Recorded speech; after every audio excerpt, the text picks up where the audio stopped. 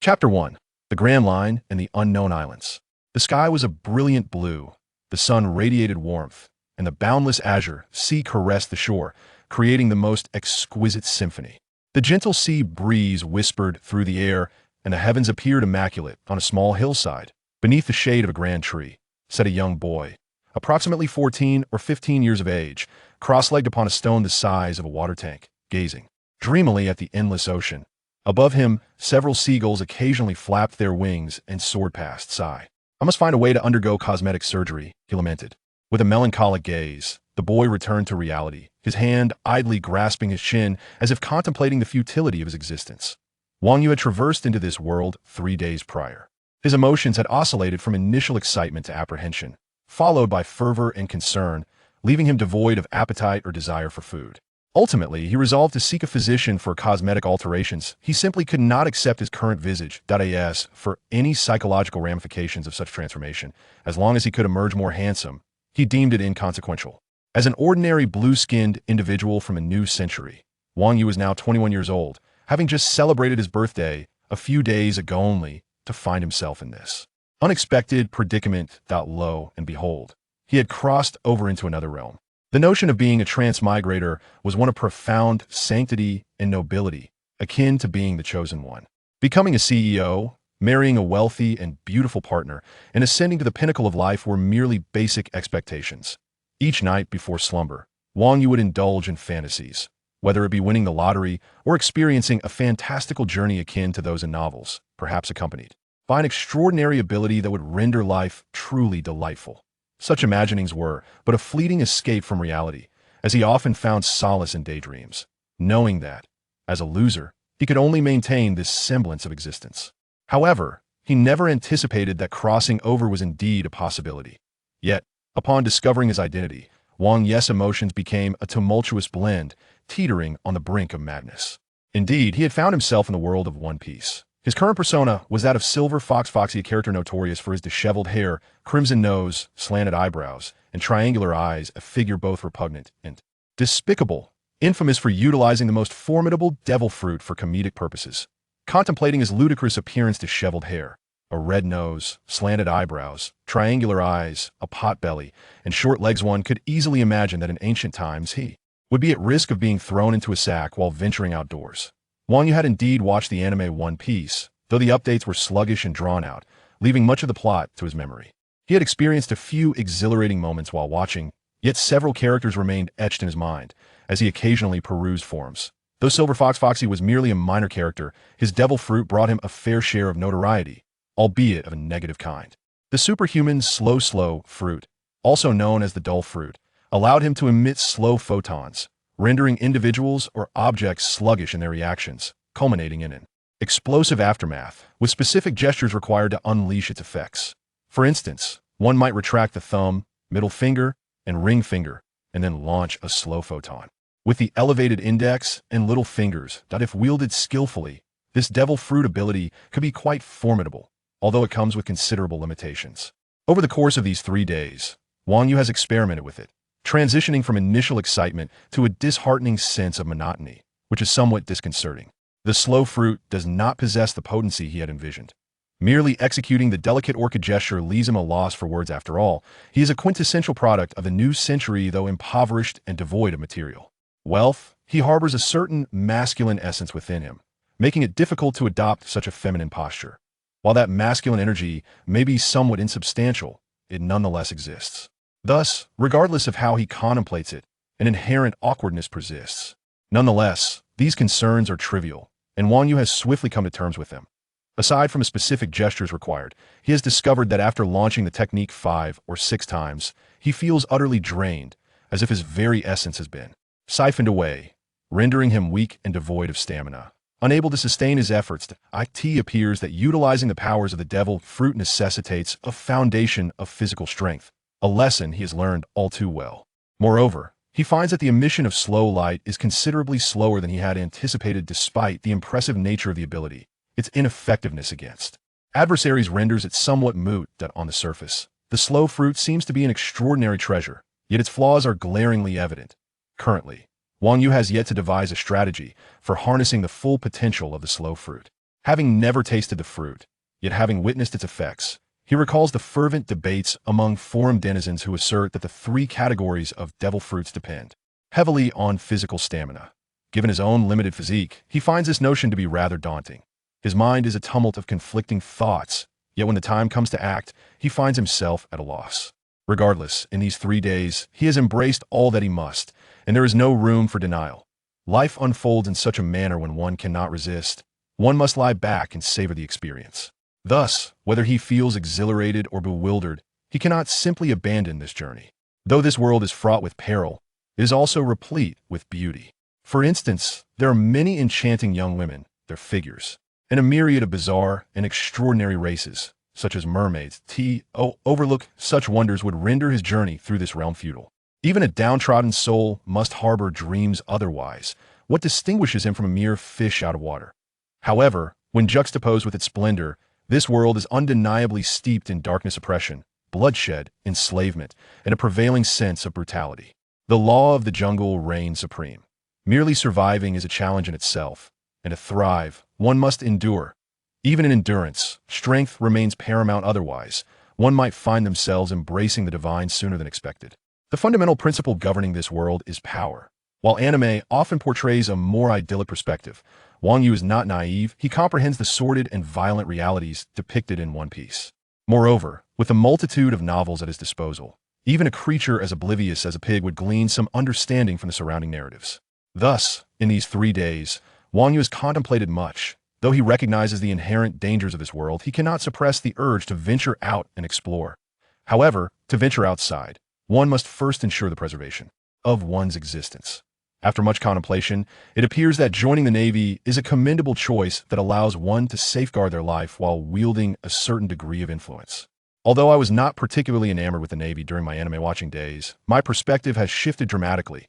The 4 emperors, the 7 warlords, the Revolutionary Army, the Navy, and other factions, regardless of how one views them, the Navy undeniably stands out as the most advantageous option. Despite its inherent corruption, one cannot overlook the Navy's significance and the ambiguous nature of its purported justice, which oscillates between righteousness and hypocrisy. Considering my current predicament, setting sail alone would be tantamount to courting death. Thus, the Navy represents the optimal starting point for a novice. It offers the dual benefits of survival and the opportunity for growth. Although constraints may accompany this path, aspiring to become a man of renown, like the Navy hero garb, renders such restrictions rather inconsequential. Therefore, I shall establish a modest objective: to enlist in the Navy. Fortuitously, Foxy has yet to embark on his journey, allowing for a complete reevaluation of my choices. I remain unaware of how I came to inhabit this body, nor do I know the circumstances of Foxy's demise. What is clear, however, is that Foxy has consumed the slow fruit and is presently in his developmental years, around 14 or 15. Yet, despite this growth, one must question the state of his appearance: dull hair, a red nose, and a pot belly.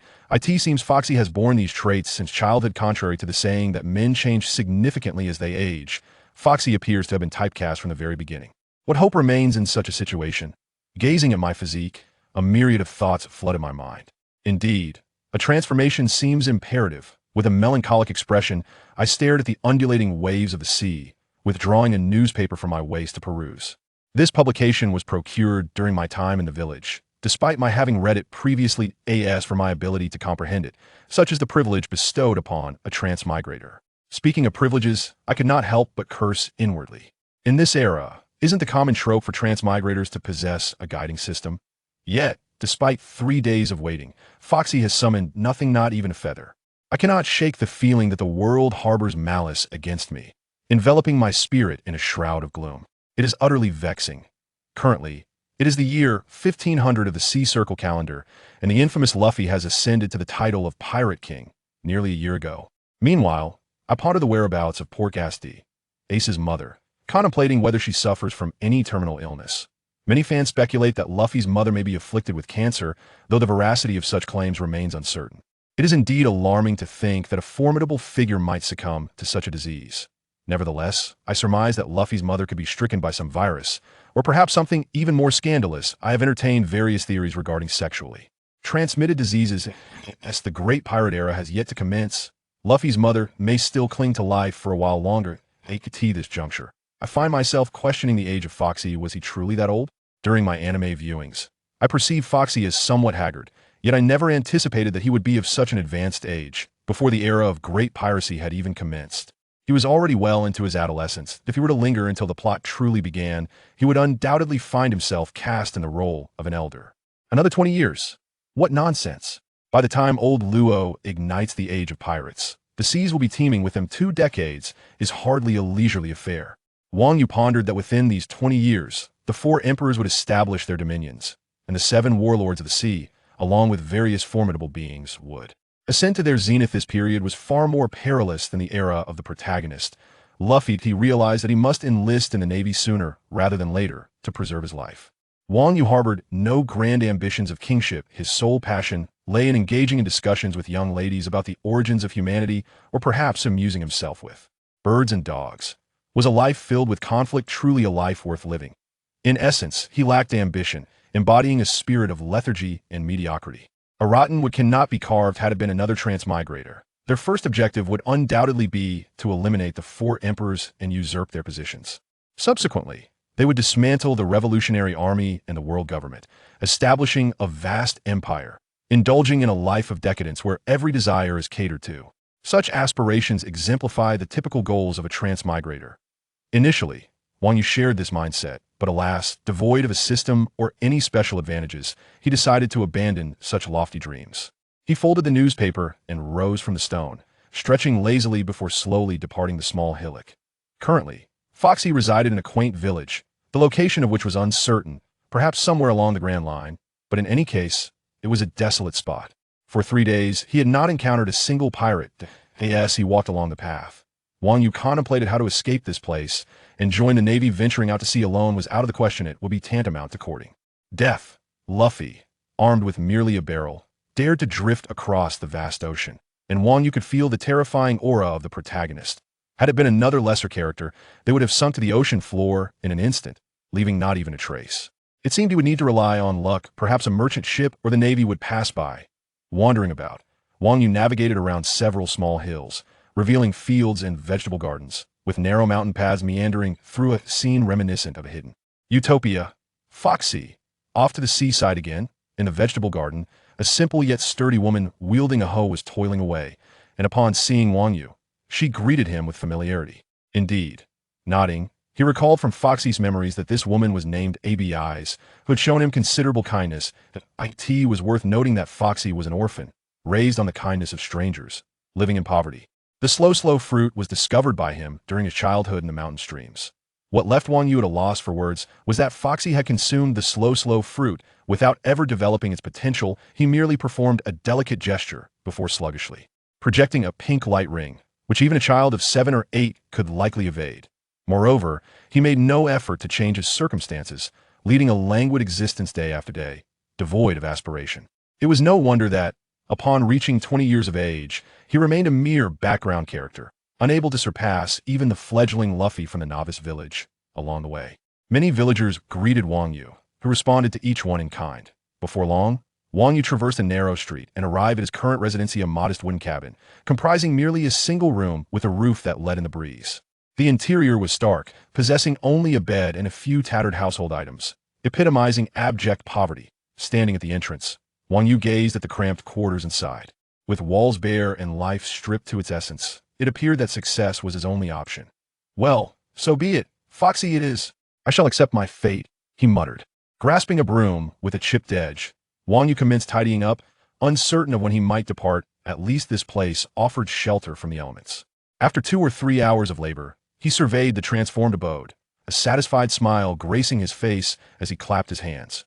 Wiping the perspiration from his brow, he ladled cold water from a barrel and gulped it down, letting out a hearty belch and exhaling deeply. I must find a way to trim down this belly and begin my training, he mused while seated on a stone outside the cabin, contemplating in the cool air. Image and strength hold great significance. One never knows when a crisis may arise.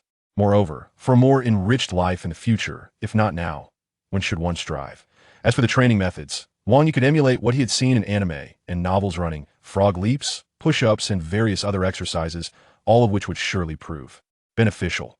However, before embarking on his training, he needed to address the issue of sustenance. as it seemed that the strong in this world had considerable appetites. Despite his current state of destitution, acquiring food was not a daunting task after all. He was now a wielder of a devil fruit's powers. Even the most inept devil fruit user would not succumb to starvation. Rising, he picked up the machete he had just organized, finding it quite manageable in his grip. He followed a narrow path leading toward the back mountain, encountering numerous villagers once more, exchanging greetings along the way. As he entered the thicket, the sun blazed overhead, and as he ventured deeper, human presence dwindled. While the foliage flourished abundantly in the village, some villagers occasionally ventured into the wilderness for game, yet they seldom delved deep, for the back mountains forest was vast, rumored to harbor tigers and wild bears in this world. Humanity may be peculiar, but so too are the creatures that inhabit it. Wang Yu had no intention of venturing far. He merely intended to roam the periphery, hunting for animals that appeared easier to overpower.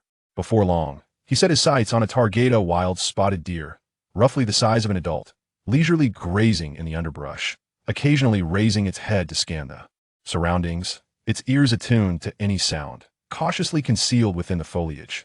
Wang Yu gripped the machete in his right hand, while his left formed an elegant gesture, directing a slow-moving pinkish light circle toward the deer, the pace causing him to twitch his lips. Sensing a disturbance, the deer lifted its head, observing the approaching light circle with a look of suspicion, unable to comprehend its nature, but perceiving no immediate threat. Seeing the deer's naivete, Wang Yu knew he had succeeded.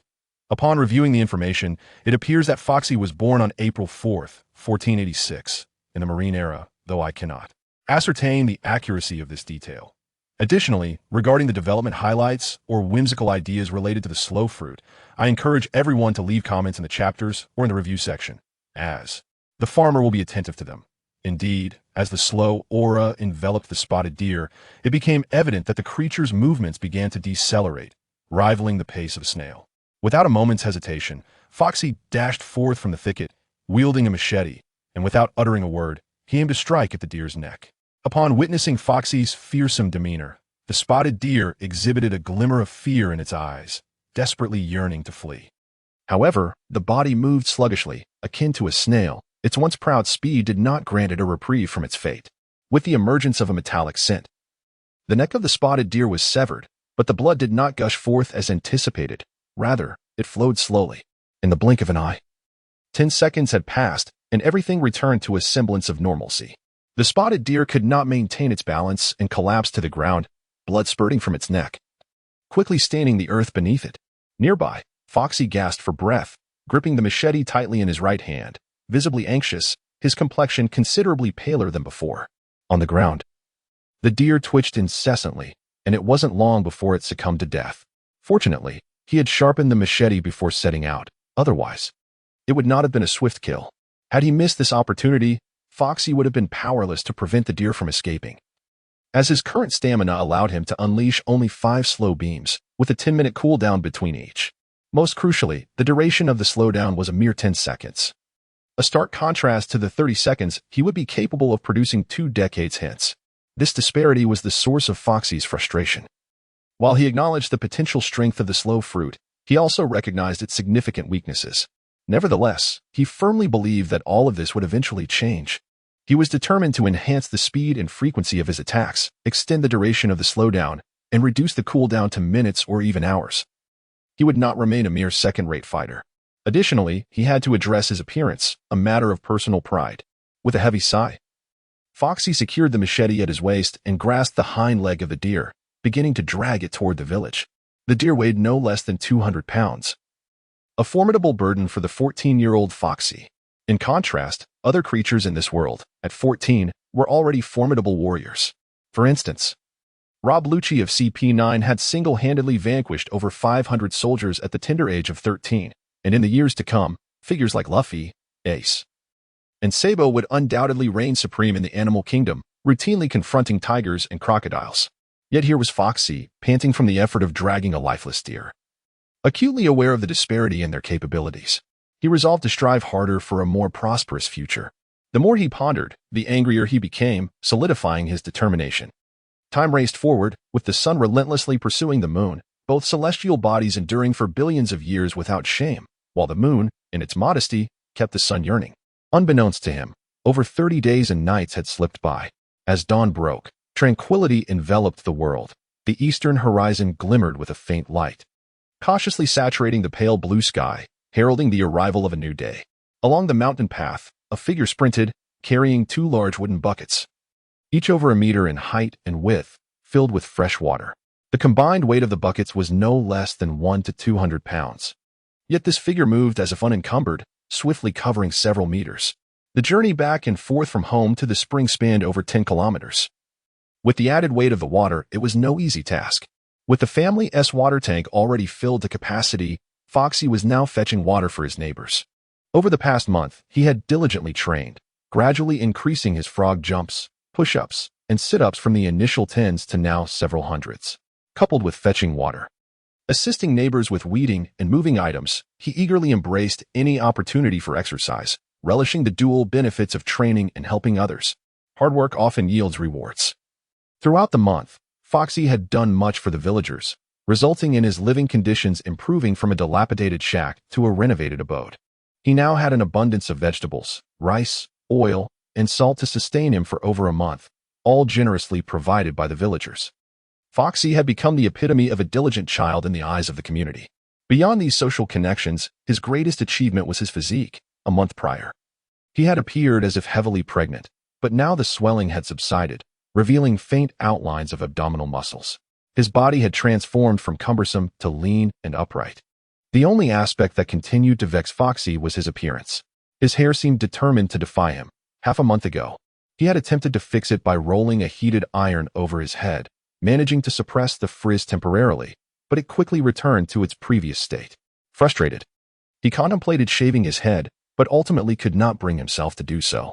Instead, he had discovered that allowing his hair to grow longer made the split ends less conspicuous, so he decided to let it grow. Aside from his hair, his nose resembled that of a witch's, and despite trying numerous remedies, nothing proved effective. His eyebrows and triangular eyes made him feel fox-like and rather unappealing whenever he gazed into a mirror. Unfortunately, there were no options for cosmetic enhancement in the village. On the brighter side, Foxy's stamina had increased several-fold since a month ago, and his mastery of the devil fruit had seen remarkable progress. For instance, he could now emit 10 slow beams instead of the previous 5, and the duration of the slowdown had extended from 10 to 11 seconds. That additional second was a testament to Foxy's relentless effort over the month, a product of countless sweat-soaked hours. Moreover, the cooldown time had decreased from 10 minutes to 9. This month of diligent training had illuminated the reasons behind the perceived ineptitude of many devil fruit users. The path to mastery was arduous. Developing a devil fruit's abilities required not only creativity but also relentless practice and refinement. As the saying goes, there are no inherently weak devil fruits, only ineffectual users. However, this adage holds only partial truth. If given the choice between an ordinary zoan-type devil fruit and a logia type, which would you choose? Despite the compensatory presence of formidable strength and mastery of martial arts, a discernible gap still exists. Thus, one cannot generalize. Perhaps the peculiarities of the slow fruit bear some relation to time, rendering its development exceptionally challenging. While the slow fruit may lack extensive offensive capabilities, one cannot dismiss the possibility of Foxy inadvertently awakening latent powers akin to a blind cat stumbling upon a dead mouse. Every gain carries its losses. No devil fruit is without its imperfections. When wielded adeptly, the slow fruit can annihilate foes with apparent ease, provided Foxy possesses sufficient determination.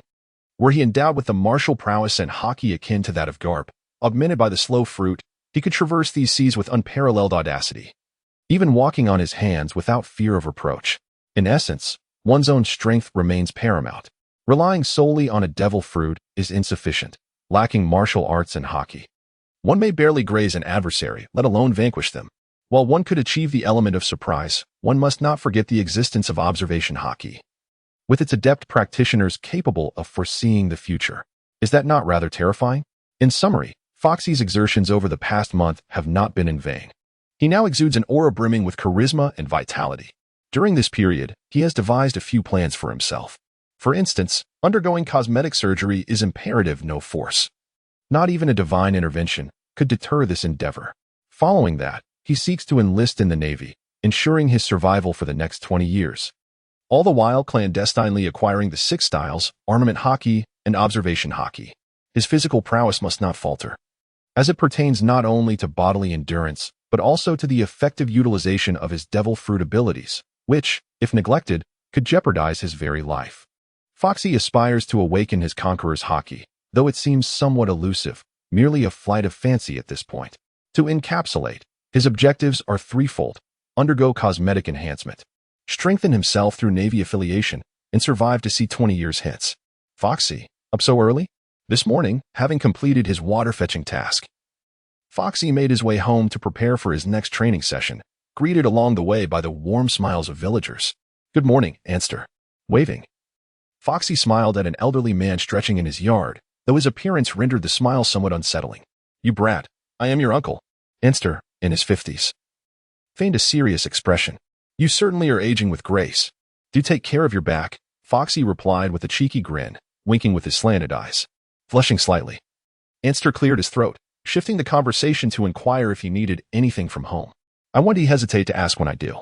Without pausing his stride, Foxy felt he had nearly fully integrated into this quaint village over the past month, with Anster providing considerable assistance along the way. This kid seems to have changed a great deal. As Foxy departed, Anster found it somewhat astonishing, for the contrast in demeanor was indeed remarkable. A month prior, Foxy had exhibited neither such politeness nor diligence. However, the current disposition of Foxy was commendable. At least, the perceptions of many villagers had shifted, which was no ill fortune. ABI's had grown more beautiful once again. Passing by a house, Foxy beheld ABI's, who was hanging sheets in her small courtyard, smiling broadly. "Is that so?" Dressed in an apron, ABI's neatly arranged the bedding, and a glimmer of joy flickered across her weathered face as she cast a loving glance at Foxy, acknowledging him as a charming young man. "Had I been born a few years earlier, matters concerning Kurt would have been avoided, for your heart would have been captured by me." Pointing to his heart, Foxy feigned a romantic gaze. "Oh dear, how audacious." With her hands cradling her cheeks, ABI's giggled. "Foxy, how is it that you persist in teasing my wife so early in the day?" A man in his 50s emerged from the house, and upon seeing Foxy outside, he promptly seized a broom from the front, adopting an imposing stance. "Kurt, after all these years as a married couple, are you truly envious?" Grabbing Kurt, ABI's rolled her eyes. "I genuinely suspect that Kurt must have employed unscrupulous methods to win you over in the first place." Whistling, Foxy continued to make light of the situation. "You little rascal, if you have the guts, don't run away." Kurt appeared fierce, yet a closer look would reveal the corners of his mouth lifting in a subtle smile. How shameless, even at over 50, still bullying a child. With a sidelong glance, Foxy scrutinized the scene before him. The surrounding villagers, witnessing this spectacle, wore benevolent smiles, occasionally chiming in to tease Kurt or joining in the banter. After a lively exchange lasting several minutes, Foxy took his leave. Along the way, he complimented every male he encountered on their handsome appearance, his words dripping with charm. As for the women, regardless of age, he never hesitated to declare them beautiful. Flattery knows no bounds. For instance, the elderly lady next door, in her 70s, beamed with delight at his words, her toothless grin wide enough to bewitch anyone. Upon returning home, Foxy tidied up and resolved the matter of breakfast before preparing for his daily training. The house he inhabited was a modest abode he had constructed over the past month, laboriously felling trees from the nearby mountains and hauling them back. It also featured a small front yard, strewn with stones, all intended for his physical conditioning. Stripping off his clothing, Foxy gazed at his flat stomach, a testament to his month-long dedication. Shaking off distractions, he commenced his push-ups, having recently achieved a personal best of 401, surpassing his previous record of 400 just the day prior. One must not underestimate the significance of this feat. Prior to his journey, he could scarcely manage 20 before succumbing to exhaustion, gasping for breath like a deflated teddy bear. To be candid, there were moments during this month when Foxy contemplated surrendering, resigning himself to a mundane existence in the village. He was an ordinary man, previously content to drift through life without ambition or goals, the type to take comfort in the status quo. Not to mention, the rigors of training were undeniably taxing. Yet, the allure of exploring this new world, encountering charming young ladies, and indulging in delectable cuisine spurred him on to persevere. Gradually, Foxy began to transform, surprising even himself with his newfound resolve to uphold his commitments, shattering all his previous records. His daily routine comprised fetching water in the morning, performing push-ups, frog jumps, and running, followed by honing his devil fruit abilities in the afternoon while replenishing his nutrients. In the evenings, he aspired to engage in more specialized exercises, Yet he acknowledged his youth necessitated a more cautious approach to development. Throughout this month, he had yet to encounter any pirates or Navy personnel. However, from ABIs, he learned that merchant ships passed by the island every 2 months. Having been in this world for 33 days, he understood he had some time to wait before the ships would arrive, thus he continued to train diligently while patiently biding his time. Foxy's resolve remains unchanged. He is still determined to enlist in the Navy. This decision represents the most secure and dependable choice available to him. Time, ever elusive, slips away when one is least aware. Another fortnight has passed, and an unremarkable yet fulfilling existence continues to envelop Foxy. Suddenly, a ferocious roar emanates from the depths of the mountains, resonating with deafening intensity. Following this, the earth trembles as a magnificent tiger, over 5 meters long, pursues a fleeting figure, shattering branches and foliage in its wake. With a complexion as vibrant as a ripe fruit, Foxy resembles a nimble monkey, darting and leaping among the dense underbrush and rocky terrain, his speed surpassing that of elite sprinters from his previous life. Despite the ferocious growl echoing behind him, Foxy experiences a flicker of trepidation, even though he has known this tiger for a mere 10 days. Their initial encounter had left him in sheer panic, nearly falling prey to the creature. Had it not been for the powers granted by his devil fruit, Foxy might have met a grim fate. In his flustered state, he also forfeited the chance to eliminate the tiger. Having learned from that experience, the tiger has grown astute. It now evades whenever Foxy unleashes a pink beam of light. Time and again, Foxy finds himself cursing the astonishing intelligence of the animals in this world. From their very first meeting, he and this tiger have danced a perilous tango of love and rivalry, gradually developing a semblance of camaraderie.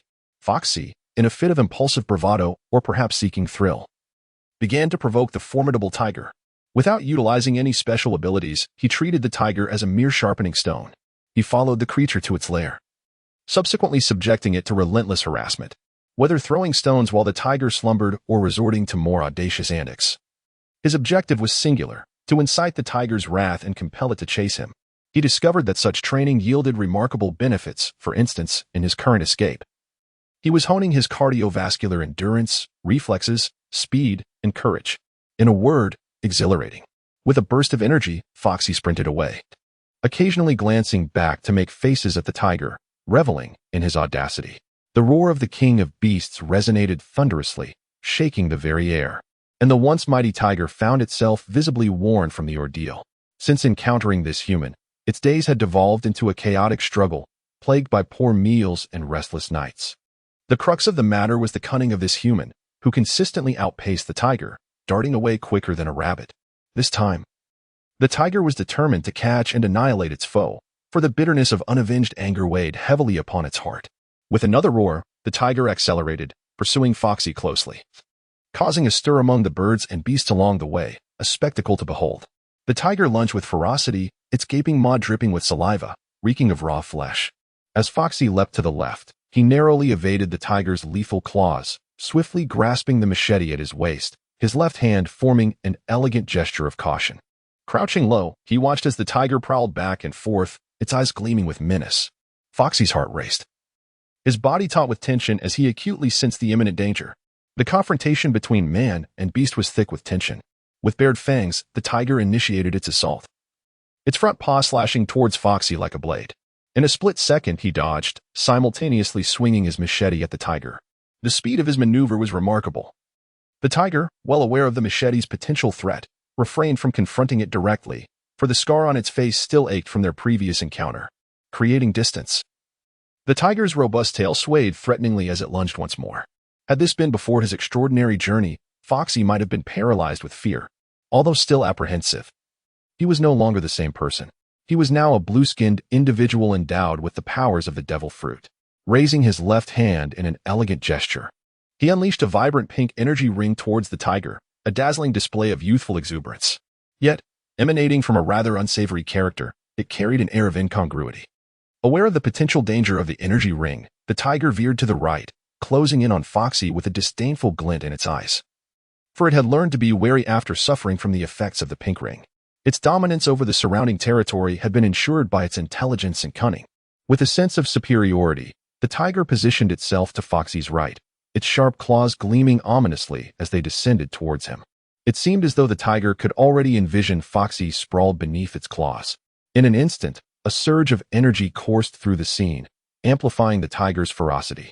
But just then, Foxy's machete had somehow switched hands and now rested in his left hand, while his right hand formed the elegant gesture once more, directing the pink energy ring squarely at the tiger's face. Time seemed to slow as the tiger's eyes widened in horror, watching helplessly as it leapt into the air, only to descend slowly downward. "Little tiger, you are still too young." As Foxy approached the tiger, he nonchalantly tapped the slowly descending face of the beast with a machete, his eyes reflecting both disdain and pride. "Considering your toil, albeit without merit, I shall spare you today. However, might I suggest you attend to your dental hygiene? The stench is unbearable." Holding his nose in disgust, Foxy stepped back, awaiting the passage of time. 3, 2, 1. As Foxy snapped his fingers, the tiger, caught off guard, stumbled and fell, unable to spit out the dirt from its mouth in time. It quickly regained its footing, baring its teeth and glaring at Foxy. Time was running short. It would return tomorrow. With a wave of his hand, Foxy swiftly vanished into the jungle, disappearing in the blink of an eye. The tiger remained vigilant, watching until the jungle fell silent, before hastily retreating, its tail tucked, into the depths of the forest. It contemplated relocating, although it felt somewhat cowardly. The human was growing increasingly formidable, and the tiger recognized its inability to contend with him. Unbeknownst to the tiger, Foxy was preoccupied with his own thoughts. He realized that the slow fruit did not seem capable of delaying the enemy's cognition, which was concerning. One must understand that in this world, there exists a phenomenon known as conqueror's haki, reputed to be a mark of royal lineage. Those endowed with conqueror's haki possess the ability to intimidate and incapacitate opponents without raising a finger, invoking a sense of dread that can overwhelm weaker foes. It appeared to be intricately related to the mind and spirit, shrouded in mystery. What would he do if he encountered a wielder of conqueror's haki in the future? In truth, Foxy was ensnared in a fallacy, as long as he did not court disaster. The likelihood of encountering an enemy possessing conqueror's haki was nearly 1 in 1,000. Even if such an encounter were to occur, he would no longer be the same person by then. Moreover, he had only begun to harness the capabilities of the slow fruit, and he was still quite young. It was a trivial concern, a mere exercise in futility. Throughout his journey, Foxy remained lost in thought, his mind wandering aimlessly. When he inadvertently looked up, he noticed smoke billowing on the horizon, his expression shifting as he realized it was in the direction of the village. A sense of foreboding washed over him, prompting him to hasten his pace. Meanwhile, within the village, a pirate crew had appeared at the coastline, their skull and crossbones flag fluttering ominously.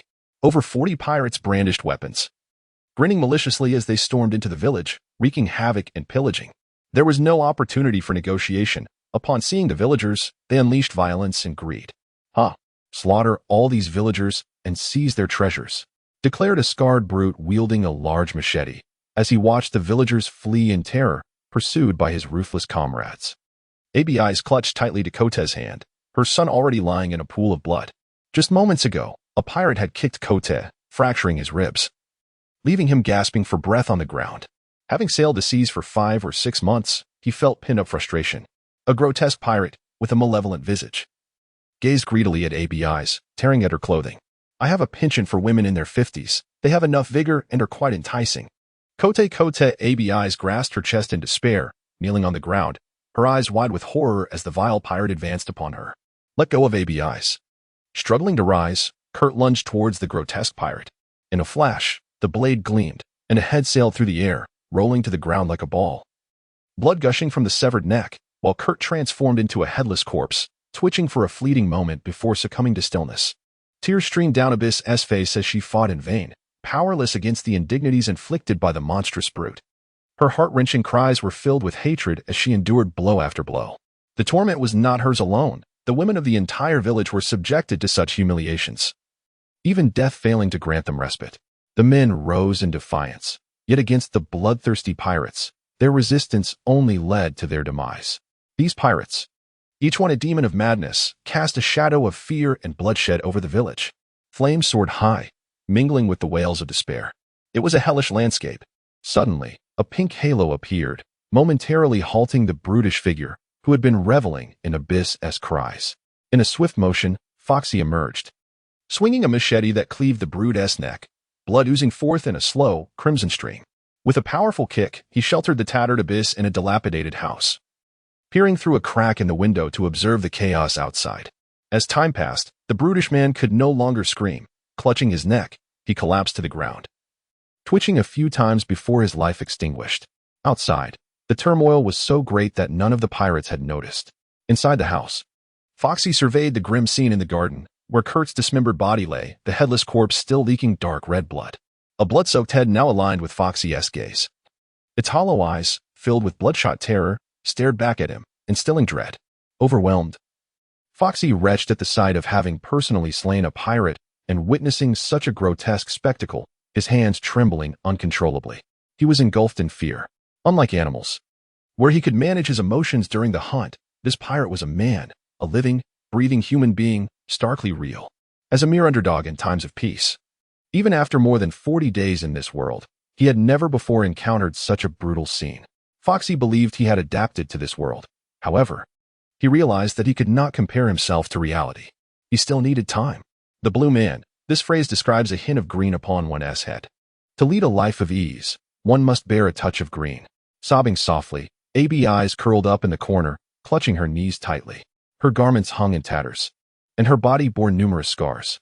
With her disheveled hair and swollen, tear-filled eyes, she was the embodiment of pain and despair. Even with Foxy's rescue, she felt irrevocably tainted. The tragic deaths of her husband, Kurt, and her son had left her heartbroken. Striving to regain her composure, Foxy's pale visage regained a hint of color as he retrieved a blanket from the nearby dilapidated wardrobe and draped it over Abby's eyes. Foxy found himself at a loss for how to provide solace, as a multitude of pirates loomed outside, rendering his solitary quest for vengeance utterly futile. He could only conceal himself here, his heart racing tumultuously, inducing a sense of suffocation. Crouching cautiously before the narrow opening, Foxy bit his lip, observing the inferno outside, where countless pirates reveled in raucous laughter, while familiar villagers lay sprawled in pools of blood, writhing in agony. He yearned to rush out and rescue them. Yet his trembling legs betrayed him, revealing a courage far less robust than he had envisioned. Once, he had imagined himself a formidable force, vanquishing the 7 warlords and trampling the 4 emperors. The fantasies he had conjured were vibrant and fervent. Yet now, reality crashed upon him like a bucket of ice water, illuminating the grotesque and malignant nature of this world. It was a genuine realization, devoid of the former self-righteousness that had clouded his understanding. The captain, Mosk, had been slain. At that moment, several fearsome pirates outside wielding firearms and blades gasped in shock at the sight of the grotesque corpse. What? Nearby, a burly man with a scar, brandishing a machete, strode over with a few accomplices. Upon seeing Mosk's lifeless body, his expression darkened. As the second in command of the scarred pirates, Mosk commanded a bounty of 30 million. His strength was overwhelming against these villagers. Yet here he lay, nearly decapitated, scanning the surroundings. The scarred man issued orders while his gaze fixed upon the shelter where Foxy was hiding. As 3 pirates approached, firearms in hand, Foxy was drenched in cold sweat. Stay calm, stay calm. In a state of disarray, he forced himself to regain composure, gripping the woodcutter's knife as if it could offer him a semblance of security. Just as Foxy concentrated on the notion of fighting back, a hand unexpectedly rested upon his shoulder. Startled, he trembled, and Abby's eyes, meeting her despairing gaze. Foxy felt an indescribable emotion swell within him.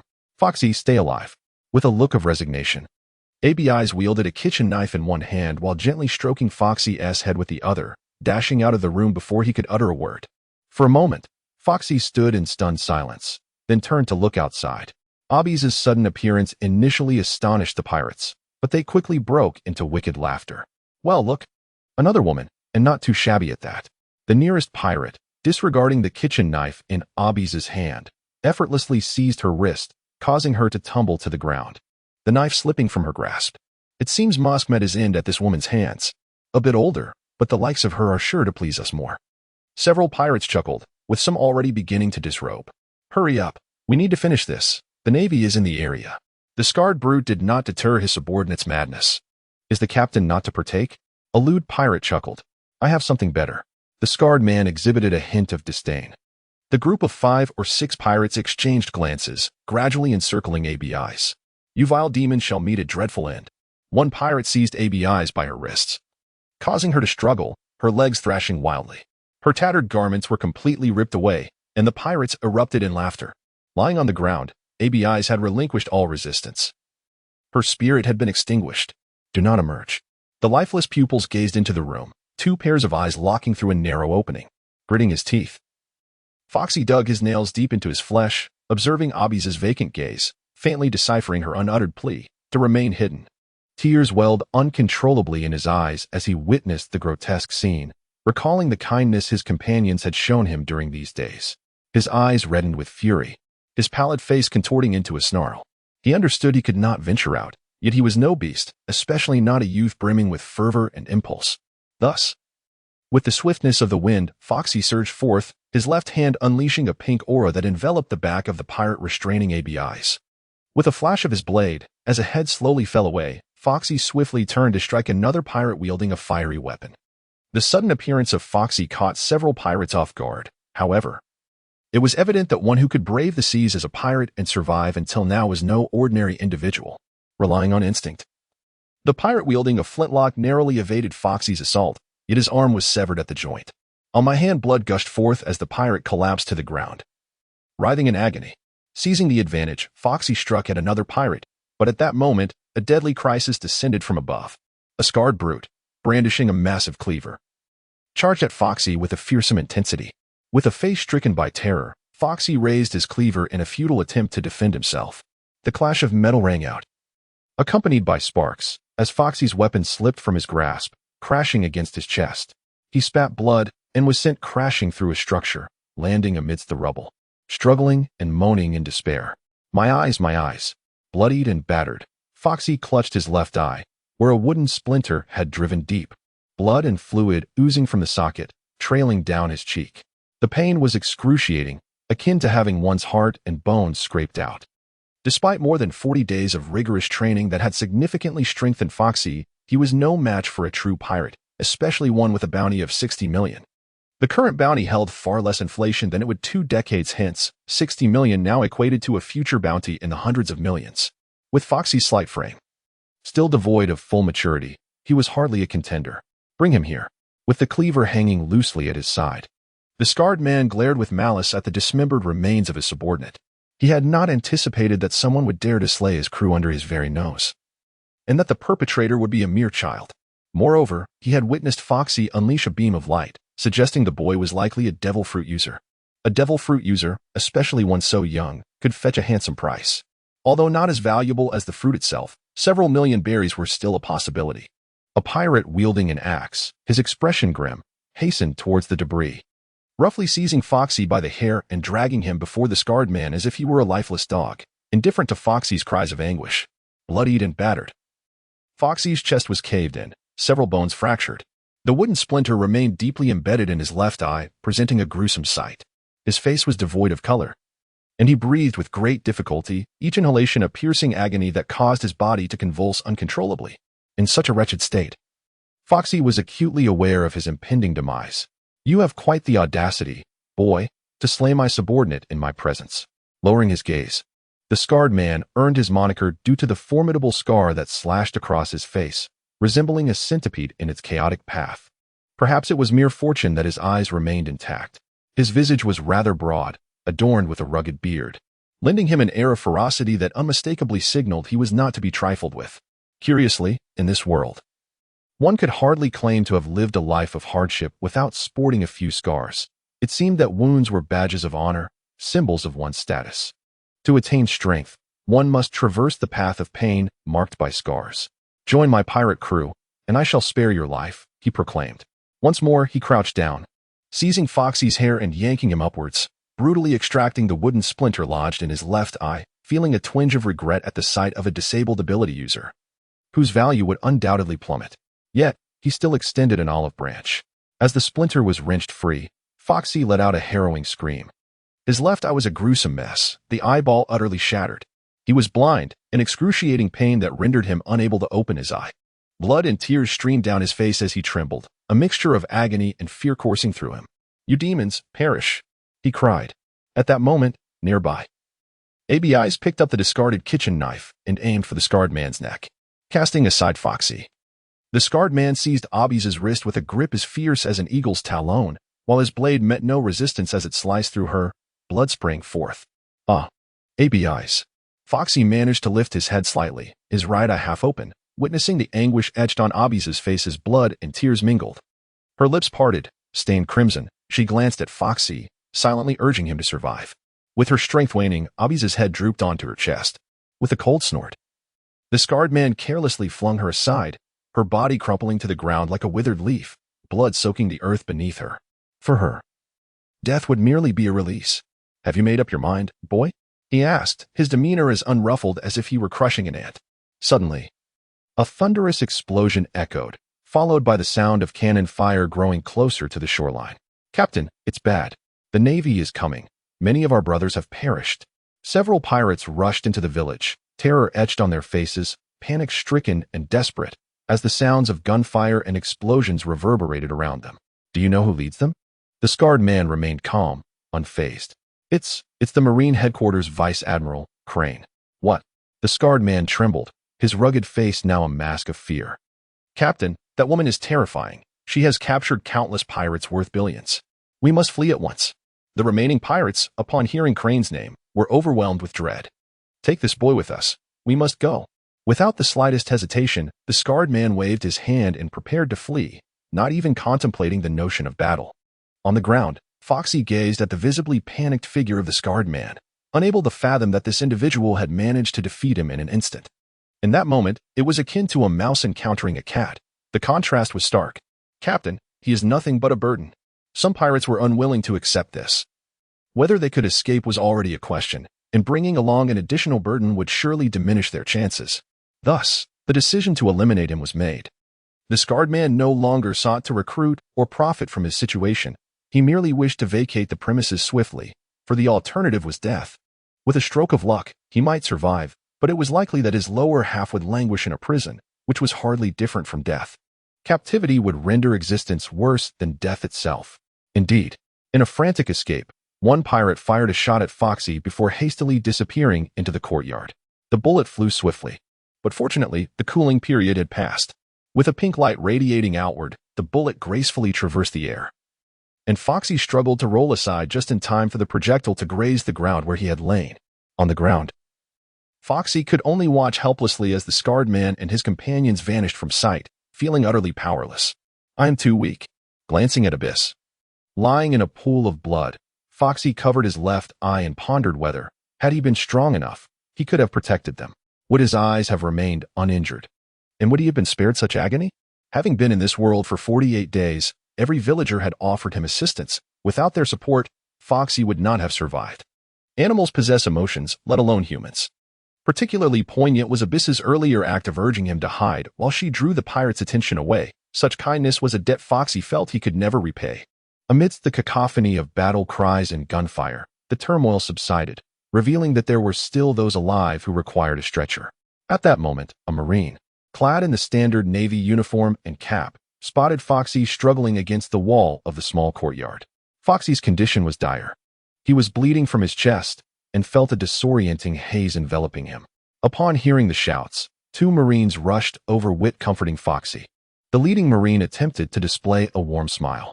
Lying on the stretcher, Foxy bore the pain and turned his head to gaze at the street. His nostrils filled with the acrid scent of gunpowder and the stench of charred flesh. Corpses littered the area, individuals who had exchanged greetings just that morning, now reduced to lifeless forms.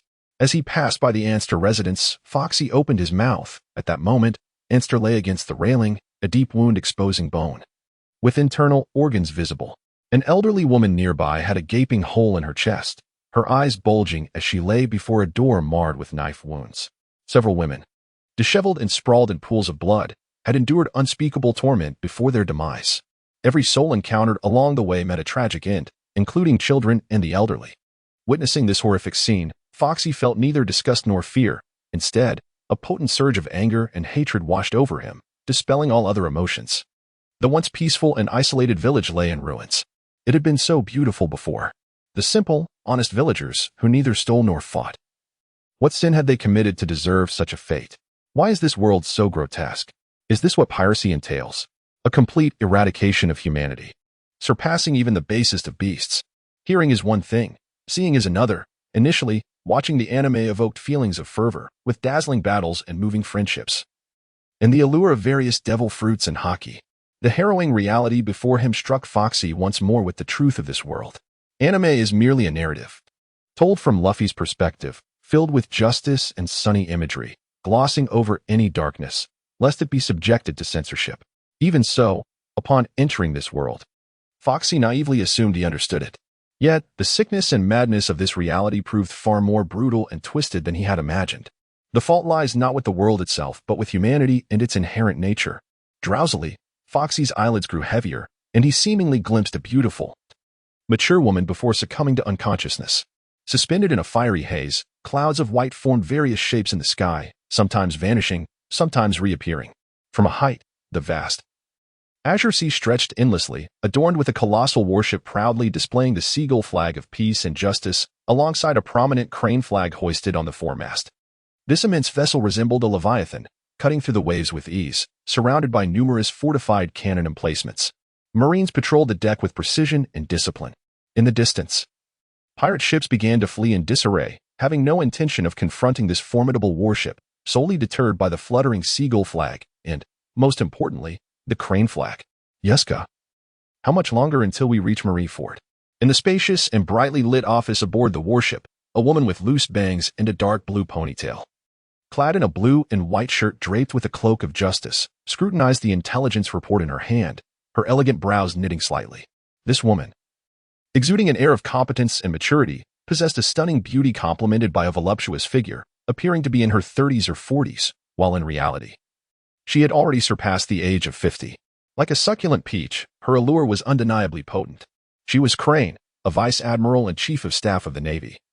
A formidable woman embodying strength, wisdom, beauty, and power. In stark contrast to the image of a wrinkled old woman with white hair she would become 2 decades hence. Crane was currently the epitome of charm. Vice Admiral, we shall arrive tomorrow, replied a plump female rear admiral with a green afro, wearing sunglasses and applying lipstick.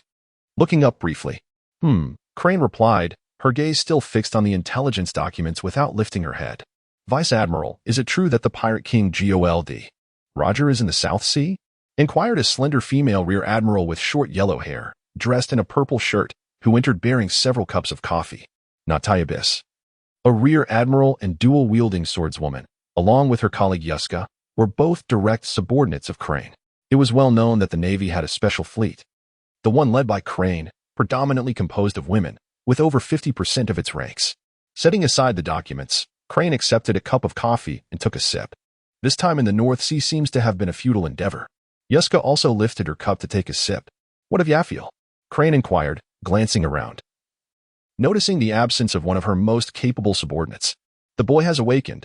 Yafiel must have gone to check on him. Natayabis pondered aloud. His life is spared, but his sight may be. Yeska sighed, expressing her regret. Those damned pirates spare neither children nor the elderly, yet the true culprit has escaped. Natayabis was seething with rage, her teeth clenched tightly. She remained silent while Crane maintained a calm demeanor. Although they had eradicated the scarred pirates yesterday, it was too late. The entire village, comprising over 100 souls, had met a tragic fate, with only a single half-grown child surviving, and gravely injured at that. Most crucially, the cunning captain of the scarred pirates had escaped without a trace, leaving Crane without even a glimpse of her adversary. As the chief of staff, Crane had a considerable workload, so she had not devoted much attention to the matter, delegating it to her subordinates. After all, she had witnessed far worse and had grown numb to such tragedies. It was inconceivable to expend energy on an irrelevant civilian, at most. She would instruct her subordinates to provide adequate care. A few moments prior, in the ship's medical room, Foxy, who had been in a deep slumber, suddenly opened his right eye, bulging with horror and fear, his half-bandaged face drenched in cold sweat. Pain coursed through him, penetrating his heart like 1,000 needles. His eyes and chest felt as if they were being pricked mercilessly. Slightly lifting his head, Foxy surveyed his surroundings, realizing he lay on a hospital bed. His upper body bound in bandages, with only his right eye and mouth exposed, and in 4 drip attached to his right hand. Recalling the moment of his rescue by the Navy, he sighed in relief. He was still alive. You're awake? The cabin door swung open, revealing a robust figure clad in a white nurse's uniform, holding medical supplies. This is, Foxy stammered, gazing at the portly nurse. On the Navy ship, you suffered a shattered ribcage and will need to stay in bed for a few days. The nurse began to change his dressings. Thank you, Foxy replied sincerely. It was Admiral Crane who saved you. The nurse smiled warmly. Admiral Crane? Foxy's heart raced at the mention of the Navy's chief of staff. May I meet her? Let me inquire for you. Just rest easy, the nurse assured as she completed her task and nodded before leaving. Thank you, Foxy murmured, watching her depart. A tumult of emotion swirling within him as he gazed at the ceiling, his right eye filled with a mix of excitement and loathing. He had to grow stronger and survive. This was an opportunity. Not long after the nurse's exit, a short-haired woman with a voluptuous figure entered the room. It was Major Yaphiel. You wish to see Admiral Crane? Yaphiel inquired, her gaze momentarily flickering with pity as she observed Foxy, wrapped in bandages. Who are you? Foxy asked, recognizing her as a naval officer, though he could not discern her rank. I am Major Yaphiel of the Navy headquarters. With grace, Yaphiel pulled a chair to sit beside the bed. Thank you for saving me, he expressed sincerely, gazing at Foxy. We are the Navy. Upholding justice is our fundamental duty. What is your name, young lad? Juan. Foxy, he replied. Do not worry, Foxy. You are safe now, Yaphiel reassured him. Recognizing that Foxy was still but a child, undoubtedly feeling quite anxious. Sir, are there still survivors in the village? Foxy asked, his eyes wide with anticipation. Yaphiel hesitated for a moment, his expression faltering, before he responded, You are the only one left. The pirates. Foxy gritted his teeth, a heaviness settling in his chest, rendering him breathless. Captain Scar has fled. A heavy silence enveloped the cabin, and Foxy's gaze became vacant. Rest well, Yaphiel said, rising with a sigh from his heart. Sir, I wish to personally thank Vice Admiral Crane and aspire to join the Navy. Struggling to sit up, Foxy called out to Yaphiel. Turning back, Yaphiel regarded Foxy. I shall inquire for you, but Vice Admiral Crane is quite busy, so perhaps. His words trailed off. Yet the implication was clear. Sir, I possess the powers of a devil fruit. Please grant me this opportunity. With a face full of earnestness, Foxy felt compelled to seize this chance. Surviving this ordeal had instilled in him a profound sense of despair and helplessness. He knew he must transform, become stronger, and truly live. The admonitions from ABI still echoed in his mind. A devil fruit user? Yaphiel's gaze at Foxy shifted slightly, filled with surprise. Yes. Foxy nodded earnestly. All right. You should lie down and rest well. I will inform Admiral Crane. Thank you, Major General. As the door closed, Foxy grinned and reclined once more, gazing at the ceiling with an unprecedented resolve in his eyes. In the year 1520, Admiral Crane was 74 years old. 20 years prior, she was 54. Departing from the infirmary, Yaphiel made his way to Admiral Crane's office. At that moment, Crane was still engrossed in her duties. Yuska was absent. Yet Natayubis was assisting with the organization of documents. Admiral, Yaphiel called out. Hearing his voice, Crane did not lift her head. How's that boy? The injuries are somewhat severe, but he is no longer in danger. Yaphiel settled onto the sofa and poured himself a glass of water. Once he recovers, we should send him on his way. Crane's emotions remained unperturbed. She had saved many individuals in the past, and once they healed, they would be dismissed. That boy possesses the ability of a devil fruit user and wishes to see you. This time, Crane raised her head. A devil fruit user? Indeed. And he aspires to join the Navy, Yaphiel affirmed with a nod. Bring him to me, Crane commanded succinctly. If he were merely an ordinary boy, she would have no time for him. However, the fact that he was a devil fruit user changed everything. The Navy was currently beginning to cultivate its backbone, with various divisions receiving instructions to pay attention to any exceptionally gifted children or capable individuals. Even Admiral Blackarm Zephyr, when not occupied, had started nurturing new talents for the Navy, which underscored the importance the organization placed on this matter. Understood. Rising to her feet, Yaphiel turned back towards the infirmary. After a brief wait, Yaphiel returned, accompanied by Foxy. With bandages still wrapped around his head, Foxy looked up at Crane, who sat behind the desk, his eyes momentarily wide with admiration. Crane appeared strikingly beautiful at that moment, exuding a competent, mature aura of a strong woman, complemented by her appearance and figure. She was undoubtedly a first-rate beauty. Despite being in her 50s, time had left no visible trace on her face, and the contrast was incomprehensible compared to how Foxy had perceived her in the anime.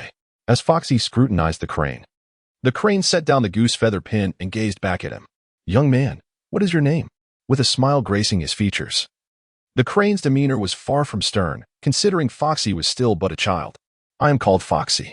Thank you for rescuing me. With labored steps, Foxy suppressed the pain in his chest and bowed respectfully. The crane nodded slightly, appreciating the importance of first impressions. He found the child to be quite courteous. "It is good that you are alive. Do not stand. Please sit and converse," he said, gesturing towards the nearby sofa with a smile. At that moment, Yafiel had already departed, presumably to prepare coffee and juice. "I heard from Yafiel that you possess the powers of a devil fruit. Do you aspire to join the Navy?" The crane inquired directly, without preamble. "Yes, I accidentally consumed a devil fruit when I was young," Foxy replied with a nod. "How do you know about devil fruits?" "I heard it from Uncle Kote," he answered. Foxy's expression grew somewhat somber. "Kong?" Crane continued to inquire without pause. "The village elder, who once ventured out to sea for trade. Now, I apologize." A brief silence enveloped the office, but fortunately, at that moment, Yafiel placed a glass of juice before Foxy and also prepared a cup of coffee for Crane. "What abilities does your devil fruit grant you?" Crane sipped his coffee. Curiosity piqued, while Yafiel and Natibes in the office turned their attention to Foxy. "The slow fruit. A paramecia type?" Upon hearing the name, Crane began to form an understanding. "Could you demonstrate?" "I require someone to assist." Nodding, Foxy did not withhold any information. He recognized that Crane was assessing his worth, a determination that would influence their future. Although Foxy may not be exceptionally intelligent, he is certainly not foolish. It is common knowledge for individuals to choose between a promising future and a mundane one, let alone a crane. "I shall cooperate." Rising from the chair, Yafiel offered a self-recommendation. "Let us give it a try." The crane nodded in agreement. Fushi rose to his feet, his left hand forming a delicate gesture reminiscent of an orchid. "What must I do?" Yafiel inquired, her expression peculiar as she observed Fushi's hand movements. A faint blush crept across her aged cheeks. After all, Fushi had never revealed such a gesture to anyone, though the creatures of the back mountain had often borne witness to it. "I shall unleash a slow aura, and in due time, you will find yourself considerably slowed," Fushi declared, projecting a pinkish circle, roughly the size of an infant's fist, which gradually soared toward Yafiel. To the eyes of Yafiel, and Natibes, this movement appeared exceedingly languid. Yafiel could easily evade it several times before it reached her. Yet, this time, she chose not to dodge. The light struck Yafiel, and immediately her entire being began to decelerate, even her speech emerging with excruciating slowness. From her position, his gaze grew increasingly radiant, compelling him to rise involuntarily. This ability, as the effects of the slow aura waned, Yafiel reverted to her normal state, a look of disbelief adorning her features. Departing from her desk, he positioned himself beside Fushi to test the ability. "I require time to recuperate." Shaking his head, Fushi noted that he had already reduced the cooldown period from 10 minutes to 8. However, as he regarded Yafiel, a sense of unease settled within him. He realized that the 12 seconds of delay had only persisted for 10 seconds in her case, which suggested something significant. 2 seconds were rendered ineffective against Yafiel. Was it a consequence of his own weakness in the face of her strength that led to such a diminished effect? He furrowed his brow. Indeed. Fushi suppressed his internal queries and nodded in acknowledgement. After a moment's silence, he spoke, "Your ability is formidable, if combined with a powerful physical technique. Victory could be decided in a moment of surprise." Foxy's abilities have prompted much contemplation from Crane. When wielded adeptly, they hold boundless potential. However, such extraordinary powers invariably come with certain limitations. It is well known that devil fruits are categorized into 3 types: Zoan, Paramecia, and Logia. Within the Zoan category, there are further distinctions: regular, ancient, and mythical. Regular Zoan fruits pertain to existing animals. Ancient Zoan fruits relate to creatures from prehistoric times. And mythical Zoan fruits involve beings or entities from mythology or folklore. Both mythical and ancient types are classified as rare fruits, with mythical fruits being even scarcer than Logia. The Zoan-type devil fruits grant the user the ability to transform into an animal, encompassing 3 distinct transformation stages: human, animal, and hybrid. The human form represents the standard state. The animal form allows the user to fully transform into an animal, possessing all the characteristics inherent to that creature, making Zoan users formidable in close combat. The hybrid form retains a human appearance while adopting certain animalistic traits, enabling the user to transform specific body parts into those of a beast. Upon shifting into hybrid form, the user's physical capabilities are augmented, with animal-specific attributes such as horns, teeth, claws, fur, and tails being enhanced. In terms of ferocity, Carnivorous zoan types typically exhibit a greater degree of aggression compared to their herbivorous counterparts, due to the characteristics of the animal fruit. It possesses the ability to endow inanimate objects with life. The superhuman fruits, on the other hand, are countless and varied, classified into 5 categories: superpowers, superhuman bodies, creation, localized abilities, and control. Superpowers encompass fruits such as the tremor fruit and the surgery fruit, which grant genuine, extraordinary abilities. Superhuman bodies include fruits like the rubber fruit and the spring fruit, which allow one to transform their body into unique materials or objects, and can be further divided into active and passive types. Creation fruits, such as the wax fruit and the cookie fruit, enable the user to generate objects or substances through their body. Localized abilities, exemplified by the meatball fruit and the swallow fruit, bestow powers to specific parts of the body. Control abilities, such as the stone fruit and the gold fruit, allow for the manipulation of designated materials at will. The slow fruit bears similarities to superpowers, localized abilities, and control. Although the superhuman fruits are categorized into 5 classes, their potential is limitless, especially considering that devil fruits can also awaken. With sufficient talent and creativity, it is entirely feasible to possess superpowers, superhuman traits, creation abilities, localized powers, and control simultaneously. This world defies conventional logic, particularly when dealing with devil fruits. Notably, within the superhuman category exists a type known as pseudo-natural fruits, or special superhuman fruits, including the poison fruit, stone fruit, glue fruit, and sticky fruit. Beyond the animal and superhuman categories, the most formidable devil fruits are recognized as natural fruits. The defining characteristic of natural fruits is the ability to elementalize one's body, rendering physical attacks ineffective. Aside from specific countermeasures that can target certain natural forms, only hockey and sea prism stone can affect them, along with equivalent natural fruits, such as the flame fruit, ice fruit, and magma fruit. Due to the elemental differences, natural fruits have inherent weaknesses. Of course, the ultimate nemesis of all devil fruits remains the sea. However, within the multitude of devil fruits, there are further classifications, including defying fate abilities, comprehensive abilities, and catastrophic abilities. Defying fate abilities, like the slow fruit, ghost fruit, and childlike fruit, ensure that anyone struck by them must concede defeat, regardless of their strength. Yet, there may be exceptions, as seen with Usopp, who is a nemesis to the ghost fruit. These abilities often come with significant drawbacks, such as requiring specific gestures or physical contact with living beings. Comprehensive abilities include the meatball fruit and the lucky fruit.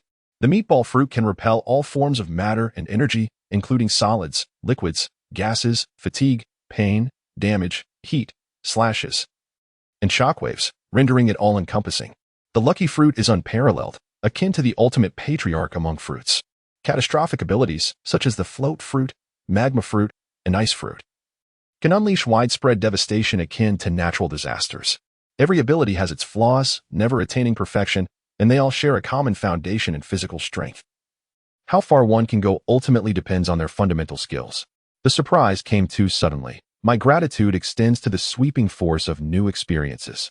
Today, at the third watch of the night, there was a brief respite of 10 minutes as Crane personally came to conduct the experiment.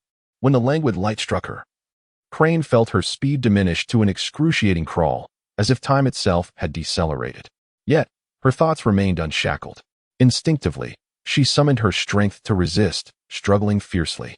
This time, Foxy kept a close watch on her, and within 3 or 4 seconds, she broke free. Indeed, the effects of the sluggish light on an adversary far stronger than oneself were significantly diminished. The 12 seconds of deceleration lasted merely 3 or 4 seconds on Crane. Her countenance darkened. She recalled that during her initial viewing of the anime, Foxy had effortlessly slowed enemies for 30 seconds. A feat that had seemed immensely powerful at the time. However, upon closer inspection, it became evident that the foes Foxy had struck were mere lackeys. The shortcomings of the slow fruit were more pronounced than she had anticipated. Yafiel experienced 10 seconds, while Crane managed only 3 or 4. Even if Foxy held out hope, the stark reality was akin to a cold splash of water that jolted him awake. As she paced back and forth, Crane perceptively recognized this flaw. Yet it did little to dampen her optimism in Foxy. Despite its numerous deficiencies, one could not deny the formidable and terrifying nature of this ability. This young man held infinite potential. Feeling as though she had stumbled upon a treasure, Crane's smile grew increasingly warm. Foxy, how old are you this year? 14, he replied, collecting his thoughts and exhaling lightly. Do you aspire to become a Marine? Yes. Why? Crane's expression turned grave as she scrutinized Foxy, determined to ascertain his true intentions. Even if not entirely. I wish to grow stronger, to exact vengeance, to eradicate pirates, and to live well. This is a promise I made with ABIs. In the face of someone like Crane, Foxy unreservedly expressed his innermost thoughts, meeting her gaze with calm sincerity. In comparison to understanding people and schemes, Crane felt as if she could traverse an entire galaxy. Moreover, Foxy genuinely desired to grow stronger, to seek retribution, and to eliminate those heinous pirates. As they held each other's gaze for over 10 seconds, Crane's stern demeanor softened into a smile.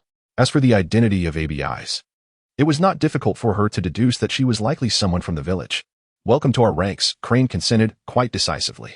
Although her intuition hinted that Foxy was concealing something, she understood that his previous words held truth. Everyone harbors their own secrets, do they not?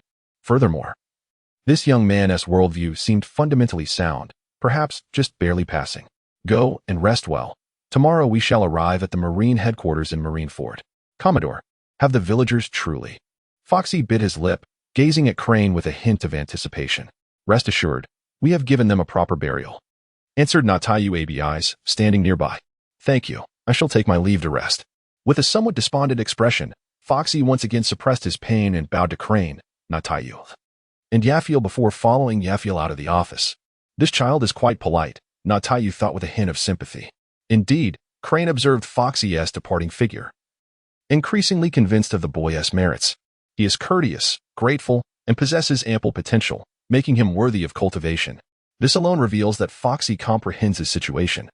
Though currently weak, a polite and appreciative child is unlikely to be disliked. Whether Foxy's sentiments are genuine or feigned, he has succeeded in this moment.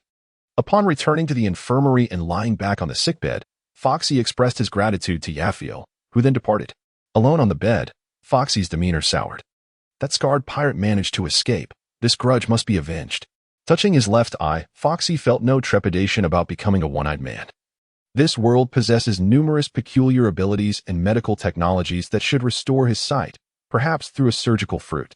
Furthermore, he must also seek vengeance for ABIs and the others. This incident has stirred a sense of urgency within Foxy. He must grow stronger, for the feelings of helplessness and fear are utterly terrifying. Moreover, his own abilities are even more inadequate than he had imagined. He had been overly presumptuous regarding the slow fruit, which has numerous shortcomings. The first issue lies with the specific gesture, the orchid finger. For over 40 days, Foxy had tirelessly experimented with alterations, yet to no avail. Another recently discovered flaw is that targeting someone stronger than himself results in diminished effectiveness, seemingly inconsistent with the original narrative.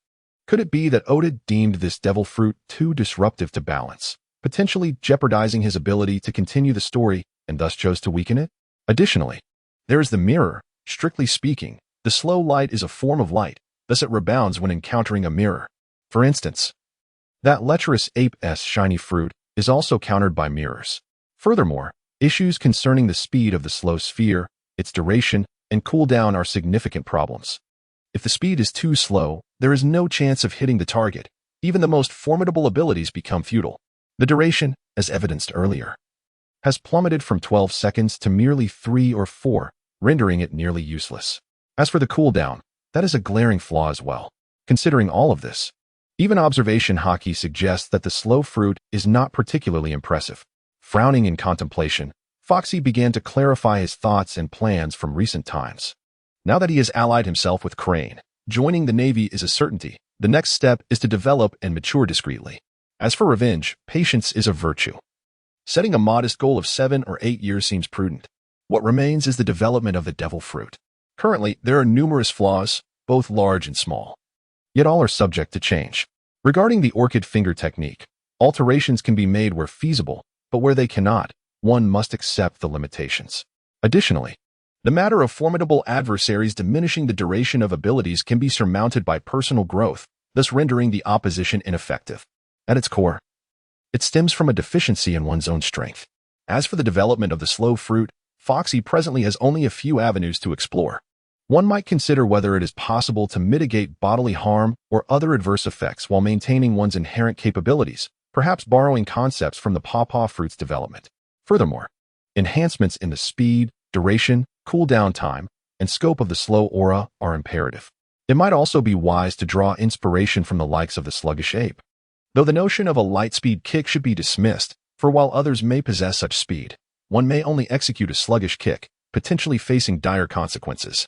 Conversely, the eight-span jewel and the heavenly cloud sword offer worthy illustrations for emulation. In this context, it appears that the glimmering fruit and the slow fruit are somewhat antithetical. Both are varieties of light particles, one golden, the other pink, yet why does the glimmering fruit belong to the natural category, requiring no specific gestures for use? Incapable of elemental transformation with explosive power? Meanwhile, the slow fruit is burdened with numerous restrictions. Is this disparity not rather excessive? Shaking his head, Foxy couldn't help but feel that Oda might be as swift as Kizaru, which could explain such a cavalier approach. Moreover, Foxy remains perplexed by one crucial aspect. Does the slow fruit render the physical bodies of living entities sluggish? Or does it merely slow down the passage of time for the affected beings? Notably, the effects of the slow fruit are not confined to living entities. They also extend to inanimate objects. For instance, moving projectiles, stones, and bullets are all subject to its influence. Thus, it seems most plausible that the light emitted by the slow fruit induces a temporal deceleration in its targets. If this is indeed the case, could there be a possibility of developing techniques that allow for the suspension or cessation of time? Thus, Foxy emerges as the father of the entire world. Suppressing the fanciful thoughts within, Foxy believes that the issues surrounding the development of his abilities will improve as he grows stronger. What remains is the foundation. Without a robust physique, the question of prowess becomes secondary, as the very origins of humanity warrant the attention of every capable man. Therefore, mastering the Navy's 6 forms is an imperative. It would be ideal to attain proficiency in all, but if that proves unfeasible, one should select 2 or 3 techniques. The shave and the moonwalk are non-negotiable essentials. Moreover, there exists the matter of haki. The slow fruit, also referred to as the dull fruit, presents limitations of which I remain uncertain. My understanding has been shaped through research and personal interpretation, resulting in a balanced perspective. In essence, a farmer merely scribbles tales, with little comprehension of the slow fruit. I welcome any suggestions regarding the slow fruit in the comments section or through reviews. I diligently check both Chidian and QQ reading daily. Additionally, I humbly request a wave of recommendations, collections, comments, and donations. In a daze, Foxy felt as if he were cradled in a gentle embrace, as whispers danced around him, reminiscent of being lulled to sleep in his childhood. Yet, abruptly, he was propelled from the cradle, a sensation of palpitations coursing through him, and he snapped his eyes open. Gasping for breath, Foxy surveyed the medical room, strewn with scattered items, while the cabin rocked violently, accompanied by the cacophony of explosions. An enemy attack. His countenance changed. Foxy swiftly rose, but a sharp pain in his chest nearly sent him tumbling beneath the bed. Foxy gritted his teeth as he opened the door, only to be met with the sight of Marines bustling back and forth in the corridor. Even the plump nurse clutched a long knife, fiercely charging towards the exit. As she passed by Foxy, she paused to pat her head and reassured him, "There's no need to be afraid. This is Admiral Crane's warship. Those impudent pirates will be dealt with shortly." Without waiting for a response, she lumbered down the corridor and vanished from sight. To serve aboard the illustrious naval warship of Admiral Crane, even a nurse must possess considerable fortitude.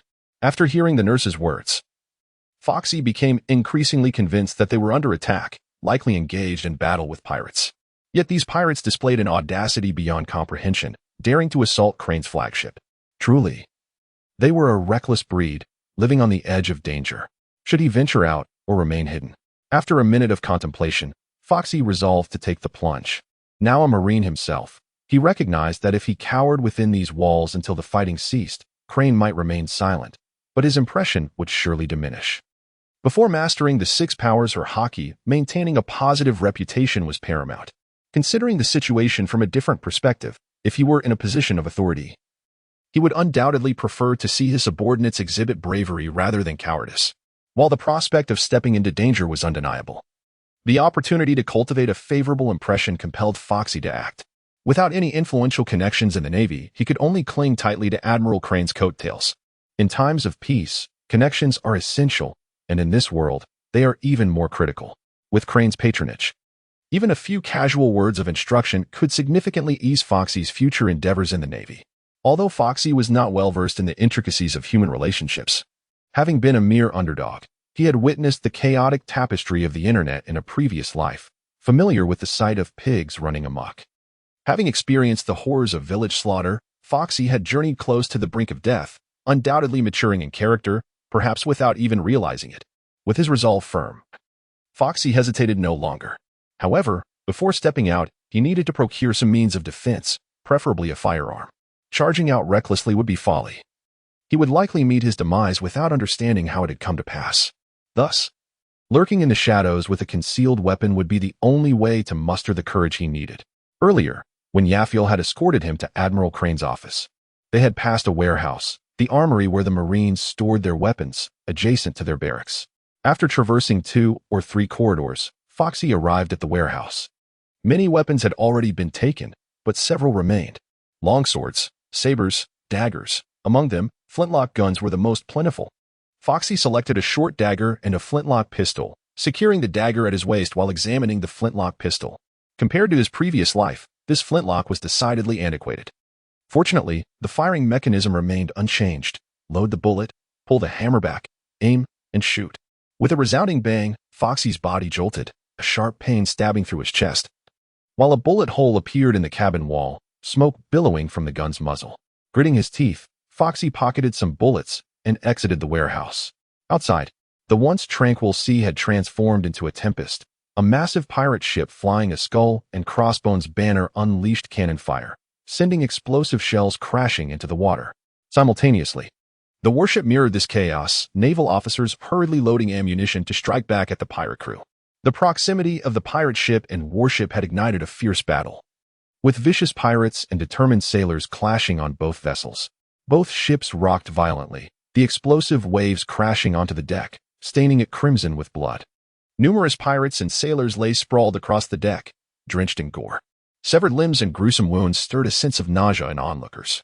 Reckless bullets ricocheted wildly, leaving the cabin walls in tatters. In midair, 2 figures collided violently, creating shockwaves akin to surging tides. Peering cautiously from the cabin, Foxy was startled as a bullet whizzed past and shattered the wall beside him. His face drained of color as his heart momentarily halted. He had narrowly escaped death. Unlike natural elemental beings, he could not transform. A bullet to a vital area would surely lead to his demise. Regaining his composure, Foxy focused intently on his surroundings. Directly ahead, a sailor wielding a long knife grappled with a pirate, clearly outmatched due to his smaller stature. In mere moments, the sailor's arm was severed, leaving him on the ground, howling in agony.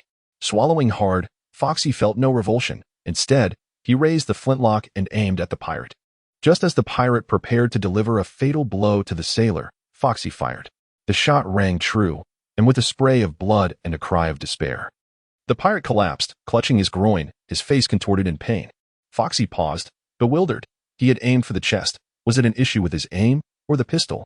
Frustration welled up within him as he sprinted towards the pirate, his left hand gripping the dagger fiercely, aiming for the pirate's throat. He would not forget who had blinded him. Broadly speaking, it was the pirates, but more specifically, it was the scarred one. Seeing the attack coming, the pirate attempted to retaliate despite his pain. However, at that moment, the disarmed sailor lunged forward, plunging his long knife deep into the pirate's chest simultaneously. Foxy's dagger tore into the pirate's neck. Scalding blood splattered onto Foxy's face as the pirate clutched his throat in disbelief, collapsing without a struggle after a few futile twitches. "Are you all right?" Upon closer inspection, it became evident that the Marine not only had a severed hand but also bore a grievous wound to his chest, exposing bone. "You are the youth we rescued." Some Marines, evidently, recognized Foxy. "Hold on." This exhortation stirred a profound emotion within Foxy, prompting him to hastily sheath his dagger and assist the Marine towards the ship's cabin. "You need not concern yourself with me. I must continue the fight. For the sake of justice, these pirates must be eradicated. Otherwise, countless innocent civilians will fall victim to their brutality." Supported by Foxy, the Marine was determined to persist. Yet the severity of his injuries had drastically impaired his physical capabilities. "You are gravely wounded. Without immediate medical attention, you shall perish." Amidst the chaos of gunfire, Foxy managed to guide the Marine to the cabin, where he seated him against the wall, and without awaiting further discourse, rushed to the infirmary. Returning with an armful of bandages and medical supplies. Apply pressure. Do not lose too much blood. Observing the Marine, drenched in sweat and pallid, Foxy executed a rudimentary dressing. All right, the Marine coughed. Casting one final glance at him, Foxy exited the cabin, where the cacophony of battle raged on, the peril indistinguishable from that of war. Remaining ever vigilant, Foxy surveyed the tumult, loading bullets and discreetly firing from the shadows. Though initially lacking in accuracy, he gradually honed his skill. One shot struck true, and as a pirate fell, Foxy crouched down to drag an injured Marine with a severed leg back to the cabin, swiftly applying bandages. He lingered around the cabin, periodically taking aim to assist the wounded Marines, and unbeknownst to him, the number of gravely injured individuals within the cabin swelled to over a dozen. Initially, the pirates paid little heed, but as the adage goes, he who walks by the riverbank will inevitably get wet. And thus Foxy drew the pirates' attention while tending to the Marines. Be careful. A Marine with a gaping wound suddenly shoved Foxy aside, only to be struck by a pirate from behind, the sound of the blade piercing flesh resonating ominously. As he tumbled to the ground, Foxy, bloodied and shaken, watched the Marine clutch his sword desperately, blood frothing at his mouth as he gazed at Foxy. With a burning resolve, Foxy raised his weapon and fired. And as the pirate collapsed, the Marine succumbed to the pool of his own blood. Damn it! As Foxy gazed upon the Marine who had just saved his life collapsing to the ground, he clutched his flintlock pistol tightly, his fingers turning pale. At that moment, a pirate lunged at him, a sinister grin plastered across his face, wielding a long blade aimed directly at Foxy's head. Consumed by hatred, Foxy raised his left hand in a delicate gesture, and just as the blade neared, he struck with precision. The pirate meeting his demise in an instant due to the close range. Swiftly drawing a short dagger from his waist, Foxy inflicted a devastating wound to the pirate's neck, whose eyes bulged in terror as he succumbed to his injuries. Rolling aside, the floor became drenched in blood, staining Foxy's bandages crimson. Without a glance at the fallen pirate, Foxy hastily reloaded his weapon and departed the scene. As time elapsed, blood erupted from the pirate's neck, his mouth agape, unable to utter a sound as he gradually slipped away from life. Amidst the chaos of battle, Foxy grew increasingly ruthless, showing no mercy. For he believed these pirates deserved their fate. Although the skirmish aboard the ship was perilous, a far more intense confrontation raged above in the skies. Shrouded in a thin mist, Crane hovered in midair, her gaze piercing as she locked eyes with the ferocious beast, muscles taut and powerful limbs poised. A light yellow tail flicked menacingly behind a broad chest adorned with fur, emanating an aura of dread. The vicious lion, Gapama, captain of the evil lion pirate crew, possessed the animal-type cat fruit, lion form, with a staggering bounty of 230 million. Notoriously brutal and bloodthirsty, he was infamous along the Grand Line. Proficient in both armament hockey and observation hockey, his strength was formidable. Other pirate crews would typically steer clear of Crane, but Gapama was undeterred, leading to the current scene of carnage. Truly a naval strategist, one could only wonder if he would boast as recklessly as other women.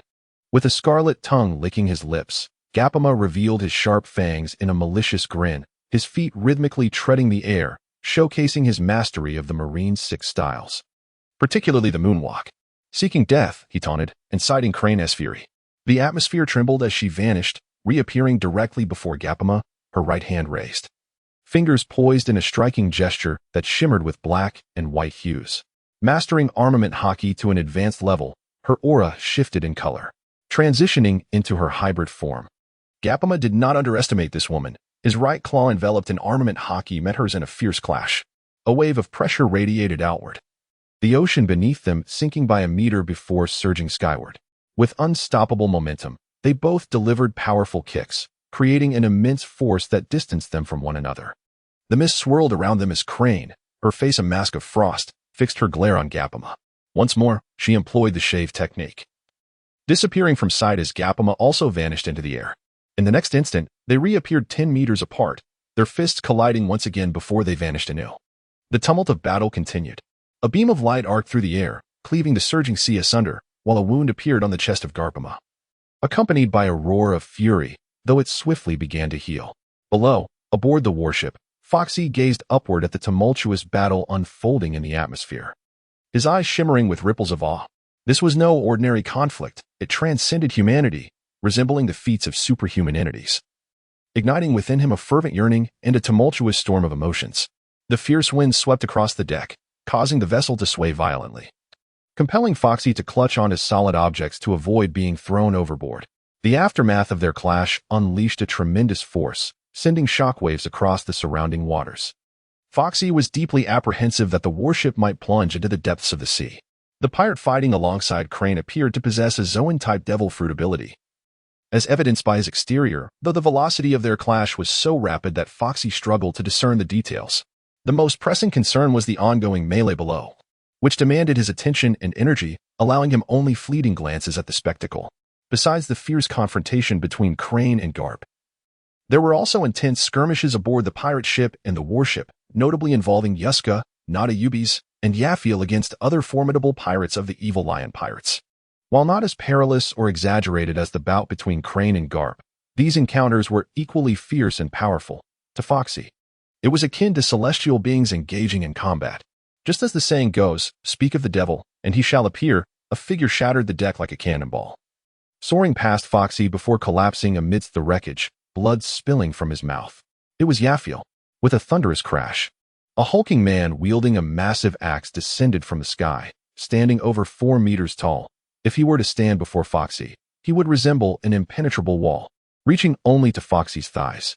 His countenance was fearsome as the brutish pirate sprinted toward Yafiel, the axe in his hand sweeping through the air like a glimmering blade of death. In a moment of urgency, Yafiel vanished with a swift shave, as the cabin behind him crumbled like tofu. Gripping his long sword tightly, Yafiel unleashed a slashing strike, only for it to be shattered by the pirate's axe. Leaping high into the air, the pirate bore down upon him with the force of a mountain, hands firmly clasped around his colossal weapon, moving with relentless speed and ferocity, reminiscent of a beast pouncing on its prey. Yafiel remained calm, responding with composure. Although he was outmatched in strength, he held the advantage in speed. Crouched aside, Foxy fixated on the battle, his flintlock pistol primed and ready to fire. However, the intensity and swiftness of the conflict, coupled with Foxy's lackluster marksmanship, compounded by the fact that he was blind in one eye, rendered his chances of hitting anything a mere 10%. Moreover, the pirate wielding the axe was proficient in hockey, further diminishing Foxy's confidence in taking a shot. Clang sparks flew as the axe clashed with the sword. Yafiel's feet sank into the ground, blood trickling from the corner of his mouth, while the pirate's eyes bulged with fury, his veins bulging as he desperately bore down on the handle of the axe. Haha, this time, there's nowhere for you to escape, the pirate sneered, believing victory to be assured. Encased in hockey, Yafiel's hands trembled slightly. The opponent's strength was overwhelming. Just then, a bullet whizzed through the air, aimed directly at the pirate's forehead. Sensing the imminent danger, the pirate enveloped his forehead with hockey, creating a dark shield that absorbed the impact of the bullet with a resounding clang, causing it to fall harmlessly to the ground without even a spark. However, in that brief moment of distraction, Yafiel seized the opportunity to kick out and create distance between them. Stepping back a few paces, the pirate's fierce gaze turned toward Foxy, radiating malice. Foxy, Yafiel gasped, somewhat astonished. Major General, restrain him. Without hesitation, Foxy stepped forward, brandishing his flintlock pistol, and gave Yafiel a knowing glance while delicately forming his left hand into an elegant gesture. Observing Foxy's movements, Yafiel quickly comprehended the plan and nodded solemnly. Humph. The giant axe pirate snorted disdainfully and charged toward Foxy, his axe gleaming ominously. He dismissed Foxy as a mere insignificant nuisance, confident in his ability to dispose of him effortlessly. Suddenly, a slicing strike intercepted the pirate, halting him in his tracks. Yafiel wielded his longsword, enveloped in a dark hue of hockey, radiating lethal intent. Clashes erupted, sparks flying from the weapons as shockwaves reverberated through the air. Meanwhile, Foxy remained poised, ready to act the moment Yafiel restrained the pirate's movements. At last, after exchanging several blows, Yafiel seized the opportunity to subdue the giant axe pirate, though he sustained injuries in the process. Foxy, he cried, blood spilling from his mouth, with tension etched on his face. Foxy unleashed a pink beam of energy from his left hand while retreating swiftly. The slowing beam, if it struck an opponent stronger than him, would be considerably less effective. The giant axe pirate was on par with Yafiel, and even a slight advantage could grant him 6 or 7 precious seconds, crucial seconds that could determine the outcome of the battle. The slowing beam was sluggish, providing the giant axe pirate ample time to activate his hockey defense. As the beam connected, the dark hockey crept up the pirate's abdomen. Unimpeded by the restraint Yaphiel had imposed, the beam struck the pirate squarely in the face. The giant axe pirate's movements faltered, his physical abilities diminishing rapidly. Leaping high, Foxy's flintlock discharged with a violent blast, while his left hand swiftly drew a dagger from his waist, aiming for the pirate's throat. Blood erupted as a bullet penetrated the pirate's right eye, and the dagger effortlessly slashed through his throat. At that moment, Yaphiel also made his move, thrusting his longsword expertly into the pirate's chest, piercing through to his back. Fortunately, the slowing beam had not affected Yaphiel, just as Foxy believed victory was within grasp. A mere 3 or 4 seconds later, the giant axe pirate suddenly regained his faculties, his eyes bulging as he arched backward. Yet his right hand, still clutching the gleaming axe, swung menacingly toward Foxy, determined to take him down even in death. As Foxy landed, a chill ran down his spine, the specter of death looming ominously over him.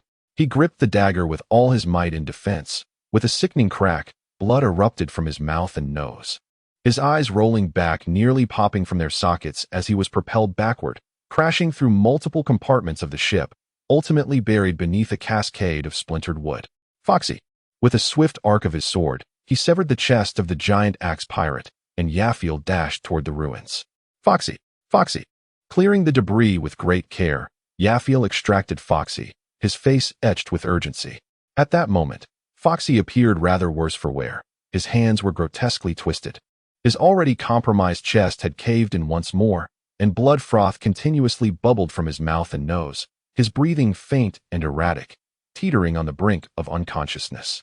In the sky, the battle between Crane and the fierce lion, Gabama, had reached a fever pitch, with the outcome gradually becoming apparent. The youthful Crane was evidently not to be underestimated. Although she primarily relied on her intellect, her physical prowess was equally formidable. Mastering the 6 styles, she had awakened the ability of life return, in addition to possessing observation hockey and armament hockey. Most significantly, she was a devil fruit user. Her superhuman ability, the wash fruit, allowed her to cleanse enemies as one would launder clothing, rendering them flat and hanging them out to dry. She could wash away any object, stripping them of their shape, while living beings would lose their strength, and even a person's malice could be diminished, impacting their very psyche. It was even possible to wash away harm, pain, and scars, underscoring Crane's formidable nature. With her powerful martial arts, dual hockey, and the wash fruit, Gabama stood no chance. Despite his bounty of 230 million, which equated to 500 to 600 million 20 years hence, one could see Gabama's right hand being cleansed, rendered powerless and limp, followed by his left hand and body, until he was left as soft and lifeless as freshly laundered clothing in Crane's grasp. Gabama was not without merit. As a Zoan-type devil fruit user, he managed to inflict some injuries upon Crane, although they were not severe. As the fierce lion Gabama fell, alongside the gradual resolution of opponents such as Yuska and Natayubis, the scales of victory began to tilt dramatically in favor of the Navy. Upon returning to the warship, Crane wiped the blood from the corner of her mouth and carelessly tossed Gabama onto the ground, where 2 Navy personnel swiftly produced sea-stone handcuffs to apprehend him. Her piercing gaze scanned the surroundings, prepared to personally address the remaining pirates, when Yaphiel called out to her. In an instant, she appeared beside Yaphiel, who was anxiously watching the barely conscious Foxy. Crane's expression shifted slightly. What has transpired? Sir, it was Foxy who transformed in order to save me, Yaphiel implored, her eyes glistening with unshed tears. Kneeling down, Crane summoned a fragrant energy in her hands, then applied it to Foxy's arms and chest. Miraculously, Foxy's twisted hands began to rejoin, and his collapsed chest started to normalize. Yet, he still showed no signs of awakening. His injuries were too grave.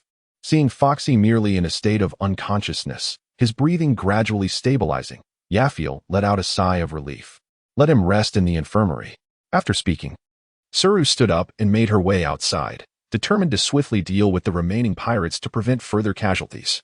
Subsequently, Yaphiel carried Fokushi to the infirmary and continued to engage in battle. With Suru's involvement, the evil lion pirates stood no chance. They were captured before they could even attempt to flee. One by one, they were shackled and confined in the ship's brig, likely to never see the light of day again. As the sun transitioned from its vibrant hues to a more subdued tone, it slowly descended towards the horizon, merging with the sea. Several hours had passed, and the naval vessel had sustained significant damage during the confrontation with the evil lion pirates. Its speed reduced to less than half of its former capacity. Fortunately, the ship was equipped with shipwrights who were still alive. Under their guidance, the sailors commenced repairs, striving to ensure the vessel could navigate normally.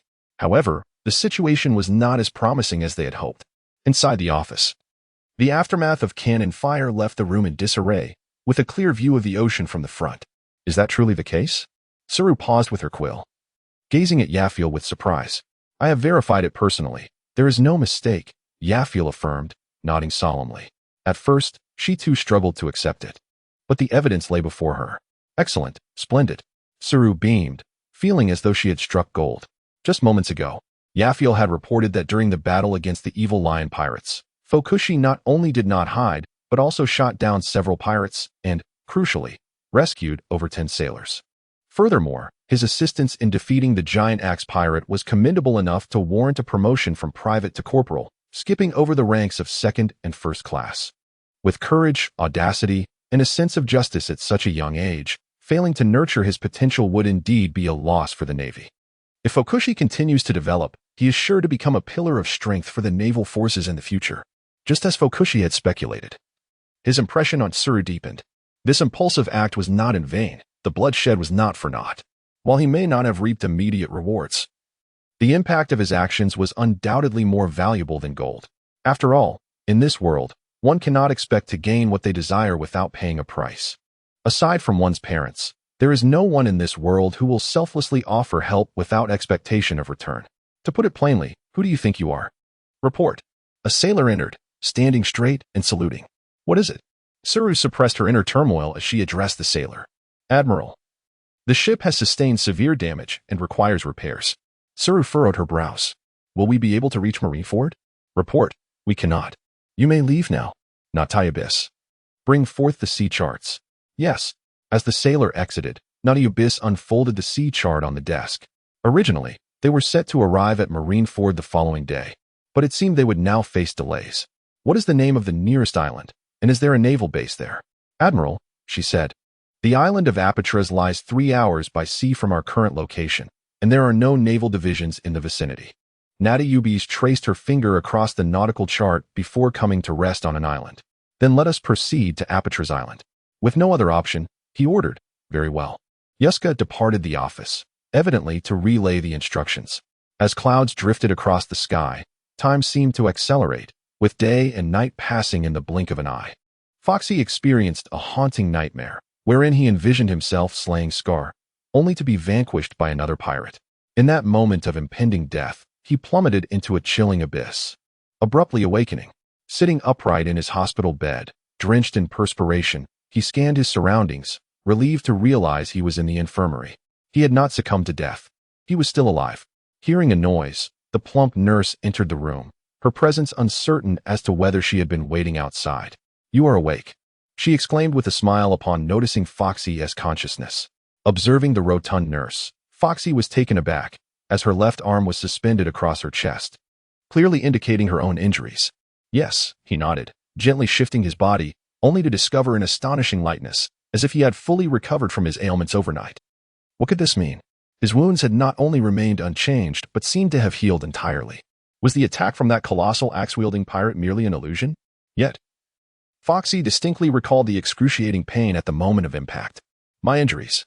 He rose from the bed, never having felt such ease before. It was the Vice Admiral who utilized his abilities to alleviate your injuries.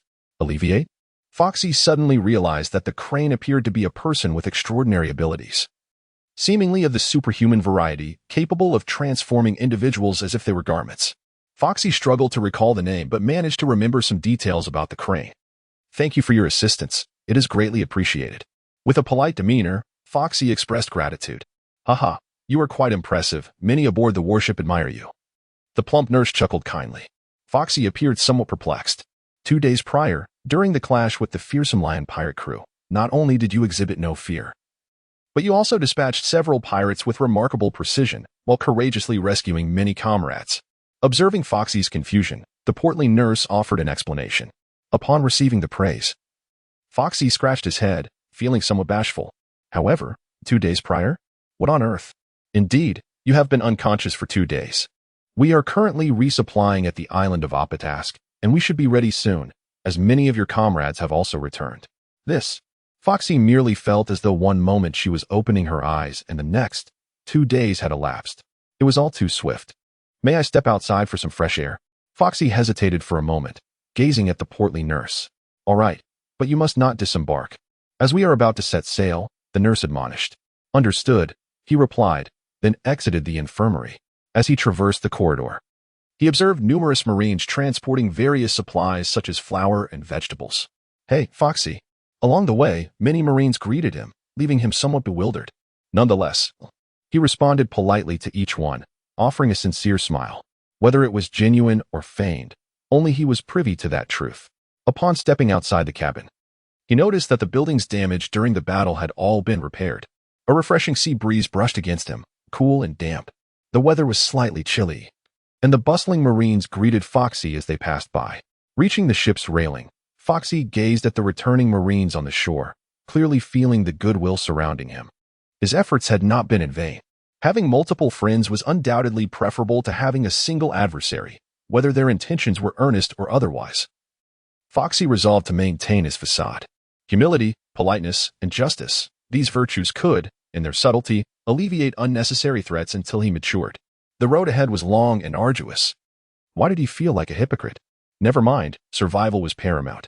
With a heavy sigh, Foxy contemplated the island, eager to explore. But with the naval ship poised to depart, he would not foolishly disembark. In the office, Crane was engaged in a serious conversation with a telephone bug. Both Yuska and Yafiel were present, their expressions equally grave. Meanwhile, Natabis was occupied with supply issues. After terminating the call, Crane promptly issued orders to head to the New World, Shatian Island. Understood, Yuska and Yafiel quickly exited the office as alarms blared on the ship. With a furrowed brow, Crane had not anticipated such developments. The very individual he had just spoken to was Admiral Fujitora. 8 days prior, the solitary and formidable red Baloric raid field had inexplicably attacked a vessel belonging to the Celestial Dragons. 3 Celestial Dragons had perished in the assault, stirring a tempest within Mariehua. The highest authority, the 5 elders, immediately commanded Fleet Admiral Steelbone Sakazuki to take action. The capture of the solitary red was imperative. Who, then, was the solitary red Baloric raid field? Even in this era, he stands as a figure atop the pyramid. A man whose prowess allows him to stand shoulder to shoulder with the likes of the pirate King Joel D. Roger, Edward Newgate, the Whitebeard, and Shiki the Golden Lion. His power is beyond question. 20 years hence, he shall become a legendary pirate, a veritable myth. As for the world nobles, they are the descendants of the 20 kings who established the world government 8 centuries ago, considering themselves the progeny of creators, and thus base their arrogance upon this lineage. They are haughty and domineering, deeming themselves too grand to share the same air as ordinary folk, adorned with bubble helmets. They indiscriminately treat other races as slaves, enjoying all privileges, and if ever offended, the admirals of the Navy headquarters or CP0 must deploy their full military might to restore order. They are a self-important group, truly a malignancy. Male celestial dragons append the title saint to their names, while their female counterparts add gong as a testament to their supposed grandeur. Just recently, Sengoku called, instructing Tsuru to proceed to the Shartan Islands, for Fleet Admiral Sakazuki had been engaged in battle with the solitary red for 8 days and nights, and the situation appeared dire. He needed to secure Mariefort. Meanwhile, Admiral Zephyr was clashing with the flying pirate crew in the New World, and the Navy hero Garp was also entangled in a confrontation with the Whitebeard pirates, unaware of the circumstances. Though they were extricating themselves, a resolution was not imminent. Thus, Sengoku urged Tsuru to hasten, hoping she might offer assistance. The farmer researched the matter and found conflicting accounts. Some claimed that the solitary red was imprisoned after Old Rose execution, while others asserted he was incarcerated before Old Rose surrender. Moreover, the solitary red had not consumed a devil fruit at this juncture. It was only 20 years later, after Luffy's upheaval and Impel Down, that he sought the bat fruit, a mythical Zoan type in its vampire form, to restore his youth due to physical decline. The farmer was uncertain who was correct and thus arranged the narrative according to his own conjectures, considering that the solitary red was merely a character within a game. Any discrepancies are to be forgiven. Alarms blared incessantly, and it was evident that the entire crew aboard the warship was mobilizing, some hoisting sails, others hastily transporting supplies. All in a state of urgency. Standing at the ship's railing, Foxy was utterly bewildered. What is happening? Is there an enemy attack? He inquired of a hurried sailor passing by. You are Foxy, aren't you? You saved many of our comrades. The sailor replied, Indeed. The alarm signifies an emergency command. We must all prepare for battle. The repeated alarms indicate that the situation is rather grave. The Marine, clad in uniform, bore the insignia of a sergeant. The hierarchy within the Navy ascends from the lowest rank of seaman, through private first class, corporal, sergeant, staff sergeant, warrant officer, second lieutenant, first lieutenant, captain, major, lieutenant colonel. Colonel, brigadier general, major general, lieutenant general, general, field marshal, to the supreme commander. Even the most junior of crew aboard a formidable vessel, such as the Crane, is likely to be no ordinary individual. For instance, on the Crane, the minimum rank is that of a sergeant. Roles such as corporals and staff sergeants are typically tasked with menial duties or transporting supplies, including munitions during combat. In contrast, Foxy currently held no rank whatsoever. Although the Crane had promised him a position within the Navy, he had yet to be assigned any duty. Hurry into the cabin, the sergeant instructed before swiftly departing. Concurrently, the ship's anchor was pulled up with remarkable efficiency, sails unfurled, and the vessel quickly distanced itself from the shoreline. This series of maneuvers was executed with fluidity, each individual fulfilling their designated role with remarkable speed. Yet, Foxy remained somewhat bewildered, having witnessed no signs of an assault. Foxy, why are you out here? Yaffle, who was directing the operations, noticed him and hurried over. Major General, what exactly is happening? Shouldn't we be heading to Marineford? An urgent command has arrived from Marineford. We must first proceed to the island of Shaudan. Shaudan Island? Why? Foxy was initially taken aback, then felt a weight in his heart. All he desired was to reach Marineford swiftly. The solitary and proud Red Baloric Ladefield has appeared in the Grand Line, having slain the celestial dragons. Admiral Kong is currently engaged in battle with him in the New World, and we must go to offer our support. Yaffle revealed without reservation, providing further explanation. The solitary and proud Red Baloric Ladefield? Foxy widened his right eye in disbelief. Could it be that he misheard? If Oda was not merely jesting. This character seemed to be straight out of a video game. How had he infiltrated the realm of a regular anime? Recollecting the myriad of information stored in his mind, all of it gleaned from forums and enthusiast groups, he recognized that the solitary figure of Red Baloric Ladefield was indeed a formidable presence. He stood shoulder to shoulder with the likes of Old Luo, Old Hu, and Old Lion, while his devil fruit power defied conventional logic. The animal type. Mythical Zoanbat fruit, vampire form, granted him eternal youth through blood consumption, maintaining his prowess at its zenith, along with purportedly ghostly speed. Most intriguingly, he wielded the three-color haki, was a master swordsman, and possessed extraordinary martial arts, making him a superlative warrior. It appeared that he had once played a game named One Piece, Endless World R, where he had a pet, a raccoon, which also bore the abilities of a mythical Zoan. There existed an object known as Transforming Leaf, capable of mimicking the might of the ocean's strongest, and notably, it was exceptionally potent. Foxy was not disbelieving of Crane. Rather, the disparity between them was glaringly apparent. If the aloof Red truly was the one from the game, he likely would not return from this encounter. Foxy was uncertain of Roger's strength. Yet he had a rough understanding of the might possessed by the likes of the Golden Lion and Whitebeard. Reflecting on the fierce visage of Whitebeard during the Marineford War, he recalled how Akainu Sakazuki was decisively subdued. Even at an advanced age, when Whitebeard's physical condition was waning, he single-handedly confronted the three admirals and nearly vanquished Sakazuki. Even Blackbeard was consumed by trepidation in his presence. As for the Golden Lion, he had once compelled Old Luo to rely on a maritime disaster to survive. Despite suffering a grave injury from a ship's helm, he brazenly stormed Marineford, slaying numerous Navy personnel. And it was only through the combined efforts of Sengoku and Garp that the Golden Lion was ultimately captured and imprisoned in the world's most notorious prison, Impel Down. Yet, with remarkable tenacity, he severed his own legs and escaped, shattering the myth of Impel Down being inescapable. Following his disappearance, Foxy encountered the cinematic portrayal titled World of the Strong, where he was ultimately vanquished by Luffy, aided by the protagonist's halo. The strength of an individual can often be gauged by the caliber of their adversaries. The aloof Red's rivals included titans like Whitebeard, Golden Lion, Garp, and Sengoku, making Crane's standing seem somewhat diminished in comparison, as she primarily relied on intellect.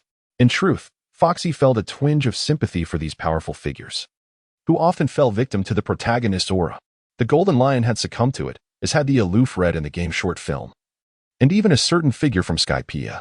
It is critical to recognize that this is not a matter of 20 years hence. This implies that Whitebeard, Golden Lion, aloof Red, and the like were all at their peak.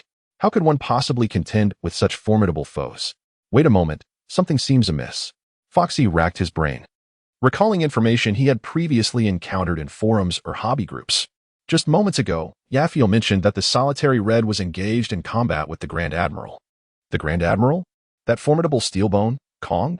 It seems that this time the solitary Red might be on the verge of defeat and subsequently captured by Carp, destined for the depths of Impel Down. There appeared to be a post on the Pirate King forum asserting that 20 years ago, Grand Admiral Steelbone Kong had fought against the solitary Red, Baralik left field, ultimately losing the battle by the slightest margin. Following the conflict, the solitary Red, weakened and vulnerable, was apprehended by Carp and imprisoned in the 6th level of Impel Down. At that time, Steelbone Kong was already over 80 years old. When Foxy first encountered that post, it left a profound impression on him, particularly because Steelbone Kong had fought the solitary Red at such an advanced age, only to be defeated by a mere fraction. This Steelbone Kong was indeed a remarkable figure, displaying unwavering strength. Evidently, age has its own form of wisdom and resilience. The Elder remains formidable. What is even more astonishing is this Elder's fierce will to survive. Not only did he ascend to the position of Grand Admiral in the ensuing 20 years, but he also thrived in life, showing no signs of nearing his end.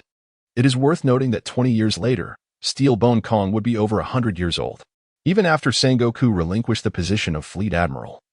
This old fellow continued to serve as Grand Admiral. Indeed, one cannot measure this world by ordinary standards. It is perilously extraordinary. Foxy? Foxy? Yaphiel waved his hand in front of Foxy.A's face. Snapping back to reality, Foxy cast aside his thoughts and looked at Yaphiel. You should return to rest. This enemy is formidable. Perhaps we are not even worthy to intervene, so do not be afraid. Yaphiel, thinking Foxy was concerned, offered words of comfort. Indeed, without uttering much, Foxy nodded and proceeded towards the infirmary. As he departed, Yaphiel busied himself once more. However, Foxy was not at peace upon returning to the infirmary. If this battle truly resembled the one where the solitary Red was captured, perhaps there would be no peril. As Yaphiel had pointed out, they were entirely unqualified to intervene. Only Crane aboard the entire warship possessed the requisite authority. For reasons unbeknownst to him, Foxy felt a surge of excitement. The mere thought of witnessing the world's elite engage in combat set his blood ablaze. This was not akin to watching an anime or a film, nor was it merely observing 2D or 3D visuals with varying sizes and perspectives. It was an authentic, intimate experience, far more complex than the simple arithmetic of 1 + 1 = 3. Additionally, Foxy sensed a streak of misfortune, having narrowly escaped death and finally catching Crane's attention. He envisioned himself stealthily developing in safety, only to nearly meet his demise once more. Awakening, he expected to reach Marineford and find solace. Yet he was now compelled to witness the clash of two formidable bosses, beginning with a nightmare scenario. If his heart were any weaker, he might very well succumb on the spot. Thus, Foxy's countenance bore a shadow of gloom as he involuntarily touched his left eye, still feeling the sharp pang of pain. In the New World, on the island of Foxy.A, a once prosperous and bountiful medium-sized island now lies in ruins, resembling a mere leaf afloat on the vast ocean, poised to collapse and sink into the abyss at any moment. The sky is shrouded in darkness, illuminated only by flashes of lightning, while the surrounding waters of the island of shake and churn violently, instilling a sense of oppression that could render the faint-hearted unconscious with fear. The heavens seem to cave in, as rolling thunder reverberates through the endless clouds, occasionally striking the sea with a terrifying crash. The relentless pressure, accompanied by the explosive sounds of earth-shattering upheavals, fills the air. The howling tempest resembles a primordial beast, rampaging through the boundless clouds and waves, a tumult of wind and rain. As the focus sharpens, two shadowy figures are seen in the skies above Shaden Island, their bodies resonating with thunderous roars, akin to colliding meteors. Waves of pressure emanate from them, creating a spiderweb of dense, dark red lightning that threatens to annihilate the world. Suddenly, a streak of light descends from the heavens, causing hills to erupt from the ground, while bottomless fissures tear through the landscape, forming a vast basin amidst the island, exploding with chaos. Descending from the sky, a figure emerges atop the towering hills, clad in a crimson shirt and blood-red trousers, with cascading silver hair that brushes the waist. His eyes resemble the most exquisite bloodstone, filled with intensity and depth. Tall and slender, he wields a black umbrella, its handle shaped like a bat, exuding an aura of captivating charm and malevolence. With an overwhelming and terrifying presence, he causes the dark clouds above to tremble, the surrounding dark red lightning merely a backdrop to this man's magnificence. Barolik Redfield, a figure whose name stands alongside the likes of the Pirate King, Whitebeard, and Gold Lion, is known as the Solitary Red, the Crimson Count, and the Proud Red. Ha ha ha. Kong, you have grown old, he taunts, his blood-red gaze surveying all beneath him, his voice resonating through the cosmos. As the dust swirls in the basin, a formidable figure ascends, gazing at the Solitary Red with an intense gaze, radiating immense power. His towering physique boasts a broad, exposed chest, muscles like granite infused with explosive strength, marred by two deep wounds that bleed profusely. This man, Steelbone Kong, the current Fleet Admiral of the Navy, stands at the age of 80. The relentless battle spanning 9 days and nights has left him struggling. Yet, the Solitary Red does not appear to be at ease either, as evidenced by the blood at the corner of his mouth and the rise and fall of his chest. Barolik, having slain the celestial dragon and enraged the 5 elders. You have nowhere left to run, Kong declares, expelling a mouthful of congealed blood as he regards the Solitary Red with a grave expression. So those old geezers sent you here. I expected it might be Garp, Sengoku, or even Zephyr. The solitary figure of Crimson gradually descended from the hilltop, ultimately aligning with the void, exuding an aura of malevolence. You should not have slain them. With a grave expression, the void shimmered with seething vapors, its muscles taut with tension. To kill is merely to kill. They are but a heap of refuse. And besides, this is not the first instance. With a black umbrella held at an angle, the solitary Crimson figure revealed a devilish smile, his eyes narrowing slightly, betraying a hint of apprehension.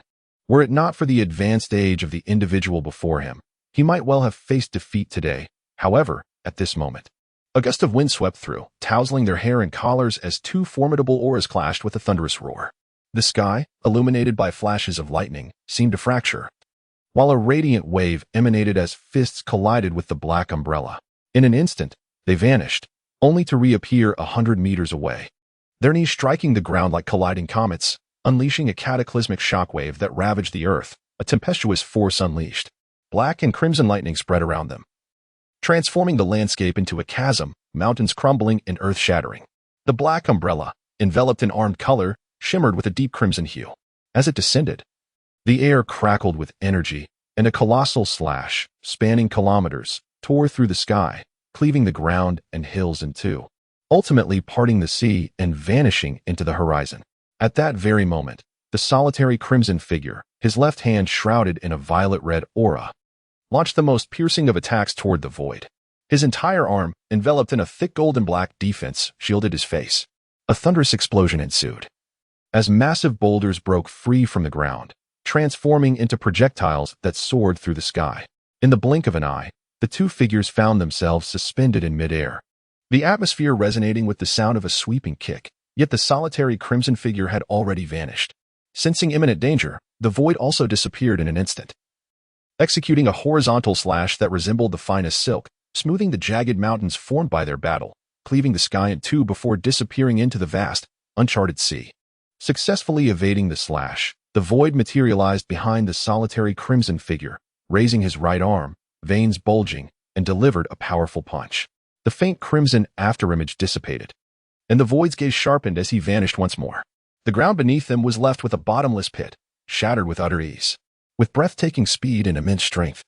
Everywhere they tread crumbled, as a kilometer-wide slash occasionally swept across, casting shadows upon the sky that flickered with a glimmer of light.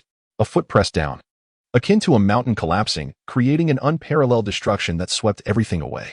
The two had been engaged in battle for an entire day. Today marked the 10th day of their relentless confrontation, each strike imbued with lethal intent and visual spectacle. Boom, rumble.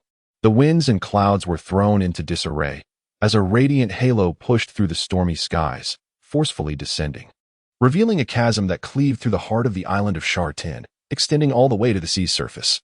Earthquakes, tsunamis, and tectonic shifts ensued. The island of Shartin was on the brink of catastrophic disintegration, and it was not the first.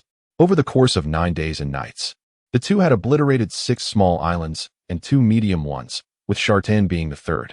Whoosh! A blade of light swept across, radiating brilliance. A streak fell from the heavens, as the void lay amidst the shifting earth, bloodied. Following closely, a slashing strike descended, splitting the shattered pit in two like a watermelon, revealing a bottomless abyss connecting to the underworld as torrents of seawater surged forth. Within moments, a vast lake formed, reminiscent of a volcanic eruption. Gasping for breath, the solitary crimson figure wiped the blood from the corner of his mouth, the fractured bones in his chest cracking back into place. Water splashed as the void ascended from the lake, landing upon the ruins. His thick golden-black defense vanished, yet a sword wound remained, blood flowing freely. In a state of intense distress, the void, drenched in sweat and devoid of color, coughed up blood repeatedly.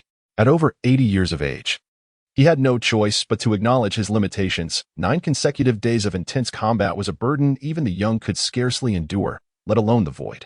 The sheer details of this struggle revealed the terrifying strength of the void.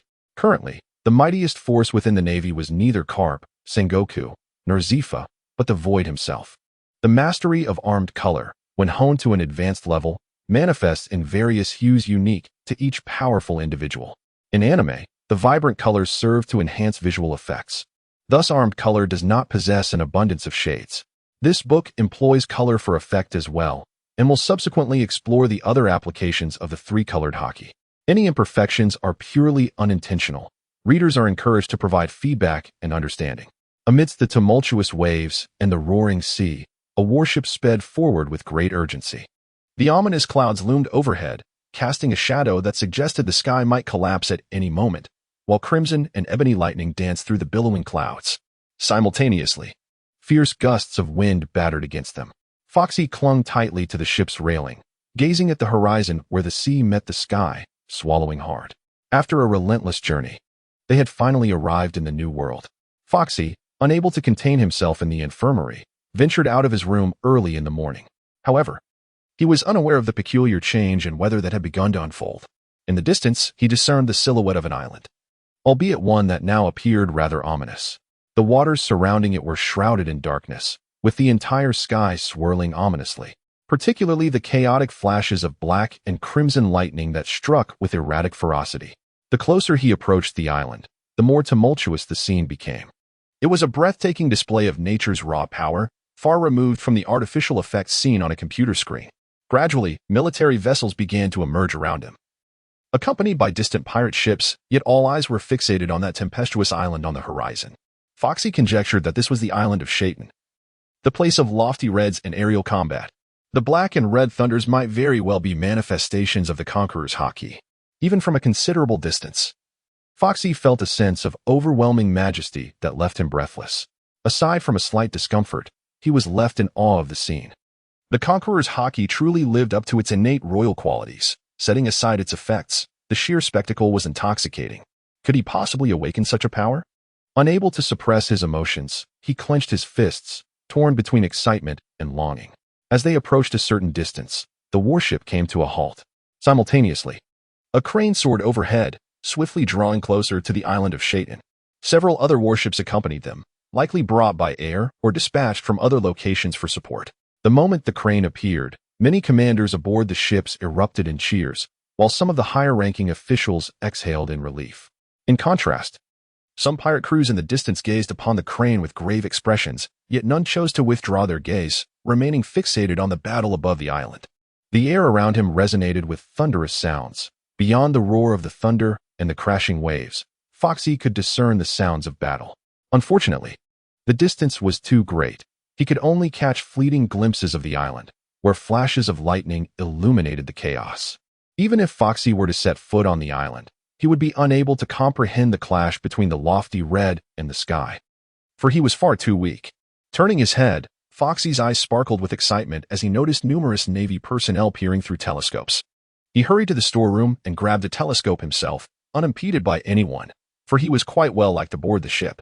Leaning over the ship's railing, Foxy raised the telescope, finally able to discern the situation on the island. His mouth slightly agape, his heart raced as he beheld the entire island quaking, fissures tearing through the ground, and mountains rising only to collapse like a meteor shower upon the earth. The land buckled and caved in, torrents of lava rolled violently, and the crust shifted ominously. Was it truly necessary to defy the laws of nature in such a manner? Experiencing it was entirely different from watching an anime in the latter. One was confined to a single perspective, relying on imagination for the rest, while reality was far more visceral. The visual, the danger, and the impact were realms that animation could scarcely capture. Fokushi found himself rendered speechless, his eyes wide open, fearful of missing any detail. As the scene drew nearer, he observed dark clouds rumbling above the island, where two figures clashed before swiftly retreating to opposite mountain peaks, each staring intently at the other. At that moment, Fokushi finally discerned the identity of one of the figures. Is this the legendary Red of Solitude? Red of Solitude was bloodied and tattered, exhaustion etched across his face, his labored breaths betraying his fatigue. Yet, despite his condition, he emanated an aura of wicked allure, a strange blend of charisma and danger. Opposite him, the other figure, Kong, appeared far worse. Blood drenched his body, and deep wounds, visible to the bone, marred his form. He knelt on one knee, clutching his chest and coughing up blood, mingled with frothy remnants. The disparity in their states was stark, with Kong suffering far greater injuries than Red of Solitude. Kong, this is where it ends for you. I am quite pleased with this battle, Red of Solitude declared, his eyes gleaming crimson, signaling his intent to cease fighting. There was no need to continue. You wish to escape? Kong, steadying himself, met Red of Solitude's gaze with calm resolve. Escape? Red of Solitude turned, narrowing his eyes into a sly smile. Do you truly believe I cannot kill you? Or do you think a mere woman can defeat me? A woman? Kong furrowed his brow, a surge of energy radiating from him as he quickly sensed the approaching presence of Tsuru. Your observation haki is indeed formidable, he remarked with a cold scoff, feeling a rush of unease. Very well, if you seek your own demise, I shall oblige. With a black umbrella in hand, Red of Solitude regarded Kong coldly. As sword energy materialized around him, forming a colossal pillar of light that soared into the stormy clouds, which began to swirl like a vortex around the descending pillar. A violent whirlwind cascaded down, sending ripples of energy expanding outward. Holding a telescope, Fokushi gaped in awe, his lips trembling as he beheld the inverted sky and impending calamity.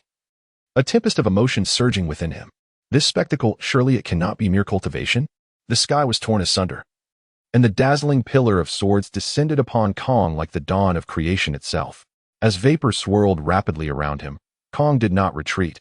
Instead, he materialized beneath the sword pillar, his body swelling in power as he concentrated all his haki into his right arm, transforming his fist into a glimmering obsidian hue. Six Styles' ultimate technique, shaking heaven. An endless light flickered, devoid of any sound, as a fist collided thunderously with a pillar of sword, instantly unleashing a circular shockwave that shattered eardrums and surged forth with overwhelming force in all directions. The entire island began to disintegrate, countless fragments transforming into a meteor shower, streaking towards the sea with vibrant tails. Retreat. Hastily retreat. On the surface of the ocean, both pirate ships and war vessels swiftly distanced themselves. A fierce gale swept in, nearly sweeping Foxy off his feet. He clung tightly to the ship's railing to avoid disaster, while the warships also hastened their escape amidst the tempest. Nevertheless, Foxy exerted every ounce of strength, gripping the railing with his right hand, determined to observe the spectacle through his telescope. Even as massive boulders rained down around him, nothing could deter his focus. His sole desire was to witness the entirety of this battle. Foxy remained at ease, yet Yafiel and others were overwhelmed with their frantic efforts, intermittently cleaving through the colossal stones hurtling towards them to ensure the safety of the warship. The scene had transformed into the epicenter of a tempest. It was not long before the sky itself opened its maw, spewing forth blood like a fallen star, as the towering beam of light plummeted into oblivion. With relentless ferocity, there was no impediment to be found, the entire island of Saudi and fractured. Most alarming was the sword pillar, far more terrifying than anticipated. A residual wave of sword energy stretched out across the surface of the sea, with the warship, where Foxy stood, positioned directly in its path. Foxy's face turned pale as he gazed at the impending storm, a chill coursing through him as if he had plunged into an icy abyss. An unforeseen calamity had befallen him, and he cursed his misfortune inwardly. In truth, Foxy's luck was not entirely abysmal. Merely encountering Crane had been a stroke of good fortune. This represented a significant opportunity, a miraculous chance to alter the course of his life. If he could seize this pivotal moment, he could transcend mediocrity, transforming from a mere creature of the pond into a dragon soaring amidst the tempest. Fortunately, Foxy possessed a resolute spirit and an acute awareness of reality. In a moment of dire urgency, he lunged to the side just as the robust warship was cleaved in two. Some sailors, unable to withstand the ferocity of the force, were swiftly reduced to a crimson deluge. The sea, tumultuous beyond imagination due to the storm, overwhelmed the heavily laden vessel, whose stern was equipped with various munitions, causing it to be rapidly submerged by the relentless waves. Pale-faced and drenched, Foxy sat on the deck, contemplating the grim prospect of sinking alongside the ship. A torrent of expletives flooded his mind, but he forced himself to remain composed as he observed the struggling sailors in the water. He hastily sought ropes and life rings to provide assistance. "Grab hold of the life ring and the rope. I will pull you up. Hurry, lend a hand." Yuska, dubious, Yafiel, and several other survivors sprang into action, joining Foxy in rescuing their comrades who had fallen into the sea. "Thank you, Foxy," uttered a sailor he had pulled to safety, his eyes still reflecting the remnants of fear. "Prioritize saving others," Foxy urged, focused on the task at hand. Foxy, drenched in sweat, gritted his teeth as he pulled on the rope. Observing Foxy's unwavering effort, several sailors around him summoned their strength to assist. Although the month-long training may not have significantly enhanced Foxy's strength, the results were evident. The strength of this young lad surpassed that of an adult. After several minutes, Foxy collapsed onto the ground, gasping for breath, his hands aching and his body utterly drained. All the sailors stood at the bow of the ship, each one drenched with some nursing injuries. Familiar faces surrounded him. "Foxy, thank you for saving my life. Foxy, though you are still a child, I believe you will grow into a true man. Many thanks." The sailors, having survived the ordeal, gazed at Foxy with admiration, a sentiment unbound by strength or rank, but rather rooted in his deeds and actions. "Foxy, you did remarkably well." Yuska, with his wet, tousled hair and missing sunglasses, clapped a hand on Foxy's shoulder, nearly causing him to choke. It was worth noting that Yuska was not only robust, but also stood over 3 meters tall, with arms thicker than Foxy's thighs. One could only imagine the sensation of that slap. General. Foxy's face flushed crimson as a torrent of expletives surged through his mind. Didn't Yuska have any awareness of his own size? "Aha, you will surely become a fine Navy officer." Yuska withdrew his hand, showing no sign of embarrassment, while the surrounding sailors chuckled warmly. At that moment, another warship approached, having also participated in the rescue, led by a vice admiral, though Foxy had no recollection of him. Perhaps he had not survived to see his 20th year, or perhaps Oda had simply not illustrated him, or he was merely a background character. "Vice Admiral Yuska. Vice Admiral Dubious, Vice Admiral Yafiel, please move your damaged ships over here." A deck extended from the ship's railing as Dobit called out. "Vice Admiral Dobit." "Yes." Yuska and the others saluted. The Vice Admiral, a burly man with a scruffy beard clad in a justice coat and wielding a long sword, wore a warm smile that belied his rugged appearance. Following the group onto the Vice Admiral's ship, Foxy noticed Yafiel and the others engaged in conversation with him, and he quickly removed the binoculars hanging from his neck, rushing to the railing to gaze at Shodan Island. Luckily, in the heat of the moment, he had neither lost them nor damaged them. However, the delay of these several minutes had completely altered the situation of the battle at Shodan Island. At that moment, it was Crane who was engaged in combat with the solitary red figure, while Kong had vanished without a trace. Surely he hadn't perished, had he? The scene shifts to the island of Saudian. The Crane enters the realm of life restoration, a dense vapor enveloping its form, suppressing the solitary crimson. With a sudden burst, it unleashes a torrent of blood, as the solitary crimson endures the Crane strike, transforming into a projectile that crashes into a hillside, sending rocks tumbling. In relentless pursuit, the Crane delivers a powerful kick, a brilliant arc slicing downwards. The sound of metal colliding reverberates as the solitary crimson raises its black umbrella in defense. Upon closer inspection, one would notice that the color of the Umbrella's armor has grown increasingly dim.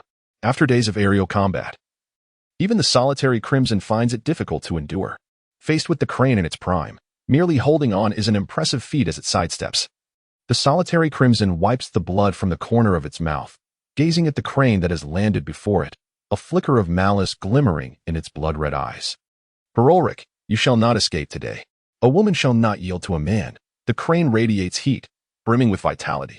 "Huh, is that all you've got?" With a mischievous smile, the solitary Crimson suddenly adopts a cold demeanor, stepping aside. "While I may not wish to kill a woman, it does not mean I want tea. Do you look down upon women?" With a frostbitten face, the crane clenches its fists, the vapor around it intensifying. Now, the crane stands proud, having achieved this stature as a woman, believing itself to be on par with any man. It despises such arrogant men the most. The solitary Crimson's words ignite the crane's fury. In 20 years, the crane might have laughed it off, but now. The ground forms small craters as the crane vanishes from its spot, reappearing before the solitary Crimson, hands exuding fragrance and moisture, reaching for its neck and heart. The solitary Crimson is evidently aware of the crane's abilities. It twirls the black umbrella in a defensive maneuver, while its left hand, cloaked in a purplish-red armor, collides with the crane. The ground begins to collapse continuously as the crane is forced back, leaving imprints with each step, while the solitary Crimson also retreats, blood spilling from its mouth. "It seems your injuries are more severe than I anticipated." Relentless in its pursuit, the crane advances, its smooth, long leg wrapped in black and white armor, piercing through the air. With a flicker of its gaze, the solitary Crimson raises the black umbrella to intercept, while the ground beneath it rises, and its right foot strikes out to push the crane back, creating distance. Breathing heavily, the solitary Crimson's eyes glimmer with murderous intent. "Since you seek death, I shall oblige you." With a vigilant demeanor, he remained on high alert, not daring to underestimate the situation. In an instant, the formidable figure of Gugahong appeared before him, the crimson tip of the umbrella exuding a sharpness that pierced directly towards his heart. Cloaked in armed color, he attempted to thwart the attack. Spinning away, the ground crumbled beneath him as Gugahong unleashed a powerful kick. The force sent he hurtling backwards, his complexion paling. Following closely was a slicing strike that whistled through the air, reminiscent of the Grim Reaper's scythe, merciless in its intent. He struggled to regain control, his hands blocking the attack as he shifted sideways.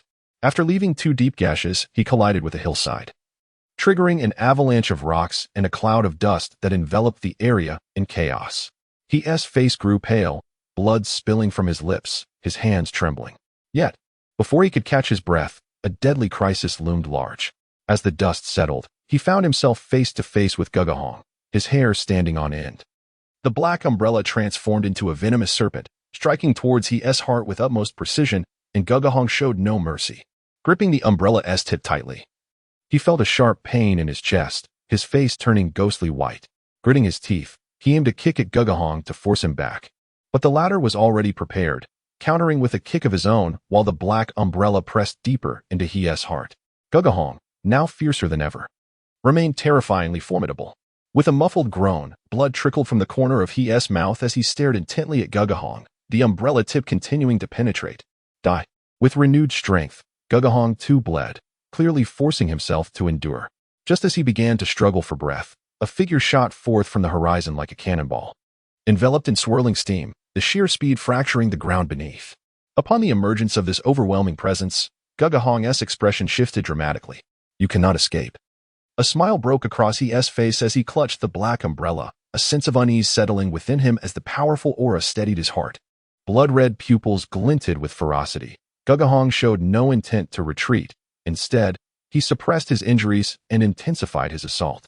His eyes bulged as blood erupted from his mouth and nose. "Ulrich." The voice, filled with rage, echoed as the very earth began to collapse, revealing a humanoid monster imbued with a deep azure hue, surrounded by immense pressure, its right fist tearing through the air like a falling star. "Kapu." With a look of reluctance, Gugahong could only abandon his attempt to kill He concentrated the dwindling armed color in his right fist to clash against the azure iron fist. Boom. The already fragmented island of Shatian crumbled entirely, a circular shockwave lifting the ground beneath. Gugahong coughed up blood, turning it into a crimson mist as he shattered hill after hill. Lying amidst the rubble, unable to rise. In the midst of this tremendous gale, he was flung away, but at the crucial moment, a large azure hand caught him. "Little he, are you all right?" As the vibrant azure hue of the hockey faded away, Garp revealed his form, gazing anxiously at Crane's bloodstained chest. "Weren't you engaged in battle with Whitebeard?" He coughed lightly, and Crane gestured to indicate he was unscathed, then observed the somewhat disheveled Garp. Feeling a tinge of boredom from being unable to locate Roger, he decided to check on Whitebeard instead. Upon confirming Crane's well-being, Garp breathed a sigh of relief and broke into a grin. "Don't let the solitary red slip away. I shall seek out Marshal Kong." Rolling his eyes, Crane deemed Garp to be idly restless. Without awaiting Garp's reply, he vanished using Saur. Just as Crane departed, a slicing strike tore through the ground towards Garp, yet he merely cast a glance at it, effortlessly dispersing the attack with his right fist, enveloped in azure hockey. Bloodied and battered, the solitary red emerged from the dust, regarding Garp with a somewhat frigid gaze. Bartholomew. Narrowing his eyes, Garp sensed the presence of the solitary red and slightly furrowed his brow. "You may leave." He waved his hand, unwilling to pursue the solitary red, who was already gravely injured. Even if he triumphed, it would hold little significance. "Are you certain?" The solitary red appeared unfazed, evidently familiar with Garp from previous encounters. "Once you've recovered from your wounds, I shall personally capture you." With arms crossed, Garp exuded confidence. "Humph." The solitary red merely snorted, choosing not to elaborate. Were he in Garp's position, he would likely act the same. In this vast ocean, there were but a few individuals, and although they were adversaries, a mutual respect had emerged through their battles.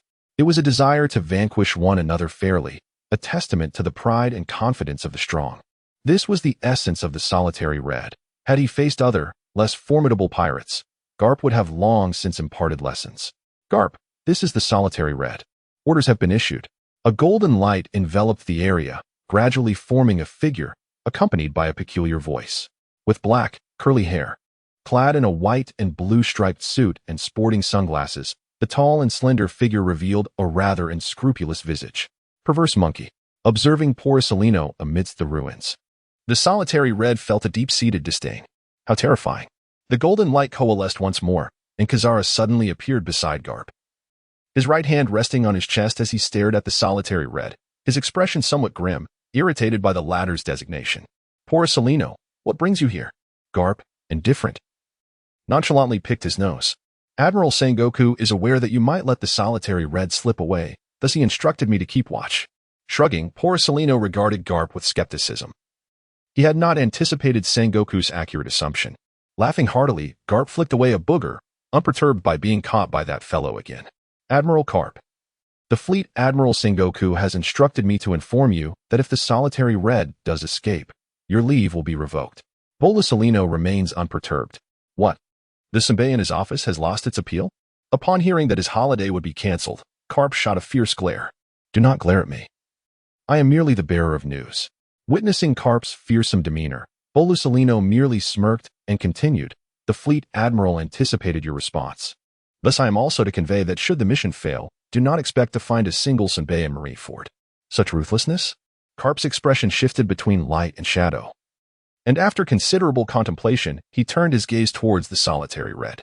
The most crucial aspect was that the solitary red had not seized the opportunity to flee. Instead, he stood resolutely with his black umbrella, silently recuperating his strength. Observing the solitary red's demeanor, Garp sighed. He had allowed the other to depart.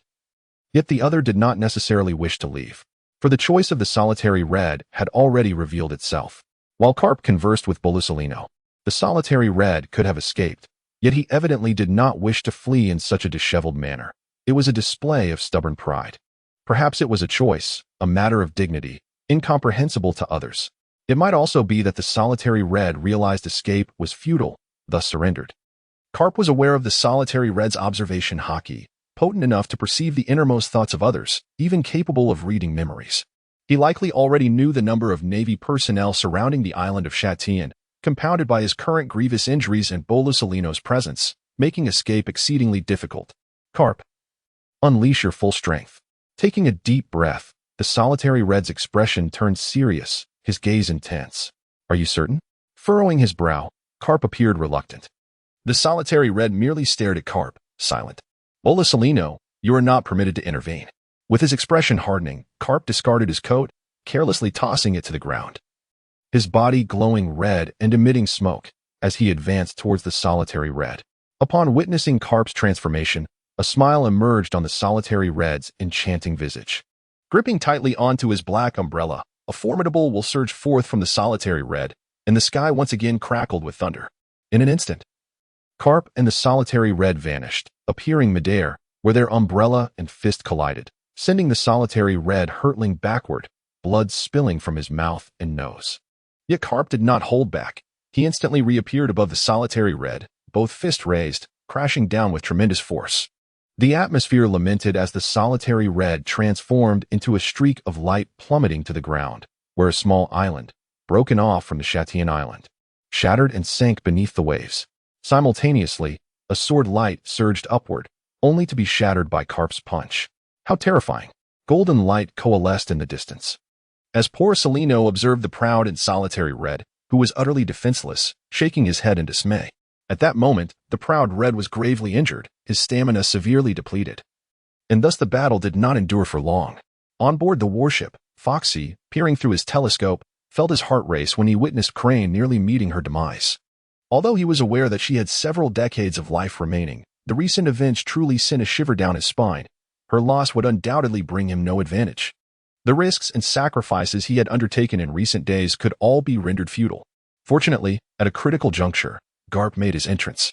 Yet, Garp appeared exceedingly formidable. Perhaps due to the haste of his arrival, enveloped in a shroud of hockey, resembling a humanoid dragon of deep azure hues. Foxy, barely able to comprehend the swift movements, suddenly beheld the unannounced arrival of Garp, who then sent the proud red flying, thereby rescuing Tsuru. Garp's hair remains as dark as ever, and his imposing demeanor exudes an aura of peak vitality. Truly, he is a hero of the Navy. Even after 2 decades, he retains the ferocity of a tiger. However, it seems this old fellow holds a significant regard for Tsuru, as evidenced by his urgent demeanor. Could there be a deeper connection? There have been speculations among fans suggesting that Tsuru might be Garp's wife or lover, yet Foxy finds this possibility rather implausible. If Tsuru were indeed Garp's spouse, it is unlikely that Dragon would have established the Revolutionary Army. Moreover, Luffy would not have been raised by a band of pirates. A mother's love is indispensable and irreplaceable within a family. Furthermore, during the Marineford War, Tsuru did not exhibit any concern for Luffy, leading to an undeniable conclusion. Tsuru shares minimal connection with Luffy, the sole link being her friendship with Garp. By familial terms, Luffy might refer to Tsuru as aunt, although, given the generational hierarchy, it would be more appropriate for him to call her grandma or Granny Tsuru. Such musings are merely Foxy's fanciful speculations. Who knows how long One Piece will continue its serialization? Perhaps Oda may not even complete it before his time comes. Even if it were to conclude imminently, he would not be around to witness it. Wait, is that the perverted monkey? Thoughts flickered through Foxy's mind, and in the blink of an eye, he beheld the battlefield where the lewd monkey made a rather flamboyant entrance. Surprisingly, the manner of his arrival was rather dashing, though his appearance was somewhat disheveled. Even more haggard than Foxy himself. This simply would not do. He must undergo cosmetic enhancement. Gazing at the lewd monkey, Foxy became increasingly resolute in his decision to alter his looks, for he felt as though a thorn were lodged in his heart. An agonizing reminder that could neither be extracted nor ignored. Calculating the passage of time, he surmised that Borsalino must now be in his 30s, likely having ascended to the rank of vice admiral. However, he had not anticipated that he would have been so disreputable in his youth. While the exact timeline eluded Foxy, he could infer that Borsalino was indeed formidable now. The glint-glint fruit was truly a spectacle, and he yearned for it. With the arrival of Carp and the lewd monkey, Foxy realized that Crane's demise was inevitable, while the solitary red would soon commence a lengthy 2-decade imprisonment and impel down, though he would ultimately succeed in escaping. As Foxy indulged in his musings, a canine-headed warship drew near, and numerous powerful Navy officers leaped onto the vessel where Foxy stood. One individual, in particular, caught Foxy's attention, the future Marine Admiral Akiji, originally known as Kazan. Dressed in a white vest and deep blue shirt, he stood tall and slender, appearing as though he had just awakened from slumber. He looked quite youthful. Foxy speculated he was likely between 25 and 30 years old, presumably also a vice admiral. As he surveyed his surroundings, Foxy hoped to catch a glimpse of the man who embodied absolute justice. The critics were certainly the most abundant among all characters in One Piece. Indeed, he was Sakazuki, the future Admiral Akainu, who would ascend to the position of Fleet Admiral. Foxy felt little towards Akainu, as he was not one to idolize celebrities, especially not mere animated figures. Positioned at the periphery, Foxy observed as Yafiel and others conversed with Kazan, who rubbed his eyes and stifled yawns, occasionally nodding in response, seemingly oblivious to the content of their discussion. Foxy's gaze remained tranquil, for he was aware that such composure stemmed from the advantages of strength, allowing one to act at will. Had it been anyone else with lesser power exhibiting such arrogance, they would have likely been swiftly taught the ways of humility. He envisioned a future where he would stand at the center of attention, surrounded by admirers, rather than existing on the periphery, inconsequential and lacking in presence. Currently, he felt like a mere minnow, devoid of any qualifications, relegated to the sidelines as a spectator. The correlation between strength and status was undeniable, and he recognized that numerous opportunities still awaited him. Taking a deep breath, Foxy did not succumb to despondency. He refocused his gaze and lifted his binoculars toward the island of Sarton. At that moment, the battle had concluded, and Carp appeared in his line of sight, carrying the unconscious Goku, while Crane had located Sora and utilized her abilities to heal his injuries, ensuring that he was no longer in mortal danger. Subsequently, Sora whispered something to the lecherous monkey, and in an instant, Foxy felt a flicker in his vision as the lecherous monkey materialized on the deck. When the golden light coalesced, it nearly blinded Foxy with its brilliance. Upon closer inspection, Foxy noted that Borsalino appeared even more disheveled. How could a person possibly look like that?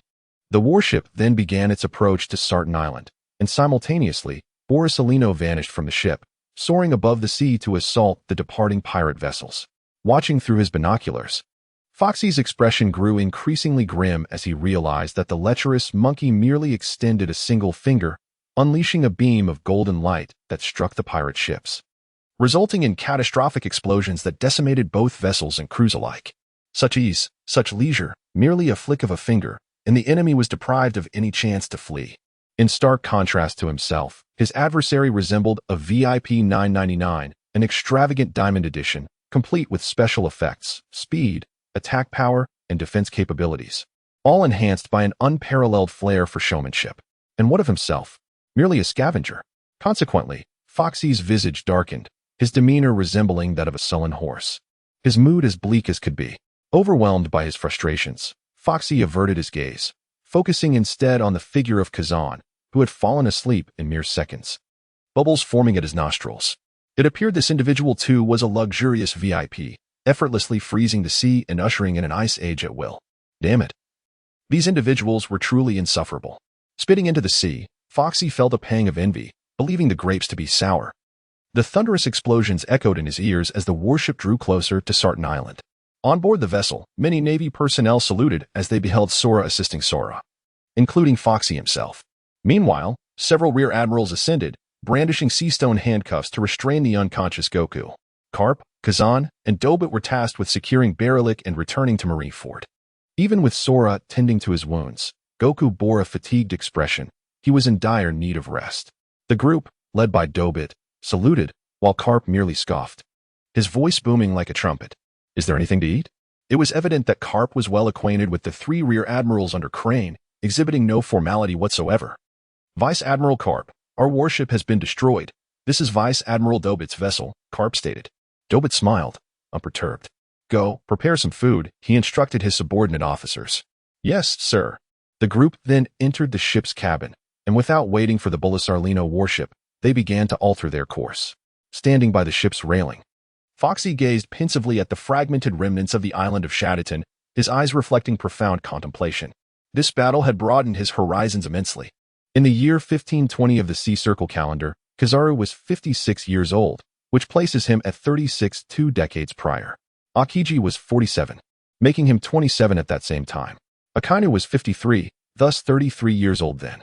Breaking news. The infamous Red Baroque-led field has been captured by the Navy on the Shaditon Islands in the New World, charged with the murder of a celestial dragon. This shocking revelation, on par with the likes of Whitebeard and Gold Lion, echoes across the world as the heroic Carp of the Navy apprehended the notorious figure just days ago. The world trembles as countless news birds scatter in all directions, whether from the Navy or other kingdoms, Even commoners are willing to spend 100 berries for a news report. The events chronicled within are akin to a bombshell, igniting a fervor of astonishment and incredulity. How could it be possible that the formidable Red Baroque was captured by the Navy? This was a being comparable to Whitebeard, who fought valiantly for 10 consecutive days and nights, ultimately succumbing to exhaustion and being apprehended by the heroic Carp. The recent triumphs of the Navy, with their 3 monstrous admirals capturing numerous pirates worth billions, have instilled a sense of trepidation among many pirate crews. The Navy now stands as an overwhelmingly powerful force, led by Fleet Admiral Kong, alongside Vice Admiral Sengoku, Black Arm Zephyr, and the relentless hero Carp, with the indomitable strategist Crane by his side. Most notably, the 3 nature element admirals, Akainu, Kizaru, and Akiji, further bolster the Navy's formidable reputation.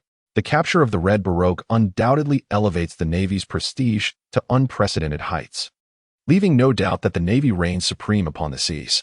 In the South Sea, on the island of Badalira, an ordinary isle, seemingly isolated from the world, faces the ocean with its mountains behind.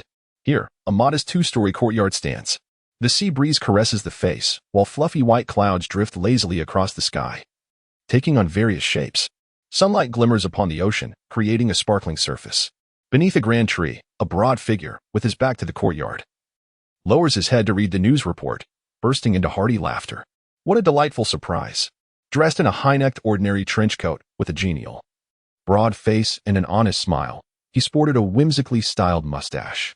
His piercing eyes shone brightly, hinting at an indomitable spirit and overwhelming charisma. Yet his complexion bore an unusual pallor. Indeed, this was the man whom the Navy had long sought to capture, the infamous pirate king, Gold. Roger. His true name, however, was Gold. Roger. Aside from the obstructions imposed by the world government, no one else seemed to care about the name's significance. A year had passed since he claimed the title of Pirate King, yet for reasons unknown, the venerable Roger had chosen to retreat to this place. While the renowned Roger pirates had long since disbanded, sitting cross-legged upon the grass, Roger perused the newspaper, unable to suppress a fit of coughing. The wind howled outside. A gentle voice broke the silence. A woman clad in a white dress, her golden waves cascading down, adorned with a red hibiscus hairpin.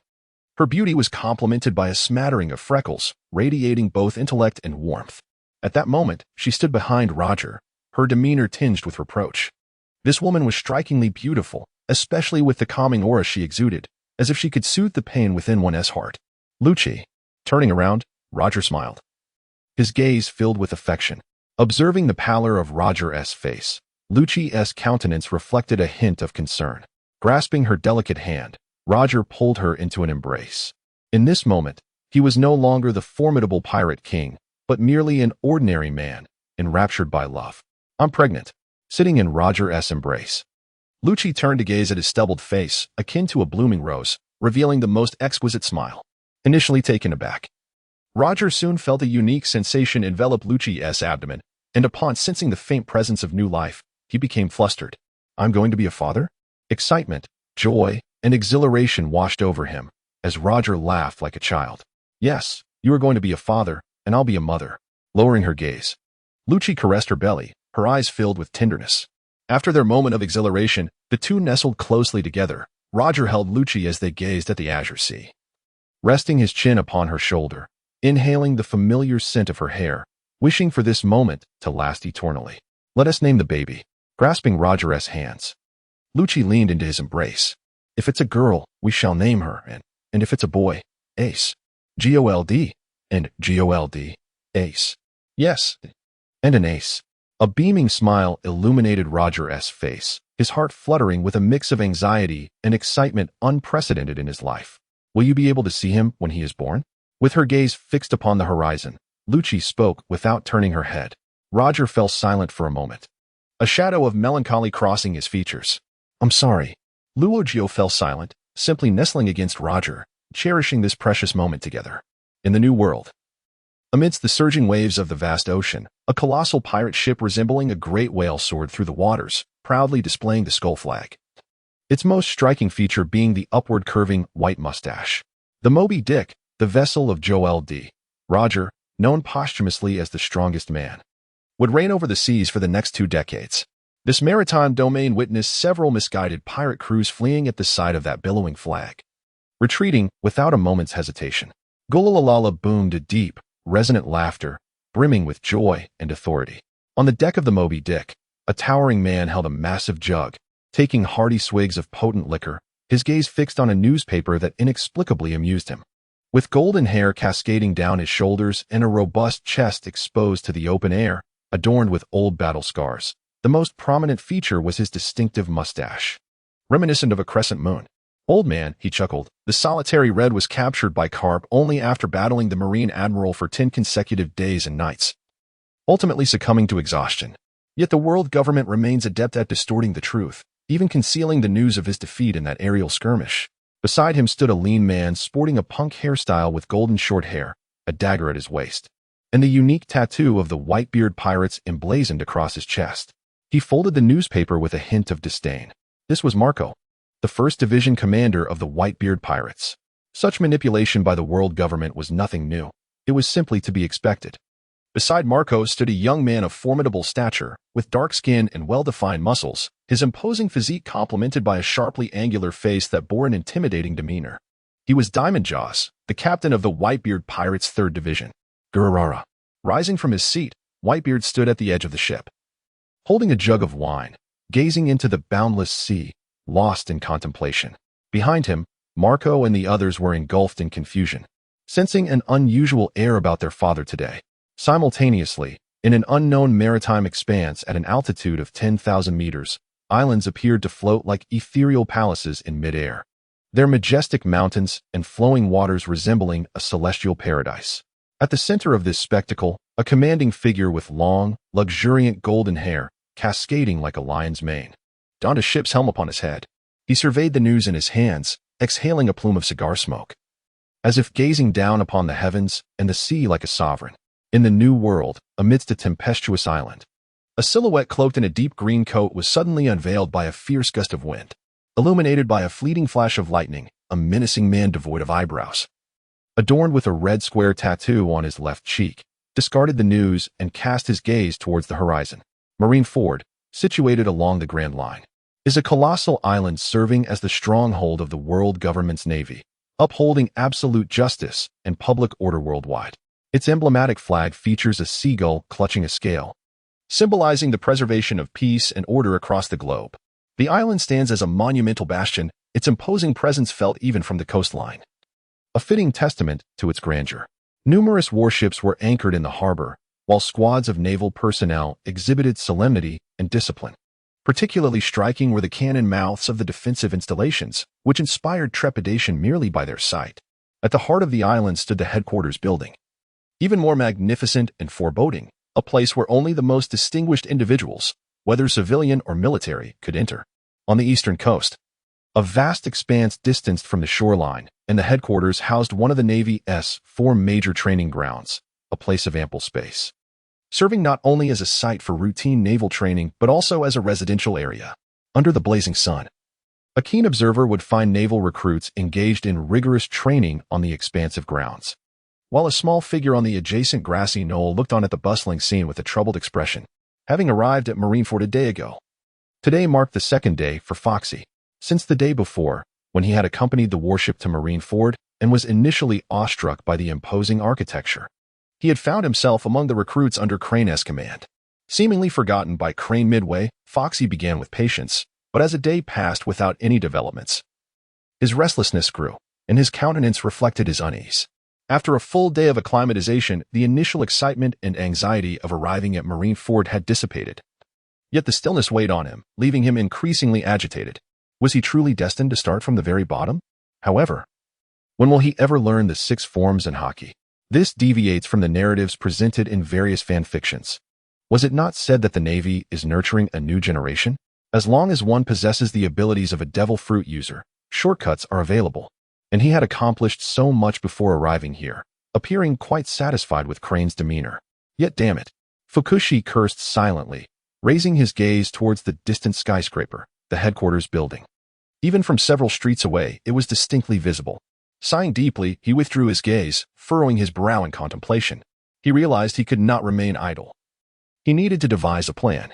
Observing the recruits on the training grounds, drenched in sweat, he made a decision.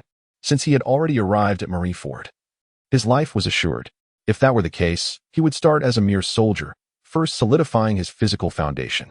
It seemed both the sixth forms and hockey required exceptional physical prowess. Since he had time on his hands, he might as well train alongside them. Brushing the dust from his pants, Fukushi sprinted towards the training field, joining the familiar recruits in their exercises. He mirrored their every move, and within mere minutes, he was drenched in sweat and panting heavily. The training regimen was evidently structured and far more effective than the haphazard practice he had engaged in back in his village. Thus, Fukushi gradually integrated himself into the routine, rising early and working hard without a moment's respite. The experiences of the past few days had left an indelible mark on him. He understood that by sweating now, he could potentially reduce his future suffering. Unbeknownst to him, 3 days had slipped by, and it had been 6 days since Fukushi arrived at Marineford. Throughout this time, no one had attended to him. Although his expression remained inscrutable, his heart was a tempest of curses directed at Crane, releasing all his frustrations through training. Little did he know that each of his actions was reported daily to Crane.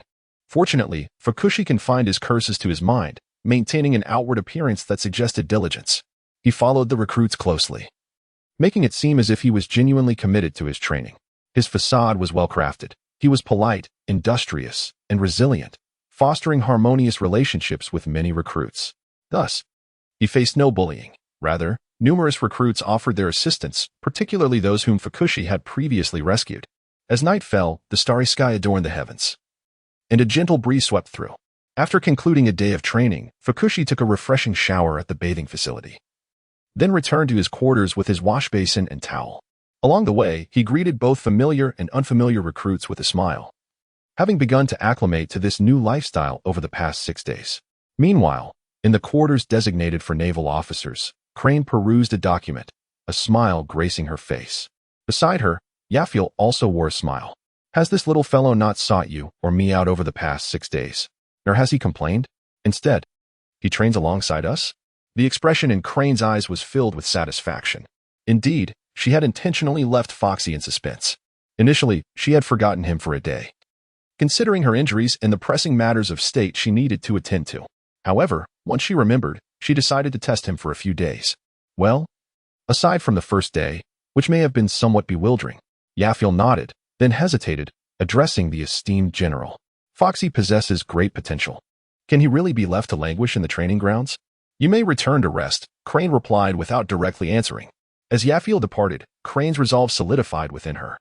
The next morning, Foxy rose early alongside the other sailors. After resolving the morning meal, he made his way to the training grounds.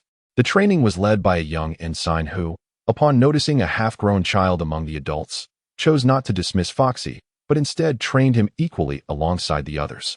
It was evident that someone had given prior instructions. Meanwhile, in the office of Admiral Kong within the headquarters building, a small meeting was taking place. Present were Sengoku, Zephyr, and Crane, while Garp was likely already at the world's foremost prison, impelled down, tasked with escorting the formidable red-haired Shanks, accompanied by Akainu, Fujitora, Kazan, and other vice admirals and rear admirals. The discussions among Kong and the others undoubtedly revolved around pirate affairs, such as the movements of Whitebeard, Big Mom, and Kaido of the Beast Pirates. This could be considered a routine meeting. With the capture of red-haired Shanks, the pressure on Kong had significantly lessened. The troublesome faction in the Holy Land had also diverted their attention, and everything seemed to be returning to normalcy. Let us adjourn the meeting if there is nothing else, Kong said, looking up at Sengoku and the others from behind his desk. The three immediately exited the office, but Crane intercepted Zephyr outside. Clad in a sharp, fitted uniform and draped in the Navy's justice coat, Zephyr's muscular arms hinted at explosive strength. Little Crane? What brings you here? Zephyr inquired, puzzled by her interruption. I encountered a remarkable young fellow during my recent outing and would like you to mentor him. Crane spoke candidly, revealing her intentions without reservation. For you to take notice. This young man must indeed be impressive, Sengoku, who had lingered nearby, interjected with curiosity. Very well, I shall remain in Marineford for a time. Tell me more about him. Zephyr responded, not declining the request. In his spare moments, he often visited the academy to nurture the new generation of naval forces. His name is Foxy, 14 years old, and a user of a devil fruit. As the three walked side by side, Zephyr and Sengoku initially dismissed the information, but gradually, astonishment began to dawn upon them. If what you say is true, then this child indeed possesses considerable promise. Zephyr harbored no doubts about Crane's gaze. He sensed that this little fellow was quite to his taste. Even Sengoku took notice. Moreover, there were no discrepancies regarding Foxy.A's identity: polite, possessing a sense of justice, courageous, endowed with commendable abilities from his devil fruit, resilient, and brimming with potential. In Crane's youth, her worship was populated solely by female soldiers. Though occasionally male soldiers were present, I have indeed invested considerable effort in researching this. The heavens continued to sparkle with stars, while on the horizon, the sea and the morning embraced each other in the first light of dawn, slowly revealing a crimson orb above the horizon. A new day had dawned anew. The dormitory alarm clock rang, prompting Foxy to reflexively sit up from his bed, clutching his basin, toothbrush, and towel. Simultaneously, the other sailors in the dormitory mirrored Foxy's actions, albeit with swifter movements. After spending a good 15 minutes freshening up, they dashed towards the training ground.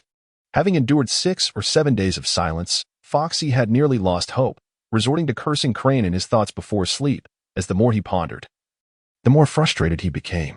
However, today brought an unexpected surprise, for upon reaching the training ground, he spotted Crane there. A wave of joy washed over him. Her presence so early in the day likely indicated a connection to himself.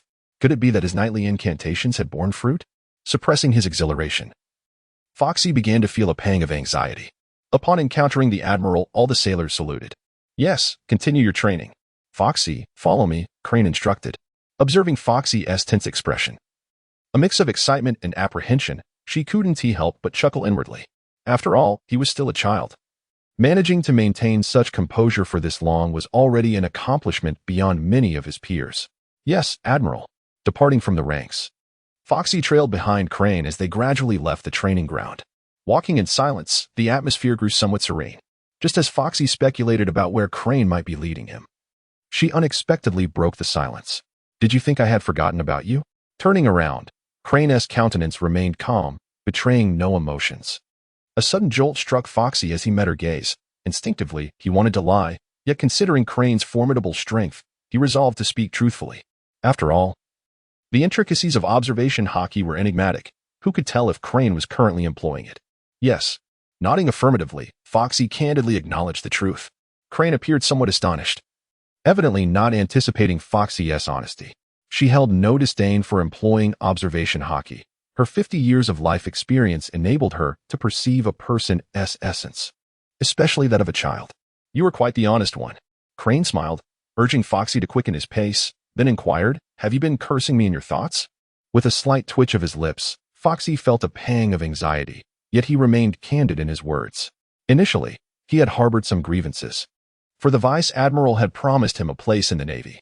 However, upon returning to Marineford, the Vice Admiral had neither inquired about him nor provided any employment opportunities.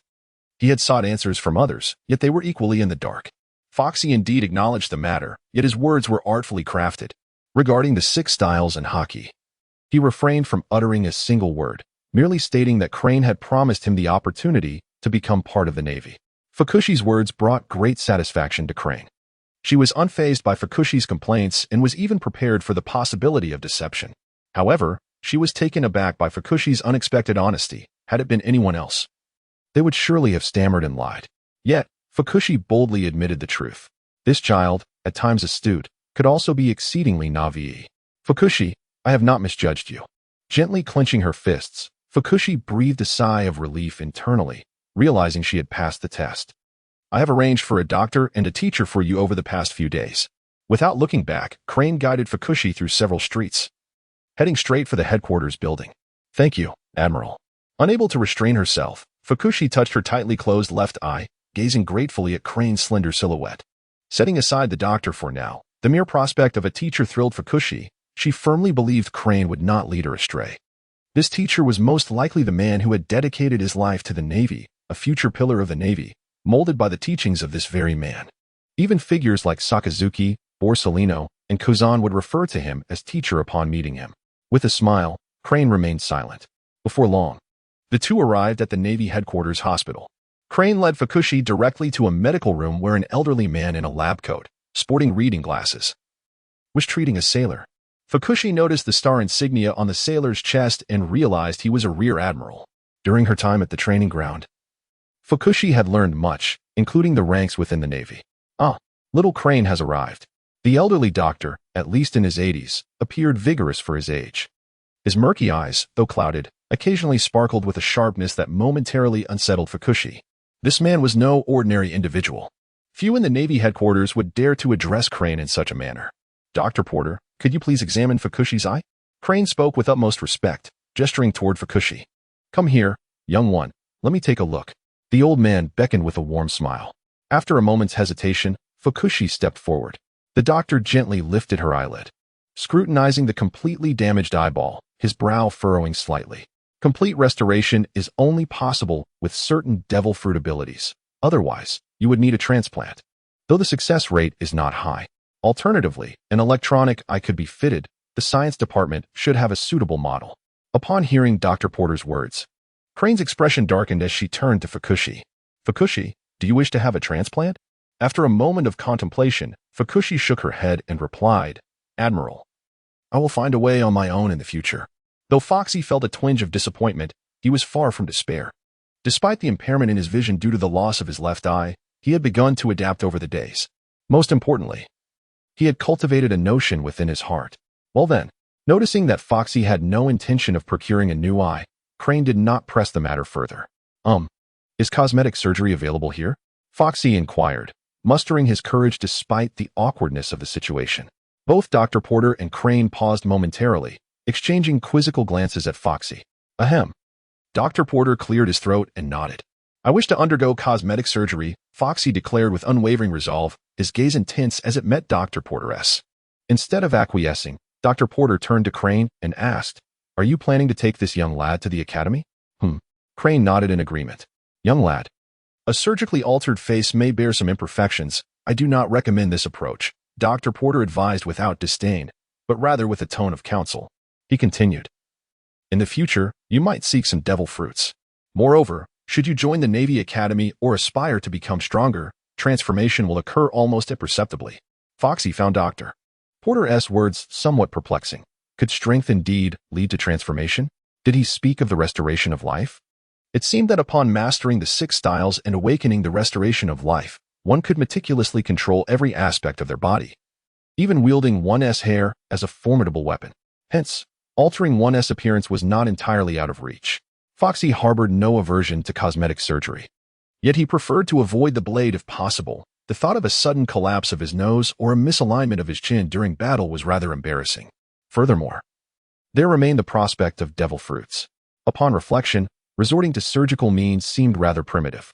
Most importantly, engaging in such procedures could also address concerns of longevity. Thus, the matter transcended mere cosmetic surgery. It intertwined with Foxy's dignity as a man. "Thank you for the reminder, Doctor."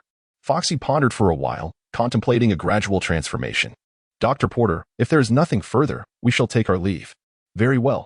Before departing, Foxy bowed to the elderly gentleman and hastily pursued Crane. Along the way, curiosity about the old man gnawed at Foxy, prompting him to inquire with Crane, who revealed that this venerable figure had served in the Navy alongside Kong. Was he not akin to a wandering monk? The Navy indeed harbors formidable talents, as Foxy could intuitively perceive that this elderly gentleman was not to be underestimated. In this world, where reason frequently falters, one should not assume that an old man is easily trifled with. Just a glance at Kong reveals the truth. Despite being over 80 years of age, enduring 10 days and nights would exhaust even the mightiest of men. Yet this old fellow possesses a resilience akin to that of a bull. When he decides to unleash his fury, the youth are rendered inconsequential. It is no wonder he can command respect so effortlessly.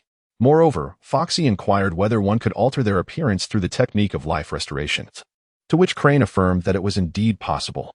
However, he was not foolish enough to press further on that matter.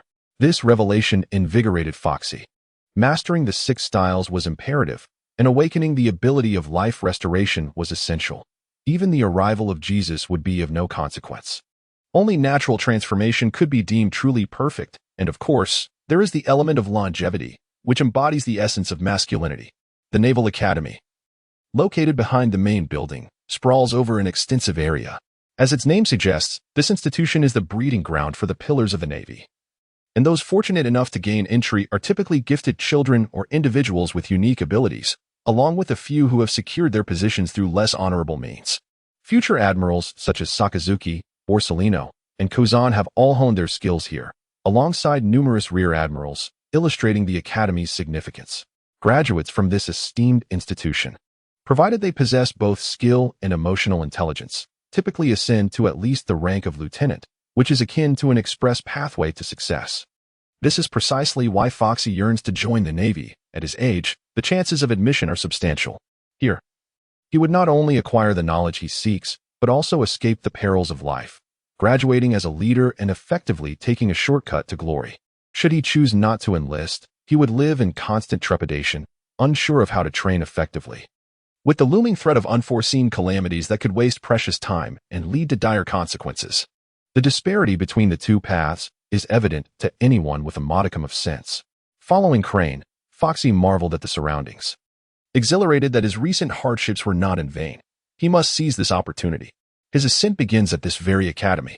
After navigating a vast training ground, Foxy observed numerous children, not much younger than himself, diligently training, perspiring as they executed various extreme maneuvers. Merely watching them was enough to induce a twinge of discomfort in Foxy. Among them was a young girl, an exquisite beauty even at her tender age, destined for greatness. Yet, from the looks of her training, it seemed he was not her match. As Foxy watched these children, several pairs of eyes turned towards him, though they merely glanced and remained far more composed than he. Retracting his gaze, Foxy followed Crane into an office, which overlooked the training ground. No wonder the children were so diligent. They were under scrutiny. Indeed, it was this man. Observing the figure seated behind the desk filled Foxy with excitement. Black Arm Zephyr, the current admiral of the Navy, a man who has devoted his life to justice and the Navy. In the future, many prominent leaders within the Navy would have benefited from his tutelage. There were even discussions suggesting that had Zephyr aspired to the rank of Fleet Admiral, Sengoku would have had little chance. However, as a friend of Sengoku, he seemed disinterested in power. At present, Zephyr was in the prime of his life, his hands intact, yet his journey has been fraught with challenges. He entered the Naval Academy alongside contemporaries such as Garp, Sengoku, and Crane, engaging in his first combat at the age of 18, mastering the 6 styles by 28, and becoming a formidable user of armament hockey by 34, earning him the moniker Black Arm during that era. He ascended to the rank of Admiral at 38, married the same year, and welcomed his son at 39. Yet, the nightmare was only beginning. At 42, his family fell victim to pirate brutality, igniting a profound hatred for pirates that led him to resign. However, he was persuaded to remain by Kong, Sengoku, and others. Despite this, he never lost faith in the Navy, retaining his admiral rank and later transitioning to a training role to cultivate future generations. Although he stepped back, he never hesitated to intervene in significant Navy matters requiring his expertise. Ultimately, at 65, while leading a training ship, he was assaulted by pirates, resulting in the loss of many beloved students, save for 1 or 2, and he subsequently lost his right hand. At 70, he replaced his right arm with a mechanical prosthetic and formed a pirate guerrilla unit to hunt down pirates relentlessly. At 73, upon learning that the pirate responsible for severing his arm had joined the Navy as a warlord, he began to harbor intense skepticism and distrust towards the Navy, ultimately resigning to establish the Neo Navy with the aim of eradicating pirates worldwide. Then came his fateful encounter with the destined son, Luffy, after which he was buried by Borsellino. Foxy was not entirely aware of the specifics of these events. He merely recognized that this man was a true embodiment of the Navy, purer than any other. His selfless contributions have facilitated the transition between generations within the Navy, a role that could stand alongside Sengoku's achievements during his tenure as Fleet Admiral. Foxy retained only fragmented memories of the events surrounding the Pirate King, recalling Luffy's experiences 2 decades later, and the timeline remained a tangled web, especially from 20 years prior. Thus, he could only speculate, piecing together fragments from forums and casual discussions, ultimately concluding that this man had likely lost his family. In all honesty, Foxy felt a pang of sympathy for this man, a lifetime of dedication resulting in such a tragic fate. From Zephyr's perspective, his friends Sengoku, Garp, and Crane were woefully incompetent, even unworthy of the title of friend, allowing a pirate who severed a comrade's arm to become a warlord. It is one thing to refrain from eliminating this pirate, but it is quite another to pour salt into Zephyr's wounds. Zephyr's departure from the Navy undoubtedly signifies a loss of hope for the organization. Yet the more profound reason may lie in his disillusionment with figures such as Sengoku. Anyone in his position would feel a deep sense of betrayal. This perspective is rooted in Zephyr's experience, yet from Sengoku's vantage point, it may be a necessity to maintain equilibrium among the powers at sea. Perhaps it is also an order from the Holy Land. The burden of anguish may not rest solely on Zephyr's shoulders, as Sengoku and others could be grappling with their own guilt and suffering. In their respective positions, they must navigate their responsibilities with diligence. Kazuki, you have arrived. Upon hearing a noise, Zephyr lifted his gaze from the documents, a smile gracing his lips as he looked at Kazuki. He then glanced at Foxy, rising from his desk to move to the adjacent sofa, gesturing for Kazuki to take a seat. I see those little ones on the playground are putting in a tremendous effort. Sitting down, Kazuki turned her attention to the youngsters training outside, some of whom cast furtive glances in their direction, only to quickly avert their eyes and resume their practice upon noticing Zephyr's gaze. They possess considerable talent. With proper guidance, they could become the backbone of the Navy in the future. Zephyr remarked with a smile, diverting his attention from the playground to pour Kazuki a cup of now-cold coffee. Once again, it is cold. Lifting the cup, Kazuki took a sip, her expression slightly displeased as she regarded Zephyr. Haha, all I have here is cold coffee. Behind them, Foxy stood quietly, maintaining a respectful demeanor. Zephyr and Kazuki seemed to have forgotten his presence, engrossed in their light-hearted conversation. In truth, Foxy felt a twinge of discomfort, yet he concealed it, patiently awaiting his turn in the dialogue. After a span of approximately 10 minutes, the conversation finally shifted to him. Zephyr, this is Foxy, the individual I mentioned to you previously. Kazuki indicated Foxy, introducing him to Zephyr. I have had the honor of meeting Admiral Zephyr. Fokushi dared not let his mind wander. As Crane introduced him, he stood upright and saluted Zephyr with a resounding and solemn voice, just as he had spoken to Crane. His demeanor was exceptionally courteous. Zephyr merely nodded. Is your name Fokushi? Indeed. He stood tall, fully aware that Zephyr was feigning ignorance, yet he responded earnestly. How old are you? 14. A user of a devil fruit ability? Yes. What prompted you to join the Navy? I seek strength. I yearn for vengeance. I aim to eradicate pirates, and I wish to live well. This is a promise I made with ABIs. Without alteration, Fokushi echoed his previous response to Crane, delivering it with unwavering conviction and determination. Not bad. Zephyr ceased his inquiries, casting a glance at Fokushi's closed left eye before turning to Crane. Their years of camaraderie allowed Zephyr to communicate his understanding with merely a look. I inquired with Dr. Porter about Fokushi's left eye. It can only be utilized through the power of a devil fruit. Very well, I shall accept this student. Crane departed, her exit serene. The office was now occupied solely by Fokushi and Zephyr.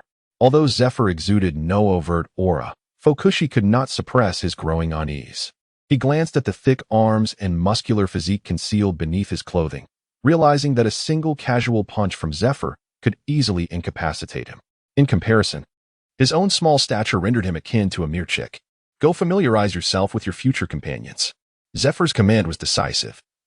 He rose and made his way towards the door without hesitation. Yes, Admiral Zephyr. Foxy followed closely behind, walking with resolute steps. From now on, address me as Teacher Zephyr. Without glancing back, Zephyr maintained a stern expression, devoid of any levity. Yes, Teacher Zephyr. For some inexplicable reason, Foxy felt a sense of anxiety and unease. Could it be that Zephyr's aura was simply too formidable? Gather. Zephyr commanded as he led Foxy to the training ground, his countenance severe. Foxy could keenly perceive the tremors of trepidation coursing through some of the children, likely in fear of Zephyr. Neatly arranged, a group of over a dozen children of varying heights and ages stood in 2 rows on the playground, their gazes fixed unwaveringly on Zephyr. Foxy introduced himself with a sense of formality. Indeed, wearing a serious expression, Foxy maintained a grave demeanor. It was not that he wished to be overly austere, rather, the formidable aura of Zephyr rendered the atmosphere distinctly heavy. I am Foxy, 14 years of age. I kindly ask for your support. Humph. Some children crossed their arms, regarding Foxy with an air of disdain, their eyes betraying their scorn, while others offered smiles that bore a hint of schadenfreude. Foxy felt a sudden pang of apprehension, sensing that these young children would prove to be difficult companions. Subsequently, as they gradually acquainted themselves, Zephyr commanded them to run 5 laps around the playground. Without any forewarning, the order was issued. Upon hearing this command, the children appeared as if they had been abandoned, their spirits deflated. Mr. Zephyr? A boy with short golden hair and a broad jaw, seemingly around 16 or 17, seemed poised to speak, yet before he could articulate his thoughts, a mere glance from Zephyr sent him shuddering in place. Jasper, add another lap. Is there anyone with questions? Zephyr surveyed the surroundings with a stern expression that resembled that of a demon, instilling a sense of dread in the dozen or so children, who dared not even breathe audibly. Why are you still standing there? Run, Zephyr bellowed. Yes, sir. Dust kicked up as the children, bathed in sunlight, began to circle the playground. Without needing further prompting from Zephyr, Foxy, understanding the gravity of the situation, trailed behind. However, as he surveyed the expansive playground, his heart sank. A preliminary estimate suggested that each lap measured no less than 8 or 9 kilometers, thus 5 laps. The intensity of the exercise was exceedingly high from the outset, clearly indicating that they were not regarded as human. Most troubling was the fact that these youngsters ran with remarkable speed, quickly distancing themselves from Foxy. Foxy exerted all her strength to pursue, yet could only gaze at its retreating figure. How ruthless it is!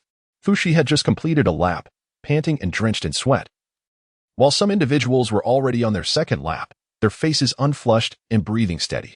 What left Fushi utterly speechless was a little girl in the crowd who outpaced him effortlessly. As she passed by, she flashed a sweet smile.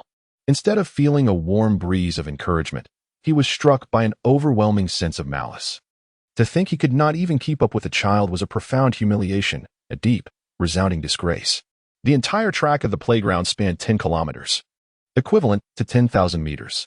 In his previous life, the tracks of many schools were typically around 400 or 500 meters, meaning this track was equivalent to 2,500-meter laps.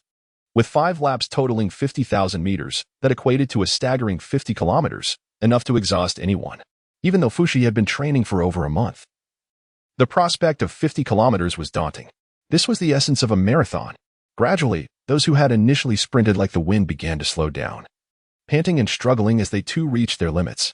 Foxy remained unhurried, leisurely jogging, maintaining a steady breath despite the beads of sweat cascading down his forehead and the growing fatigue in his legs. Among the crowd, 3 children led the charge, particularly a fierce little girl who astonishingly sprinted in the second tier, while Foxy trailed alone in the third, considerably ahead of the rest. The relentless sun bore down upon them, and gradually, the number of participants on the playground dwindled. They had completed 5 laps, leaving only Foxy and the formidable Jasper, who had one additional lap to conquer. Parched and exhausted, Foxy felt as though his legs belonged to someone else. Each breath a painful struggle, yet he persevered. Are you Foxy? Jasper queried, as they ran side by side, both on their final lap, Foxy on the 5th and Jasper on the 6th, panting heavily, drenched in sweat. Foxy turned to Jasper, a nagging sense of familiarity nagging at him. Why you? Hello, he gasped, his smile resembling more of a grimace than anything else. You're truly weak, Jasper scoffed disdainfully, dismissing Foxy without a second thought and swiftly outpacing him. Foxy's expression stiffened as he watched that swiftly retreating figure, an urge to unleash a slow-moving curse upon him bubbling within. How could such a young individual demonstrate such unkindness? Shouldn't he adhere to the conventional norms of offering assistance? Instead of lending a hand, he reveled in Foxy's misfortune. Foxy yearned to catch up and assert himself, yet his aspirations were thwarted by the limitations of his body. Nevertheless, the name Jasper resonated in his memory, the golden short hair, the prominent mouth, the broad chin, and a fierce demeanor unmistakably suggested a background steeped in the underworld. Unable to recall immediately, Foxy gritted his teeth and persevered. Though somewhat sluggish, he ultimately completed the run. Exhausted to the point of feeling like a lifeless dog, he leaned on his knees, gasping for breath, drenched in sweat and utterly disheveled. The onlookers regarded him with a mix of concern and incredulity. His physical condition was lamentably poor. Even Zephyr frowned in disapproval. Straightening his back, Foxy's breathing gradually steadied, yet his chest continued to heave violently and his legs trembled incessantly. Teacher Zephyr, I shall strive with all my might. Clenching his fists, Foxy's pride surged stronger than he had anticipated. Having painstakingly reached this juncture, he could not afford to pander to others or risk his life in vain. He must not falter now. With a sharp pain in his left eye, he reminded himself that he had faced dire threats before, so what was there to fear? Moreover, The matter of his appearance was at stake. He could not afford to be careless. You must indeed exert yourself. I will not treat you any differently simply because you are recommended by Crane. Everyone here is in the same boat. Thus, the days ahead will be spent in a veritable hell where a moment's negligence could prove fatal. Casting a glance at Foxy, Zephyr then turned his icy gaze toward Jasper and the others. Swallowing hard, the group held their breath. They had only joined the academy for a mere 10 days to a fortnight at most, with the longest among them having been there for just a couple of months, making Zephyr's temperament still an enigma to them. That will be all for today. Return and rest well. Tomorrow, we commence formal training. If you fail to meet my standards, you will soon understand the consequences. Drake, take Foxy to your dormitory. The rest of you are free to disperse. Zephyr did not wait for responses, and, in the blink of an eye, vanished before them. As they witnessed Zephyr's sudden disappearance, the students exhaled in relief, for the weight of his presence had been overwhelmingly oppressive. Follow me. A boy with a hooked nose and a cross-shaped scar on his chin approached Foxy with a cheerful demeanor. Are you Drake? Foxy paused slightly, a conjecture forming in her mind, though she dared not voice it. Is there a problem? Drake inquired as he accompanied Foxy towards the dormitory, his eyes twinkling with curiosity. Are you perhaps a Zoan-type ability user? The more I observe Foxy, the more I cannot help but wonder if this individual might truly be one of the forthcoming superstars. How can you be so certain? Drake appeared momentarily taken aback, as if he were just now becoming acquainted with this figure adorned with a long, crimson nose. Are you truly Drake? Foxy remained calm, though a sense of restlessness stirred within him. This individual was indeed a rebellious one, destined to become one of the notorious figures in the age of piracy after defecting to the Navy. It was surprising to learn that he had once been educated by Zephyr in his youth. When the supernovas first emerged, this fellow appeared quite serious. How could he have been so cheerful and innocent as a child? Indeed, people do change. Moreover, he had already consumed a devil fruit, specifically an ancient carnivorous dinosaur. The exact type of dinosaur eludes Foxy's memory. It is no wonder he was among the leaders. After all, the powers of the devil fruit were undoubtedly a significant asset. Zoan-type fruits are renowned for their remarkable stamina, making his position as a front-runner quite justified. Wait, if Foxy recalls correctly, this guy's father had obtained the surgery fruit intending to sell it to the world government, only to be thwarted by Doflamingo's brother, Corazon, who ultimately fed it to law. The surgery fruit, aside from its potential for cosmetic alterations, could grant the ability to perform ageless surgery, which made Foxy salivate with desire. How frustrating. He needed to find a way to seize control of the surgery fruit for himself. Foxy, already somewhat fearful of death, had gone to great lengths to present himself as capable. After all, who would not want to live longer? It seemed essential to cultivate a good relationship with this young man. Given the time, Drake's father was still in the Navy and had yet to acquire the surgery fruit, presenting Foxy with a significant opportunity, indeed, a grand opportunity. However, when had this individual betrayed the Navy? As these fleeting thoughts crossed his mind, Foxy regarded Drake with a gaze filled with goodwill. Thus, under Foxy's deliberate efforts to befriend him, the two boys gradually grew closer. From Drake, he learned that he was only 13 years old and had already consumed the Zoan-type, ancient species, Allosaurus fruit, while his father currently served as a Navy officer. Perhaps the influence of his father's eventual defection had profoundly affected him, rendering him far less carefree than in his childhood. He had only recently joined the Navy Academy. Additionally, through Drake, Foxy began to recognize other cadets, discovering that there were more than just Drake among the Navy's traitors. There was Gasper, the boy with golden short hair and a somewhat fierce appearance, who looked down upon Foxy. No wonder Foxy found him familiar. It turned out he was also a rebellious spirit, a character from the film Death's End Adventure. Gasper was a devil fruit user with the powers of the paramecia type. Sugar fruit, also known as the malt candy fruit.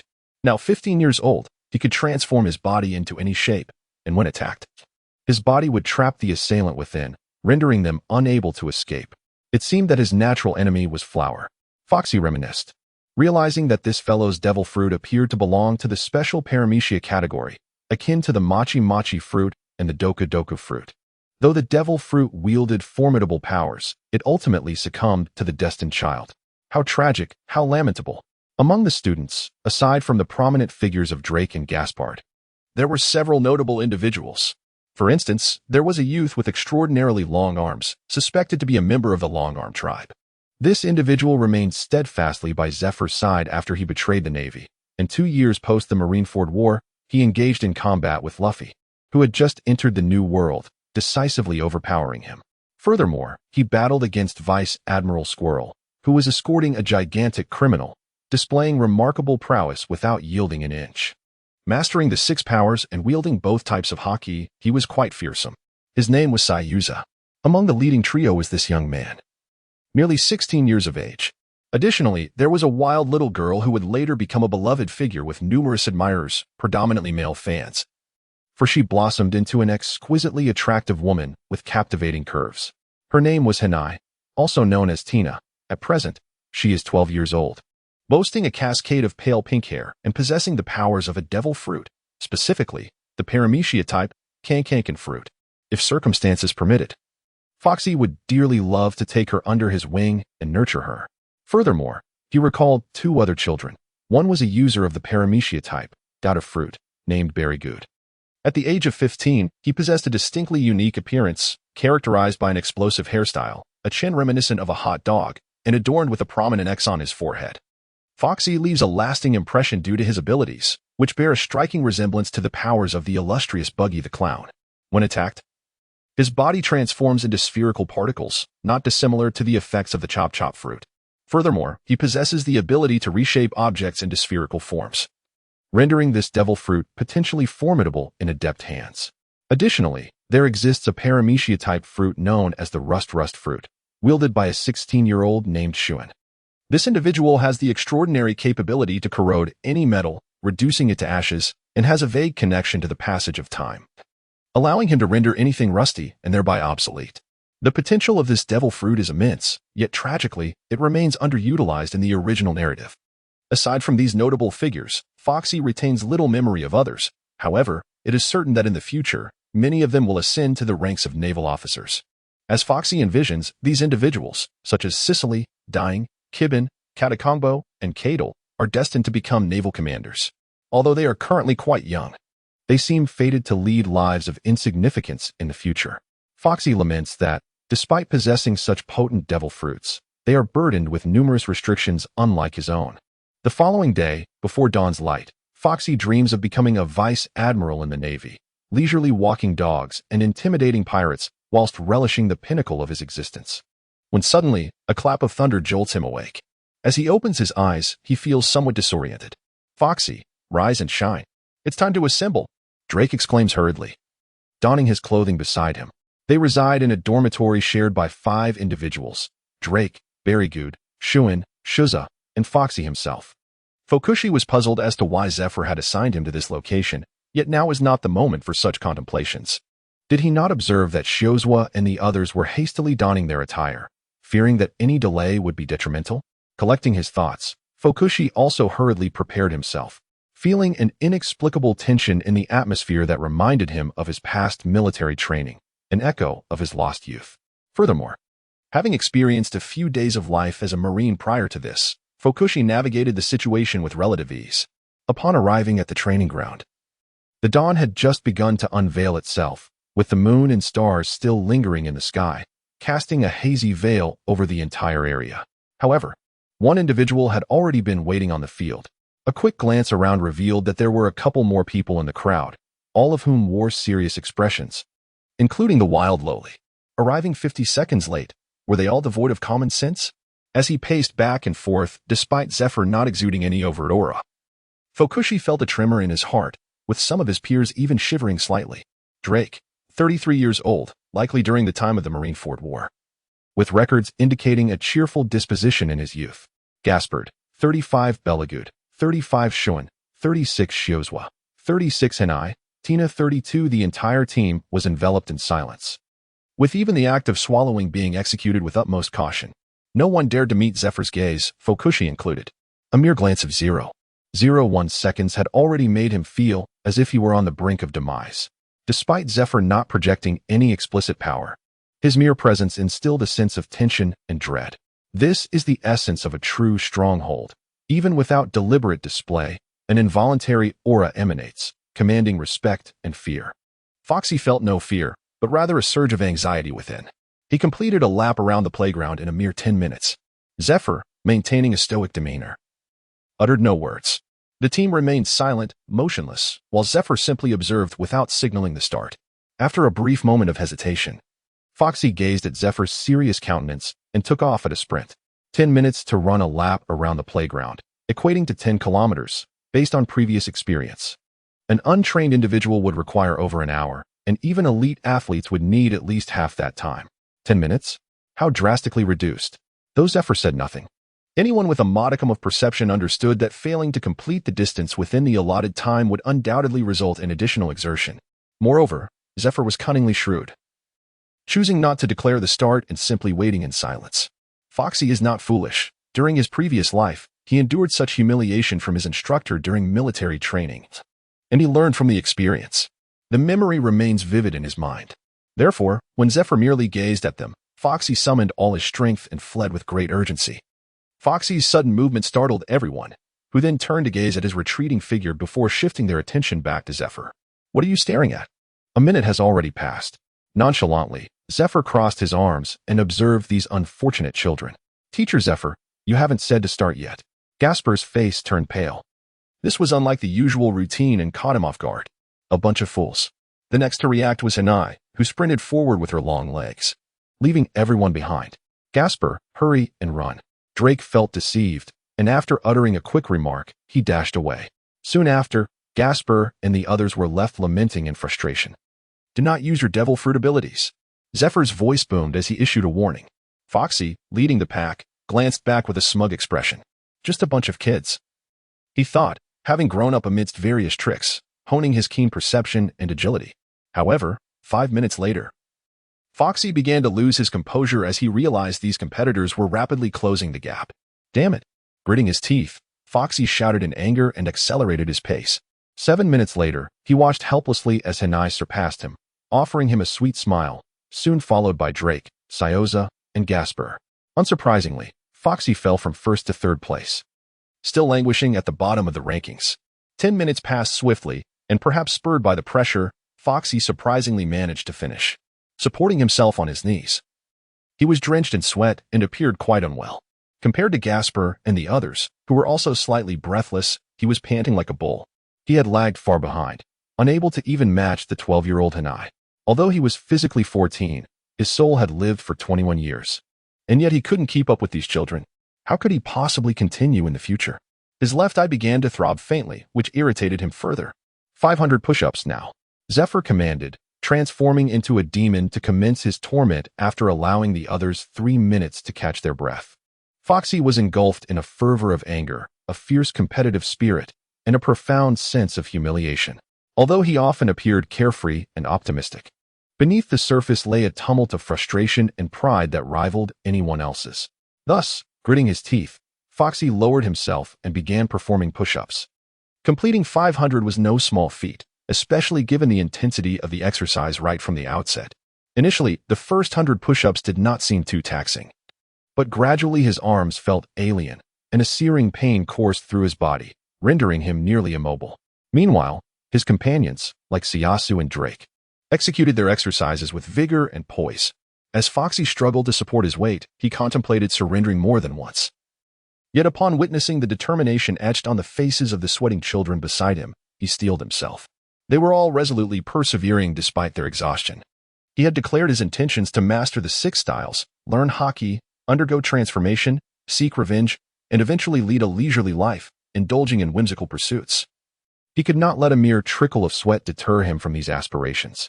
Internally, he roared in defiance, his right eye bloodshot, summoning an inexplicable strength to rise and fall as if his body belonged to someone else, pushing himself to the limits. Zephyr, observing Foxy's efforts, remained impassive as he stood before everyone. Upon completing the 500 push-ups, Zephyr granted a brief 5-minute respite before commanding the group to undertake 500 sit-ups, 500 squats, and 500 pull-ups, among other exercises Foxy could scarcely comprehend. During the grueling session, he succumbed to dehydration 5 times and fainted twice. Yet Zephyr relentlessly compelled him to rise and continue training, showing no regard for Foxy's dignity as he reprimanded him harshly. "Among all of you, your physical capabilities are the weakest. If I were you, I would either exert 10-fold or 100-fold effort or leave. Even Nami can manage this. She is 12, while you're 14, and she is a girl. If you cannot endure, I could easily have Crane escort you back. To become a true powerhouse, one must be prepared to face the peril of death in training, for all strong individuals have traversed this path. The amount of sweat, blood, and tears shed will ultimately determine one's future achievements. In that moment, humiliation and Foxy was unaware of how she ultimately reached this point. Nor could she recall what she had consumed or immersed herself in. In the dead of night, she awoke suddenly. Her entire body racked with excruciating pain akin to being pricked by countless needles. Bathed in the silvery light of the moon, she sat on her bed. Observing Drake and the others, who were snoring peacefully, her expression hauntingly calm. Perhaps it was due to habit. Foxy touched her left eye, her demeanor frigid. Rising from her bed, a look of anguish crossed her face as she quietly left the dormitory and made her way to the playground. Clenching her fists, she gazed at the crescent moon above, reflecting on Zephyr's words that her efforts, even if doubled or tripled, were still insufficient. She needed to exert tenfold, 100-fold. Yet, at the tender age of 14, she recognized that overtraining would only lead to detrimental consequences. Foxy did not resolve to tirelessly pursue rigorous training due to the provocation. Rather, he sought to develop the powers of the devil fruit. His plan entailed strengthening his physique during the day and honing his devil fruit abilities at night.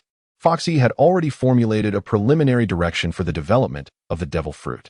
The fundamental objectives included accelerating the speed of his slow circle, deepening the duration of the slowdown, and minimizing the cooldown period. Compared to formidable opponents, the efficacy of the slow circle diminished significantly, seemingly countered by the use of haki. For instance, the giant axe pirate whom Foxy assisted in defeating, although on par with Yafiel, could only be slowed for a mere 3 to 4 seconds when struck with haki, instead of the expected 8 to 9 seconds. The drawbacks were indeed numerous. Additionally, he contemplated drawing inspiration from the paw fruit and the garo fruit, aiming to mitigate various forms of damage and negative effects or to unleash a multitude of slowing light points over a vast area. These strategies were within his reach. With determination, Foxy commenced his training, releasing the slow circle with both hands, amplifying its speed, duration, and cooldown. The next day, before dawn, everyone was assembled on the training field. Foxy had not practiced for long the night prior. His body could hardly endure, and he had only managed 2 hours of training before succumbing to a heavy slumber. This morning, he struggled to rise, noticing that everyone appeared somewhat dispirited. After 2 laps, taking 25 minutes, Zephyr briskly ordered, "Let us get moving to awaken your senses." No one hesitated this time. All were yawning or blinking drowsily, their faces reflecting agony as they sprinted. To be honest, it was excruciating, both physically and mentally. Foxy felt utterly drained. Yet, he gritted his teeth and persevered, gradually entering a state of mental emptiness as he continued to run. Breathless, yet resolute, upon completing the run, everyone longed to collapse onto the ground, but Zephyr had made it clear, anyone who dared to lie down would have to keep running. Very well. Observing that everyone had completed their task, Zephyr paced back and forth. "You have 20 minutes for your meal. Move it." After running 20 kilometers, the mere mention of food provoked a chorus of protests from their stomachs. Arriving at the dining hall, the aroma of meat wafted through the air. Each table was already laden with food, meat, vegetables, and soup. Most notably, the soup bore an assortment of peculiar flavors. It appeared that Foxy had consumed these dishes in a daze the previous day. The meat was from sea kings, designed to enhance their physical capabilities, while the soup was made from sea king marrow, intended to transform their constitution. Eat as much as you can, for future training will be even more arduous. Besides meals, you must also take the blood tonic prepared by the dormitory staff every night before bed. Understood, they replied. Zephyr joined at the table to enjoy his breakfast while all the trainees began to devour their meals ravenously. Each individual, including Foxy, had an impressive appetite. Foxy had never fathomed that he could consume so much, surpassing even the mightiest of swine. As he savored the succulent morsels and inhaled the fragrant broth, his mind grew ever clearer. He recalled with certainty that the very sustenance he had indulged in yesterday, followed by a restorative bath, was precisely what Zephyr referred to as the blood elixir. It was no wonder Zephyr regarded them with such disdain. It was apparent that the meat of the colossal sea creatures and the rejuvenating bloodbaths were augmenting their physical prowess. In this world, the resilience of creatures was indeed formidable. Take the sea kings, some of whom were larger than islands themselves. One could only wonder what sustenance allowed for such extraordinary growth. Such defiance of nature surely bore significant benefits. Joining the Navy had undoubtedly been a wise choice. The nutritional provisions alone were extravagantly generous. had he not enlisted. The prospect of feasting on sea kings or bathing in blood elixirs would have been utterly unattainable. Merely finding sustenance would have been a challenge. In a mere 20 minutes, swifter than he had anticipated, Foxy consumed a meal substantial enough to sustain an ordinary person for 10 days, an astounding testament to his voracious appetite.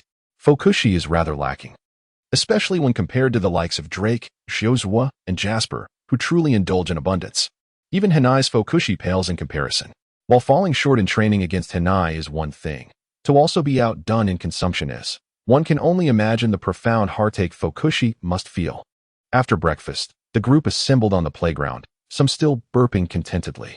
However, unbeknownst to them, a multitude of thick logs had suddenly appeared on the field, each as thick as 2 arms embracing and measuring 5 meters in length. Upon sighting these unexpected logs, an ominous premonition washed over Fokushi. The expressions of his companions were equally peculiar. They were not naive. The distance to the back mountain is a daunting 100 kilometers, and your objective is to carry these logs to the summit. A lookout tower is to be constructed there, and with 6 hours until lunch. Anyone who arrives late shall forfeit their meal. I shall head to the summit to await your arrival. With that, Zephyr vanished without granting them a moment's reprieve. That cantankerous old man shows no regard for us as human beings. Jasper's face was etched with resentment, his eyes betraying despair. Sigh. We might as well get to it. Shiozwa was the first to approach the logs, effortlessly hoisting one onto his shoulder. 100 kilometers, 6 hours. All while bearing such hefty logs. One could scarcely survive, let alone emerge unscathed. Though grumbling incessantly, their bodies proved obedient. Upon reaching the logs, Fokushi noticed names inscribed upon them, most of the logs being similar in size, save for Hanai's, which was slightly smaller. After all, girls have their privileges. Especially at the tender age of 12. Standing before the log, Fokushi strained to lift it onto his shoulder, which must have weighed no less than 500 or 600 pounds. Soon after, the group began their arduous run towards the back mountain. Walking was not an option given the distance. Along the way, they encountered several members of the Navy, who chuckled knowingly at the sight of Fokushi and his companions. Drenched in sweat and grimacing in pain, clearly having witnessed such scenes numerous times before, some having endured it themselves, the once refreshing morning gradually faded, giving way to the sun, which had ascended to the sky, radiating its relentless heat. Each of them ran, drenched in perspiration, their shoulders raw and bloodied. Switching shoulders when fatigue set in, the pain pierced to the very marrow, exacerbated by the sting of sweat trickling onto their wounds. Halfway through, Fokushi dropped the log to the ground, gasping for breath. Alongside him were Drake, Hanai, and others, most of them panting heavily, tongues lolling out in exhaustion. Observing the sweat-soaked group, Fokushi glanced towards the street not far off. Drake, do you have any berries? Approaching Drake without an ounce of embarrassment, Fokushi felt at ease. Their rapport had grown amicable in the dormitory, and he had harmonized well with the others, despite the brief time they had known each other. Some having barely exchanged a word. I only have 1,000 berries. Drake produced a damp stack of berries, asserting that it should suffice. You all wait for me here for a moment, he instructed, before dashing towards the street with 1,000 berries in hand, leaving Drake and the others in a state of confusion. Meanwhile, Foxy rushed into the street, spotting a small convenience store and promptly entering. In no time, he emerged with 2 bags filled with bottled water and a towel. Although Mariford is the headquarters of the Navy, it also boasts commercial streets and residential areas, not to mention supermarkets and cafes, which cater to every need. The convenience store owner, upon observing Foxy's disheveled appearance, immediately understood the situation and accepted the damp 1,000 berries without hesitation. With 2 bags of bottled water in tow, Foxy hurried to a nearby rest area to distribute the refreshments. Everyone eagerly drank the water, momentarily taken aback by the sight of it in their hands. Yet they quickly quaffed it down. After such a long run and losing so much sweat, they were parched. Thank you, Foxy. This is all thanks to Drake's berries. Foxy's actions have garnered the attention of many, even the typically aloof Casper and others of his ilk. A modicum of common sense in life, coupled with an understanding of interpersonal relations, seldom breeds disdain. At this moment, Foxy's rapport with everyone has deepened. A simple gesture can bring forth such joy. Renai is elated, expressing gratitude. In contrast to the careless ones, Renai's politeness shines through. Observing her sweet smile, Foxy is tempted to cherish her even more. No need for thanks. Placing this towel upon your shoulder will alleviate some discomfort. Noticing Renai's injured shoulder, Foxy offers the towel, reassuring her, "Rest assured, you are a girl." Teacher Zephyr will not be cross. Initially hesitant, Renai accepts the towel after hearing Foxy's words. The others merely watch, some with disdainful expressions. Yet none dare to voice their thoughts. They would never consider using a towel, for they might be under Teacher Zephyr's watchful eye. Renai is a girl, while they are but boys. To use a towel would not only be a matter of pride, but it is likely that reaching the summit would yield no favorable outcome. None dare to linger too long. After a brief respite and a sip of water, they spring back into action, with the towel supporting her. Renai finds herself considerably more at ease, and for reasons unbeknownst to her, a sweet smile graces her lips as she gazes ahead. As everyone speculated, their every move is indeed under the watchful eyes of Zephyr and Sengoku. Observing the scene on the screen, Sengoku nods. Is this the Foxy that Crane spoke of? Indeed. Zephyr confirms with a nod. Quite impressive, though the foundation is lacking. A rare smile graces Zephyr's face, indicating his satisfaction with Foxy, before he turns to Sengoku and inquires, "What brings you here?" "Nothing much, just taking a stroll," Sengoku replies. "Isn't Commander Kong indirectly assigning you maritime duties? How can you afford such leisure?" Zephyr questions, skepticism lacing his tone. "Precisely why I'm out here to clear my head," Sengoku responds, rubbing his forehead with a wry smile. "In truth, you are more suited for this than I. I prefer not to delve into that topic. You may take your leave, do not impede me in managing these young ones." Zephyr waves him off, irritation creeping into his voice as Sengoku brings the focus back to him. Reluctantly, Sengoku departs, albeit not in high spirits. Under the blazing sun, the day is particularly sweltering. As noon approaches, Foxy and the others, exhausted and disheveled, finally reach the summit. "Everyone, stand up," Zephyr commands, his expression dark as he surveys the sprawled figures before him. Unsteadily, Foxy grits his teeth to rise, his legs trembling and his shoulders aching with sharp pain. Beside him, Very-Good manages to stand but nearly collapses again. Foxy swiftly supports him, narrowly avoiding a tumble himself. "Thank you." With the assistance of Foxy, Very-Good steadied himself and gazed at Foxy. "It's all right, we are all friends." Despite the sweat streaming down his face, Foxy managed to smile, albeit a rather grim one. Marred by pain, the others appeared to be in a similar state. "Stand tall. Can you not endure such minor injuries? How will you uphold justice and combat pirates in the future?" Zephyr admonished sternly, pacing around the group before finally addressing them directly. "A single minute of tardiness from one of you means that the entire group must immediately descend from this spot and then ascend once more. You have 20 minutes. At that moment, the place where Foxy and the others stood was a hill with a flat summit, towering over 700 meters from peak to base. The slope was steep enough that a careless tumble could prove fatal. Though the incline was not excessively steep, the mere sight of it was enough to induce anxiety. To demonstrate, aside from Foxy and his companions, numerous Navy personnel were present at the summit, occupied with the construction of a lookout tower. One of the rear admirals was summoned by Zephyr, clearly having anticipated the order. Yes. Approaching the slope, the rear admiral curled into a ball, clutching his head, and rolled down the hill like a rubber ball, gaining speed until he vanished from sight. The onlookers gasped, their faces paling. "Teacher Zephyr, someone could die," Shuin stuttered, his legs trembling even more violently. The others stared at Zephyr, their lips turning blue, hoping he was merely jesting. "When you enrolled in the Naval Academy, I warned you that training could be lethal, and your sole objective is to find a way to survive." This time, Zephyr smiled, though it was more terrifying than his serious demeanor. "Additionally, it is advisable to keep your hands clasped behind your head to protect vital areas. Otherwise, you may become the 31st, 32nd, 33rd cadet to perish here." "What? Over 30 individuals have died here?" The crowd's expressions shifted in unison. "You are neither the first nor will you be the last. Good luck. Now hurry and roll down." Zephyr's face remained stern, as if he might take matters into his own hands. "Damn it, this is all your fault for being late." Among the crowd, a few, including Katakuri and others, glanced at Drake, Foxy, Very-Good, and Hanai. Indeed, it was Very-Good, Hanai, and Foxy who were late. Drake would not have been tardy had he not assisted the trio along the way. Due to his Zoan-type powers, Drake's 13-year-old physique was comparable to that of several adults. Foxy sighed inwardly as he noticed the scornful glances directed at him.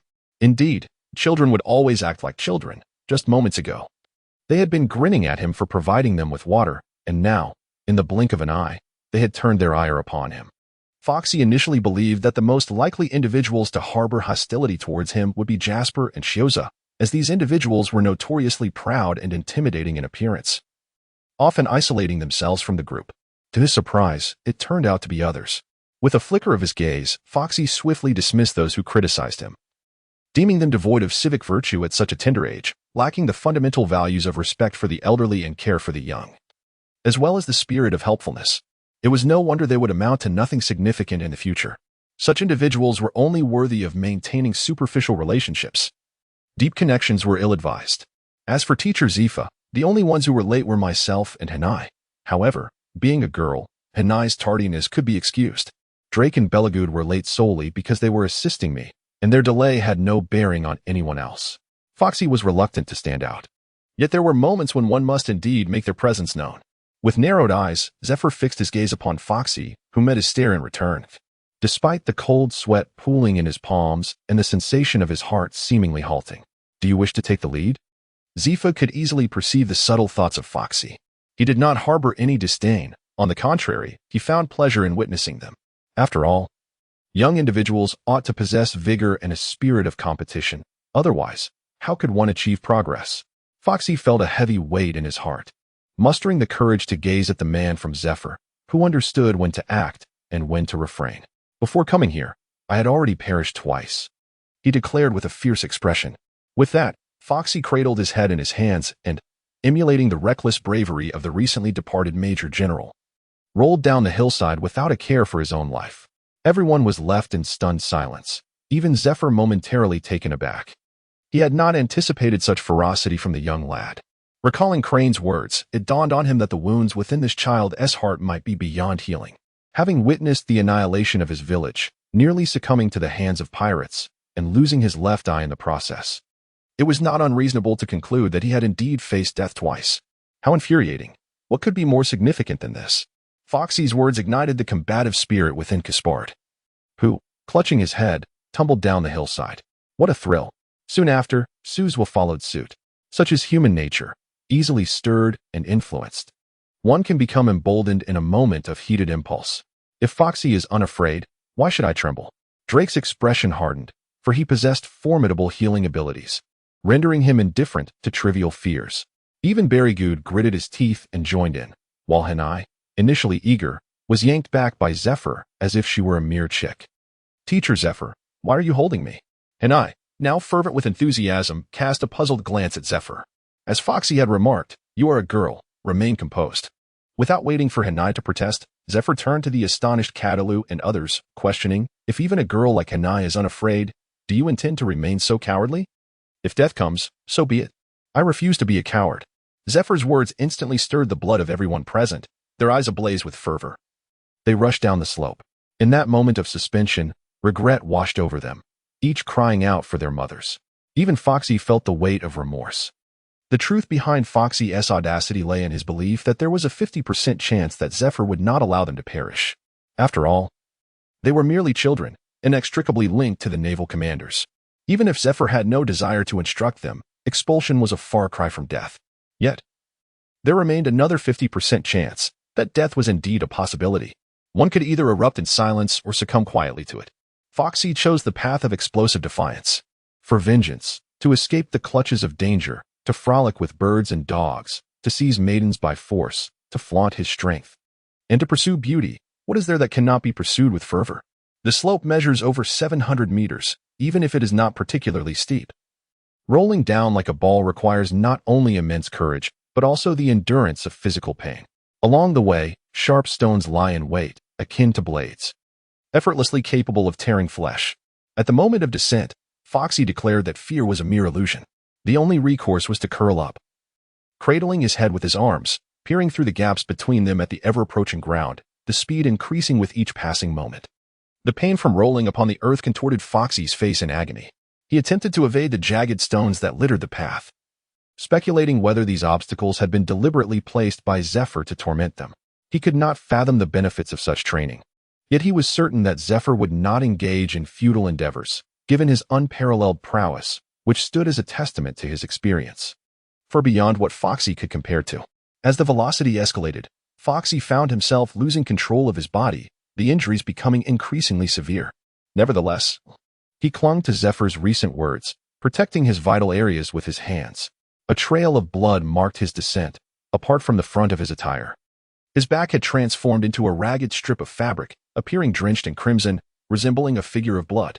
At the foot of the mountain, 5 or 6 majors awaited, led by the very brigadier general who had demonstrated the exercise for Foxy and his companions. In stark contrast to the disheveled state of Foxy and the others, the brigadier general bore no wounds, not even a tear in his clothing. Upon arrival, Foxy raised his gaze to the brigadier general, who observed him with the swiftness of a whirlwind. With a wave of his hand, a major ascended into the air, forcefully halting Foxy and ultimately depositing him unceremoniously on the ground. Lying there, his body ablaze with pain, bruises and scars marred his skin. Gazing at the waiting brigadier general and the 5 majors, Foxy felt a surge of conviction. He could now pursue his training with confidence, for Zephyr would ensure their survival. Subsequently, in a similar fashion, Gasper, Ziza, Drake, and the others lay on the ground, panting heavily, their eyes still wide with terror and exhilaration. Each one grimaced, their faces contorted in pain. "Do you still have time to lounge about?" the brigadier general remarked, a hint of surprise in his eyes at Foxy and his companions in action.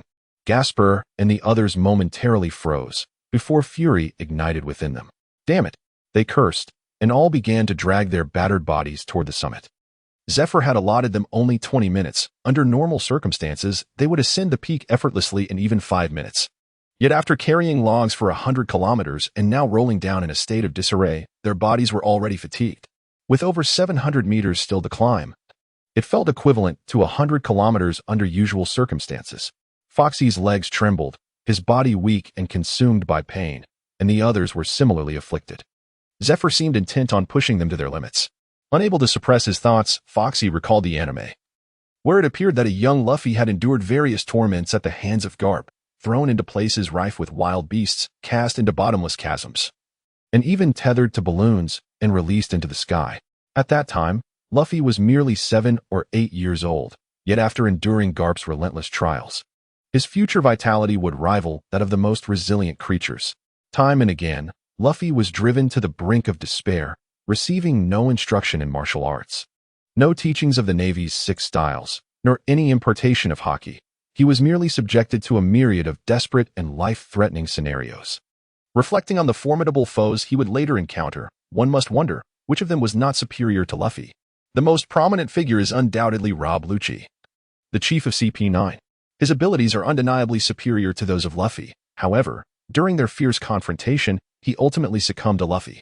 In truth, it was merely a matter of willpower, as Luffy's exuberant vitality and indomitable spirit allowed him to continuously transcend his limits in dire circumstances, eventually wearing Lucci down. In other words, Luffy can be likened to a Zoan-type user. Despite not having consumed a devil fruit, his physical prowess is certainly formidable enough to contend with Zoan users. Kong's seemingly comical actions, which appear to lack affection for his grandson, are, in fact, aimed at fortifying Luffy's vitality. After all, why would he subject Luffy to such rigorous trials, if not to strengthen him? There are no elders who do not cherish their own kin. Whether one serves as a marine or a pirate, lacking resilience in one's life force makes it exceedingly easy to falter against a stronger adversary, or worse, face death. A robust life force allows one to rise time and again, pushing beyond personal limits, whether it be the 6 powers, Haki, or the foundations of devil fruits. All rely upon one's physical capabilities. A towering edifice cannot be erected without a solid foundation. Many discussions abound in forums regarding how Luffy manages to vanquish formidable foes repeatedly and recover significantly from injuries simply through consumption. All credit for this goes to Garp, who has laid an unshakable foundation for Luffy. With such a profound base, Luffy can indulge freely in his endeavors, achieving extraordinary results with seemingly minimal effort, especially concerning Haki. To enhance this ability, one must reach their limits in real combat. For the average individual, if their life force is not sufficiently resilient, they risk being slain by their opponents upon reaching their limits, rendering breakthroughs impossible. Luffy, however, stands apart.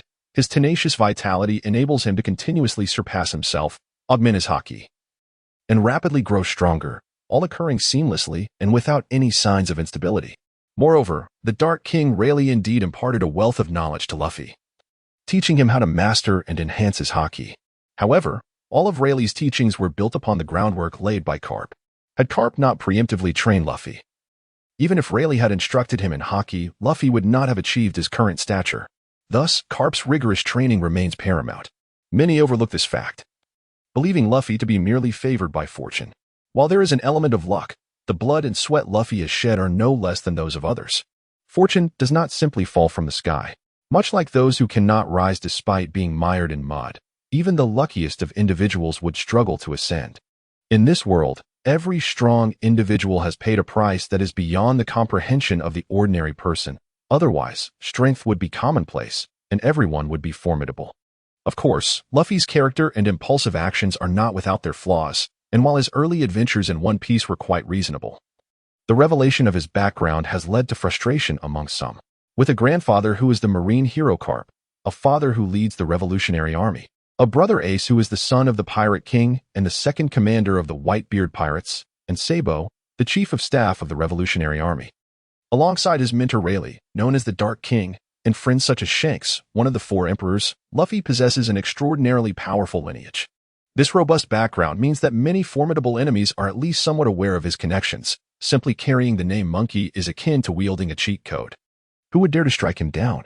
The most evident proof lies in the battle between Luffy and Crocodile. Initially, Luffy was utterly overwhelmed and defeated in an instant, leading many to speculate that had Crocodile truly wished to eliminate Luffy, he would not have granted Robin the opportunity to intervene. Perhaps it was that near-fatal encounter that served as a warning to Crocodile, resulting in his subsequent lackluster performance. After all, Crocodile is a member of the Warlords of the Sea, renowned as Sir Crocodile. He was certainly not someone Luffy could contend with at that time. Even if Luffy managed to uncover Crocodile's weaknesses, one must not forget that they were in a desert, Crocodile's domain. The sand fruit is no ordinary Logia type. With just a couple of sandstorms, it could easily incapacitate Luffy, yet in the end, he emerged victorious. Foxy does not believe that Crocodile lacks haki. Otherwise, he would not have dared to confront Whitebeard. However, during his battle with Luffy, he was utterly overwhelmed, unable to retaliate, ultimately resorting to poison. Is it truly the case that the so-called strongest Logia fruit is as fragile as paper? Luffy aside, every member of his pirate crew possesses a remarkable background. Initially, one might perceive the Straw Hat Pirates as mere dreamers without connections, but it soon becomes evident that they are a collection of heirs, second-generation wealthy individuals, and signs of power, embarking on an extravagant journey. The disparity is staggering, detracting from the viewing experience. With the good comes the bad. Despite its myriad shortcomings, the emotions, fervor, and memories evoked by One Piece are inextricable. This allows Luffy to embody naivety and recklessness, fearlessly confronting any adversary, often boasting about defeating others despite lacking the requisite strength. One could argue that he is oblivious to his limitations, arrogantly ignorant, frequently placing those around him in peril, which can be quite exasperating. Without that formidable backing, Luffy would have met his demise countless times over. Yet, conversely, it is precisely this character trait that endears him to his companions, as he is willing to forsake his dreams for them. Exuding a powerful charisma that draws like-minded friends to his side, he is, in essence, benevolent. Both strengths and weaknesses coexist. No one can definitively declare right or wrong. As the saying goes, there is no absolute perfection in this world. Casting aside his thoughts, Foxy gazed up at the mountain's peak, resolute. If Luffy could persevere at the tender age of 7 or 8, laying a solid foundation for his future exponential growth and power, then surely. Having lived for 21 years himself, and as a transmigrator with the aura of a protagonist who has traversed hell twice, he has witnessed a multitude of experiences. Furthermore, why fear poverty, or even the prospect of bloodshed and sweat? The spirit soared, blood surged, and the body quivered in that moment. Foxy felt that even pain had lost its sting. Enduring hardships is the path to greatness, and the agony of the body pales in comparison to the piercing ache of the heart. Clenching his fists tightly, Foxy quickened his pace as he passed by Ryoza. The latter was momentarily taken aback. Following closely was Gasper, who, upon seeing Foxy overtake him, widened his eyes in displeasure, prompting both him and Ryoza to hasten their steps. Leading the ascent was Drake, whose injuries were already beginning to heal, and he appeared remarkably at ease amidst the unspoken rivalry between Foxy, Gasper, and Ryoza. An unexpected intensity enveloped the mountain path, thick with the scent of competition. Faces flushed, each individual accelerated their ascent. The spirit of rivalry was unmistakably palpable. With competition comes progress. When one's focus sharpens, All else fades into insignificance, even pain. The sun hung ever hotter in the sky, while the students on the mountain path were drenched in sweat. As perspiration seeped into their wounds, it felt akin to the sting of needles. Ultimately, all managed to reach the summit within the allotted time. Excellent. Observing the pallid faces of the students, Zephyr felt a sense of satisfaction. Get up. After enjoying your lunch, you may rest for an hour. Zephyr's proclamation resonated like divine music, causing all the students to lift their heads in disbelief. Though construction was underway at the summit, the dining hall and dormitories had long been established. Foxy and his companions were not the first cohort to arrive. Lunch consisted once again of sea king meat, and everyone devoured their meals ravenously, for the morning's exertions had not only drained their bodies but left them battered and bruised, making this the perfect moment to replenish their strength. Foxy consumed an amount of food that surpassed even his morning intake, at least doubling it. He himself was bewildered by how he managed to fit it all in. After the meal, all the students languished beneath the trees outside the dining hall, each one reluctant to stir. Some of them yearned for a refreshing shower, but were reprimanded by Zephyr, who insisted they would be allowed to bathe in the afternoon. As for changing into clean garments, that was a mere fantasy. Sitting beneath the tree, Foxy twitched his mouth, inhaling the air filled with the unpleasant odors of sweat and fish. His body felt uncomfortably hot and sticky, a most distressing sensation. Foxy's complexion was quite grim. She was uncertain how many bacteria had infiltrated her body, and the thought of contracting a severe illness or even cancer was alarming. Although individuals in this world generally possessed robust immune systems, the chaos of bacteria was even more formidable. Therefore, Foxy steeled herself and made her way to the office atop Zephyr Mountain. Knocking at the door, she grimaced as she awaited a response. Inside, Zephyr was engaged in conversation with a peculiar device, and upon noticing Foxy, he gestured for her to enter. After exchanging a few words, Zephyr ended the call and inquired about her purpose. "Master Zephyr, I request permission to bathe and change my clothes," Foxy stated. "The training is not yet complete." "Such measures are unnecessary," Zephyr replied, casting only a fleeting glance at Foxy before focusing on the document strewn across his desk, clearly absorbed in his work. "Master Zephyr, many of our fellow trainees have sustained injuries. If we do not cleanse them promptly, there is a significant risk of infection and bacterial invasion, which could prove fatal," she insisted, standing tall and unwavering in her gaze. "I am aware," he responded, not lifting his eyes, as if to imply he was well versed in such basic knowledge. Foxy felt a chill of fear wash over her. If he knew of the dangers, why would he deny them the opportunity to cleanse themselves? Was he intentionally seeking to endanger their lives? "Indeed, just as you suspect, my goal is to train you to the point of your demise," Zephyr stated. Raising his head as if he were privy to her innermost thoughts, his expression devoid of emotion. "If there is nothing else, you may leave," he instructed, pointing towards the exit without sparing her a glance. "Master Zephyr, is there anything else I should address?" she stammered, feeling the weight of his piercing gaze, as if it were the predatory stare of a fearsome beast, causing her heart to race. "No," she finally managed to reply, her voice barely above a whisper as she clenched her fists. "Then you are free to go." Just as Foxy reached the threshold, Zephyr unexpectedly added, "Injuries can also lead to progress." Turning back, Foxy regarded Zephyr, who was once again engrossed in his documents, with the apprehension one might reserve for a demon. This was utterly insane. A single misstep could genuinely result in death. Using illness as a means of training, was it a method to enhance one's resilience, recovery, and healing capabilities? It seems that they are truly not regarded as humans. In such a method of cultivation, those with narrow minds may find Zephyr utterly detestable. It is no wonder that his latter years were fraught with difficulties, rarely witnessing his students come to his aid in times of need. The relationship between Borisolino and Zephyr is particularly fraught. Perhaps this is the reason. Zephyr's intentions were noble, yet the means were excessively cruel. However, Zephyr has stated that those who undergo his training risk their lives, and that anyone unable to endure the pressure is free to leave at any time. Thus, it can be said that this is a mutual agreement. Zephyr owes no one, rather. Those who have been taught by him are indebted to him for a favor and a sincere expression of gratitude. An hour passes swiftly. Foxy has not developed his devil fruit powers and is diligently resting to recover his strength.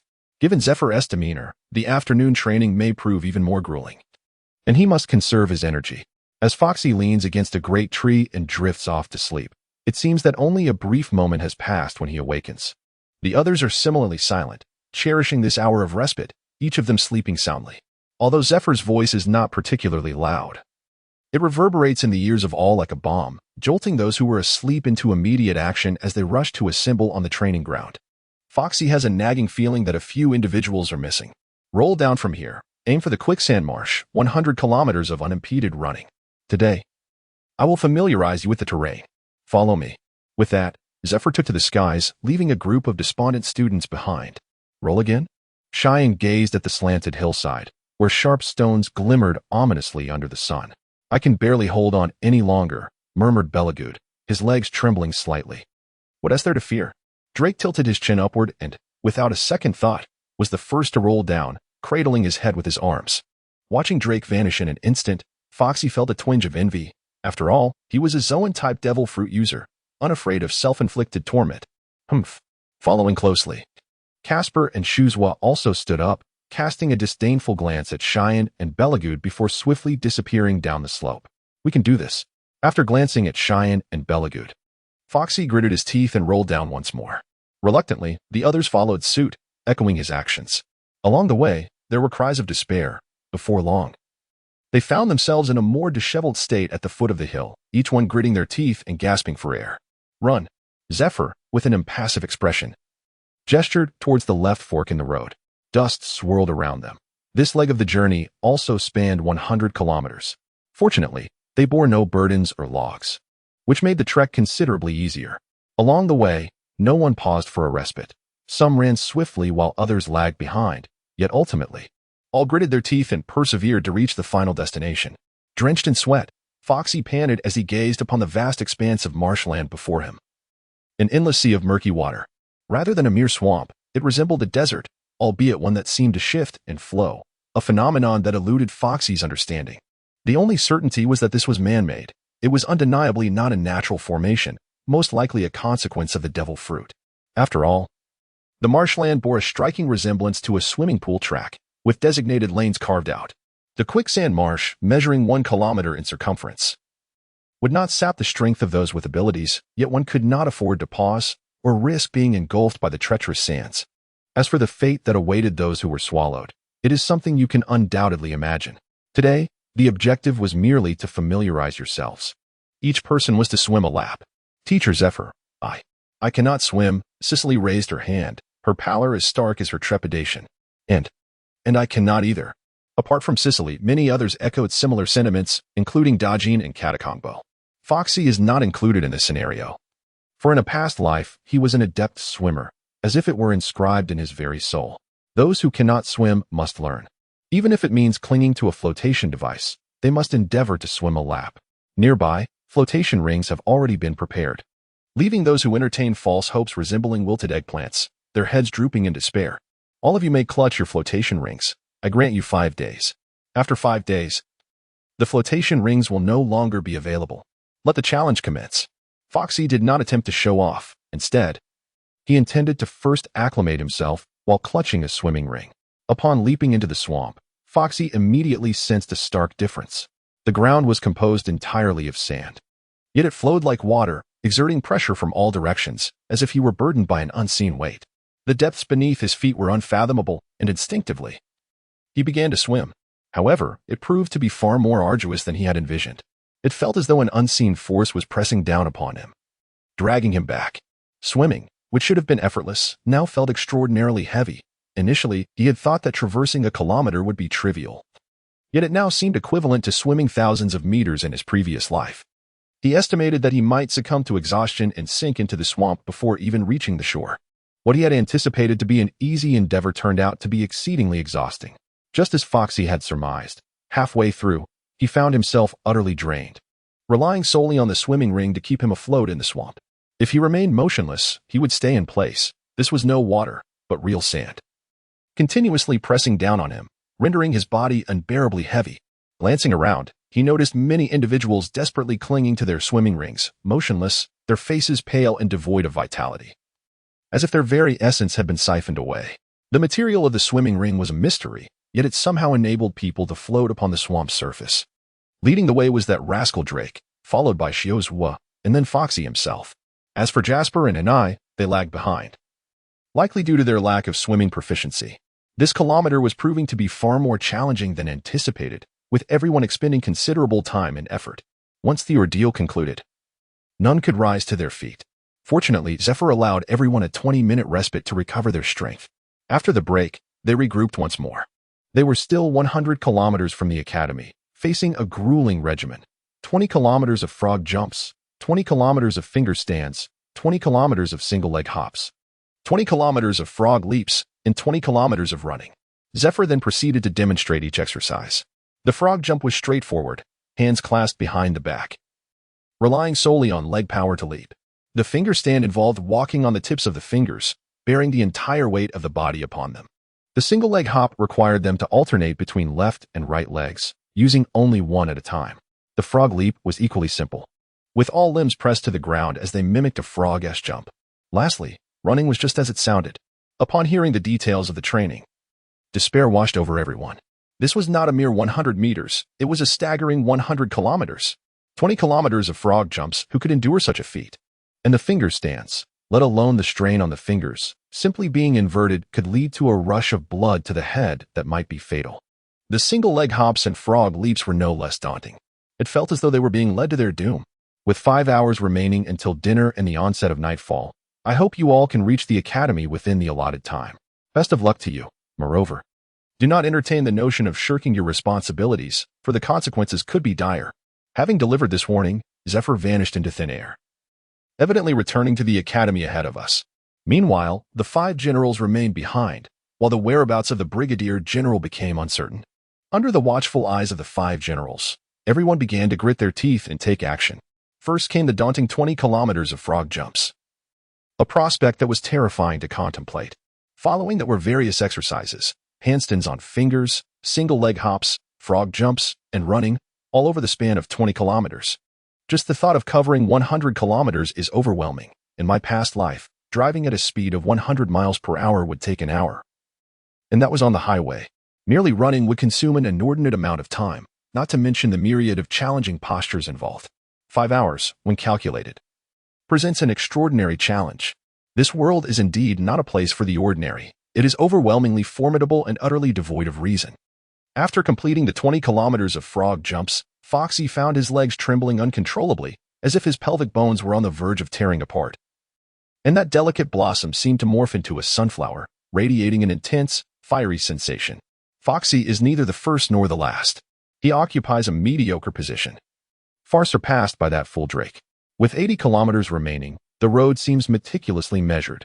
At the 20-kilometer mark stands a sign proclaiming the commencement of the finger-standing phase, advising that running would be ideal. Upon seeing this sign, Foxy felt utterly despondent, resembling a wretched donkey.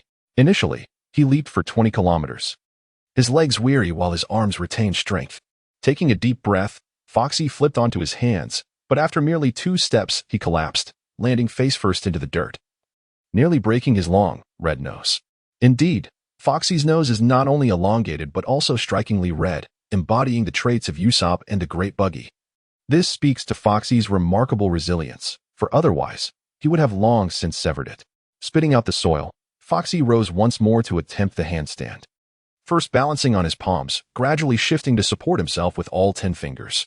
Sweat streamed down in torrents. At first, his fingers felt little discomfort, but gradually pain set in, compounded by the blood rushing to his head, rendering him increasingly dazed. Struggling through 1 kilometer, he stumbled no less than a dozen times. At this moment, his hands trembled uncontrollably, and his face flushed bright red, akin to a monkey's backside. Others were faring similarly. This finger-standing challenge proved far more arduous than the previous frog jumps. After just 1 kilometer, many found it unbearable, with 19 kilometers still ahead, appearing as unreachable as the celestial abyss, leaving everyone's gaze vacant. Some had already succumbed, collapsing on the path or abandoning the endeavor.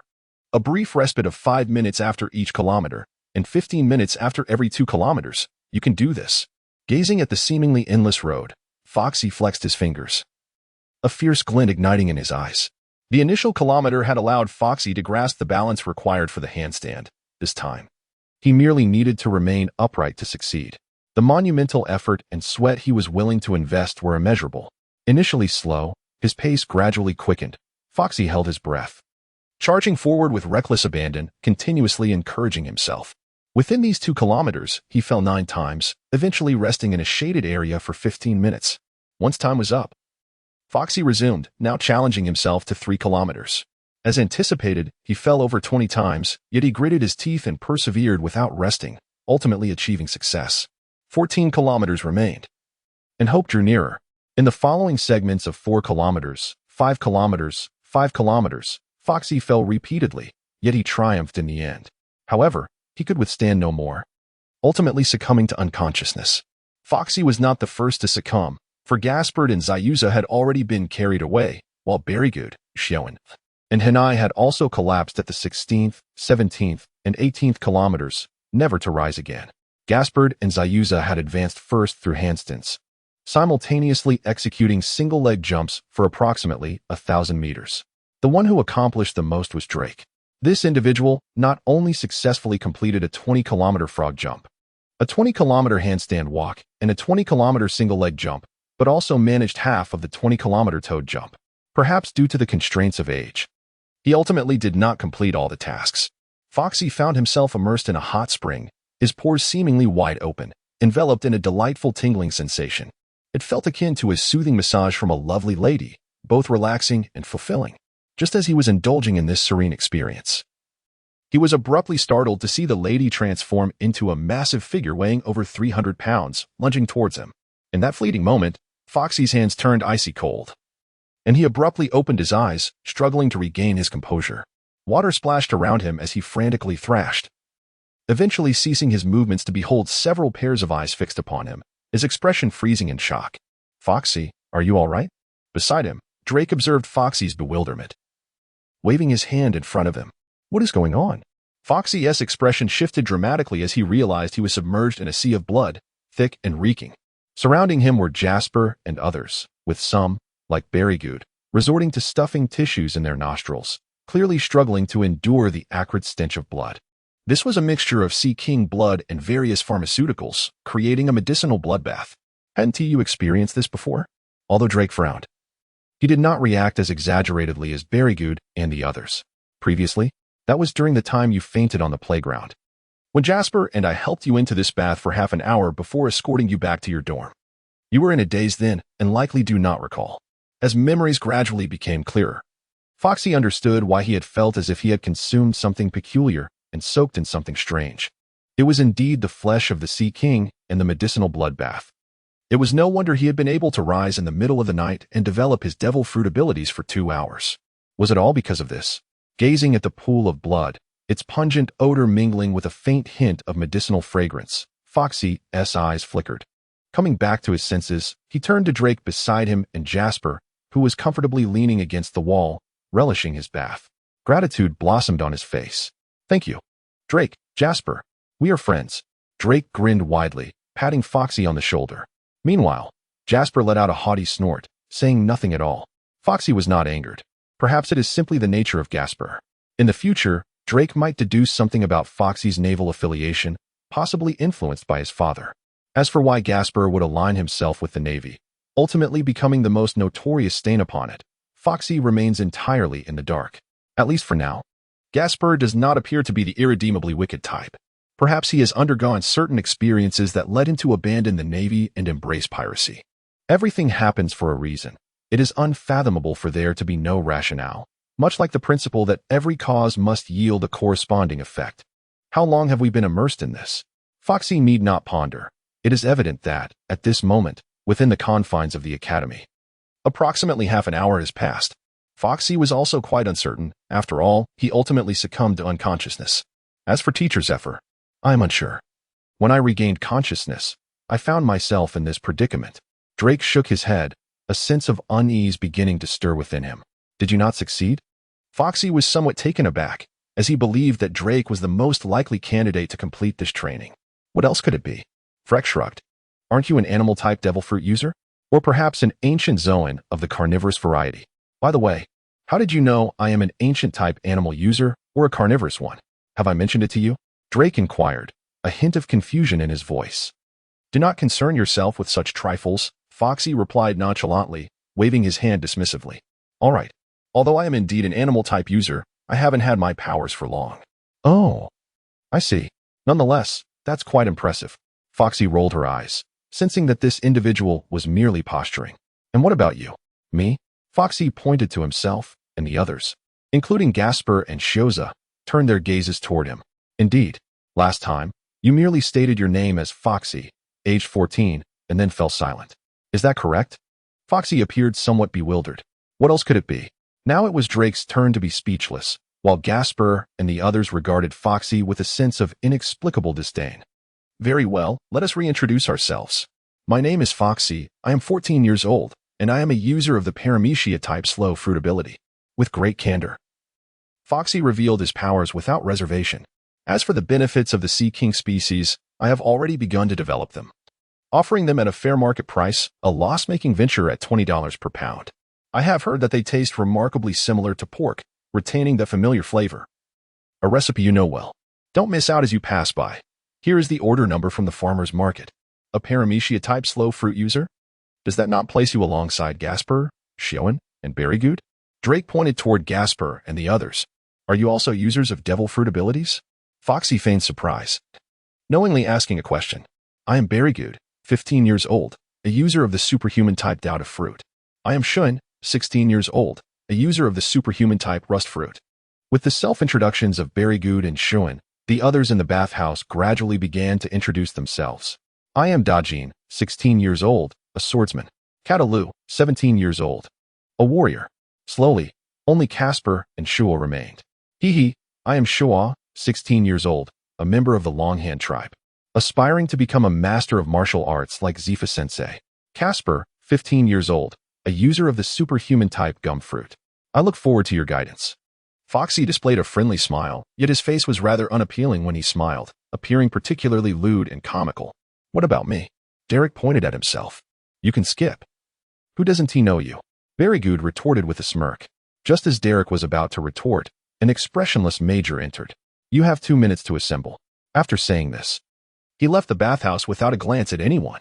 Looking at one another, everyone rose without a second thought to don the prepared clothing nearby, and there was no embarrassment, as they were all in the same predicament.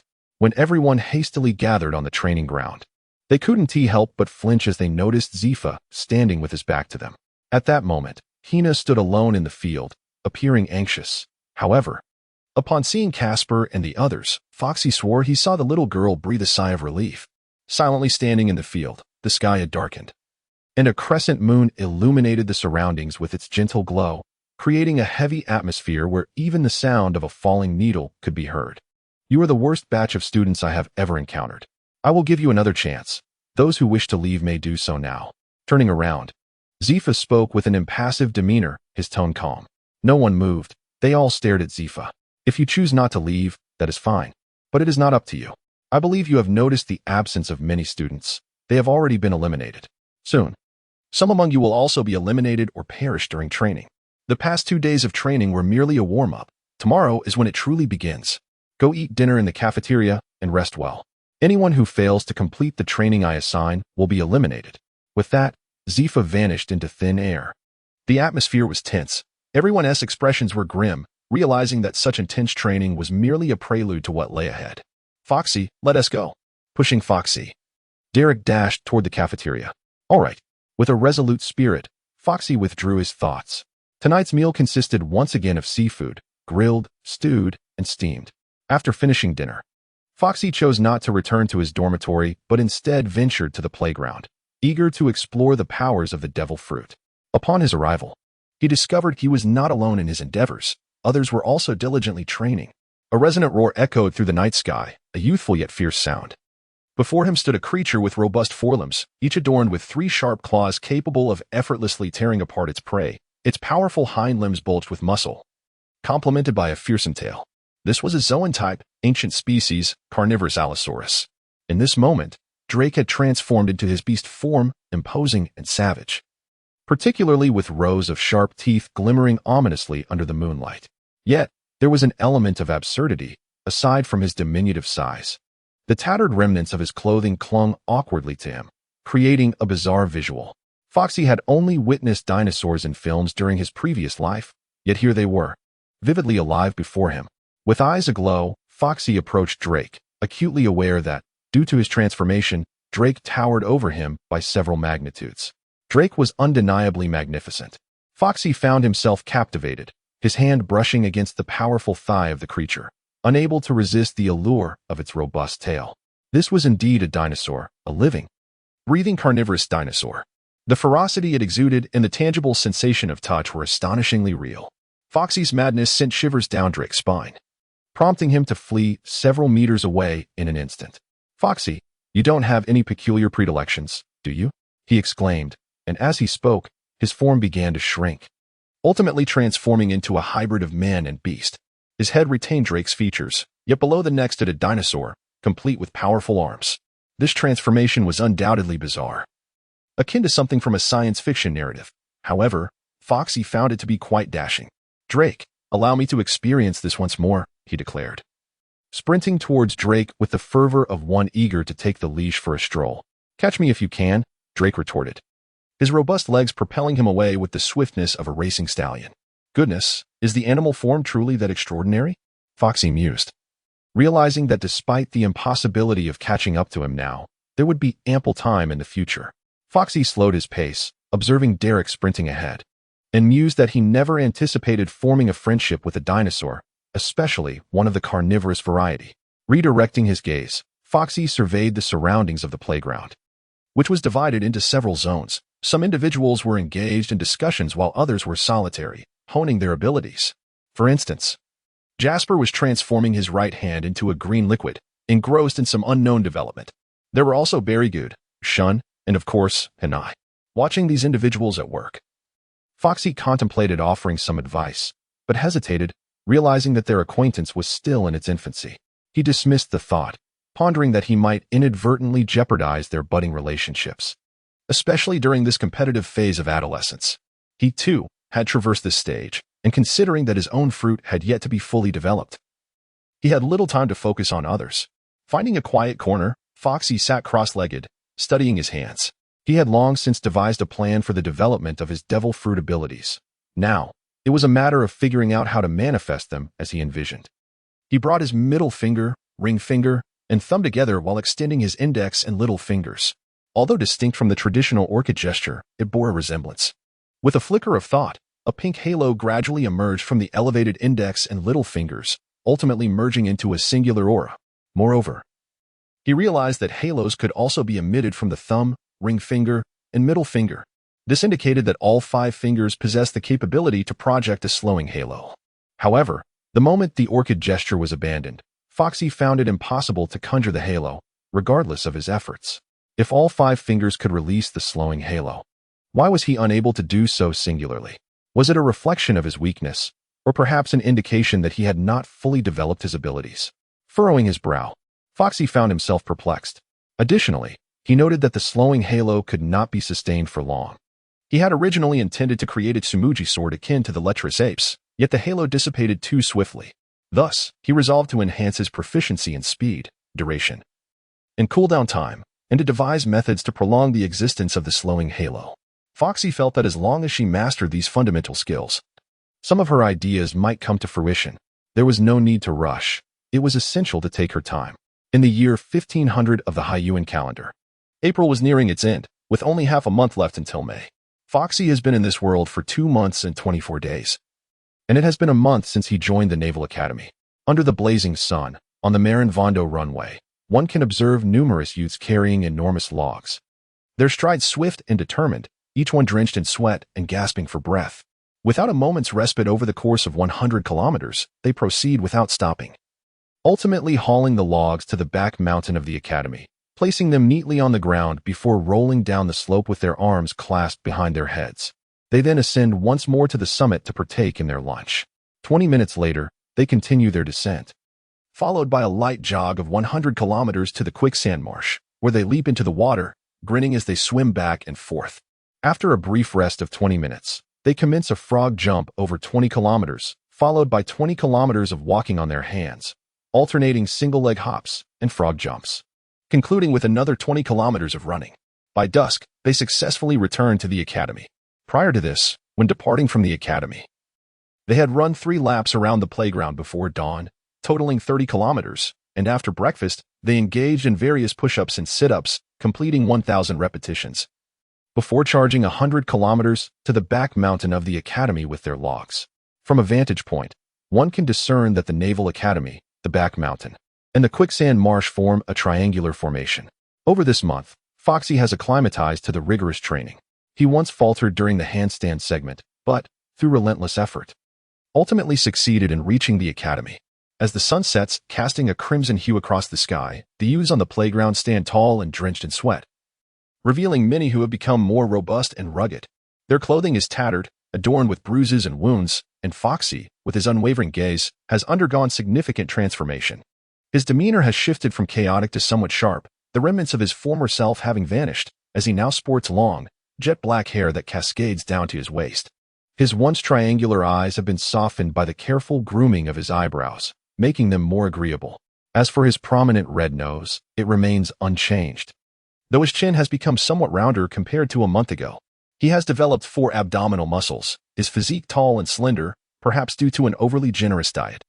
He has grown 10 centimeters in this month, soaring from 180 centimeters to 190 centimeters. It is noteworthy that Foxy is merely 14 years old. In accordance with Admiral Zephyr's directives, those who have not completed the training within the month will face elimination, with the addition of 2 more challenges ahead. Before the gathered assembly stood not Zephyr, but a certain Major General.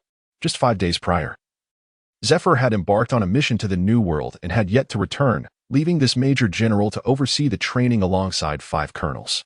All training activities had already been meticulously organized. Alas, the announcement of 2 additional training projects elicited a collective groan from the crowd. Under normal circumstances, this would be the time to relish dinner, followed by a leisurely bath and some well-deserved relaxation, perhaps even experimenting with the powers of the devil fruit. Ignoring the lamentations of the assembly, the Major General gestured, and one of the colonels approached, cradling a cardboard box. The participants were divided into 2 teams, taking turns to draw lots, with all those assigned odd numbers stepping forward. Upon hearing the command, Foxy rose, for he bore the odd number 11. Unfortunately, his compatriots, Derek and Gasper, were both assigned even numbers. When it was Foxy's turn, he, bewildered, reached into the box and drew forth a wooden plaque inscribed with Gasper's name. The remaining participants drew their plaques, each one bearing the names of those with even numbers. Once the drawing concluded, the Major General, his expression impassive, declared that those whose names were called would be their adversaries, instructing them to engage in combat with the intent to vanquish one another. There would be but 2 outcomes, surrender or defeat so severe that one could not rise. The losing party would not only be tasked with washing the victor's socks and garments, but also an additional 100 pairs of socks and clothes belonging to other naval personnel. The names were read aloud: Dakin, Cicely, Drake, Gasper, and Foxy. Foxy glanced at Gasper, who, upon hearing his name, returned the gaze, and the air crackled with tension. Both Foxy and Gasper perceived an unwavering determination in each other's eyes. 100 pairs of foul socks were a burden Foxy refused to bear. Thus, he must emerge victorious. The signal was given to commence. With teams established, the Major General and the 5 colonels stood upon the training grounds, observing the various confrontational arenas. Foxy, your defeat is assured, Gasper proclaimed at the outset. Humph, the outcome is not predetermined, Foxy retorted defiantly. Foxy let out a disdainful snort. Over the course of this month, everyone had grown familiar with one another. They were not merely competitors, but also friends, no longer maintaining the same distance as before. Just like now. Socks. You're in for a wash, Jasper declared, a sinister grin spreading across his face as he cracked his knuckles. Come on. Foxy waved at Gasper. I shall show no mercy. Gasper's hands transformed into 2 green spikes, immediately employing his abilities. Meanwhile, Foxy elegantly curled his fingers. They had just clearly heard the intent to kill each other. Thus, it was a matter of employing any means necessary, either victory or defeat. With great speed, Gasper lunged forward. His right spike aimed at Foxy's neck, while his left sought to pierce Foxy's heart. In a critical moment, Foxy abruptly dropped to the ground, and simultaneously, his left hand unleashed a pink light circle that struck Gasper's chest.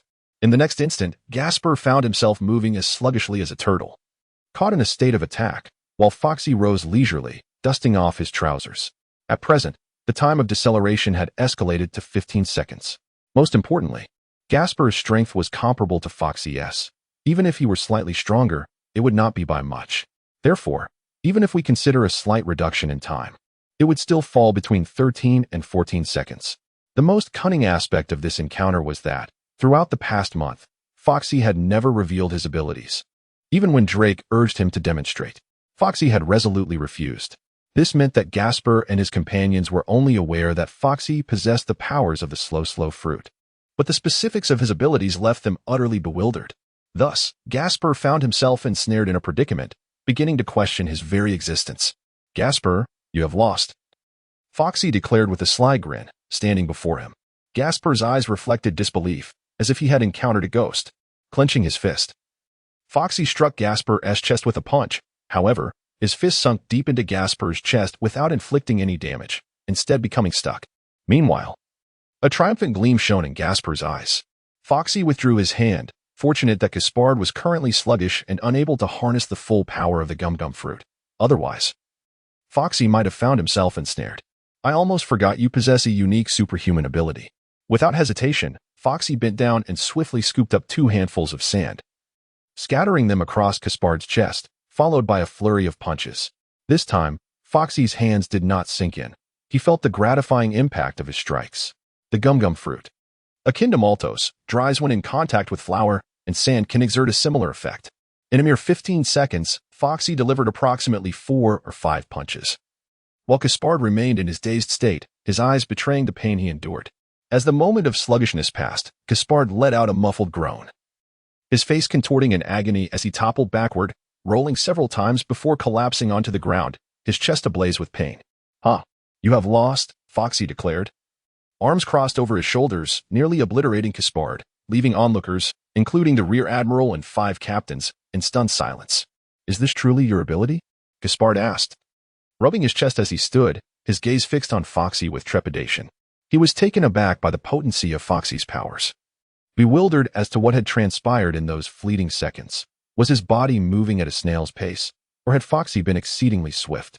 "The stinky socks are yours," Foxy shrugged, winking playfully, inciting Gaspard's irritation. "Humph, I was merely careless. I have not yet lost." With his hands transforming once more into sharp spikes, Gaspard's gaze turned menacing. The rear admiral had stated there were only 2 possible outcomes: surrender or remain unable to rise. "I have not surrendered. I can still fight." "Why must you be so obstinate?" Foxy sighed, shaking his head as he continued to bide his time. "Just now, you didn't even have time to react. If I had intended to kill you, it would have been a trivial task. Do you think I would allow you to strike me so easily again?" Gaspard retorted, his resolve firm. "Out of friendship, I grant you this opportunity. Besides, I have already discerned the weaknesses of your ability. Are you certain you wish to continue this battle?" Maintaining his composure, Foxy feigned concern, yet inwardly he counted down the moments, only 1 minute remaining on his cooldown. Throughout the past month, Foxy had successfully reduced his cooldown period from 8 minutes to 6. Once that time elapsed, he would be invincible. Meanwhile, Gaspard foolishly fell into Foxy's trap. Still engaged in conversation. "How do you know the weaknesses of my ability?" Gaspard questioned, his expression fluctuating between uncertainty and suspicion. "That's common knowledge," Foxy replied nonchalantly. "Impossible. My ability is the strongest." "Indeed, if properly developed, it could be truly formidable," Foxy concurred with a nod. "This time, you were merely lucky. Enough talk. Are you not unwilling to concede? Let us continue." As the time arrived, Foxy ceased his idle chatter with Jasper and beckoned him with a gesture. After a moment's hesitation, Jasper, his expression hardened, resolved that Foxy would not enjoy such fortune this time. He charged forward again, this time with heightened vigilance. Keenly observing Foxy's hands, sharp spikes emerged, prompting Foxy to crouch down. However, Jasper retaliated with a swift kick.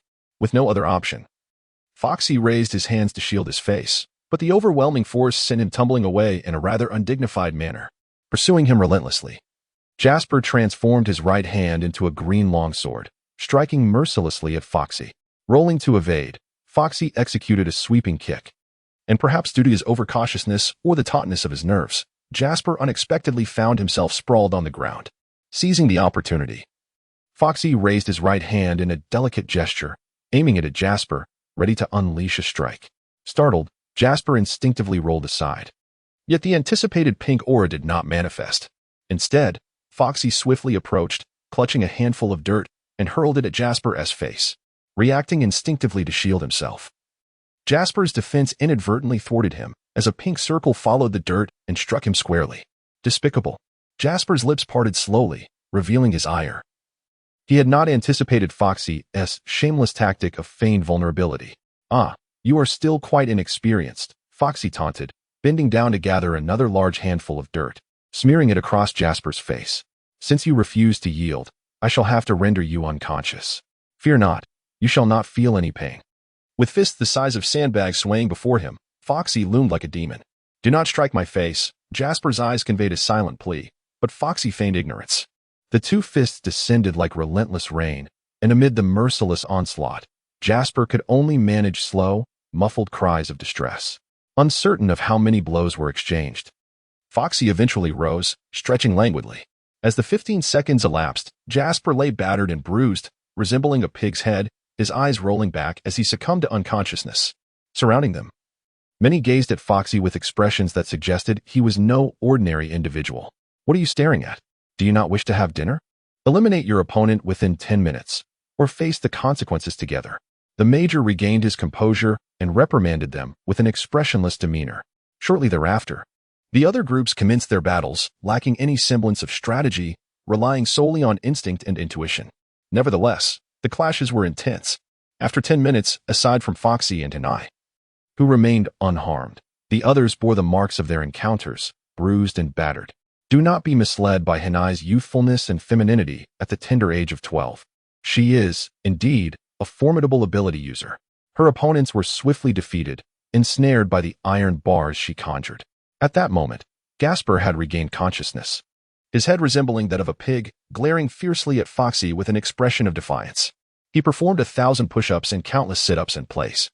Once the training session concluded, everyone immersed themselves in a half-hour blood-soaking bath, followed by dinner, after which they were free to either socialize or rest. However, at this moment, "Foxy, you have struck far too harshly." In the bloodbath, Jasper's eyes were swollen like steamed buns, furiously condemning Foxy. "Is it my fault? Who told you to be so obstinate and not lose consciousness?" Foxy leaned against the wall, relishing the bath, having grown accustomed to the foul stench that had lingered for the past month. After all, it was beneficial for his body, and discomfort was something he had to endure. "Very good, you better remember this." Beside him, Shiozwa also rose to chastise Berrygood. Every time Shiozwa attacked Berrygood, the latter would transform into various spherical shapes to evade, all the while striking back. Although he ultimately emerged victorious, he bore the brunt of the injuries. "And Derek, next time I will take you down." As Shuin covered his face, swollen like a watermelon, he spoke through gritted teeth while glaring at Drake. Suddenly, the entire bathhouse erupted in curses, all expressing their desire to reclaim their honor. After soaking in the blood medicine bath and finishing dinner, Casper and the others were taken away, presumably to wash their foul socks. At that moment, despair engulfed them. With time still on his side, Foxy decided to hone his abilities for a few more hours before retreating to his dormitory for sleep. During this time, Drake and Hanai incessantly circled around Foxy, eager to uncover the secret of his powers. However, Foxy remained tight-lipped.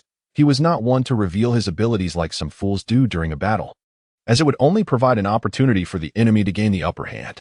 Unable to sleep, Foxy opened his eyes at the break of dawn the next day, immediately rising to wash his face and brush his teeth before gathering on the playground. As per the usual routine, they began with a few laps followed by various training exercises. After a night of rest, the injuries on Casper and the others had nearly healed, likely due to the effects of the blood medicine bath, for their recovery was remarkably swift. By dusk, it was the turn of the double-numbered students to draw lots. Casper hoped to draw Foxy to redeem himself, but luck was not on his side as he ended up with someone else. Meanwhile, Foxy faced Shiozwa in this new round. "What do you think? Are the 4 emperors stronger than the admirals? Please provide some reasoning. Do not be infatuated with the brother. The sister-in-law is the true legend." Time slips away in the blink of an eye, and before one knows it, another half-month has passed since the introduction of mutual combat and training. Foxy had been brimming with confidence and dominance for the first 10 days. Regardless of who faced him, they were defeated, subsequently humiliated into washing foul socks. However, gradually, his adversaries began to discern Foxy's weaknesses and started to gain the upper hand. Consequently, in the last 3 days, Foxy faced defeat continuously. Upon entering the room designated for washing foul socks, He was nearly overwhelmed by the stench. He finally grasped why those who had washed the foul socks afterwards fought with reckless abandon against their enemies. They were driven by the desire to avoid ever stepping into that hellish place again. Early in the morning, everyone gathered as usual on the playground, but today, Foxy noticed that Zephyr had returned. Remarkably, Zephyr had been away for 20 days, a fleeting moment in time. "I have seen Teacher Zephyr." In unison, everyone stood upright and offered a salute. There was no need for pretense. Each individual appeared to be in good spirits, evidently thriving. With hands clasped behind his back, Zephyr maintained a stern expression. As per the established routine, all tasks were to be doubled. First, 6 laps around the track, followed by an arduous regimen of 2,000 push-ups. 2 logs awaited their use. Action commenced. Zephyr remained as decisive and efficient as ever, although the requirements had merely doubled for individuals like Foxy. It felt akin to a hellish trial. The rolling exercise on the hillside was repeated 4 times, yet everyone navigated it with ease, finding it to be the least strenuous task. Next came the treacherous marsh, where they swam 4 laps, with some nearly drowning. The 100-kilometer frog leap was executed without incident, leading to a lottery-style sparring session, where each participant fought as if facing a sworn enemy, employing every possible tactic. Throughout the ordeal, Zephyr observed, his face betraying no emotion. Yet his eyes revealed a sense of satisfaction. Once everything concluded, after a refreshing bath and a meal, the group was summoned once more. It was merely dusk, and they noted how time had seemingly contracted. In previous times, night would have already fallen. "You have all barely met the requirements. Thus you may proceed to the next phase." Everyone turned their gaze towards Zephyr, anxiety building. Was there yet another new training module? The 6 styles. Techniques that transcend human physical limits, surely you are all familiar with them. The sudden promise of happiness left Foxy momentarily stunned. He had not anticipated encountering the 6 styles so soon, leaving him unprepared. With unwavering focus, Foxy watched Zephyr intently, fearing he might miss something crucial. The techniques: shave, iron block, paper drawing, moonwalk, storm leg, and finger gun, each possessed formidable strength and unique applications. However, to master any of them required rigorous training. Moreover, upon mastering all 6 styles, there existed a certain probability of awakening an advanced technique known as life return. As for what life return entails, some may know, while others may not. For you, it remains a distant concept. After enduring such extensive training, you have barely earned the right to learn one of these techniques, and today I shall teach you shave. The remaining 5 will require military achievements to acquire. Furrowing his brow, Foxy had always believed that joining the Navy Academy would grant him free access to the 6 styles. But judging by Zephyr's demeanor, it seemed that learning them also demanded military merit. Was the price for the even more precious hockey not even higher? Truly, it seemed there were no free lunches in the sky. Nevertheless, the opportunity to learn one technique exhilarated Foxy. With his capabilities, capturing more pirates would certainly earn him merits. Setting aside his thoughts, Foxy remained fixated on Zephyr. Shave, in an instant, specifically in 0.36 seconds, entailed a rapid succession of more than 10 explosive footfalls against the ground, generating a tremendous reactive force for swift movement. Zephyr has always been remarkably competent. After speaking, he commenced a demonstration for everyone. He gradually placed his right foot on the ground, increasing his pace until Foxy perceived a fleeting glimpse, and then Zephyr vanished. The technique of shave relies entirely on the strength of one's legs, if executed incorrectly or if the feet do not meet the necessary requirements. Forcing the practice will only lead to crippling consequences. Zephyr's voice emerged from behind the crowd, prompting everyone to turn and gaze at him, their eyes sparkling with enthusiasm. Now you may attempt it. Should you have any queries, it is best to voice them now, for you will be departing in 2 days. Teacher Zephyr, will you no longer instruct us? A hand was raised in inquiry. Without the trials of blood and death, merely relying on these exercises will hardly foster your growth. Thus, my young ones, strive diligently to survive in the upcoming period. Tomorrow, you shall have a day of rest. Those wishing to bid farewell to their families may do so, and those who wish to reconsider may withdraw now. Zephyr grinned widely, a smile that sent shivers down the spines of the onlookers. The mere sight of his grin suggested that he intended for everyone to endure trials of blood and death before unlocking the 6 styles, thus raising the difficulty level. Was this to be hellish, or even nightmarish? Suppressing his rising anxiety, Foxy began mimicking Zephyr's earlier actions, swiftly placing his right foot on the ground. He needed to step 10 times within 0.36 seconds, yet his 3 attempts took over a second, an extraordinary disparity. Others were likewise struggling between 2 and 3 steps. Had Zephyr not demonstrated personally, Foxy might have believed he was being deceived, completing 10 steps in 0.36 seconds seemed insurmountable. Nevertheless, for some unknown reason, Foxy felt capable. As he continued to step, he found himself achieving 4 steps. Could it be attributed to the training he had undergone recently, such as single-leg hops, frog jumps, and other exercises? Indeed, those workouts bore significance.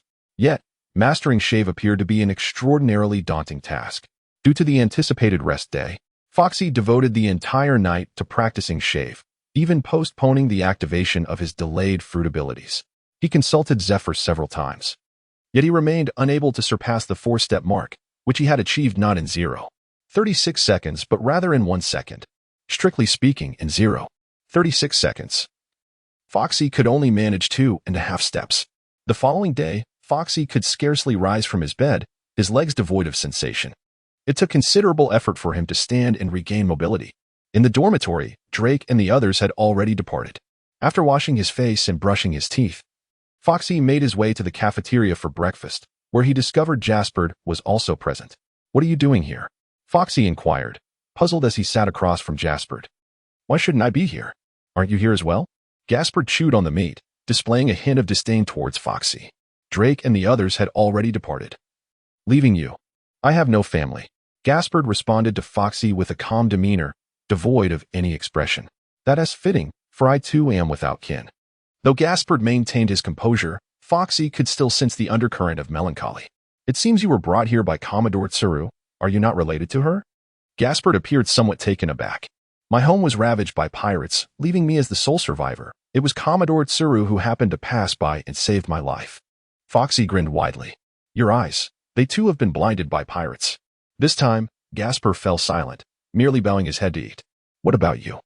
"It's quite similar." Gaspard did not elaborate further. "From now on, you shall be my friend."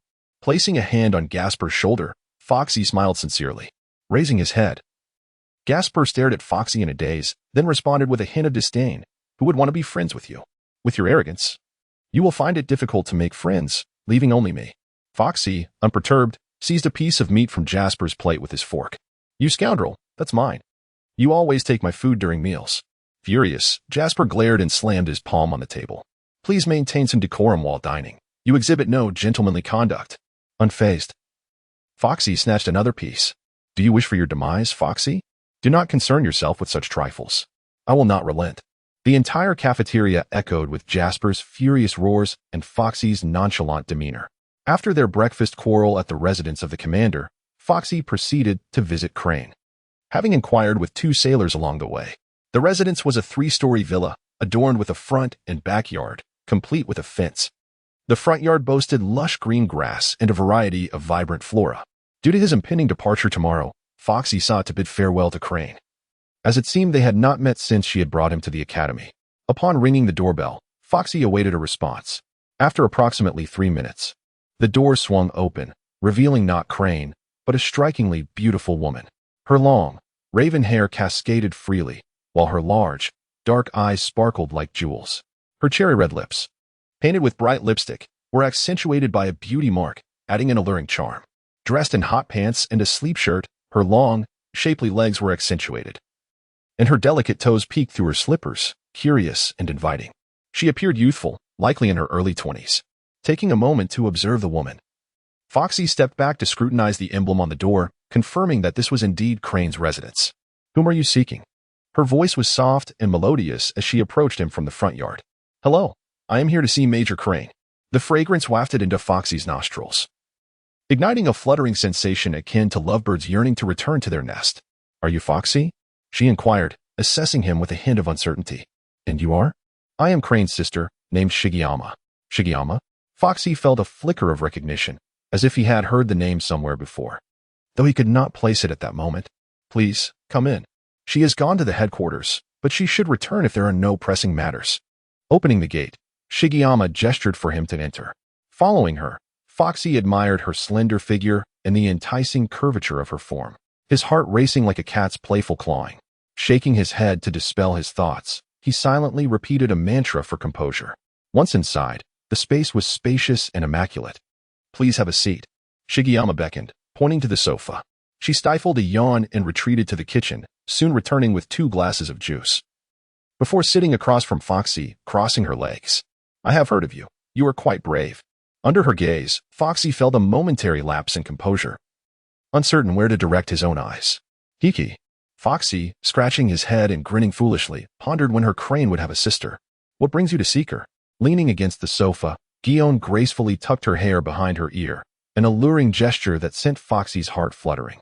Although Foxy was merely 14, his feelings of infatuation were maturing, and most importantly, his soul was in turmoil. Nonchalantly, Foxy took a sip of juice and remarked, Teacher Zifa is taking us away tomorrow. So I came to bid farewell. Foxy elucidated the purpose of his visit. Teacher Zifa? Departing? The long lashes fluttered slightly as Gion seemed to recall some haunting memories. Her emotions fluctuating. Indeed. Foxy nodded. Then you must be cautious. I hope to see you again in the future. What does that mean? Foxy sensed an unsettling gaze from the individual, one that seemed tinged with sympathy and pity. Just as Gion was poised to elucidate the situation, a voice suddenly resonated from outside. Gion. Ignoring the external call, Gion remarked, if my conjecture is accurate, Master Zephyr will soon escort you to the doldrums and abandon you on an island teeming with ferocious beasts, leaving you to fend for yourselves. If the timeline remains unchanged, you should anticipate a duration of 2 months. The doldrums? An island inhabited by fierce creatures? Foxy felt a pang in his heart. Gun. The people outside persisted, continuously calling out for Gun. Well, various ferocious beasts could be managed with caution. Yet the most dreadful aspect remained the inclement weather that plagued some islands. Are you also a student of Teacher Zafa? Gun inquired, to which he replied with a nod. Smiling. Gun. Outside? Foxy glanced at Gun, hesitating to speak. Truly troublesome. Covering his forehead, Gun stood up with a hint of impatience, prompting Foxy to ponder before following him outside. In the courtyard stood a short, unimposing man adorned with a hat. His small eyes betrayed his unsavory character. Dressed in a suit and tie, he held a bouquet of flowers, seemingly in a bid for courtship. Gun, be my girlfriend, the diminutive man proclaimed, extending the flowers toward Gun. I decline. Without a moment's hesitation, Gun's rejection came swiftly, leaving the short man stunned, as if he had not finished his words. Foxy furrowed his brows, sensing something amiss. My heart. After being rejected, the short man clutched his chest and took 2 steps back, leading Foxy to believe he was about to play the sympathy card. However, in the blink of an eye, he reverted to his former self, nonchalantly adjusting his hat and saying with a glimmer in his eye, in that case, I shall confess again next time. Yet, just as he turned to depart, he abruptly glanced back at Foxy, questioning who this child was. His expression darkened, realizing he had only just now noticed Foxy, and deemed it quite impolite. Jiaji, if you bother me again, be wary of my response. Gun dismissed him, turning to leave. Jiaji? Gun? Upon hearing Gun address the short man by name, Foxy felt a fleeting thought flicker in his mind. Could it be? No, it couldn't be. The sister of the crane, named Gun, short and unassuming, rejected a confession without a second thought. The future Vice Admiral, Mamotu Gun, and the T-Pig, Jiaji. Fukushi suddenly recalled having seen these 2 individuals in a forum, having heard whispers of their formidable prowess, enough to be considered candidates for the rank of Admiral. However, prior to his traversal, the anime had not yet progressed to this juncture, thus he had only heard of them without ever laying eyes upon them. Although he had never encountered them in the animated series, he now stood before the real-life embodiments. Is this Mamatatsu? Truly stunning. As for Kaki, a mere glance was sufficient for Fukushi to avert his gaze. He was yet to surpass his own handsomeness. Gion, grant me this opportunity. Kaki, with a thick skin, was willing to cast aside all decorum in the pursuit of courtship. Rejection, as decisive as ever. At that moment, from the street, Tsuru appeared, approaching with an air of familiarity, observing Gion standing outside and Kaki's crestfallen expression with no hint of surprise. Yet, Fukushi's astonishment was palpable. Vice Admiral Tsuru. Upon seeing Tsuru, Kaki offered a greeting. Come in. Tsuru nodded, disregarding Gion's irate demeanor, stepping closer to the courtyard and addressing Fukushi. What brings you here? Tomorrow, Teacher Zifa will be taking us away, so I came to bid you farewell. I have no acquaintances in Mariford, hence, a touch of melancholy graced Fukushi's features, accompanied by a bittersweet smile. No need to linger outside. Come inside. Saru sighed, giving Fukushi's shoulder a gentle pat as she made her way into the house. Fukushi trailed behind, yet Kaki moved with greater swiftness. Soon, the group settled onto the sofa, with Kaki fixated on Fukushi, while Gion simmered in silence. Be cautious on your outing this time. I have faith that you will make it through. Haku spoke as soon as he took a seat on the sofa. Indeed. Let us dine here at noon, came the reply. Very well. Foxy did not refuse. It was a rare opportunity to foster a closer connection. And clinging to Crane's influence was of paramount importance. This relationship must not become distant, at least until he grows stronger. The sun hung high in the sky, and a gentle sea breeze blew towards him, carrying a hint of humidity. A colossal warship navigated through the tumultuous waves of the ocean, swiftly departing from Marineford. After enjoying lunch with Crane yesterday, Foxy returned to the academy. Although it was a break period, he did not waste time. Instead, he diligently focused on developing his devil fruit abilities. From the information gathered in Gion, it appeared that Zephyr intended to allow them to grow independently in the doldrums. What is the nature of the doldrums? It is a lair for the marine overlords, the sea kings, and within its bizarre islands, countless strange creatures lurk. Extinct, deformed, ferocious, venomous, and aberrant, none are docile. As Gion mentioned, these beasts are not the most perilous. The real danger lies in the weather. In a single day, hailstorms, torrential rain, thunderous lightning, and scorching sun can occur, with the seasons shifting at an unnaturally rapid pace. Foxy found himself perplexed by the weather, which seemed utterly incongruous with market principles. The only certainty he harbored was that this world could not be governed by conventional theories. If memory served him right, their stay at the academy had been rather brief. Should there not be a more substantial foundation laid? Was it not somewhat hasty? To be frank, Foxy felt ill-prepared. He had anticipated a rigorous training period of 4 to 5 years before emerging.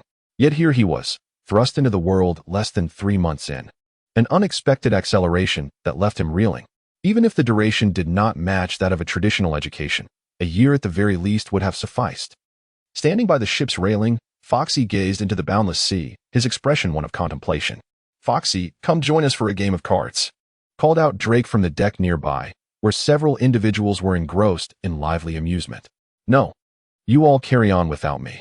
I shall retreat to my quarters for a respite, he replied, shaking his head in refusal before making his way back. Upon returning to his room, Foxy did not rest. Instead, he prepared to delve into the development of his devil fruit abilities. He could not afford to waste a single moment. Whenever he found a spare moment, he would either hone his powers or train his body. Most crucially, he needed to learn the technique of shave without delay, as it was a vital skill for survival. Foxy even speculated that Zephyr prioritized teaching them shave over the other 6 techniques for this very reason. Additionally, shave served as the foundation for moonwalk. As he readied himself for training, his gaze fell upon the short sword resting on his bed, prompting a faint smile. This blade, a gift from Crane, though not a remarkable weapon, surpassed the average armament significantly. It measured roughly half the length of an adult's arm. It was neither an ultimate blade nor a great blade, nor even a good blade for that matter. It is worth noting that there exist only 12 ultimate blades, 21 great blades, and 50 good blades in the entire world, a clear indication of the scarcity of resources amidst overwhelming demand. Foxy is now nothing, relegated to wielding merely ordinary blades. He lacks the stature to covet fine weaponry, even a reputable sword. The sentiment expressed by Crane is etched in Foxy's heart, regardless of whether it is sincere or feigned. Thus, the warship sailed for an entire day, arriving at a fortress at dusk, which turned out to be a naval division. Upon disembarking, arrangements for accommodations were made automatically, but before anyone could rest, Zephyr gathered everyone together. I trust you are all aware of what lies ahead. Indeed. You are to live independently for the next 2 months, with your survival left to fate, reliant solely on your own abilities. Your destination is a series of islands on the edge of the doldrums, teeming with ferocious beasts and fraught with perilous weather that can easily claim lives. Along with venomous creatures and miasma, each of you will be randomly assigned to an island. Your presence here signifies your readiness to descend into the depths of hell at any moment. Your courage has earned my respect. Rest well tonight. For the life that awaits you starting tomorrow will not be as comfortable as that in the academy. I hope to see every one of you return unscathed after 2 months. Do you understand? We understand. Louder. We understand. Very well. Go eat, and then return to rest. An hour later, after dinner, Foxy lay on his bed, hands clasped behind his head, gazing at the ceiling, his mind racing.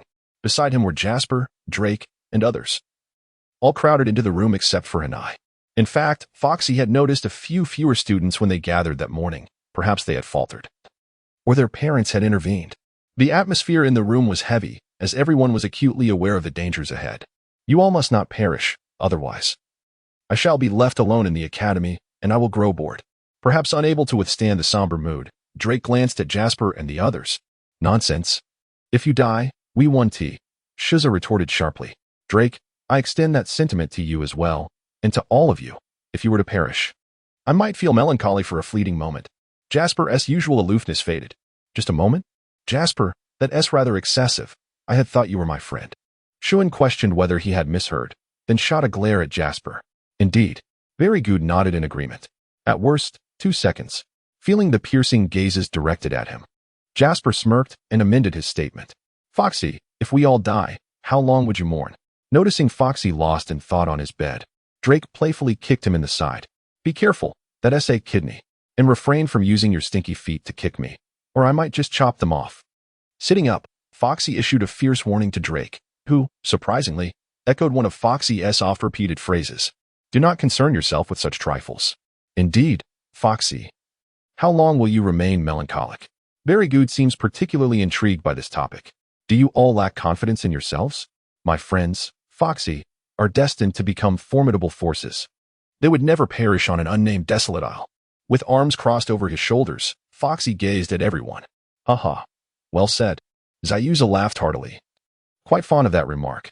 In any case, let us all strive to live well.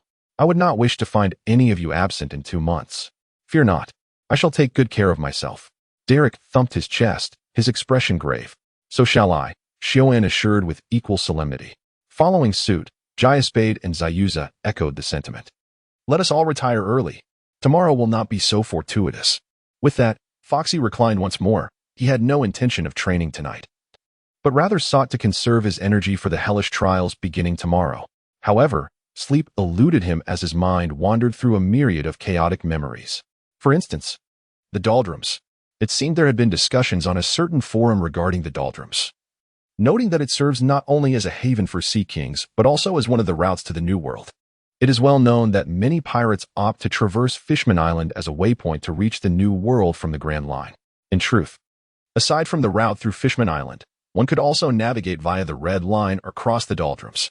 Yet, the doldrums are akin to a dead end. The mere absence of wind is sufficient to deter many, especially those formidable sea overlords. Moreover, the doldrums remain shrouded in mystery, possibly a narrative thread planted by Oda. Nevertheless, Foxy believed there to be at least 4 pathways leading to the New World: Fishman Island, the Red Line, the doldrums, and the skies above. Foxy was uncertain, lost in thought, and eventually succumbed to slumber. At the break of dawn the following day, Foxy and his companions embarked once more on the warship, swiftly departing from the base. Within merely 3 to 4 hours, they reached the periphery of the doldrums. It appeared that this base was in close proximity to the doldrums. Likely the reason the Navy established a presence here, possibly for various research purposes. As the commanding officer stationed, there was a seasoned vice admiral. In a polarized world, it was as if invisible threads divided the seas. On one side, tumultuous gales raged, while on the other, tranquil waters lay undisturbed. At this juncture, everyone gathered on the deck, awaiting the drawing of lots. Each individual would randomly select an island to inhabit for 2 months, with the sole provision of bringing weapons.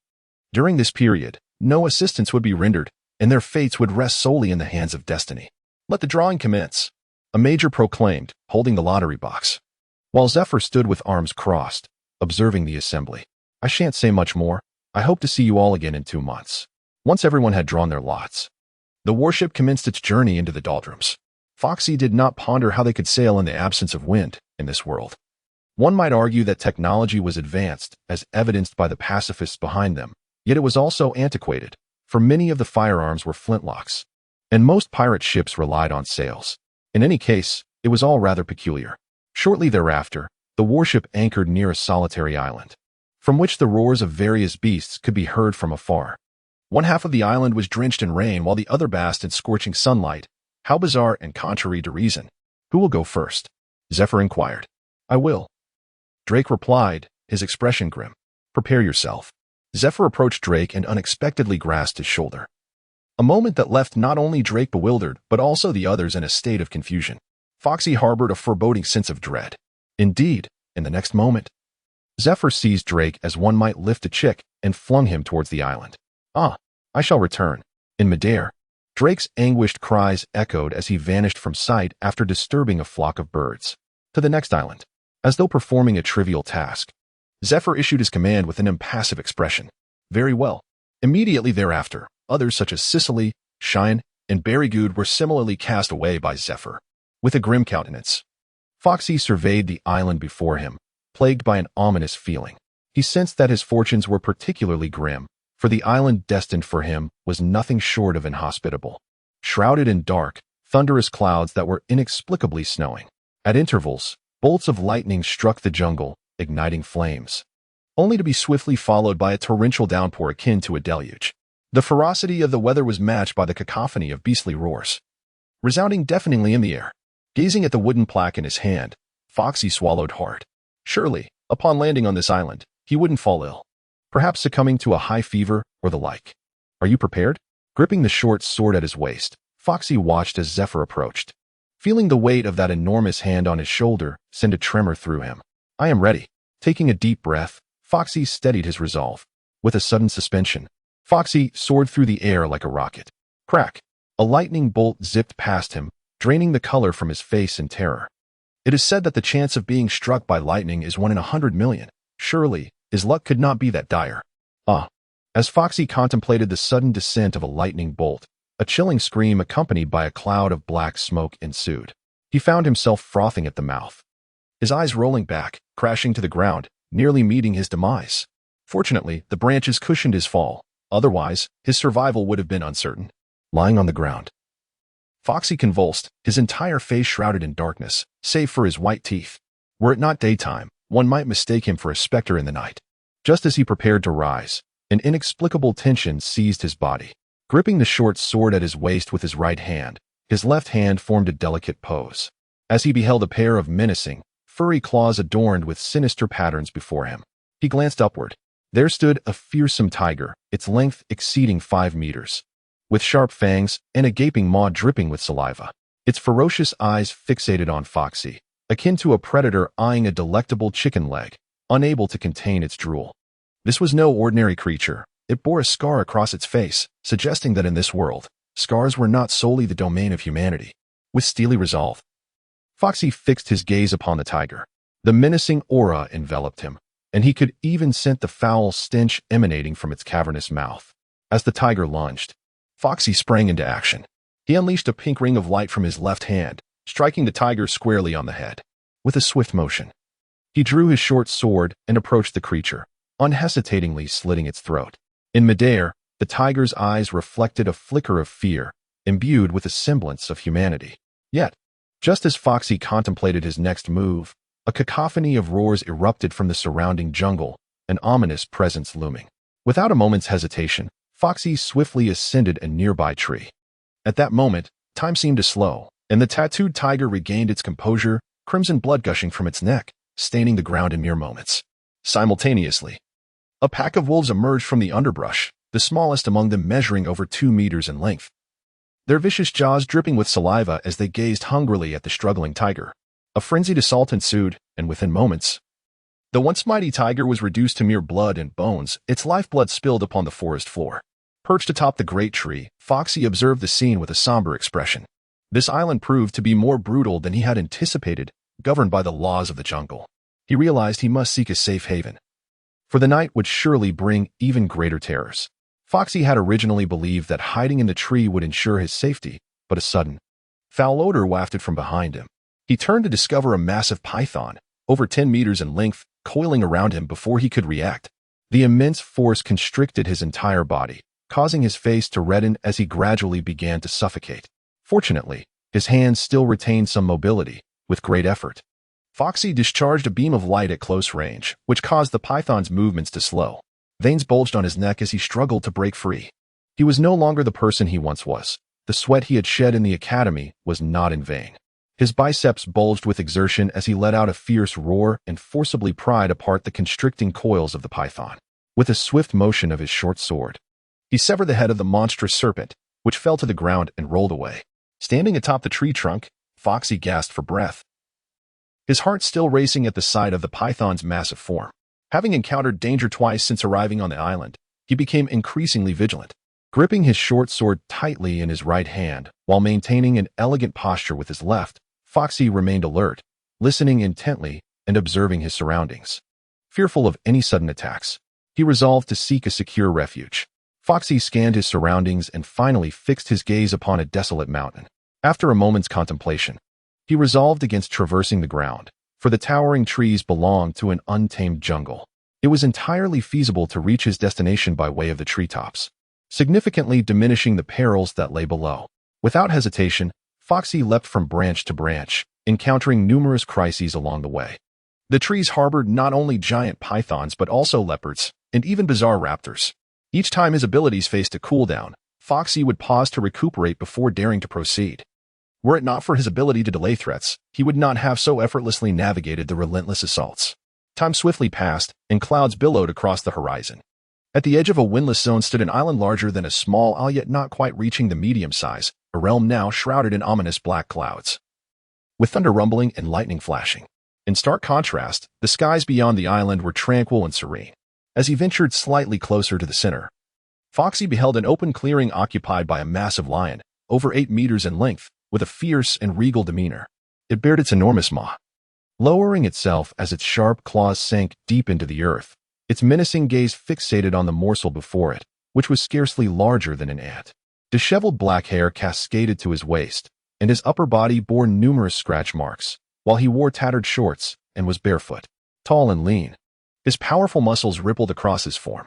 Foxy cast aside his short sword, which bore several nicks, and clenched his fists, his sharp eyes locked onto the colossal lion. In that moment, Foxy resembled a wild man, his left eye still tightly shut, yet 3 deep scratches marred the right side of his face, imparting a more ferocious aspect to his otherwise scruffy countenance. Aside from his long red nose, Foxy's visage gradually shed its disheveled appearance, taking on a more formidable and fierce demeanor that clearly signified a hardened spirit. A month spent in the wilderness had thrust Foxy into life-threatening situations countless times, with the most perilous being a bout of illness. On this island, one would either experience thunderstorms or torrential downpours, alternating with frigid winters and sweltering summers. During the stormy days, the entire island was enveloped in thunder, where unfortunate creatures might find themselves struck down by lightning even while merely stepping outside to relieve themselves. Foxy has encountered such trials thrice.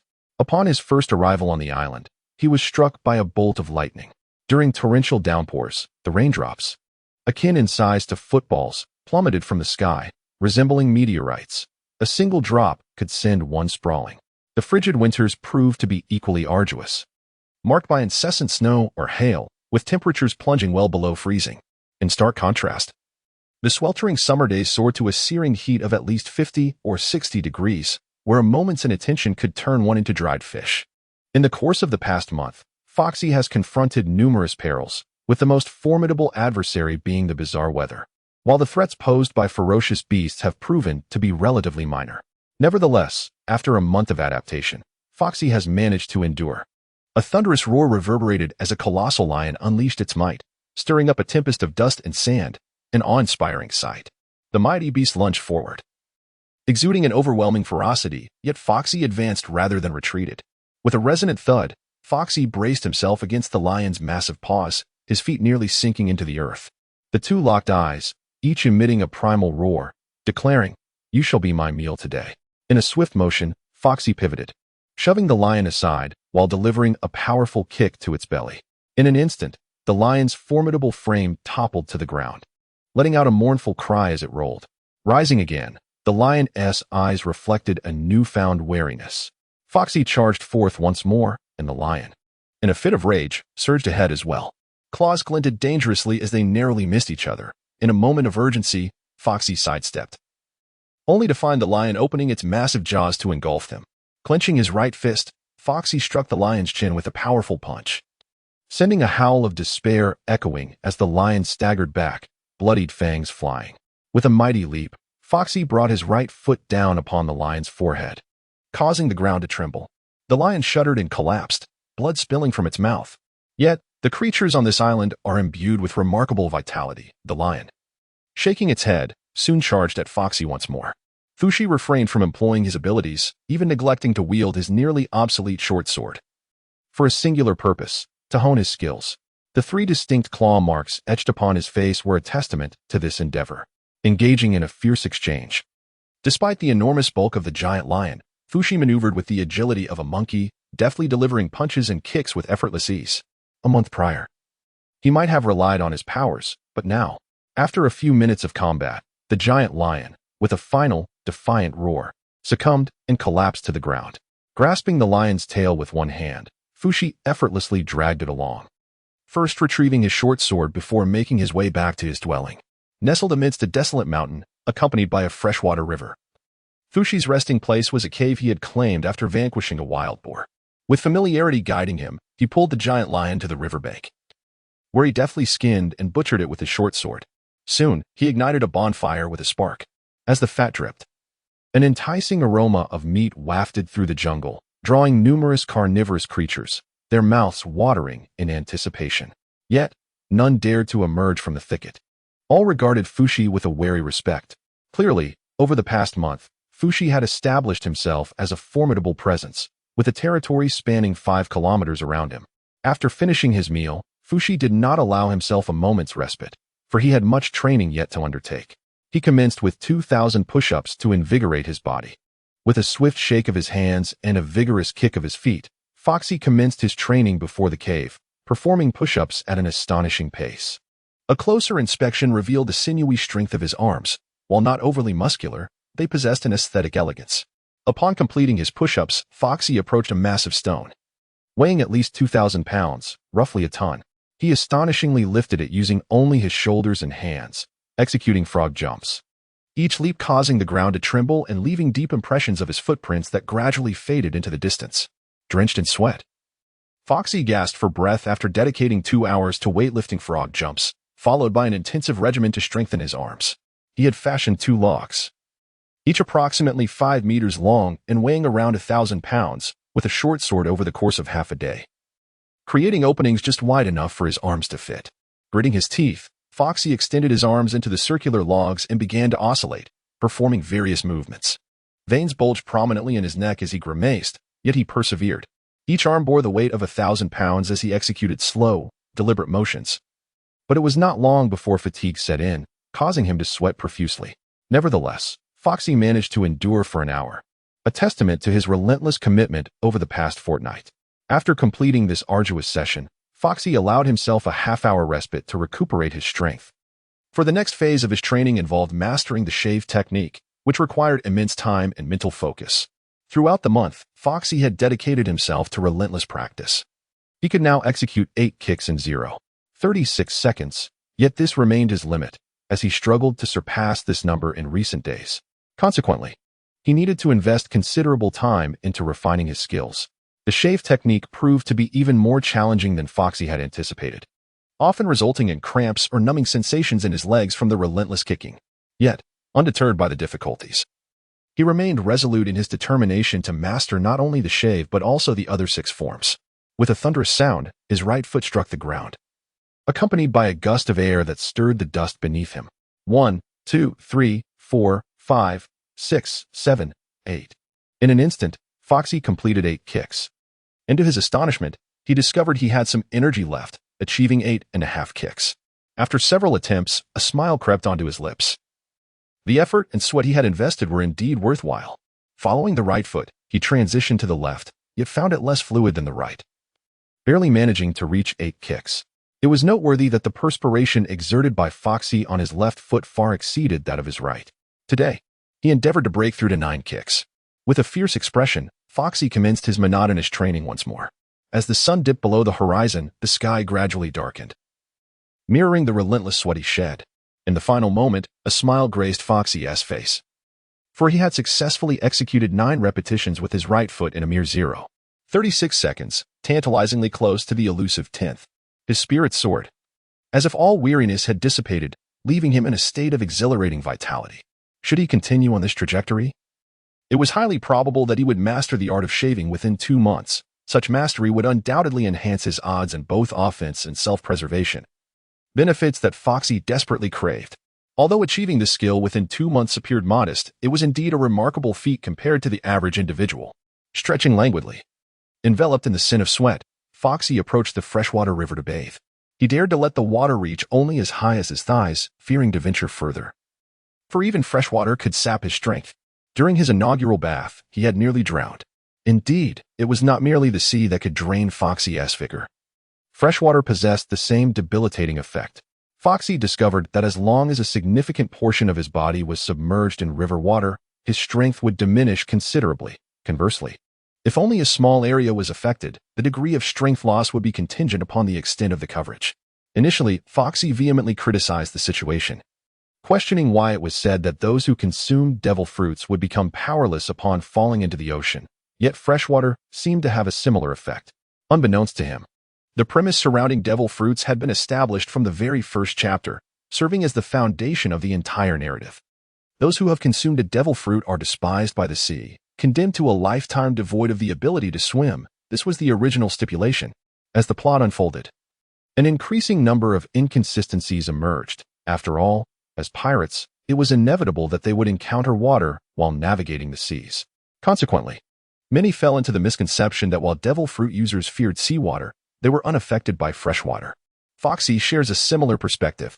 In truth, this notion holds a degree of validity, supported by the following arguments. The premise that one cannot swim after consuming a devil fruit is attributed to being forsaken by the sea. Thus, it stands to reason that freshwater, unlike seawater, should pose no issue.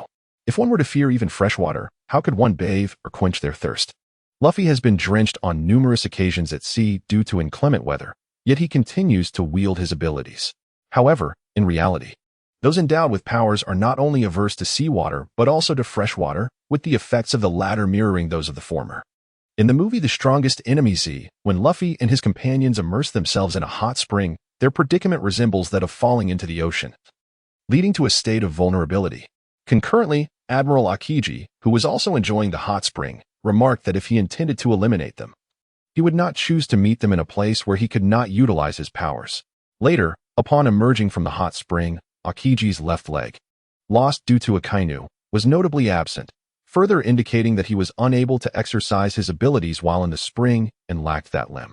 In summary, those with abilities are not only fearful of seawater but also of freshwater, with the intensity of their aversion being identical. A mere touch may be manageable, yet submersion up to the waist renders them utterly powerless. Additionally, there is a noteworthy aspect concerning sea stone. Sea stone is the crystallization of the sea's power, symbolizing the solid essence of the ocean. A wielder of abilities does not require a substantial quantity of sea stone to be submerged. Merely encountering a small fragment is sufficient to instantly nullify their powers. This contradicts the necessity of being submerged in seawater up to half their body. Sea stone must possess a high density, meaning that a tiny piece of it does not equate to a mere droplet of seawater, but rather represents a vast expanse of the ocean. Thus, contact with sea stone is tantamount to being submerged in water, which explains the suppression of their abilities. The anime showcases numerous battle scenes during rainy weather. For instance, in the Cake Island arc, Luffy valiantly fought against Big Mom's subordinates in torrential rain while striving to save Sanji, exhibiting remarkable vigor. Furthermore, the mundane acts of bathing and drinking water present a considerable discomfort, do they not? Oda has personally elucidated that those endowed with abilities harbor a fear of water, be it fresh or salt water. Water acts as a constraint upon their powers. However, the degree of this fear varies under different circumstances. Should an individual's entire body be submerged, their powers would undoubtedly be rendered ineffective, leaving them feeble and powerless. A partial immersion would similarly hinder the exertion of their abilities, albeit to a lesser extent. While minimal exposure, such as that experienced during rainfall, would have negligible effects, the act of consuming water may resemble our indulgence in carbonated beverages, resulting in a fleeting sense of weakness that dissipates shortly thereafter. This phenomenon is also exemplified by the Sea Prism Stone. While some ability users find their powers nullified when shackled by it, their physical strength remains intact, albeit with variations depending on the individual. Consequently, in the world of One Piece, all ability users harbor a fear of water, and activities such as drinking or bathing certainly have an impact, though the extent of this influence varies. In the Whole Cake Island arc, Jinbei utilized seawater to assault Prometheus, significantly diminishing its strength, while simultaneously drenching Big Mom, rendering her quite vulnerable. Such actions appeared effective, however, they were ultimately contradicted by the latest chapter 891, wherein both Big Mom and Prometheus exhibited little to no adverse effects from seawater, retaining their formidable might. Is Big Mom not a devil fruit user? Why then does she not fear seawater? This brings forth the issue of water volume, regardless of whether it is seawater or freshwater. A sufficient quantity can incapacitate a devil fruit user. Conversely, if the volume is insufficient, neither type of water significantly affects the user. What constitutes a sufficient quantity? According to Oda's SBS, it is the volume that submerges more than half of the body. Therefore, if only half of the body is immersed or if merely the limbs come into contact with water, the symptoms of weakness are not as pronounced. Water in motion, such as rain, does not pose the same threat. It flows over the user without causing them to lose strength or the ability to wield their powers. Thus, while Jinbei's tidal assault left Big Mom drenched, it did not substantially affect her prowess. Indeed, one could argue it had no impact at all. The water merely passed over her, akin to rain, and could not keep her submerged for an extended period, ensuring she remained unweakened. However, when Big Mom was propelled away, it was Zeus who caught her, indicating her apprehension of falling into the sea, affirming that she indeed fears water. Therefore, the conclusion is singular. Ability users are constrained by both seawater and freshwater, with the determining factor being the volume of water involved. During the initial days of Foxy's arrival at Maryford for marine training, he took showers that were merely rinses. At that time, he felt somewhat uncomfortable. However, after bathing, he experienced no further issues and thus did not dwell on it. He did not even consider the matter. Later, upon entering the academy, he was subjected to bloodbaths, the precise composition of which consisted of the fresh blood of sea kings, along with various medicinal substances.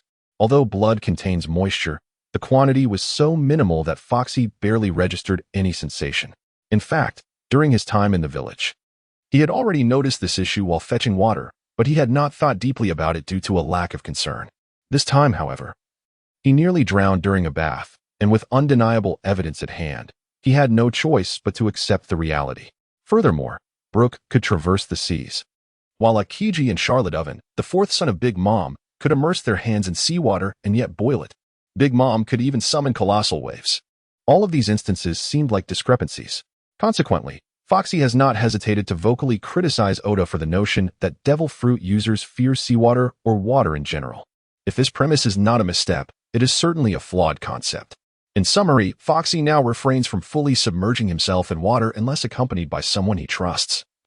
Otherwise, it would be tantamount to courting disaster. The farmer has consulted extensive materials, arriving at conclusions that may be accurate or erroneous. Readers are encouraged to engage in discussion within this chapter or in the reviews. Together, let us dissect One Piece and explore its essence. Oda merely draws manga. He knows little of the intricacies of One Piece. It should be noted that this is solely the farmer's personal perspective, which may hold truth or falsehood. Ultimately, it is but a figment of imagination. All are welcome to share their thoughts freely, regardless of correctness. Freedom of speech prevails. After his bath, Foxy returned to the shore, and that languid sensation finally dissipated. He candidly returned to the cave, found a piece of dried tiger skin to casually wrap around his waist, and disappeared into the jungle, gripping his short sword. Recently, his appetite had been growing, and the lion he had caught earlier was already digested. He needed to prepare for dinner. Swiftly darting through the jungle, Foxy effortlessly leaped onto a tree standing 7 to 8 meters tall, bounding from trunk to trunk. What shall he have for dinner tonight? A sudden, thunderous roar pierced the air, causing Foxy to pause atop a tree. He turned his gaze towards the heart of the island, where a colossal volcanic crater loomed, its billowing smoke barely visible under the waning light of the setting sun.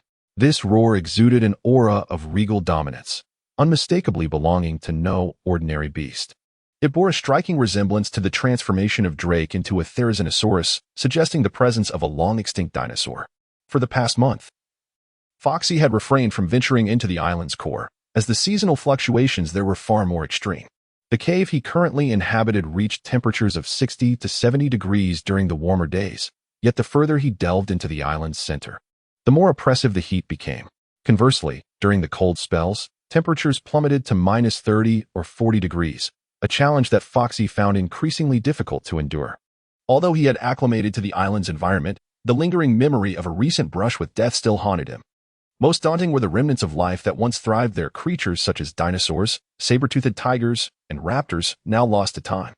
Foxy once cast a glance into the fringes of the wilderness and beheld a 30-meter-long saber-toothed tiger.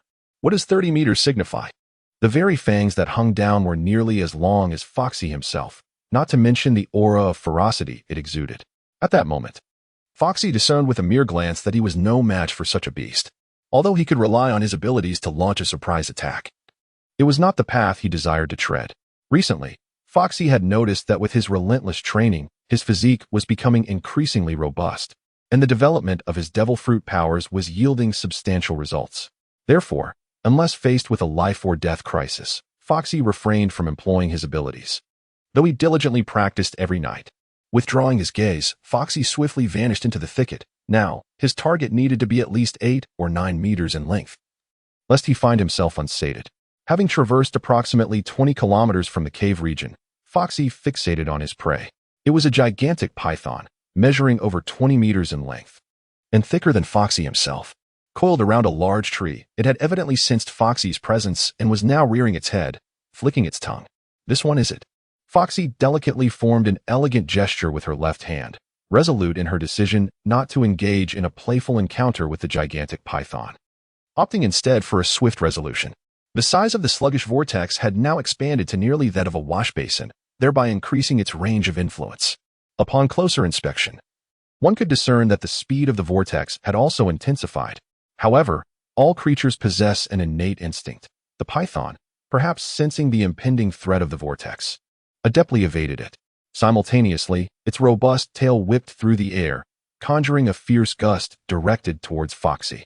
Since you wish to evade a painful demise, allow me to fulfill that wish. Perhaps it was because his initial arrival on the island nearly led to the demise of Snake Mouth that Foxy harbored little fondness for snakes. Thus, when the colossal python swung its tail towards him, Foxy did not evade. Instead, he braced himself to withstand the blow.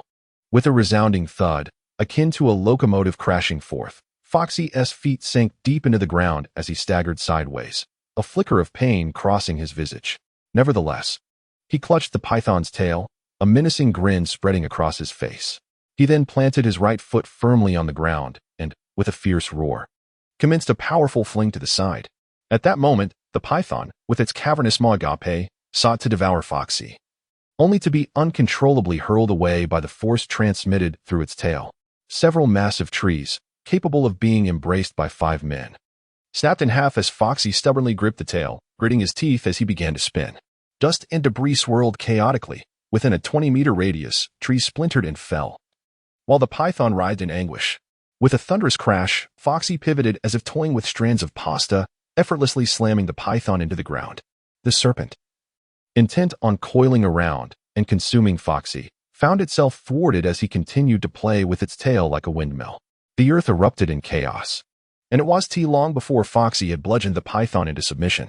Confirming the serpent's incapacity to resist, Foxy swiftly dragged it towards the cave, creating a ruckus that sent creatures, both herbivorous and carnivorous, scurrying in fear, their tails tucked and heads drawn in upon witnessing Foxy's prize. By the time he returned to the cave, night had fully descended. With remarkable proficiency, he severed the python's head, skinned it, and strung the meat onto pre-prepared branches before igniting a campfire to commence his roasting. Sitting cross-legged before the fire, Foxy turned the succulent snake meat while simultaneously exploring his devil fruit abilities.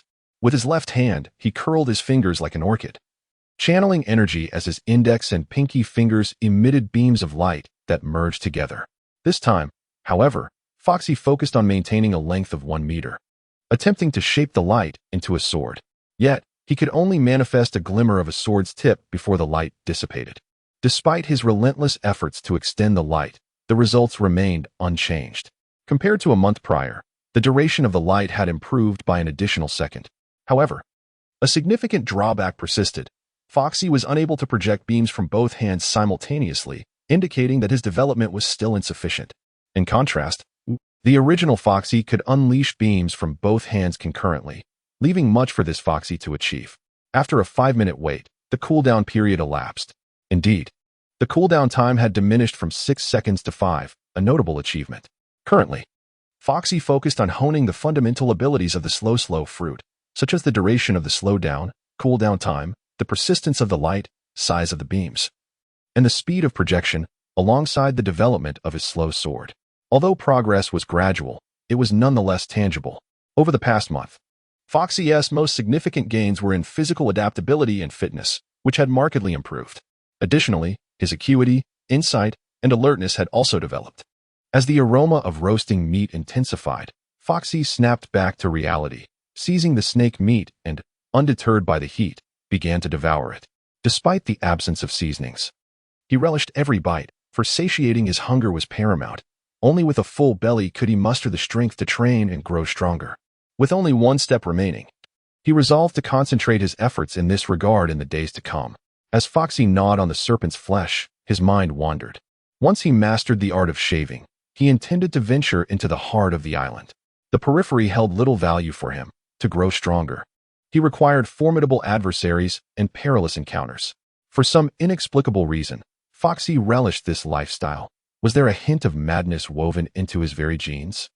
He consumed the entirety of the snake, save for its head and tail, filling his belly with over 10 meters of meat. After feasting on the roasted serpent, he continued to hone his devil fruit abilities. As the moon ascended higher in the sky, around midnight, Foxy retreated into a cave for rest. Throughout the month, he had been ambushed while asleep on 3 or 4 occasions. The first time left him drenched in cold sweat, prompting him to sleep lightly thereafter. He placed some dry branches at the cave entrance. Any disturbance would rouse him. His heightened vigilance was a product of that month's trials. Esteemed villagers, the farmer refrains from expressing any grievances. The previous parts have been omitted, as I was offline for several hours yesterday. I could not withstand the pressure. From this day forth, I shall mend my ways and strive to be an upstanding citizen. Do not hinder me, lest I turn against you. Even if Jesus himself were to appear, I would not shy away. The winds are fierce, and the farmer must first visit a hospital to check on his heart, which races uncontrollably. Additionally, I have created a QQ group, 866363720. As you are all aware of the current tensions, please refrain from any disorderly conduct within the group. I am a real name system administrator. Do not implicate me in any trouble. Should anyone post discordant images that disturb the peace, I will not hesitate to remove you. I must forewarn you. Do not feel aggrieved if you are expelled. Do not put me in a difficult position. After all, those who join are supporters of the farmer. And I harbor no desire to expel anyone, for you are all delightful and essential to my livelihood. However, for the sake of our nation and its integrity, should you transgress the law, do not blame me for my ruthless actions. If I were to lose my sanity, even fools would tremble. I am truly at my wit's end. Perhaps it is wiser to remain cautious. Kind sirs, have mercy. My fragile heart is easily shaken. As dawn's first lights spiraled across the horizon, a new day emerged. The island reverberated with the roars of beasts, and in certain areas, the scent of blood lingered ominously. Even ferocious creatures require their breakfast, saturating the air with a palpable sense of danger. A massive wild boar was skinned and suspended over a fire, dripping with fat. Having grown accustomed to this routine, Foxy awakened automatically at the first light of day. After washing his face by the riverbank, he ventured into the jungle to hunt a wild boar. Foxy yearned for a lighter diet, yet circumstances did not permit, for an entire month. His meals consisted solely of barbecued meat. Were it not for his rigorous training regimen, he might have become quite rotund, rather than maintaining his tall and slender physique, with only minor imperfections marring his otherwise handsome visage. Wasting no time, Foxy commenced performing push-ups beside the campfire. Following his warm-up, he finished breakfast and began practicing his slicing technique. The air resonated with explosive sounds as he rhythmically pounded his right foot, yet 9 repetitions proved to be his limit. Upon experiencing sharp pains in his right foot, he switched to his left, dedicating the entire morning to honing his skills. Unbeknownst to him, snowflakes began to descend from the heavens, and within mere moments, the temperature plummeted, transforming the landscape into a blanket of white. Undeterred, Foxy wrapped a piece of tiger skin around his waist, his upper body muscles taut, as he continued to refine his technique. Perhaps due to his vigorous activity, he felt little discomfort from the cold. According to the natural order, the temperature would only continue to drop, yet he remained within his limits. Otherwise, this month would have been in vain. Despite a morning devoid of significant progress, Fushi ventured out at noon to hunt a creature that would serve as his roasted meal. After a brief respite of over 10 minutes, he resumed his practice. It was as if he had entered a trance, completely detached from reality. His body seemingly performing the slicing technique on autopilot, while his mind remained blank. Suddenly, Fushi vanished from his spot, and with a thunderous sound, he inexplicably reappeared against the rocky mountain wall. His form sprawled out like a starfish, before slowly sliding down to the ground, utterly bewildered. A basketball-sized rock plummeted from above, striking him squarely on the head. He gasped, clutching his head as he rolled on the ground, alternating between covering his face and chest and cradling his head. His entire face contorted in agony. The pain was excruciating. After a moment of respite, Fushi stood up, his body aching fiercely, yet he felt a surge of exhilaration. Observing the large imprint in the rocky wall, he discerned the unmistakable shape of a human form. After examining the indentation, Fushi glanced toward the campfire, which was no less than 10 meters away. He had succeeded. Joy surged through him as he clenched his fists, eager to resume his footwork. Yet, to his dismay, the unexpected did not occur. Once again, he managed only 9 repetitions with no discernible change. Foxy, having tried repeatedly without success, found himself perplexed as half an hour elapsed without triggering the desired outcome. What was amiss? Just moments ago, he had seemingly triumphed. As excitement waned, the discomfort in his legs intensified, swelling and spasming, necessitating a pause to prevent potential incapacitation. Sitting cross-legged on the ground, Foxy began to reminisce about the sensations he had just experienced, rhythm and continuity, a nebulous feeling that left him shrouded in uncertainty. After 5 minutes of contemplation yielded no clarity, he felt as if he had become a snowman. At such times, urgency was counterproductive.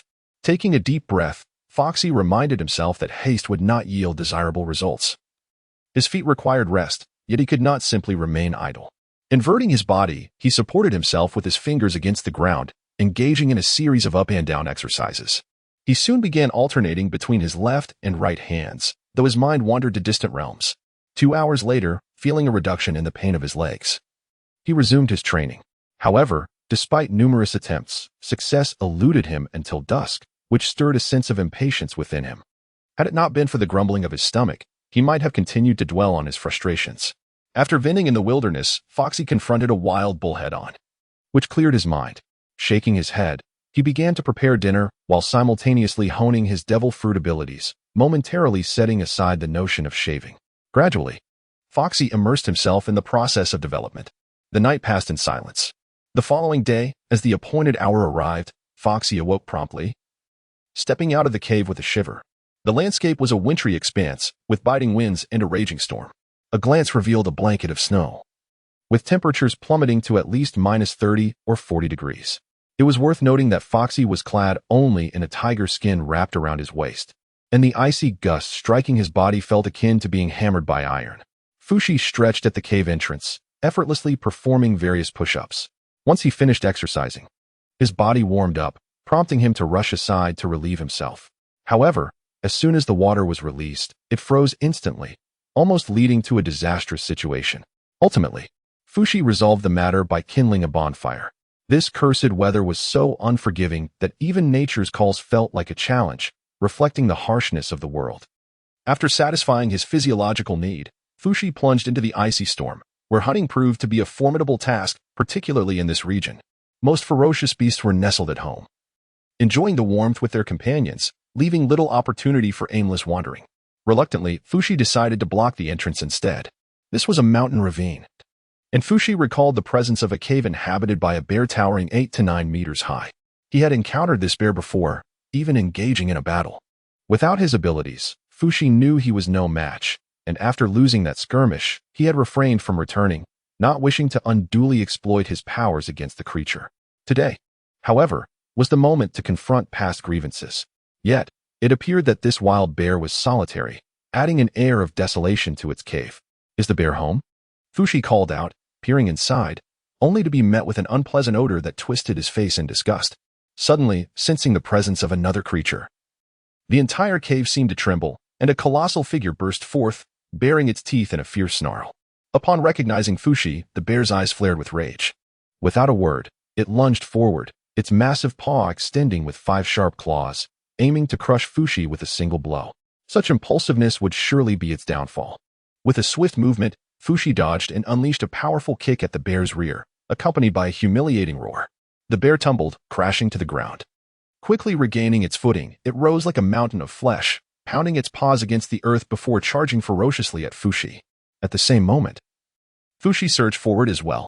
A gust of wind whipped through the air, sending snow swirling around them as Fushi braced himself against the bear's onslaught. His feet sinking into the ground, a wild grin spreading across his face. Do you think I'm still the same as before? As Foxy withstood the onslaught, the wild bear grew exceedingly irritable, opening its jaws to bite at Foxy's head. Ignoring the bear's vicious attempts, Foxy raised his right foot high and delivered a brutal kick to the bear's sensitive area. With a heart-wrenching cry that echoed through the air, the bear was sent flying. Landing on the ground while clutching its injured spot, its face contorted in agony as tears streamed down. Such pain was beyond comprehension. The aroma of meat wafted through the air. Ultimately, the wild bear could not escape Foxy's voracious appetite. In no time, Foxy devoured the bear, leaving no room for hesitation. Having satisfied his hunger, he promptly began his training in the technique of shaving. His right foot executed 9 precise steps, and his left foot matched the count. Yet he found himself unable to break through on the 10th attempt. It felt as though the previous day's endeavors had been merely a dream. Despite the frigid temperatures hovering around -30 to 40 degrees and the relentless snowfall, beads of sweat glistened on Foxy's forehead. After an indeterminate number of steps, Foxy suddenly vanished without warning, only to reappear several meters away, buried in the snow like a plant uprooted. Emerging from the snow, a look of ecstatic joy crossed Foxy's face. Surely, this time it was not a dream. He had succeeded once more. However, the likelihood of triggering this success was low. And upon achieving it, Foxy found himself unable to control his body. With adrenaline coursing through his veins, he trembled all over, seemingly tireless as he continued his training. After stepping over 50 times, his feet began to swell and twitch, yet Foxy was unwilling to relent. Fearing the loss of his feet, he eventually halted his efforts. Although his legs were incapacitated for training, his hands remained viable, so he did not squander time. Inverting himself, he utilized his fingers to practice as much as possible. He succeeded once in the morning, and after resolving his lunch, he achieved another success in the afternoon, albeit the probabilities of success were dismally low. By dusk, he had succeeded only twice. That night, he diligently developed his devil fruit abilities before taking a much-needed rest. The following day, his efforts bore fruit as he succeeded 5 times, and he began to grow familiar with the technique. On the 3rd day, he achieved 8 successes, and on the 4th, 12th, progress was arduous, yet each day brought improvement, spurring Foxy to exert even greater effort. As clouds swirled, the heavy snowfall vanished, replaced by a sky shrouded in ominous dark clouds. Thunder crackled intermittently, and the air was thick with electromagnetic energy.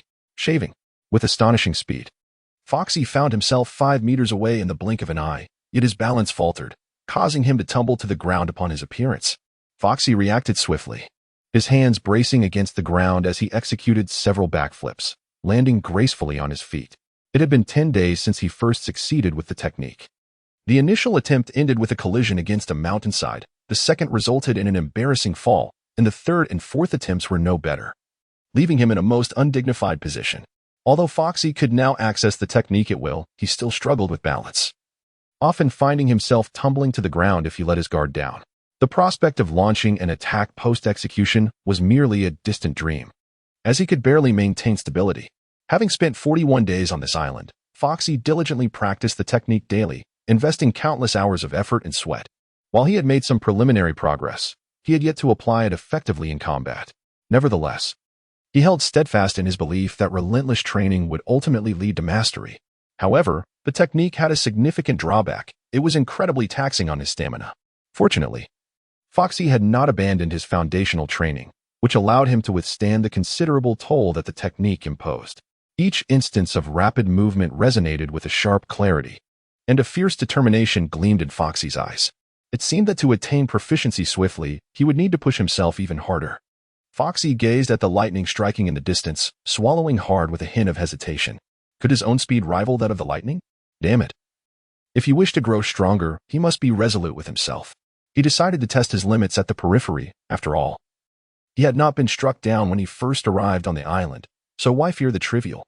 Making a decision, Foxy filled his stomach and dashed towards the opposite riverbank, which was momentarily illuminated by scattered flashes of lightning. The strikes appeared less intense, perhaps due to their distance, making them seem slower and less powerful. Standing at the river's edge, Foxy gritted his teeth and waded in, his senses heightened to their utmost. Crack! Ah! With a scream, a bolt of lightning struck him before he could react, leaving his hair standing on end and smoke billowing from his mouth and nose. His entire body felt numb and prickly, and he collapsed to the ground, convulsing as more lightning struck the earth around him. Eyes wide with fear, he mustered all his strength to crawl out of the lightning's reach. After a considerable time, he began to regain sensation in his limbs, slowly sitting up. Aside from lingering tingles, he felt an odd itchiness coursing through him. Furrowing his brows, he stroked his chin while gazing at the flickering ground and the towering thunderclouds above, his eyes gleaming with newfound determination. It seemed that many protagonists in novels undergo rigorous trials to grow stronger, and the choice that transformed their very essence appeared to be lightning. It was said that lightning could stimulate cells, and since the surrounding strikes were not lethal, he thought, why not embrace this? With a brave demeanor reminiscent of a martyr, Foxy stood up and stretched his body, finding himself largely unscathed. He gritted his teeth and charged back in. Crack! Ah! Unsurprisingly, he emerged once more, smoke rising from his form, after another shriek. That day, Foxy endured numerous lightning strikes, often watching helplessly as bolts descended, unable to react in time before being struck directly. By nightfall, he emitted a savory aroma, akin to salt on an open wound, the pain searing. Whether it was an illusion or reality, he sensed an underlying itch within the sting, as if it resided deep within his bones, something he longed to scratch but could not, for the sensation enveloped his entire body. The following day, after completing his foundational exercises, Foxy plunged once again into the treacherous edge of the storm. Unsurprisingly, he was nearly struck down once more, yet this time he made progress, successfully dodging a lightning strike using his agility. An inexplicable intuition guided him to instinctively employ his skills, vanishing before the bolt could reach him, though he could not comprehend why he had acted so swiftly. Despite evading one strike, he was caught by a second bolt before he could stabilize himself. Emerging once again like a battered creature, smoke escaping from his mouth and nose, his teeth blackened and his face scorched. On the fifth day, while crossing the river, Foxy inadvertently caught sight of his reflection on the icy surface. He noticed his skin had darkened, yet his facial structure had subtly shifted. Had he not been so vigilant about his appearance, he might not have noticed the changes. His formerly red long nose had transformed into a gray one, his chin becoming more proportionate, and after some grooming, his triangular eyes and eyebrows had returned to normal. However, the 3 scars on his right cheek remained somewhat unsightly. Overall, he no longer appeared as haggard as he once did. Ah, Foxy, you are destined for greatness beyond the ordinary. Look how much you have transformed in such a short time. With continued effort, you will become a handsome gentleman, and not through surgery, but through nature's own design. Foxy was quite content. Though the transformations were subtle, everything was undergoing a metamorphosis. The day he awoke to his true self would mark his emergence as a dashing and handsome gentleman, a paragon of elegance and charm. It would also be the day he became stronger and exacted his revenge. Retracting his gaze, Foxy directed his attention towards the thunderous zone, feeling a familiar pain in his tightly shut left eye, while his right eye gleamed with a cold light. He had not forgotten that feeling of despair. With resolute steps, Foxy approached the perilous area. A bolt of lightning descended from the heavens, yet Foxy seemed to sense it beforehand, vanishing in a flash. He reappeared 6 meters away, only to dodge another strike of thunder with uncanny precision. Throughout his journey, Foxy moved with ease and comfort, exuding confidence that made him appear quite distinguished, as if he were destined for greatness. However, as he narrowly avoided 4 bolts of lightning, a sudden cry of anguish escaped him. His composed demeanor vanished, replaced by grimaces of pain as he scrambled out of the stormy zone, collapsing by the riverbank, gasping for breath. The further he ventured into the tempest, the more concentrated and ferocious the lightning became. Evading 4 strikes was already pushing his limits. The starry sky was clear, and the night was cool as water. Sitting beside a crackling campfire, with dinner sizzling on the grill, Foxy surprisingly refrained from utilizing his devil fruit powers, taking advantage of this brief respite to enjoy the roasted meat. Reclining on the ground, Foxy rested his hands behind his head, crossing his legs as he gazed at the heavens. The weather was splendid tonight, adorned with twinkling stars and a crescent moon, occasionally illuminated by the streak of a shooting star. The celestial expanse of this world was far clearer and more beautiful than that of the other realm.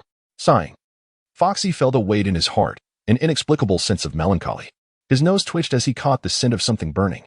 He leapt up to tend to the barbecue, shaking off any distracting thoughts, and resumed his unwavering training with the devil fruit. Time slipped away unnoticed. Within the tempestuous thunder zone, a figure flickered in and out of existence, seemingly impervious to the dense lightning surrounding him. In that moment, with his eyes closed, Foxy could discern the trajectories of the bolts, allowing him to preemptively evade them with his swift movements, appearing almost ghostly throughout the entire morning. If 1,000 bolts were cast down, Foxy successfully dodged half of them, seemingly inviting the lightning to strike him. Even now, after nearly exhausting his stamina from continuous dodging, he remained within the storm's grasp, occasionally sitting cross-legged or lying down to invite the strikes. Despite his body convulsing and emitting smoke, and his face beginning to numb, he showed no inclination to leave. Just 5 days remained, and in 2 months, it would all come to an end. During his lightning-infused training, Foxy discovered that being struck indeed bolstered his physique. Although the pain was excruciating, he found that his physical prowess increased the following day. Foxy speculated that perhaps it was the lightning that stimulated the cells, resulting in such effects. Thus, a few days ago, after exhausting his energy, Foxy willingly invited a lightning strike, enduring a pain that pierced to the core. Yet, in his pursuit of strength, he gritted his teeth and persevered. Subsequently, he sensed a gradual enhancement of his physical prowess, albeit slowly, but undeniably progressing. Of course, the lightning he endured was not lethal, merely inflicting suffering upon him. During this time, he had already begun to master his abilities, and his physique had markedly improved compared to before arriving on the island. Simultaneously, his development of the devil fruit powers had not lagged, also showing significant advancement. However, there was one aspect that filled Foxy with ecstatic joy. Even rendering him incredulous, he might have awakened his observation haki. Indeed, it was observation haki. Yet, Foxy himself was uncertain if it truly was, for when struck by lightning, he could sense an impending danger by simply emptying his mind, and he instinctively knew the direction from which the threat originated. To ascertain whether he had awakened his observation haki, Foxy even covered his right eye while hunting for his meals. The moment he entered the jungle, he could perceive numerous presences, even inexplicably detecting creatures poised to ambush him. However, this sensation was erratic, leading Foxy into perilous situations where he narrowly escaped death at the jaws of beasts, thus making him hesitant to affirm whether it was indeed observation haki. After all, it bore a striking resemblance to mere intuition. What Foxy understood about observation haki was gleaned from anime. It seemed to allow one to predict attacks, detect living beings' auras, and discern the positions and numbers of enemies beyond one's line of sight, as well as anticipate their potential actions. Moreover, observation haki was linked to one's mental state, requiring composure for effective use. Under emotional turmoil or loss of reason, one could not wield the power of observation haki. Yet, the specifics eluded Foxy, leaving him somewhat uncertain. Foxy has pondered more than once whether this might be a form of benefit from her transference. Perhaps her heightened mental acuity is a result of her crossing over. Or maybe her senses are remarkably sharp. The most fundamental assurance for a traveler of worlds is the presence of a golden finger, though she may lack such an extraordinary advantage. Surely she should at least possess some basic benefits. Having traversed this world for over 5 months, the distinction from half a year feels negligible. Yet, the anticipated boon of a transcendent ability remains elusive, leaving Foxy in a state of disbelief. Thus, he fervently prays that this is merely a manifestation of Kinbunshika haki. His impatience to conclude his training and consult Zephyr grows palpable. As night descends, Foxy, weary from a day's exertions, returns to his cave, determined to continue developing his devil fruit powers. During a moment of respite, he resolves that, regardless of whether he has awakened Kinbunshika haki, he will cover his right eye for the final 5 days. Inspired by Rayleigh's teachings to Luffy, he believes that with resolve, success is attainable, and he refuses to accept inferiority to others. The following day, Foxy promptly covers his right eye, even neglecting his already blind left eye. Stepping out of the cave to inhale the fresh air, he feels invigorated. He steadfastly commits to mastering the fundamentals of his training before facing the tempestuous trials ahead. Seeking out the colossal creatures at the island's heart, navigating familiar paths, Foxy heads towards the riverbank to address his personal hygiene. Despite his disheveled appearance, he acknowledges the necessity of washing his face. having traversed this route countless times and recognizing the stones that line it, thus feeling no pressure. However, a sudden stumble sends him crashing to the ground. As he clutches his forehead and groans, he instinctively reaches for the cloth covering his eyes, only to halt midway and resolutely rise to continue onward. Gradually, through these minor mishaps, Foxy becomes increasingly attuned to his surroundings. After cleansing himself, he returns to the open space of the cave to practice the most basic movements. Presently, Foxy performs 4,000 push-ups with ease, a significant improvement from the 2,500 he could manage before arriving on the island, showcasing a remarkable increase of 1,500 in just 2 months. His capabilities in sit-ups, squats with stones, and handstand push-ups have also enhanced, each exceeding 500 repetitions. Furthermore, he has successfully mastered the shaving technique and may have even awakened Kinbunchika hockey. His greatest achievement remains the enhancement of his physical prowess alongside the development of his devil fruit abilities. All of these accomplishments are the fruits of countless hours of labor and perseverance over the past 2 months, and he can sincerely affirm that he has not squandered a single minute. Yet, he recognizes that it is still insufficient. Those with greater innate talent than he, in the same duration, would only grow stronger, often exerting even more effort. Meanwhile, on another island, a ferocious Allosaurus engages in a brutal clash with an even larger carnivorous dinosaur. Claws, gaping maws, and powerful tails collide with ferocity, neither yielding an inch. Blood splatters as deep wounds reveal bone, yet they slowly begin to heal. Amidst the carnage, the smaller Allosaurus bellows defiantly, its roar echoing as it stands triumphantly upon the earth, instilling fear in the surrounding creatures. On a different island, a colossal brown bear, towering over 30 meters, is pierced through the chest by a green spike, the tip of which is coated in a faint, enigmatic substance.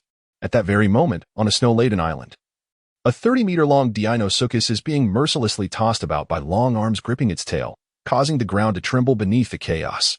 In the New World, on an island adorned with cherry blossoms, a gentle breeze caresses the face as a waterfall cascades down, creating ripples in the moist air. Beneath a cluster of cherry blossom trees sit 2 towering men. One, adorned with a pirate hat and flowing golden hair, is unmistakably Whitebeard, who, after taking a swig from his bowl of liquor, gazes incredulously at the man before him. "You say you are dying?" "Indeed, there are but a few days left." With a broad smile, the legendary pirate king Joel D. Roger, once roaming the South Sea, suddenly materialized before us, seeking out Edward Newgate. "How can I not perceive your impending demise?" Setting down his cup, Whitebeard scrutinized Roger with a furrowed brow. "I am unwell." Roger displayed no trace of worry about his fate. Rather, he exuded a carefree demeanor. "Unwell?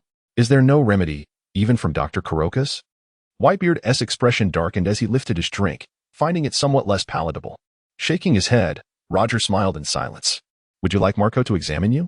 That lad aboard your ship? Can the Phoenix's powers truly heal ailments?" Roger was slightly taken aback, recalling the young boy enveloped in blue flames, who once fearlessly challenged him. "Gururara, my boy is exceptionally strong." Whitebeard spoke with a hint of pride. "Perhaps the future belongs to them." Roger raised his cup to clink with Whitebeard's, then took a sip before stating, "He cannot cure my illness." "Is that so?" Whitebeard did not question Roger, for there was no need. "By the way, where have you been during this time? There has been no word of you upon the seas." "Newgate, I have a beloved woman named Port-Gasti Rouge, and I am to become a father." "Port-Gasti Rouge, and you are to become a father?" Whitebeard was taken aback, holding his drink while gazing at Roger in disbelief. "Ha ha ha, indeed." Raising his cup, Roger motioned for Whitebeard to join him in a toast. "Congratulations are in order, then." Naturally, the 2 men downed their spirits once more, and Roger personally refilled Whitebeard's cup. "Are they aware of your condition?" "They know." As Roger gazed into his cup, a look of nostalgia and guilt crossed his face. "With so many devil fruits in these waters, there must be a solution. Time is of the essence. I have my reasons." Shaking his head, Roger's gaze remained resolute. A few months ago, that fellow Barilek seemed to have been captured. Whitebeard's spirits dampened slightly. "I am aware. If you depart, there will be few rivals left to share a drink with. Are there not still Shiki, Garp, Sengoku, and Zephyr? Should you find yourself bored, you could always visit Marineford. Forget it. Only Shiki is worth anything. As for the Navy..." Whitebeard shook his head and clinked his cup with Roger's. "Newgate, would you like me to tell you how to reach Raftel?" "Not interested. Knowing would not compel me to go." Waving his hand, Whitebeard expressed genuine disinterest in Raftel. I had forgotten. You only care for your family. Roger paused for a moment, not pressing further. Goolalala. Whitebeard chuckled quietly, tacitly acknowledging the situation. Do you know what the world government has been calling me in recent years? GOLD. Roger, isn't that amusing? Is that truly your name? Whitebeard set down his cup, gazing at Roger in astonishment. No, no. Roger slapped his thigh heartily, grinning widely. I'm GOLD. Roger, he articulated each syllable with emphasis. Indeed, there are times when one encounters individuals with the initial D in their names. I have a fellow named Teach, by the way. What does the D actually signify? Do you wish to know? Never mind, I lack the interest. You rascal. Seeing that Whitebeard was unyielding, Roger felt a bit exasperated. That was a matter from long ago. Roger continued speaking to himself, while Whitebeard sipped his drink. His brow furrowing intermittently, his expression shifting dramatically. In the Grand Line, a warship gradually sailed into the doldrums, ultimately anchoring beside an island. Unbeknownst to them, 2 months had slipped by. Among the numerous islands, a fierce battle was unfolding at the heart of one. Whoosh! A fleeting azure silhouette darted past, effortlessly cleaving through trees and rocks alike as if they were mere tofu. A strand of hair fell to the ground as Foxy, supporting himself with one hand, executed several backflips before landing upright, a stream of blood trickling from a gash on his chest. He gazed at the towering mantis before him, standing over 10 meters high, particularly fixated on its razor-sharp forelimbs, which sliced through rock as effortlessly as cutting through soft tofu, sending chills down his spine. This area was nearly the epicenter of the island, and Foxy had intended to venture in blindfolded for training over the last 5 days. However, he encountered a life-threatening crisis the moment he entered. Had he not swiftly removed his blindfold and utilized his abilities, he might very well have become mere fertilizer for nature. Except in dire situations, Foxy kept his eyes covered, and after numerous battles, his perception, akin to observation hockey, became increasingly clear and adept. Today, facing this man has forced Foxy to restore his sight. Otherwise, relying solely on his perception would not suffice against such an opponent. The gaping wound on his chest served as the finest testament to that fact. This mantis stood upright at over 10 meters, its abdomen swollen, and its forelimbs were like sharp blades, creating a dazzling display as they were brandished. Despite its massive size, this creature moved with remarkable speed. Had Foxy not begun to master the shave technique, he might have been severed into several pieces by now. Sparks flew as the mantis's forelimbs rubbed together, creating flickers of flame. The ground trembled, and the mantis charged forth, its right limb poised to cleave Foxy in half with astonishing velocity. Foxy's expression tightened as she leaned back, but at that moment, the mantis's left limb struck down towards her head. Swish! Foxy vanished in a swift motion, only to reappear beside the mantis, his right fist clenched tightly and unleashed with unrestrained force, accompanied by a fierce gust of wind. The mantis let out a mournful cry as it was propelled away, scattering debris in its wake. Foxy vanished once more, eager to seize the advantage. However, as he approached the mantis, a glimmering blade of light flashed before him. Caution gripped him, and in a moment of urgency, he dropped to the ground, executing a sweeping kick that struck the mantis's hind leg. The sudden loss of weight compelled the mantis to instinctively plunge its forelimbs into the earth. Yet, in that instant, Foxy materialized before the mantis, delivering a powerful blow with his fist, akin to a heavy sack, directly to its face. With a mournful cry, the massive creature, exceeding 10 meters in length, was propelled backward, crashing into several towering trees and collapsing amidst the underbrush, its visage stained with green fluid. In a swift motion, Foxy appeared atop the mantis's head, his body spinning rapidly as he unleashed another kick to its skull. The impact was reminiscent of a watermelon bursting, as the mantis's head struck the ground with tremendous force, creating depressions in the earth and spawning a network of fine cracks. Remarkably, the mantis clung to life, displaying an extraordinary vitality. One could only wonder if it was even edible. Gazing upon the almost mutated mantis, Foxy descended to the ground and delivered another kick to its head. This time, the mantis could no longer endure, its head seemingly lost to the chaos. As the campfire crackled and oil droplets fell, a tantalizing aroma of cooked meat wafted through the air, permeating the entire area. Foxy now resembles a wild man, clad only in a bare skin wrapped around his waist, with his unkempt hair cascading almost to the ground, so matted that it seems impossible to part. One wonders why his hair grows with such rapidity. Perhaps it is due to his abundant diet, feasting daily on sumptuous meats. His visage has taken on a more resolute demeanor, though it retains a certain disheveled quality, primarily due to his unkempt nose and unshaven chin, reminiscent of a scruffy creature, with his once sharp eyes now appearing more triangular. Beyond these features, his physique has become sturdier, and he has grown considerably taller, but most notably, there is a palpable transformation in his aura. Perhaps he has indeed grown stronger. Today is likely the final day, though the arrival of the warship remains uncertain. As Foxy contemplated while twisting a mantis leg, a warship passed by a succession of islands, with some cadets still alive, while others had.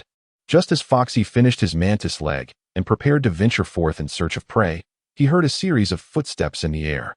A major general, gliding effortlessly, approached, and upon noticing the wild man like Foxy, he unconsciously let out a sigh of relief. It was Major General Veeder. Upon landing, the general recognized Foxy. The very same from the academy. Foxy, you are still alive. Fox's expression darkened as he confronted the audacity of such words. Is it excessive to say such things upon our first meeting? What do you mean by you are still alive? Is that something a human would utter? Major Vettel, seemingly unfazed, responded with a chuckle. Is my survival truly so surprising? Ha. It is enough that I live. He then approached Fox and firmly patted him on the shoulder. In the past, Fox would have found such a gesture unbearable, but now he could endure it, albeit with a wince of pain. Despite Fox's considerable growth, he still fell significantly short compared to the Major. This was evident from the moonwalk technique that Vettel had just employed, even with Fox's delay fruit. As long as Vettel remained vigilant or willing, he could easily overpower Fox. Major Vettel implied that someone had already. Foxy felt a sense of unease, her eyes reflecting a hint of concern. Surely those fellows hadn't met their demise. Regrettably, some of the trainees had not persevered. Let us return.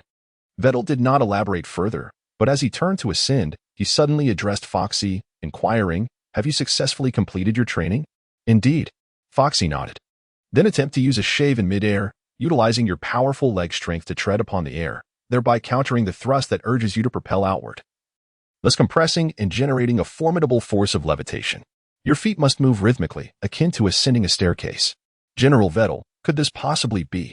Fox's eyes sparkled with brilliance, instantly recognizing the moonwalk technique. I did not mention that all of this must be exchanged for military merits. Vettel ceased his chatter, seizing Fox by the shoulders and soaring into the sky. Survival was no easy feat. One must remain vigilant. As if strolling through the air, Vettel lifted Fox toward the seaside, his feet seemingly resting upon invisible steps, which brought Fox a sense of tranquility. Over the past 2 months, Fox had hardly any time to delve into other matters. Even mastering the shave technique could unlock the moonwalk with relative ease, and a little study might yield success. However, Fox was far too preoccupied and dared not divert his focus. Fundamental training, practicing the shave, engaging in fierce battles without utilizing his powers, and harnessing the abilities of his devil fruit, these consumed all of Fox's time.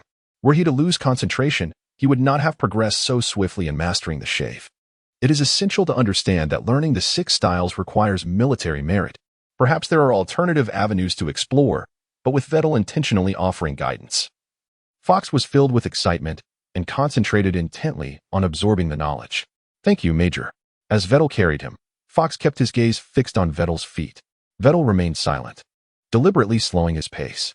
The island's center was still quite a distance from the shore, and with Vettel intentionally reducing speed, they consumed a considerable amount of time.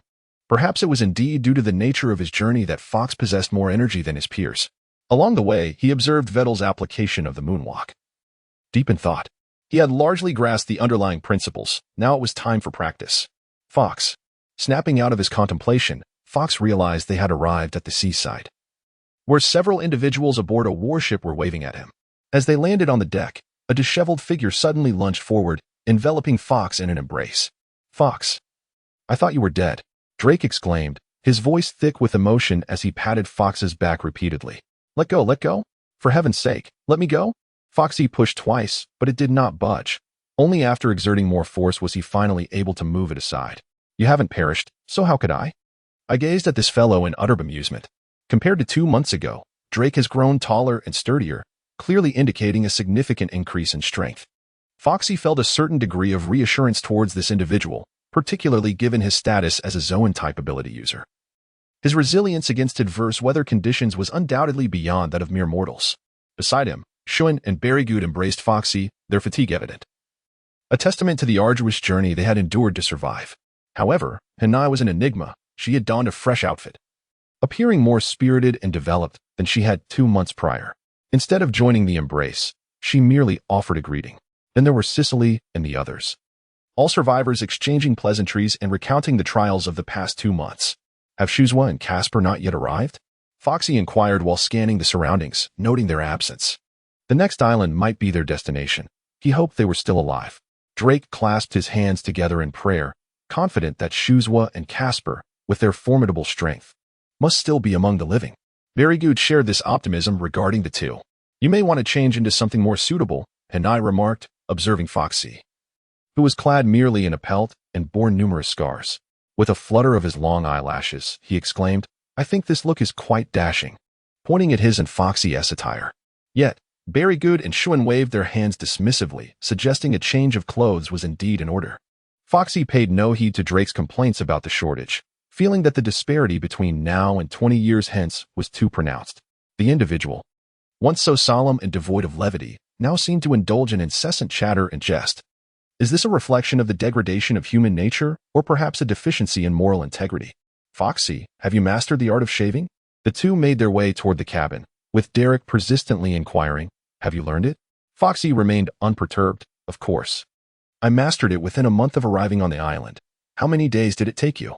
Drake initially raised his chin, then fixed his gaze on Foxy without blinking. With a change in expression, Foxy regarded Drake with some skepticism. A month? It seemed he had spent nearly a month and a half. Was the script somewhat skewed? This fellow was so formidable in his youth. How had he become merely a mid-tier rising star 2 decades later? Were the other rising stars truly more exceptional, or had Drake's trajectory been influenced by his father's circumstances? Yet, could this rationale truly hold water? 2 months. Foxy is not as superficial as one might think. Although Drake has a tendency to boast, Foxy does not take offense, as he believes he has long surpassed his youthful days. 2 months is quite an accomplishment. Noticing Foxy's discontented expression, Drake swiftly patted his shoulder in a gesture of comfort. It is rather amusing that the one who boasts is also the one offering consolation. This reflects the unpredictable nature of adolescence, revealing that Drake considers Foxy a true friend. Their journey together was filled with playful banter, perhaps due to the 2 months of solitude that left both Foxy and Drake somewhat talkative. After a refreshing wash and a change of attire, Foxy and Drake emerged from the cabin, only to be taken aback by the figure on the deck. There stood Borsalino, still exuding a sense of lewdness behind his sunglasses, lazily leaning against the ship's railing while swaying a glass of red wine. What a life of indulgence! This is the essence of power. Foxy had heard that it was Admiral Borsalino who would be escorting them back to Marineford. But where is Teacher Zephyr? Foxy inquired, somewhat astonished. After all, Zephyr is an admiral and surely has little time to spare. Drake looked at Foxy as if he were a fool. Very well then. Foxy has somewhat taken it for granted. Although he and his companions hold a modicum of significance, it is hardly reasonable to expect a Marine admiral to keep a constant watch over them. Foxy had no desire to establish any rapport with Borsalino, as he felt he lacked the requisite qualifications for such an interaction. It was likely that Borsalino had been ordered to escort them. Otherwise, he would hardly deign to accompany a group of youngsters. Upon the emergence of Foxy and Drake, Belagud, Shuan, and others gathered around them. Within the academy, each individual belonged to their own circle, but under Foxy's deliberate efforts to foster camaraderie, a bond formed among Drake, Foxy, Gasper, Shuan, Belagud, and Hanai, resulting in a relatively amicable relationship. Was the warship bound for the next island? One could only wonder if Shuan and Gasper had perished. In any case, feeling bored, Foxy suggested they play cards. Absolutely. After 2 months of tension and silence, I am utterly bored, Shuan exclaimed eagerly. Drake, producing a deck of cards from an unknown source, soon found them all seated on the deck, engaging in merriment. Foxy was not exempt from the usual trials. After 2 months of tension, a brief respite felt like a lasting reprieve. What to engage in? Hinata, adorned with her lovely pink locks, appeared quite charming. At 9 p.m., a note was posted. Very Good offered some suggestions. Cards were dealt. Amidst the revelry, a warship approached another island, and it seemed that Major Vittle had mysteriously vanished.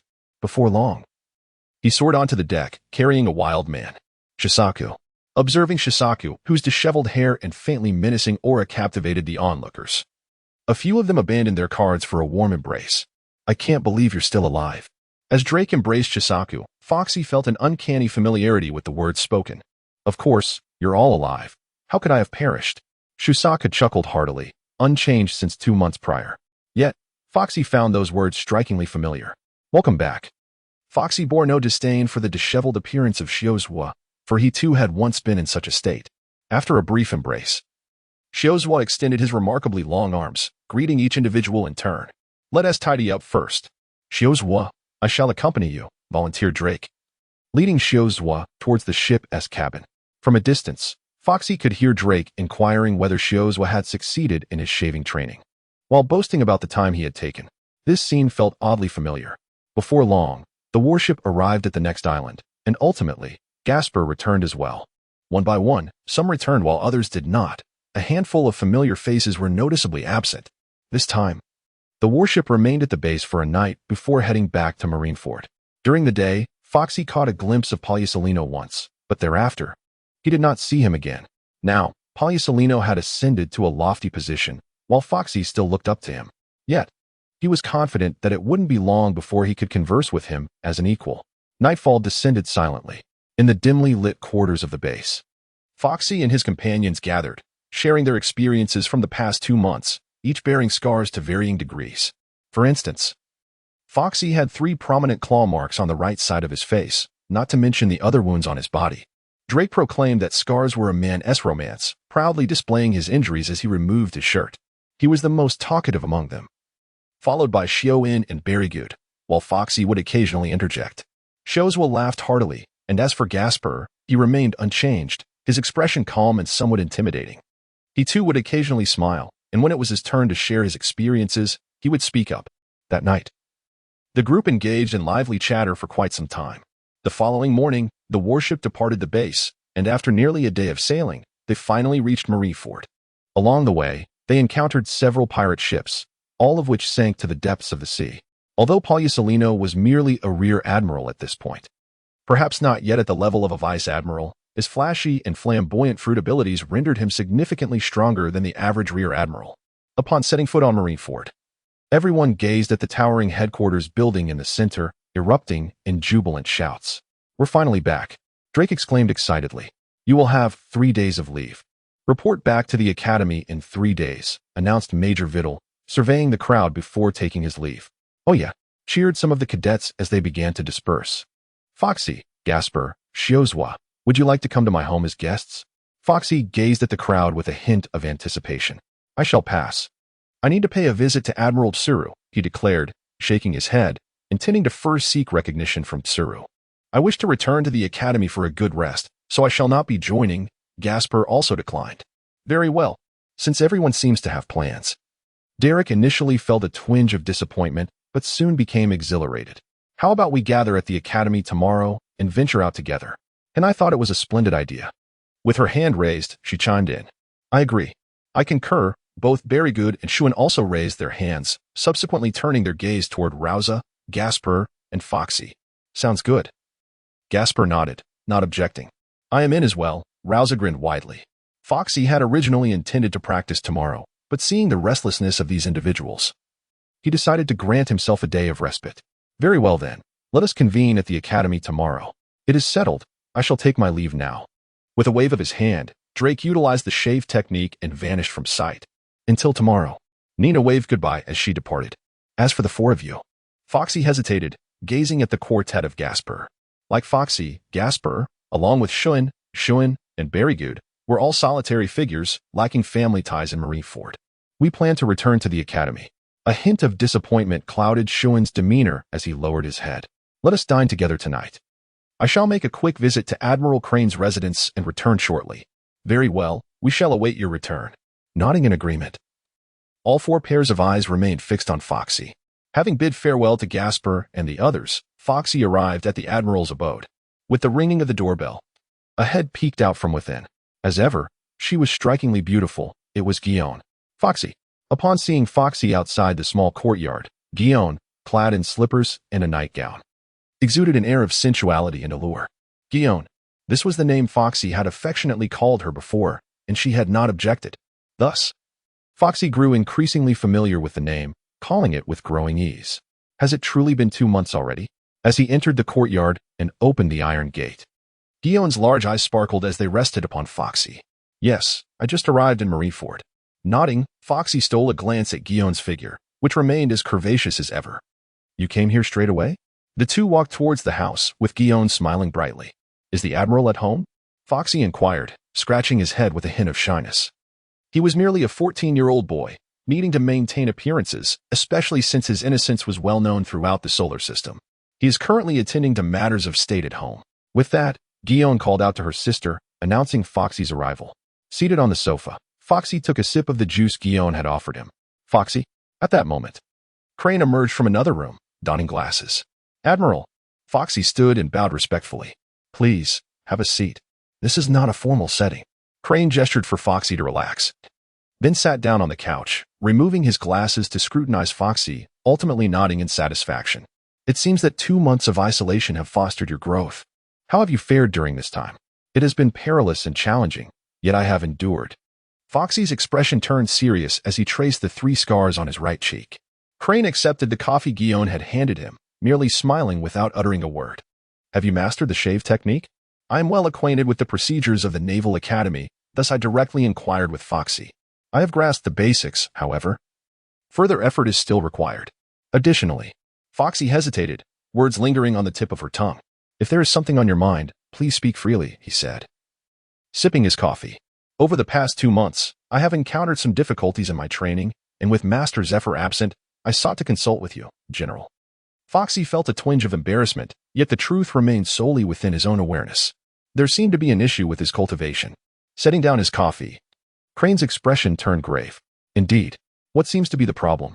Shigeyama, harboring concern since their last meal together, had grown more familiar with Foxy. Furthermore, Crane occasionally mentioned Foxy in her presence. I cannot quite articulate it. I need to conduct an experiment. With a grimace, Foxy expressed his frustration. Let us proceed to the front yard. Crane rose, eager to discern what ailed Foxy, for she held him in considerable regard. His impression on her was undeniably profound. Standing up as well, Foxy casually grabbed the fruit from the table. Upon arriving at the front yard, Foxy handed the fruit platter to Shigeyama. Sister Shigeyama, please use these fruits to strike me. After uttering this, Foxy distanced himself and closed his right eye. Sister Shigeyama, be gentle. Holding the fruit platter, Shigeyama exchanged a glance with Crane, a ripple of understanding passing between them. Then do take care. Grasping an apple, Shigeyama tossed it lightly before hurling it towards Foxy with remarkable speed. With her eyes closed and mind emptied, Foxy subtly shifted her body at the moment the apple approached, miraculously evading its path. Both Crane and Guillaume's eyes shimmered with surprise. Guillaume increased her speed. Excellent. In a flurry, Guillaume darted around Foxy's vicinity, while an array of apples, bananas, and pears launched towards her from all directions. Remarkably, Foxy managed to evade every single one, despite Guillaume having restrained much of her strength. Her velocity was not something an ordinary trainee could easily dodge.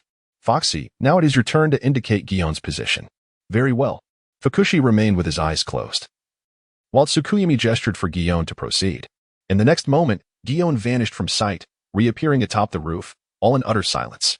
Yet, Fukushi effortlessly extended his hand, pointing towards Guillaume's direction. Subsequently, Guillaume materialized on a tree behind Fukushi, and once again, Fukushi was accurate in his aim. He continued to point correctly 4 or 5 times in succession. At this juncture, both Tsukuyumi and Guillaume wore smiles upon their faces. Fukushi, give it another try, Guillaume encouraged playfully. In the blink of an eye, she stood merely 2 meters in front of Fukushi, without a hint of disturbance. This time, Fukushi furrowed his brow, unable to discern Guillaume's location. Sister Guillaume, although I cannot perceive where you are, I can smell the fragrance emanating from you. Thus I know you are here. A smile graced his lips as he accurately pointed to Guillaume's position. Well done, Fukushi. It seems I underestimated you, Guillaume replied with a grin, gently patting Fukushi on the head. Upon opening his right eye, Fukushi gazed at the nearby Guillaume, his expression filled with confusion. Sister Guillaume, why was I able to detect your position earlier, yet failed just now? That is because I utilized Kenbunchaku to negate your perception. Kenbunchaku? Foxy appeared utterly bewildered, seemingly grasping nothing. They would discuss it further inside. Crane was in high spirits, increasingly satisfied with Foxy. She had not anticipated that in just 2 months, Foxy had not only mastered shaving but had also successfully awakened the observation haki. Returning to the sofa, Crane beamed as she addressed Foxy. Your talent is remarkable. You have indeed awakened your observation hockey. Is this what is known as observation hockey? Indeed, observation hockey is one of the 3 types of hockey. It sharpens one's 5 senses, enabling the perception of the breath and emotional fluctuations of surrounding beings. It also allows one to anticipate and evade danger. This latent power resides within all humans. It is an innate ability akin to instinct. However, the vast majority remain oblivious to this power or, despite their attempts, are unable to manifest it throughout their lives. The ability to acutely sense another's presence is termed observation hockey. Once this power is enhanced, one can discern the position, number, and impending actions of enemies outside their line of sight. Observation hockey is closely intertwined with the psyche, requiring composure for effective usage. It cannot be employed in moments of emotional turmoil or irrationality. This hockey possesses multiple functions: sensing attacks, predicting the opponent's next move, gauging the strength of other beings, and perceiving their emotions and thoughts, as well as the location and number of objects beyond one's field of vision. These constitute the fundamental abilities of observation hockey, with its range and intensity varying among individuals. Moreover, advanced mastery of observation hockey can confer extension abilities, which are exceedingly rare. Once awakened, one can almost attain invincibility. Crane's expression grew serious as Foxy listened intently. Even nearby, Shizuku furrowed her brow in contemplation, despite already being aware of this information. The 3 types of hockey can be categorized into 4 levels: beginner, intermediate, advanced, and perfected. The awakening of extension abilities within observation hockey varies from person to person. Nonetheless, this also depends on innate talent. Some may touch upon extension abilities immediately upon awakening, while others may reach an advanced level without ever unlocking such capabilities. Then, esteemed Admiral, what extension abilities does observation hockey possess? Foxy's eyes sparkled with an insatiable thirst for knowledge. Initially, the concept of the color domineering was merely a vague notion to him. Yet now, as he listened to Crane's explanation, a sense of clarity washed over his thoughts. These abilities can be broadly categorized into 4 distinct types. The first is the perception of emotions, which allows one to effortlessly sense the feelings of living beings, thereby influencing their thoughts and spreading emotional resonance, even having the power to manipulate their emotions. The second is the foresight of the future, enabling glimpses into fleeting moments yet to come. The third involves the reading of memories, providing insight into the innermost thoughts. The fourth is the ability to listen to the voices of all things. There may be other functions, but these are the ones I am currently aware of. Awakening these extended abilities is akin to ascending to the heavens. Crane's expression was grave, and as he pondered, Foxy felt as though a grand door was opening before him. Sir, has anyone ever awakened these abilities? Foxy had already envisioned several individuals in his mind, yet he feigned ignorance, as he was currently pretending to know nothing. I am only aware of 2, the Pirate King Gold, Roger, and the solitary red-haired Shanks. One possesses the ability to hear the voices of all things, while the other can read memories, see into the heart, and even alter those memories. The precise implications of these abilities remain somewhat elusive to me. Crane expressed her admiration. Despite these individuals being adversaries, she could not help but respect their formidable powers. In truth, Foxy was also aware of another who had awakened an extended ability, Charlotte Katakuri, the son of Big Mom. This individual, in the future, would awaken the power of foresight, rendering him nearly omnipotent. Moreover, there was a woman with a similar extended ability, Princess Otoheim of Fishman Island, who seemed to possess the power to sense emotions. At this moment in time, Princess Otoheim was still alive. Aside from these individuals, Foxy recalled many others who had awakened various extensions of Kinbunchika hockey. For instance, the future Marine Admiral Fujitora, who, due to his blindness, perpetually utilized Kinbunchika hockey with an expansive range that allowed him to sense falling meteors, thus enabling precise targeting to employ such celestial bodies as weapons. There was also the heart network of a certain individual from Sky Island, capable not only of extensive range but also of hearing the whispers of the heart. This world is vast. Even if only 1 in a million possesses a unique form of Kinbunchika hockey, such individuals are surely numerous. Perhaps they simply remain undiscovered. Thus, what Crane referred to as Kinbunchika hockey might not be limited to just these 4 types. They may merely represent the general categories, as there are many other extensions, such as telepathy and long-distance perception. Commodore, does this mean I possess Kinbunchika hockey? Indeed, you have begun to awaken it. The rest depends on your own practice and refinement. If you possess talent, awakening a special form of Kinbunchika hockey is not beyond the realm of possibility. Crane nodded with a smile, receiving confirmation. Foxy could not deny his joy. He had never anticipated that he would stumble upon such a serendipitous awakening of Kinbunchika hockey. Commodore, you mentioned there are 3 types of hockey. What are the other 2 besides Kinbunchika hockey? Lifting the coffee cup to his lips, Crane glanced at Foxy, hesitating for a moment before continuing. The 3 forms of hockey are observation hockey, armament hockey, and conqueror's hockey. Both observation and armament hockey are latent powers inherent to living beings. These abilities are innate gifts that encompass presence, aura, ferocity, and combat spirit. By mastering these imperceptible sensations, one's willpower can be transformed into a weapon, and this formidable force is known as hockey. Armament hockey, too, represents the latent strength within the human body. Once this power is awakened, it can enhance personal defense in battle, functioning akin to an invisible armor. Furthermore, it can evolve into offensive capabilities, enabling one to contend with the powers of devil fruit users and even allow contact with the physical forms of Logia-type users. While armament hockey can grasp the physical forms of Logia users, it cannot, like Seastone, strip them of their abilities.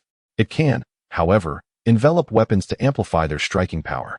Admiral, he inquired, given the extensive applications of observation hockey, does armament hockey possess similar potentials?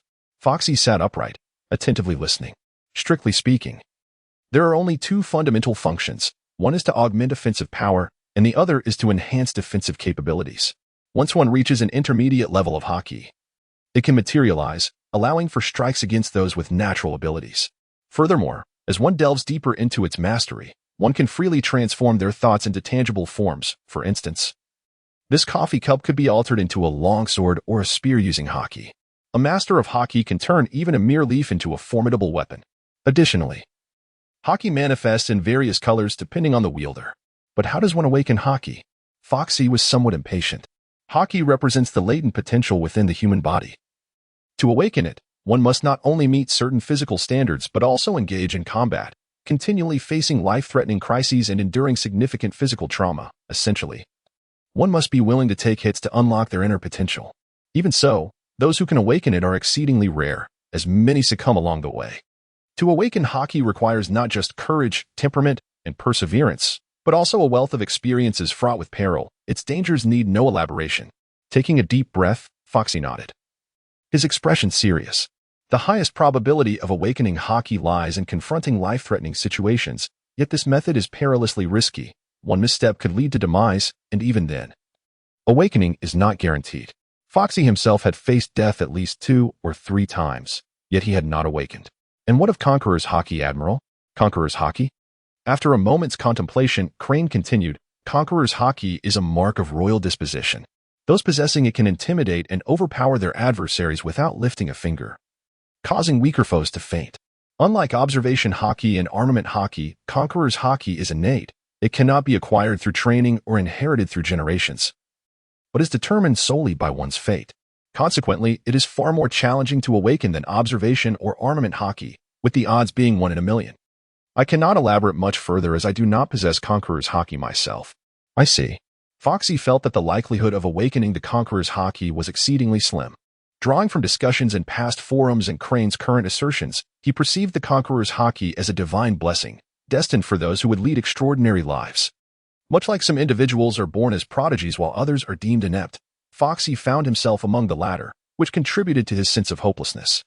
He did not press the matter. If awakening were to occur, it would be splendid. But if not, he accepted that it was beyond his control, leaving everything to fate. While the Conqueror's hockey must indeed be left to chance, the observation and armament hockey were different. He was determined to awaken them and cultivate them to a level of invincibility. Regarding the mastery of armament hockey, at an advanced level, one could freely alter the form of their weapon. This was exemplified in the theatrical adaptations, where Vice Admiral Kongming was adept at such techniques. Ultimately, the farmer's musings were merely whimsical, and he found himself believing in his own fanciful thoughts as he wrote. Additionally, I welcome any thoughts regarding the female lead. I will select the most popular suggestion. Initially, I intended to assign the smooth fruit to Yalita, but upon reflection, I decided to let everyone choose instead. Thus, your unexpected awakening of the observation hockey suggests that your innate talent is indeed considerable, and from here on, it will be through practice or real combat that you enhance your observation hockey. Crane took a sip of her coffee, gazing at Foxy. openly sharing all she knew about the 3 types of hockey with him. Foxy smiled broadly, radiating genuine joy. Since you have come to visit me upon your return, why not stay for dinner? The journey from the windless zone to Marin Vondo takes a day, and dusk has already settled outside. General, I still have friends at the academy. Unlike me, they do not have you and Sister Guillaume, Foxy said, a hint of anxiety flickering across her face as she glanced at Crane. If you have made plans, then go ahead. You can visit here another time, Crane replied, unperturbed, smiling and nodding at Foxy. Thank you, General, Foxy said, rising to bow deeply before straightening. I shall take my leave now. Off you go. Farewell, Sister Guillaume, she said, turning to wave as she approached the door. Do come by to play when you have the time, Guillaume responded, also waving with a smile. Certainly.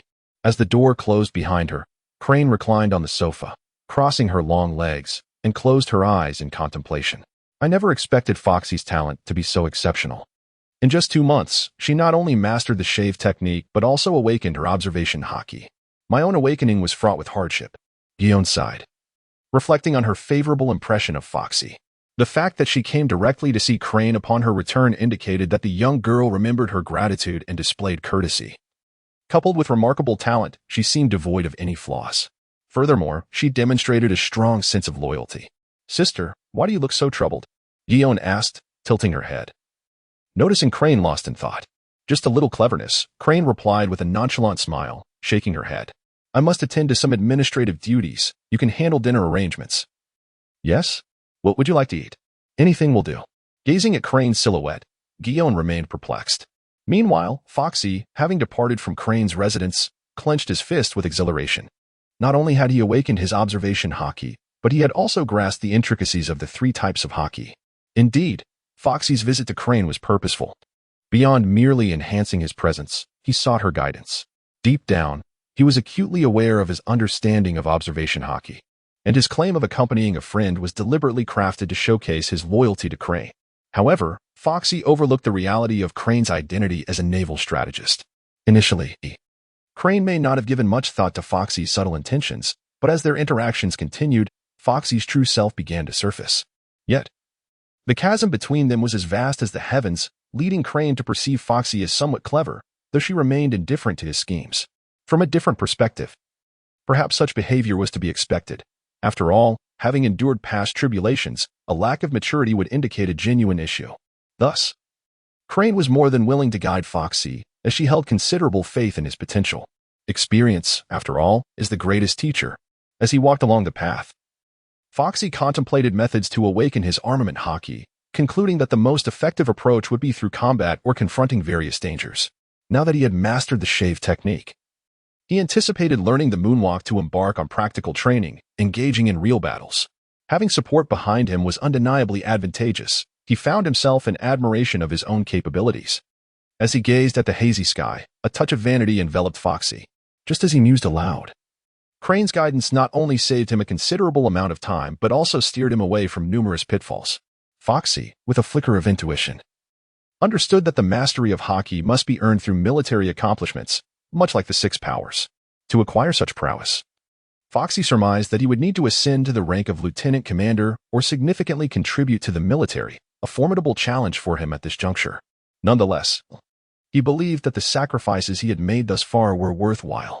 Upon returning to the Naval Academy, Foxy immediately noticed that Gasper and Shuzo were engaged in combat on the training field, while Shun and Berrygood sat nearby, observing the match. Foxy was not alone in his efforts. Upon seeing Foxy return, Shun waved him over. Foxy did not disturb Jasper and Zayuza, instead choosing to sit beside them. Observing the fierce and perilous exchanges in the center, each strike executed with remarkable skill. Why have you returned so late? Berrygood complained, casting a glance at Foxy. It was quite swift, all right. What are those 2 doing? Foxy pointed at the 2 combatants, feeling somewhat bored and seeking to pass the time with a contest of his own. Shun shrugged. How long has it been? Over 20 minutes, I suppose. Berrygood pondered. He was surprised to realize that Shuzwa and Kaspard had grown so formidable. He had thought he was the only one to have improved. Shun sighed, observing that Kaspard was currently relying on physical skills rather than utilizing his abilities to engage with Shuzwa. However, he was gradually falling behind, as in terms of physical prowess. Shuzwa was the strongest, even surpassing Foxy. Yet, Slowly, Foxy began to notice something unusual. Initially, he had not paid much attention, but gradually his expression shifted. "Stop," he urged, rising impatiently to intervene. With a dull thud, Gaspard and Shuzwa distanced themselves from one another, both panting heavily and casting puzzled glances at Foxy. "Do you wish to challenge us as well?" Gaspard glared at Foxy with a clenched fist. "What was that you just had covering your fists?" Foxy would never misjudge. Even as darkness descended, for the illumination from the nearby streetlights allowed Foxy to see clearly. As for you, Shozu was indifferent, raising his right fist to reveal a thin layer of dark gray substance wrapped around it, nearly imperceptible to the untrained eye. Were it not for Foxy's half-hearted use of observation haki, it might have gone unnoticed. "I am unsure of what this is. Yet I have discovered that this covering of thermal energy enhances my offensive capabilities." Shozu feigned ignorance, gesturing towards Gaspard, who also bore the same substance, albeit to a lesser degree. "What do you mean I am weaker than you? We have yet to determine a victor. Let us continue." Gaspard glared with evident displeasure. "You two actually, what the hell?" Foxy gazed at Gaspard and Zayuza with an expression of sheer disbelief, as if he had encountered a ghost, his mouth erupting with profanities. These two had actually awakened the haki of armament. How could the disparity between individuals be so vast? Foxy had initially believed himself to be the sole awakener of haki, harboring a sense of pride that was soon shattered. Any semblance of superiority evaporated in an instant. It became evident that no one should be underestimated. After all, a rival destined to be a protagonist in fate, especially one of such caliber as a boss, could hardly be an ordinary individual. Merely achieving the status of boss signifies an extraordinary nature, as the average person lacks the qualifications for such a role. Following his training, Zoro could effortlessly overpower a newly awakened Luffy, even dominating the seasoned Marine Vice Admiral, Squirrel. These mere instances foreshadow Zoro's future might. As for Gaspard, he did not exhibit the three types of haki in the film, for haki was a concept later introduced by Oda. Therefore, Foxy remained uncertain about Gaspard's potential for haki. Perhaps due to Foxy's arrival, certain dynamics shifted, causing noticeable changes among those around him. For instance, the current situation. "What? You claim this is the armament haki? The legendary type said to be able to subdue the physical manifestations of Logia users?" Sitting cross-legged on the playground, Berrygood and Shuen widened their eyes, glancing at Foxy before shifting their gaze to Gaspard and Zoro. It was undoubtedly armament haki, a versatile tool for both offense and defense. Foxy, unable to conceal his envy and bitterness, glared at Gaspard and Zoro with palpable discontent. Meanwhile, Gaspard and Zoro raised their hands, and with a mere thought, the haki enveloped their fists. Though thin and barely perceptible, it was indeed armament haki. Observing the envy etched across Foxy's and his companions' faces, Gaspard and Zoro felt a sweet satisfaction, akin to sipping honeyed water. The sensation of being envied was truly delightful. "I feel betrayed," Shuen remarked, his expression dark, equally displeased with Gaspard and Zoro. "We promised to survive together, yet you secretly awakened your armament haki. Such treachery is utterly unprincipled." Spitting on the ground in disdain, Foxy scornfully added, "Indeed, you two traitors." Berrygood echoed the sentiment with vehement disapproval. With a broad grin, Gaspard and Zoro laughed heartily, their amusement growing louder. "Shuen, Berrygood, do you have any thoughts?" Foxy interjected, his expression ominous. Just as mealtime approached, all three turned their gaze towards Gaspard and Zoro, their eyes glinting with mischief. Leaving the interpretation to Gaspard and Zoro. One meal, Zoro extended a finger. Squinting, the trio clenched their fists, the sound of cracking knuckles resonating in the air. "Alone. We may not stand a chance against you two, but united, well, that is another story." Berrygood's eyes sparkled with a hint of danger. "Ready to strike at any moment. 2 meals. You know how many berries Zoro and I possess." Gaspard hesitated but ultimately relented. "Let us go tonight. We'll dine extravagantly at the finest restaurant in Mariewa." Rising to his feet, Shuen waved his hand dismissively. "No objections." Berrygood and Foxy raised their hands in agreement. The 5 of them then linked arms and strolled towards the bustling Marinfando commercial street. Although they claimed they were heading to the finest restaurant, they ultimately settled for a casual barbecue joint. None of the 5 had family in Marinfando, and their training at the academy left them with little currency, merely a few thousand berries, which were provided by the academy. It could be said that their financial situation was rather dire. On occasion, their outings for a meal were funded by Drake. And it should be noted that he had consistently borne the expenses. Foxy and the others were well aware of this, yet felt no embarrassment. Boss, we'll start with 50 skewers of takoyaki and 5 crates of spirits. Belagud called out to the owner with familiarity before they settled at an outdoor table. Their freedom had not been restricted at the academy, allowing them to venture out several times during their training. Despite their tender age of 15 or 16, they had already mastered the art of drinking and could hold their liquor quite well. Why don't you two share your thoughts on awakening the armament haki? Foxy inquired, glancing at Jasper and Shiozu as they awaited their meal. Honestly, it didn't feel like much. A sudden surge of warmth coursed through my body. And when I channeled it into my hand, I realized my attack power had increased, Shiozu remarked. Jasper and Shiozu struggled to articulate their experience, as it remained a vague sensation. Did it just appear out of nowhere? Foxy cupped his chin, and much like his awakening of observation haki, he inexplicably understood. You must have been in battle when you awakened, right? He inquired. At that time, I was engaged in a fierce struggle with a gorilla towering over 40 meters. And I nearly met my demise, he recounted, a chuckle escaping him as he added, yet, in the end, victory was mine. He then turned his gaze towards Casper, asking, And you? I was battling a colossal avian creature and similarly faced the brink of death. Casper shrugged nonchalantly, seemingly unfazed. How enviable, murmured Berrygood and Shuin as they regarded the two. You are not lacking either. It may not be long before you awaken. Foxy offered some words of comfort, choosing not to disclose his awakening of observation haki, fearing that Shioen and Bellygood might not withstand the revelation. Indeed, sometimes friendships require nurturing. Foxy was correct. None of us anticipated such a moment of awakening. The drinks had been served, and Shiozao hastily uncorked several bottles. Without uttering a word, they resolved to crawl back home that night. Jasper, more direct, lifted a bottle and began to chug. Such exhilaration right from the start. Foxy managed a wry smile and followed suit. Gulp, gulp. The 5 of them, their Adam's apples having developed, drank as though they were cattle at a trough. These past 2 months have been stifling. Bellygood sighed contentedly, a look of satisfaction etched on his face. Not a single word was exchanged, as they remained vigilant against potential attacks. Shioen wiped his mouth with a hand and wholeheartedly agreed with Bellygood's sentiments. Without further ado, they pressed on. As the clinking of glasses echoed, the atmosphere grew increasingly vibrant. Unbeknownst to them, the moon had ascended to the clouds, and the entire food street was beginning to close down. At this point, Shioen, Bellygood, and Shiozao had already collapsed. Only Foxy and Jasper remained, tipsy yet upright. Hey, time to head back. Dazed, Foxy nudged the nearby Shiozao and Bellygood. Stop messing around. Let me sleep a little longer, Bellygood slurred. Keep drinking, Shiozao was equally oblivious. I'll settle the bill, Jasper declared, swaying unsteadily as he stood. Shaking his head to regain some clarity, Foxy attempted to shake off the heaviness in his mind. Could they still make it back? Upon seeing Jasper return after paying the bill, Foxy took a deep breath. Perhaps due to the observation haki, he could still manage to hold on, albeit in a hazy state. I'm all right, Jasper nodded, sensing Foxy swaying before him. Then support Shiozao. We're heading back to the academy. All right, Jasper responded, grasping Shiozao's hand and dragging him along the street like a lifeless dog. We're going the wrong way. It's this way.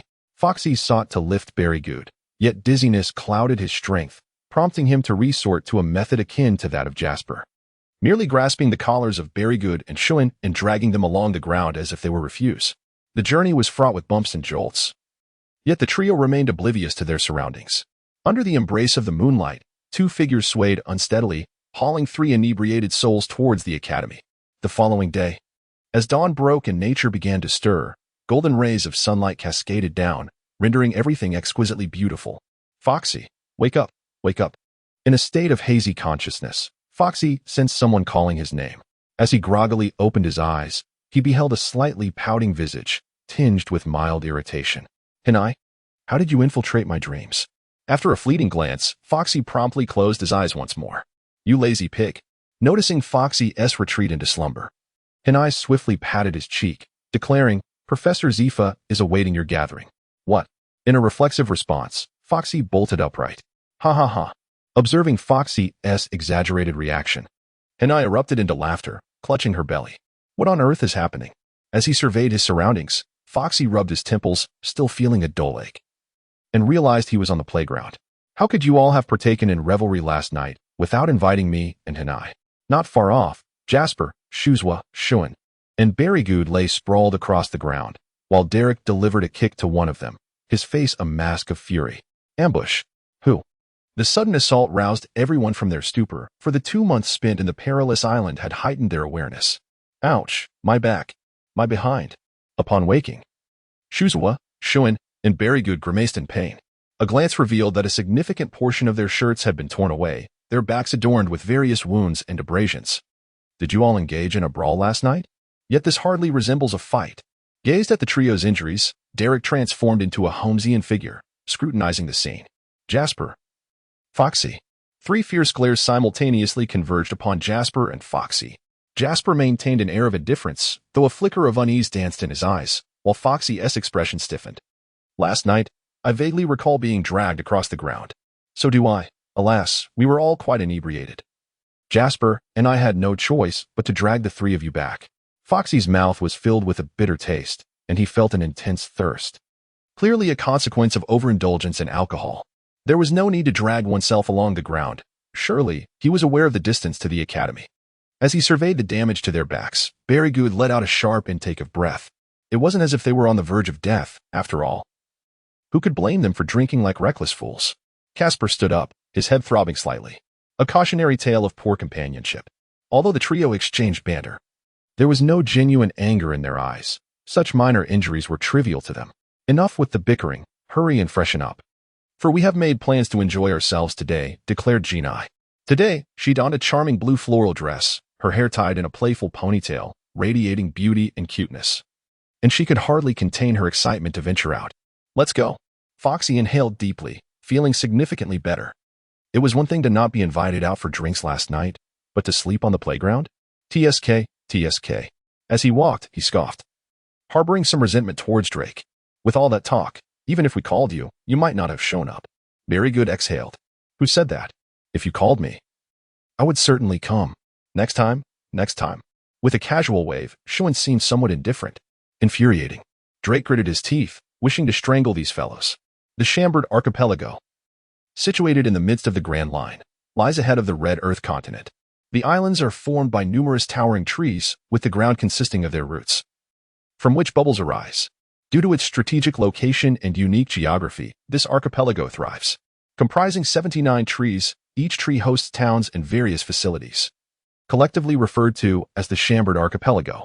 Bubble vehicles, bubble Ferris wheels, and houses built upon bubbles. Bubble culture permeates every corner of Chambered. As a crucial passageway to the New World, it attracts a multitude of pirates, merchants, and bounty hunters. There is a significant presence of human traffickers and bounty hunters. With the trade of humans, merfolk, and fishmen tacitly accepted, in a sense, this island is decadent. Most notably, due to its proximity to the Navy headquarters in the Red Earth continent, the world's most loathsome celestial dragons occasionally come here to take advantage of the situation. In the 13th district of the Chambered Archipelago, near the outskirts of the city center, there lies a tavern named Shaki's Bar. The establishment appears to have recently opened. Hence it lacks regular patrons with scant visitors. Tables and chairs are neatly arranged, while behind the bar stands a mature woman. A cigarette perched between her lips as she wipes a plate. Her short black hair is impeccably styled, and she dons a top adorned with a spider motif. Her refined features exuding an air of a formidable woman. She seems unfazed by the tavern's lackluster business. Just then, the bell above the door jingled, and a young man with red hair, donning a straw hat, entered. Clad in a white shirt and capri pants, his feet adorned with flip-flops, he appeared exceedingly youthful. A long sword sheathed at his side. Welcome, Shaki said, releasing a puff of smoke as she glanced towards the entrance. Upon recognizing the newcomer, a smile spread across her face. It was none other than young Shanks. And Shaki. Shanks had grown accustomed to being referred to as young Shanks by her. Would you like something to drink? Aunt Shaki, I don't have any berries on me, Shanks replied, scratching his head, a hint of anxiety evident in his gaze. What? Her expression shifted, and Shaki narrowed her eyes at Shanks, causing his heart to race.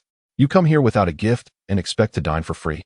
As she flicked the ash from her cigarette, Shaki leaned against the bar, her bosom compressed into an oval shape, and her expression revealed her displeasure. Credit, next time. I shall ensure I am prepared with the necessary payment. A fine sheen of perspiration glistened on her forehead, and Shanks wore a smile that was more akin to a grimace. Should you dare to arrive here without the requisite funds again, I will unceremoniously eject you from this establishment, and even that old codger Rayleigh shall not intervene on your behalf. Indeed. with a hearty laugh. Who could have imagined that the illustrious four emperors Shanks would once be schooled in such a manner? Shocky, did you call for me? At that moment, a figure emerged from an adjacent room, sporting round white glasses and a tousled mane of golden curls. First mate. Upon the appearance of this elder, Shanks was filled with excitement. You are home? Conversely, Shocky appeared incredulous, as though Rayleigh's presence at home was nothing short of miraculous. This credit has run dry. I plan to sell myself tomorrow. The old man grumbled. Shocky's frown deepened, her mood further soured. Shanks, you have arrived too early. The captain will not be here for several days. Sitting beside Shanks, Rayleigh nonchalantly gestured to Shocky, requesting several bottles of liquor. First mate, the captain truly has returned. Unable to contain his elation, Shanks fixed a fervent gaze upon Rayleigh. If you weren't coming, why would I have notified you? Without turning his head, Rayleigh accepted the drinks Shocky tossed his way, his demeanor turning serious. First mate, why did you inform me? The captain has disbanded the crew, and none of us know where anyone is. Shanks' spirits dipped. I did notify Buggy, but it seems that fellow has ventured off in search of treasure again. Buggy, you say? It has been quite some time since I last laid eyes upon him, Shanks remarked, a hint of nostalgia in his gaze. First mate, why did the captain disband the crew when adventures still await us? His agitation and bewilderment were palpable, and Shanks felt a surge of indignation. Such decisions are often born of necessity, Rayleigh stated, taking a swig of his drink and exhaling heavily. Is it due to the captain's ailment? Did not Dr. Kuroka's mention that numerous devil fruits could provide a cure? Even if a remedy exists, the captain would not seek treatment, Rayleigh responded, his eyes reflecting resignation. Why? Tears brimmed in Shanks' eyes as he slammed his fist on the table. In time, you will understand. Clenching his jaw, Shanks' fists were tightly balled, his anger palpable. 20 years later, Shanks is 37 years old, not counting the 2 years of Luffy's training, thus placing his age at 17 now. Had it not been for the documentation stating so, I would have doubted its accuracy. At this moment, Shanks is merely 17 years old, which is astonishing. Such a calculation suggests a prodigious talent. On the training grounds of the Naval Academy, two figures engage in a fierce exchange of blows. Nearby, Foxy, Gasper, Siyasu, and Derek sip their drinks while observing the spectacle. Today marks the final day of a 3-day holiday, during which the group has indulged in merriment. However, Foxy, Gasper, and Siyasu have reached their limit and intend to focus on training. Had it not been for this, Hanai and Derek would undoubtedly continue their revelry. In the arena, Shun and Berrygood are locked in combat, both having mastered the technique of shaving, resulting in a stalemate thus far. The 6 participants recently drew lots to determine their opponents, Shun versus Berrygood, Derek versus Gasper, and Siyasu versus Foxy, with Hanai officiating the matches. With a resounding thud, Shun is sent sprawling, rolling several times on the ground, a footprint emblazoned on his chest, and a trickle of blood escaping from the corner of his mouth. Berrygood emerges victorious. Hanai, with a serious demeanor, assures fairness in the proceedings. Are you all right? She inquires as Berrygood materializes before Shun, offering a hand. With your meager strength, you could hardly harm me. Shun grasps Berrygood's hand, rising to his feet and brushing off the dust from his trousers. Yet you still lost a round. Remember, you owe us all a meal. Derek chuckles, exacerbating Shun's wounds with his words. With a darkened expression, Shun shoots a glare at Derek. You're no match for Gasper. I await your invitation to dine. TCH, still unconvinced, Derek retorts, disregarding Shun's fierce gaze and lifting his chin defiantly. Hurry and vacate the arena for the next match, Siyasu versus Foxy. Hanai glares at Derek with evident disdain. With a dismissive pout, Derek huffs slightly, rising from his seat. Foxy strides into the arena, stretching his limbs, while he observes Siyasu, who is similarly warming up with an energetic bounce. Foxy's countenance hardens. This confrontation not only determines who will treat the others, but also serves as a testament to the results of his training over the past few months. Foxy, unleash your full might. Hold nothing back, he implores. Siyasu mirrors his seriousness, his face set in a determined expression. That suits me perfectly. Fokushi assumed a combat stance, a smirk gracing the corner of his lips. You too may wield the powers of a devil fruit. Halting in his tracks, Ryoza, his body taut with tension, gazed at Fokushi with an air of utter arrogance. Foxy remained silent, his gaze fixed intently on Shuza. Their eyes locked, and a gentle breeze stirred the dust around them. In an instant, both figures vanished from sight. In the next moment, they reappeared at the center, their fists colliding across a distance of 6 or 7 meters. unleashing a tempestuous gust between them. A flicker of surprise crossed Foxy's expression as he felt his fist strike against what felt like tempered steel, the pain seeping deep into his bones. He staggered back, leaving 4 distinct footprints behind, and upon closer inspection, one could discern a slight tremor in his right hand. Meanwhile, Shuza remained steadfast, his right fist enveloped in a thin layer of haki. In the clash, Foxy found himself at a disadvantage. A stark illustration of the disparity between wielding haki and not. Even though Shuza had merely awakened it, his offensive capability had surged significantly. The ground trembled slightly underfoot as Shuza launched his attack without reservation.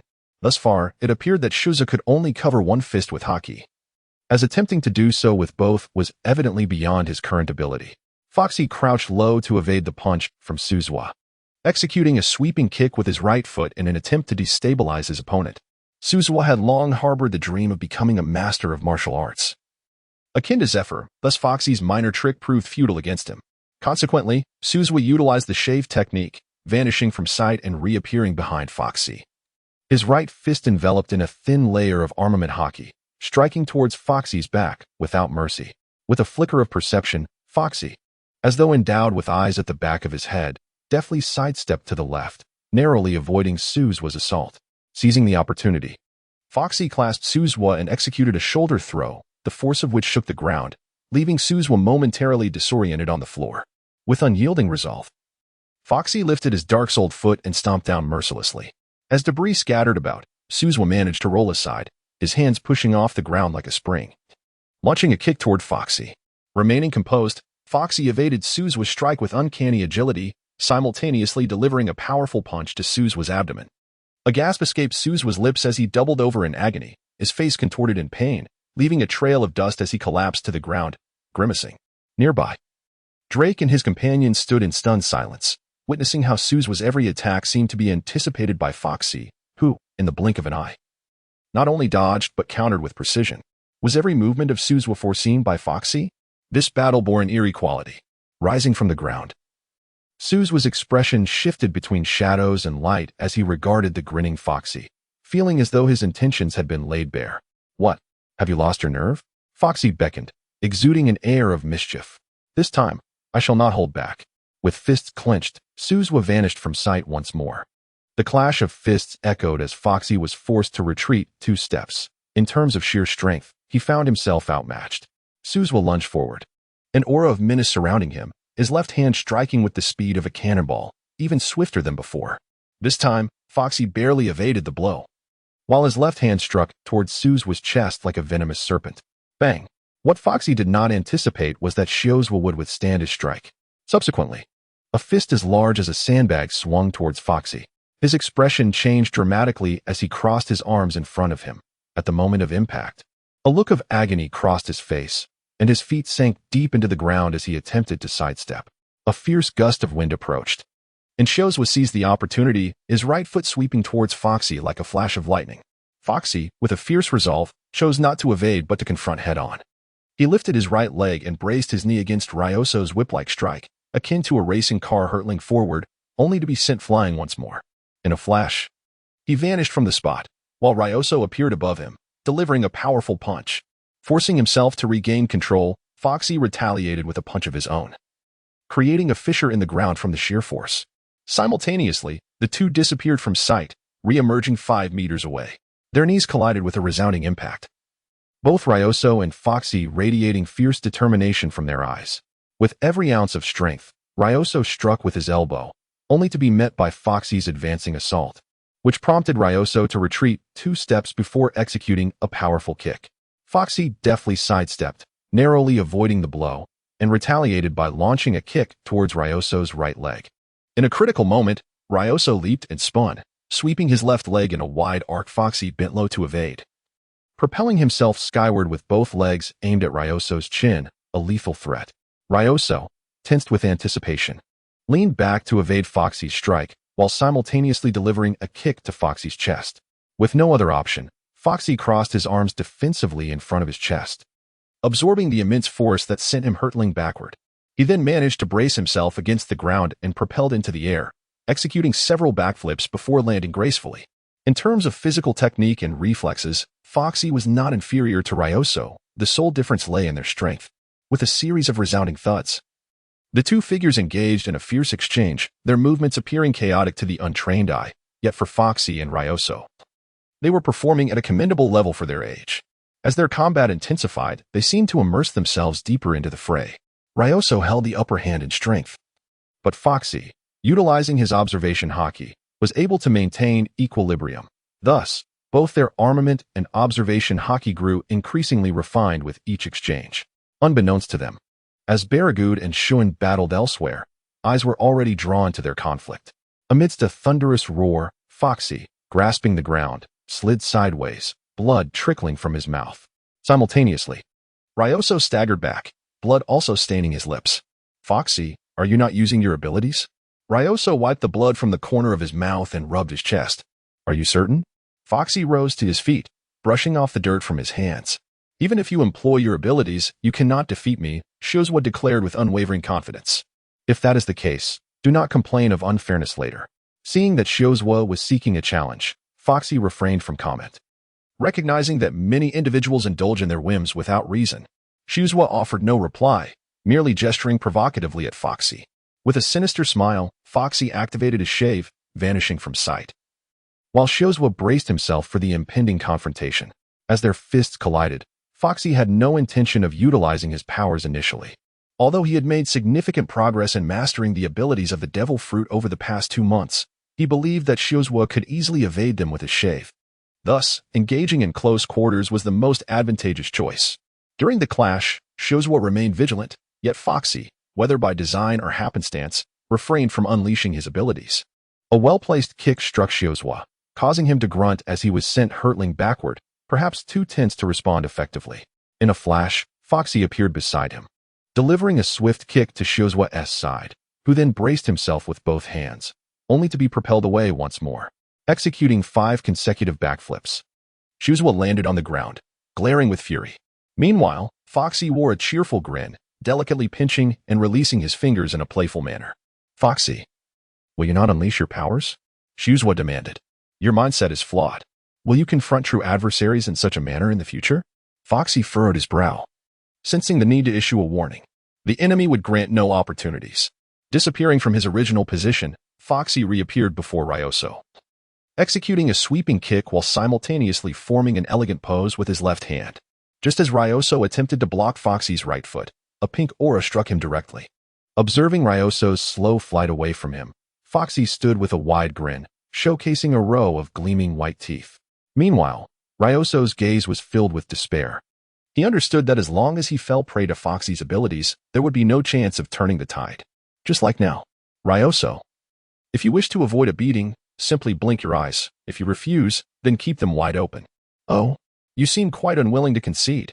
Noticing Ryoso's widened eyes, Foxy clenched his fist, which was as large as a sandbag, wearing a sinister smile.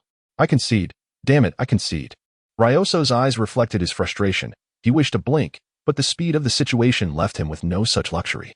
Foxy, unable to comprehend the expression in Ryoso's eyes, delivered a powerful punch to Ryoso's abdomen, and then had the audacity to adjust Ryoso's position, aligning his back towards the sky. It is crucial to note that any attack sustained during the period of slowed time would erupt upon the restoration of normalcy. Moreover, during this decelerated interval, Foxy could manipulate any target at will. For instance, should the slowed time dissipate now, Ryoso would be propelled through the air by Foxy's formidable strike, heading straight towards the dormitory. However, by positioning Ryoso upright, facing the heavens, Foxy had rendered him suspended in mid-air, with his face downward and back upward, his body bent in an awkward manner. Thus, when time resumed, Ryoso shot upwards like a rocket. Foxy exclaimed in disbelief as Ryoso soared into the sky. Faintly audible was Ryoso's vehement cursing. On the ground, Drake and others gazed skyward with perplexed expressions. Such a descent could be fatal. Baragud regarded Foxy with a look akin to that reserved for a demon. "Foxy, must you be so ruthless?" Drake remarked, humorously wiping non-existent sweat from his brow. "Do not panic." Observing Ryoso plummeting from the sky, Foxy could distinctly see the terror etched upon Ryoso's face. Concurrently, Foxy formed a graceful gesture with his right hand, summoning a ring of slowed time that enveloped Ryoso. The extreme velocity suddenly decelerated, allowing Foxy to draw Ryoso closer, adjusting his posture, so that when time resumed, Ryoso landed with a resounding thud upon the ground. "I'll make you pay for this," Ryoso growled, rising to his feet, his face covered in dirt. Gripping Foxy.A's collar, his eyes ablaze with fury. "You brought this upon yourself by provoking me to use my abilities, and I and the others can attest to this." "Ryoso, you have lost," Jasper declared, arms crossed, a hint of schadenfreude in his demeanor. "No cheating." Hinai stepped forward to separate Ryoso. "Did you not see the look in my eyes?" After being parted, Ryoso spat to the side, still fixated on Foxy. His embarrassment was palpable. "What did you say? It seems you have something in your eye." Fox's demeanor was one of feigned ignorance. "Eye boogers?" Shiozwo instinctively wiped his eyes, followed by a cold snort. Was such anger truly necessary? "At worst, I shall pay for this meal instead. This was your proposition. I never coerced you." Shiozwo's angry visage suddenly transformed, blooming like a radiant sunflower. "You have outwitted me." Foxy wore a glum expression, fully aware that Shiozwo's actions were deliberate. "However, Foxy, your abilities are truly remarkable," evoking a sense of envy. Shio-in and Berrygood stepped forward, questioning what there was to envy, as their own devil fruits were also powerful, merely underdeveloped. "Are you certain you are not merely being dismissive?" The group regarded Foxy with skepticism. "Very well, once Drake and Gaspard conclude their battle, I shall share my thoughts with you." Given the harmonious relations among the group, Foxy felt at ease to offer insights into the development of their respective devil fruits. All right. The others harbored little hope, for after all, Foxy had not consumed their devil fruits, so how could he possibly comprehend their potential? "Gaspard, you might as well concede." In the arena, Drake, with his arms crossed, exuded arrogance, showing no fear even in the face of Gaspard. "Drake, are you truly intent on being so boastful?" A fierce glint flickered in Gaspard's eyes. "I have already discerned the weaknesses of your devil fruit." With an imperious tilt of his chin, Drake appeared unassailable. Gaspard's countenance darkened as he cast a menacing glare at Foxy outside the arena. It was not only Drake who was aware, nearly all the students of the academy knew. All thanks to Foxy. Foxy, feigning ignorance of Jasper, engaged enthusiastically in conversation with Berrygood and a few others. The incessant chatter was overwhelming. It was time to commence. As the referee, Jinai could no longer tolerate it.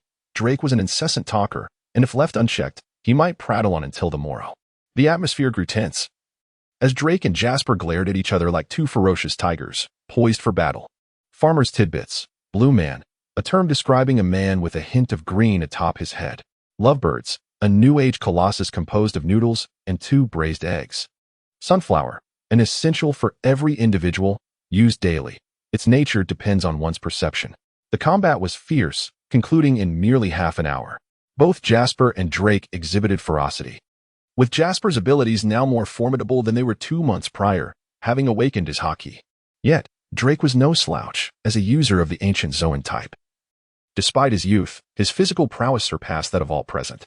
Thus, their strengths and weaknesses balanced each other, resulting in a stalemate, with neither gaining the upper hand. Bruised and battered, Jasper and Drake sat on the ground, exchanging grimaces. Clearly, Jasper believed he had triumphed. Why was it a draw? Drake, rubbing his face, glared at G9 in dissatisfaction. "Pa." Jasper remained silent, merely spitting on the ground, his disdain evident in his darkening eyes. "What kind of look is that, Jasper?" Drake erupted in anger. "Experience it for yourself." Jasper, arms crossed and chin raised in pride, retorted, "Do you have an issue with my judgment, G9?" Cheeks puffed out and her round eyes wide, displayed her displeasure. "TCH. A good man doesn't bicker with a woman," Drake huffed, while Jasper turned his head away with a scoff. "Enough of this fuss." Berrygood, Shuin, and Shuoza watched the spectacle unfold, while Foxy, unable to bear it any longer, stepped in as a mediator to redirect the conversation. "Now that you've all learned this, have you considered studying the other 6 styles? But those require military merits, and we are still trainees. Where can we find such merits?" Berrygood scratched his head. "It seems there is no rule against clandestinely learning, right?" Jasper interjected, a rare moment of participation. "What do you mean?" Shun inquired with a sly expression. "Ahem, what about the moonwalk?" Shuozu's expression turned peculiar as he surveyed the group. "Oh, did Major Vittle also discuss the moon?" Moon. Before Drake could finish, Foxy shot forth a slow beam of light. "Do not speak carelessly. Keep it to yourselves." Foxy has not forgotten the words Vettel spoke to him while teaching the moonwalk, certainly wishing to keep it from the Navy. However, observing Drake and Shun, It appears that Vettel did not solely instruct him. Rather, it seems that all the surviving trainees have been enlightened in this regard. Perhaps there is someone behind the scenes compelling Vettel to act in such a manner. And the most likely candidate is but one. Upon realizing this, Foxy felt rather foolish for overreacting, and an air of embarrassment washed over him. Are you all aware of this? Lewd inquired with curiosity. Perhaps. The others nodded in affirmation of Foxy's conjecture, confirming that all surviving trainees had indeed been instructed in the moonwalk. Initially, Foxy believed himself to be unique, harboring a sense of pride. But it now appears he had been overly presumptuous. Foxy, why did you shoot me? Drake glared with fury as the time delay came to an end, his hand moving somewhat uncontrollably. With a forced smile, Foxy felt as if he would rather find a mouse hole to burrow into, given his thick skin. Foxy, do you take me for a fool? Drake glared sideways, his expression clearly conveying his indignation. Let us not dwell on the trivialities. Instead, let us discuss the moonwalk. With a casual wave of his hand, Foxy deftly shifted the topic. Shall we give it a try? The change of subject was remarkably successful as everyone became rather eager. After all, the moonwalk was a technique that could enable one to soar through the skies, and the mere thought of it was exhilarating. I shall be the first to attempt, announced Xiozhua, rising with determination and leaping into the air before the watchful eyes of the group. He began to rhythmically tread upon the air. Perhaps due to his foundation and shaving, Xiozhua's descent was noticeably slower than that of a typical fall, nonetheless. He still did not succeed. Xiozhua, your jump was too low. You barely had the chance to truly experience it before reaching the ground, Foxy remarked, cradling his slippers beneath his chin. This is quite simple. Gasper approached Shuzo, grasping his shoulder, evidently intending to lend a hand. Are you ready? The higher, the better.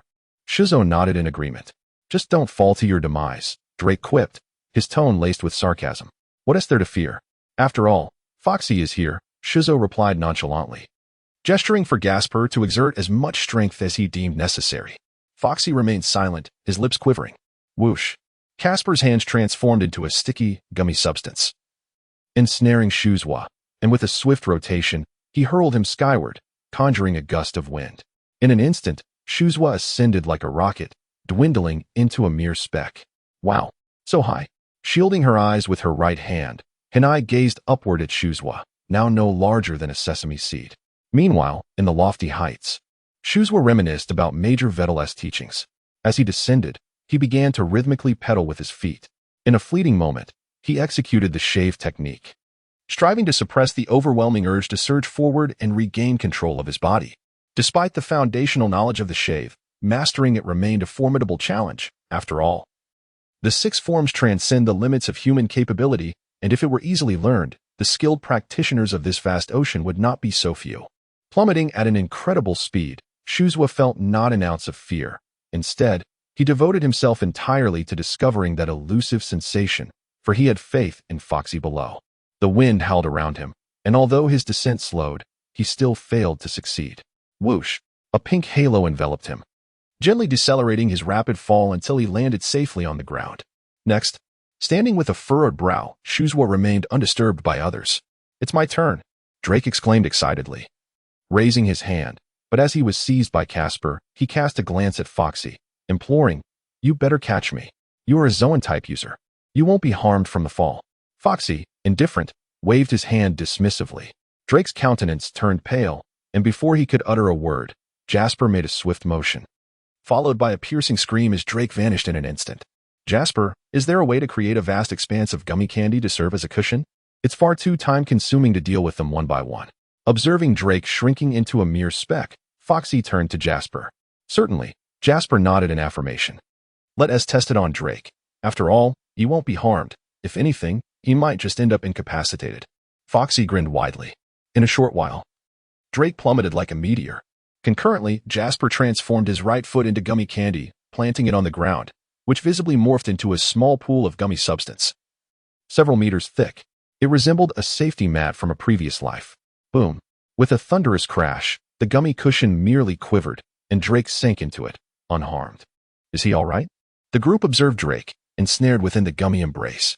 Oh, Jasper, your ability can be utilized in such a manner? The gummy cushion seemed to possess a life of its own as it expelled Drake, who then melded back into Jasper's body, vanishing completely. Excellent. Jasper's gummy creation can serve as a buffer. Now, everyone, proceed.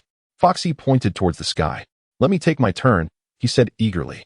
Subsequently, everyone began to be hurled into the heavens, with the majority remaining on the ground being Jasper and Foxy. During Foxy's training, Gaspard would remain on the ground, while Gaspard would practice with Foxy below him.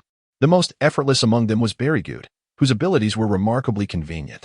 In the instant he landed, his body would split into numerous spherical forms, eliminating the need for any cushioning.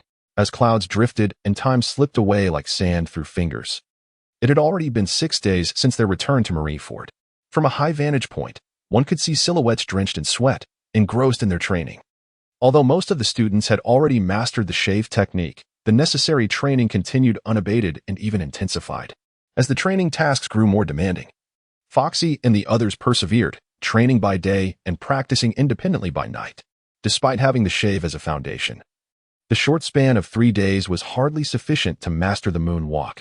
However, progress was evident, as Foxy could now suspend himself in the air for 4 to 5 seconds. Today, at dusk, Zephyr made his appearance. On the training grounds, everyone gathered together, and Zephyr remained as stern and unyielding as ever. He presented them with 2 choices: to either continue training at the academy or to accompany other naval commanders in executing justice and earning military merit. Zephyr was as straightforward as always. In the midst of the assembly, Foxy furrowed his brow. If they chose to venture out to execute justice, the inherent dangers were self-evident. "Think carefully and provide me with your answers by tomorrow morning. You are free to move about now," he declared before vanishing as mysteriously as he had appeared. Leaving the group in a state of contemplation, divided into several groups, Foxy and his companions huddled together. Drake could no longer contain his eagerness and asked, "What do you all think? Do you wish to venture out?" Foxy observed the restless expression on Drake's face. "Yes, being cooped up in the academy is dreadfully dull," Drake replied, clenching his fists. "Although I could grow stronger here, without military merit, I also wish to learn the other 6 forms." Ryoso expressed a similar desire to venture out, seeking to gain military credit in the process. "I feel the same way," chimed in Shuin, Lewd, and Gaspard, all sharing this sentiment. At their age, they were like young calves unafraid of tigers, and remaining confined to the academy was clearly not an option. Foxy shared this perspective as well. Though venturing out at sea posed risks, it would undoubtedly facilitate their swift growth. "Everyone, be cautious and make sure not to perish," he cautioned. Drake, with his notorious reputation, never seems to pause for a moment. He rolls his eyes, and several others choose to ignore him. Subsequently, some engage in the development of devil fruits, while others practice the moonwalk technique. Early the next morning, the majority of the students opt to set sail, leaving only a small group of younger students, such as Genai, retained at the academy by Zephyr. That evening, a few of them indulged in a lavish feast at the commercial street, with Drake picking up the tab. The following day, Foxy arrived bright and early at the coast, as he was to accompany a colonel on a sea voyage. In addition to his identity as a naval cadet, Foxy had also been promoted to the rank of private, specifically a crew chief. This exemplifies the impact of the Naval Academy, allowing him to leapfrog several ranks and become a junior officer, albeit one of the lowest rank. Nevertheless, no one dares to overlook his position, for it is well known throughout Marineford that graduates from the Naval Academy invariably become the backbone of the Navy. This is a fact beyond dispute. However, Foxy remains a cadet for the time being, yet to officially graduate. Foxy bid farewell to Crane yesterday, however. It is regrettable that he did not glimpse Guillaume, who likely ventured forth on a mission as well. The shimmering waves danced upon the surface, while the coastal winds surged vigorously. Numerous warships lay anchored along the shore, their formidable cannons standing tall and imposing on either side. Foxy arrived at Port 98, where a small warship was in the midst of loading supplies, evidently preparing to set sail. "Is this the vessel of Colonel Goddity?" Upon boarding the ship, Foxy, clutching a document, approached a Marine to inquire. Noticing the sergeant's insignia adorning his chest, he realized the Marine held a rank superior to his own. "Are you Corporal Foxy?"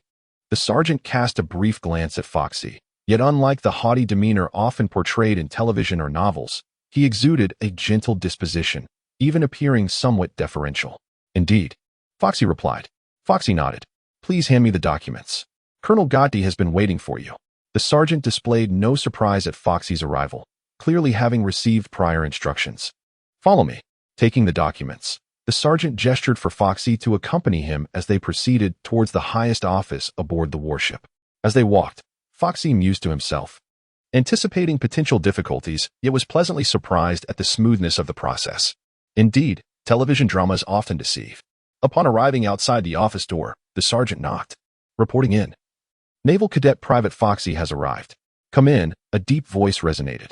Foxy followed the sergeant into the office, where he was met by a robust man with a thick beard, exuding a rugged demeanor. The man was currently engaged in a phone call, speaking in a remarkably courteous manner. Yes, Admiral Crane. Indeed, with a subtle shift in expression. Foxy clearly discerned that the person on the other end was likely Admiral Crane. After concluding the call, Colonel Gotti let out a sigh of relief, wiping away non-existent beads of sweat. The scene was quite comical. Perhaps due to a moment of absent-mindedness, Gotti glanced at the sergeant and Foxy with a hint of astonishment. Is there something amiss? Standing beside the sergeant, Foxy could sense the sergeant's exasperation. Colonel Gotti, Naval Cadet Private Foxy has arrived. Ah, so you are Cadet Foxy? Scratching his head, Gotti appeared somewhat foolish. Yes, sir. Standing tall, Foxy did not underestimate his counterpart. After all, he was a colonel, and in a physical confrontation. The outcome was uncertain. No need to be anxious. I, too, emerged from the academy. I never anticipated that one day I would be escorting a cadet to sea. He chuckled heartily, revealing a row of prominent front teeth that seemed comically out of place. Take some time to familiarize yourself. We will be departing shortly. Gotti said little more, merely waving his hand for the sergeant to guide Foxy in getting acquainted with the warship. Understood. Watching the sergeant and Foxy depart, Gotti seized a nearby water jug and took several gulps. He had not expected this cadet to be connected with Admiral Crane. The higher-ups had personally called him to ensure he took special care of Foxy, and even he, despite his naivety, understood the young man's potential for future success. Having left the Naval Academy over a decade ago, Gotti had only managed to attain the rank of colonel, a result not solely of his personal capabilities but significantly hindered by the lack of advantageous channels. Meanwhile, under the sergeant's guidance, Foxy began to familiarize himself with the warship. He was even assigned to a private room, a clear indication of privilege. Had it been another private, they would likely have been overwhelmed with tasks by now. Foxy sat on the bed, surveying the room with a sense of satisfaction. Though modest in size, he felt content. He pondered the whereabouts of his companions, Jasper and the others, who had been scattered among various officers during this expedition, perhaps a major, a colonel, or even a brigadier general. The specifics remained uncertain. For instance, Foxy found himself assigned to a warship under the command of a colonel.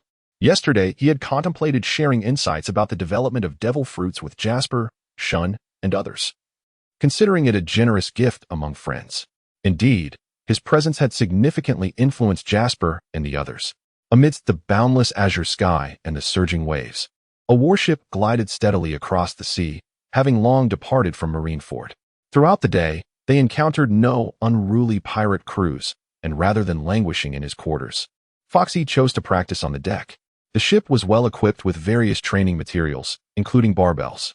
Observing some sailors engaged in their drills, Foxy was unable to resist the urge to train his own physical abilities nearby, unbothered by anyone, and he welcomed the solitude.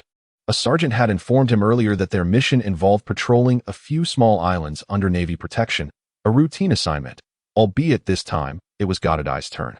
Naturally, should they encounter pirates along the way, they were not to be overlooked, as such encounters would contribute significantly to their military achievements. Foxy devoted the entire day to rigorous training. Not a single pirate crew, nor even an island graced their path, rendering the day rather monotonous and lonely. Nevertheless, he found himself so engrossed in his training that time seemed to fly. He was exceedingly busy, wishing he could stretch a single day into two, dedicating himself unwaveringly to foundational training, refining the shave technique, and exploring the potential of devil fruits, with the moonwalk being of utmost importance. As the day passed, on the following morning during his training, Foxy finally encountered an audacious pirate crew. From the lookout tower, a sailor lowered his binoculars and sounded the alarm. In an instant, the entire warship sprang to life.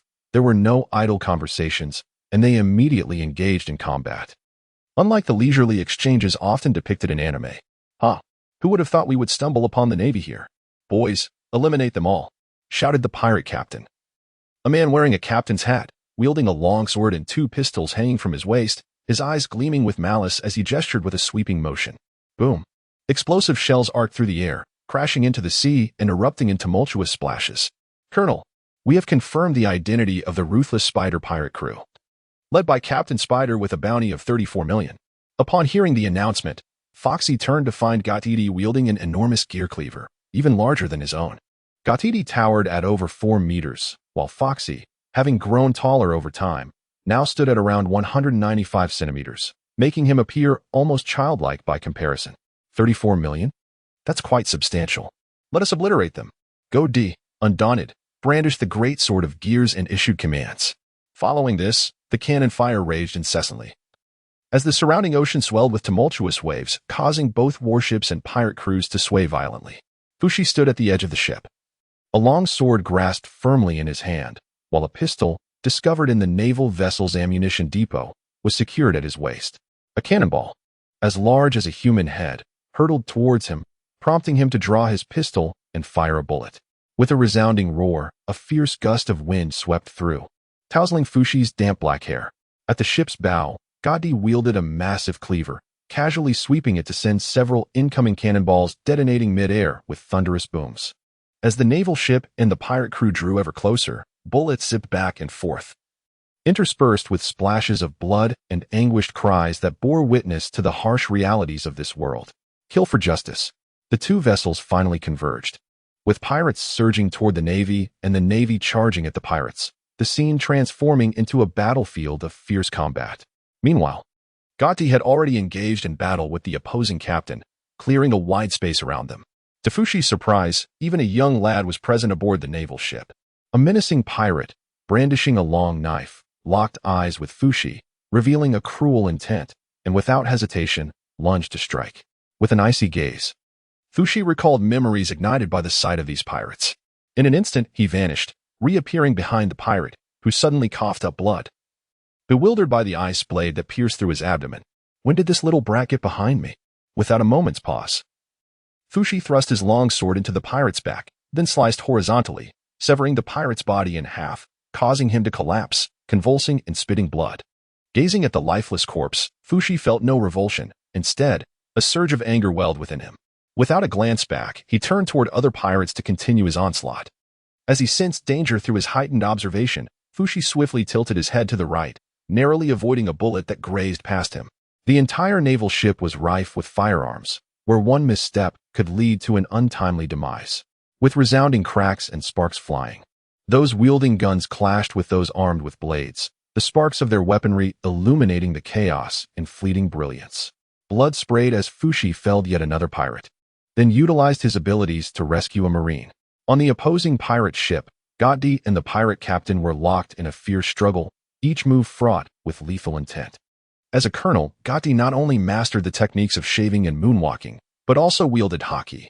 The pirate captain, no novice himself, exhibited proficiency in haki as well, making their duel evenly matched with no clear victor in sight for the immediate future. Nevertheless, Gatti clearly held the upper hand. With a swift motion, Fushi, resembling a specter, dispatched several pirates, his speed amplified by the technique of shaving, dramatically enhancing his combat prowess. Then, with a thunderous crash, he braced his long sword against a massive hammer overhead, causing the deck beneath him to begin to splinter, as a marine behind him suffered a broken arm. Fear etched in his eyes. Where did this little demon come from? The menacing figure, towering over 4 meters tall, boasted thick brows and large eyes, marked by a scar, wielding a massive hammer that exuded an air of ferocity. With the hammer braced, Foxy launched a kick, channeling all his strength. However, his opponent, no ordinary pirate, retaliated with a kick of equal force. In stark contrast to Foxy's slender legs, the adversary's thighs resembled sturdy pillars. The impact was overwhelming, and Foxy felt a tremendous force surge toward him, forcing him to retreat uncontrollably. Surprisingly, the colossal pirate also staggered back a few steps, his eyes revealing a hint of astonishment, quickly replaced by rage. He had been pushed back by a mere child, a slight that could not be overlooked. His demeanor grew increasingly menacing as the brute gripped his hammer, swinging it with the force of a boulder, producing a thunderous sound as it sliced through the air. Foxy realized he could not withstand such an assault head-on. Sensing the imminent danger, he vanished from his position, reappearing behind the giant, his sword thrusting mercilessly toward the back of his heart.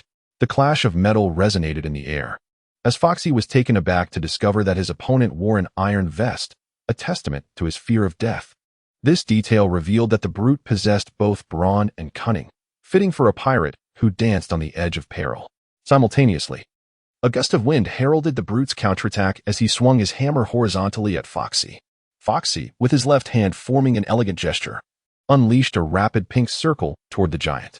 To Foxy's surprise, the giant immediately retreated, creating distance while casting a menacing glare at Foxy. A wave of realization washed over Foxy. This pirate was a user of a devil fruit. The gravity of the situation weighed down on him, for he had not anticipated such vigilance from this pirate. All signs indicated that this was no mere underling. As Foxy had surmised, this formidable pirate was Krenz, the vice-captain of the fearsome spider pirates, with a bounty of 40 million, only 3 million less than that of the captain. Furthermore, it was evident he possessed knowledge of the devil fruits. Indeed, they were in the Grand Line. Unlike the remote regions where a bounty of 40 million would be considered extraordinary, Foxy, with a taut expression and a firm grip on his long sword, felt a heaviness in his heart as he gazed at the pirate before him.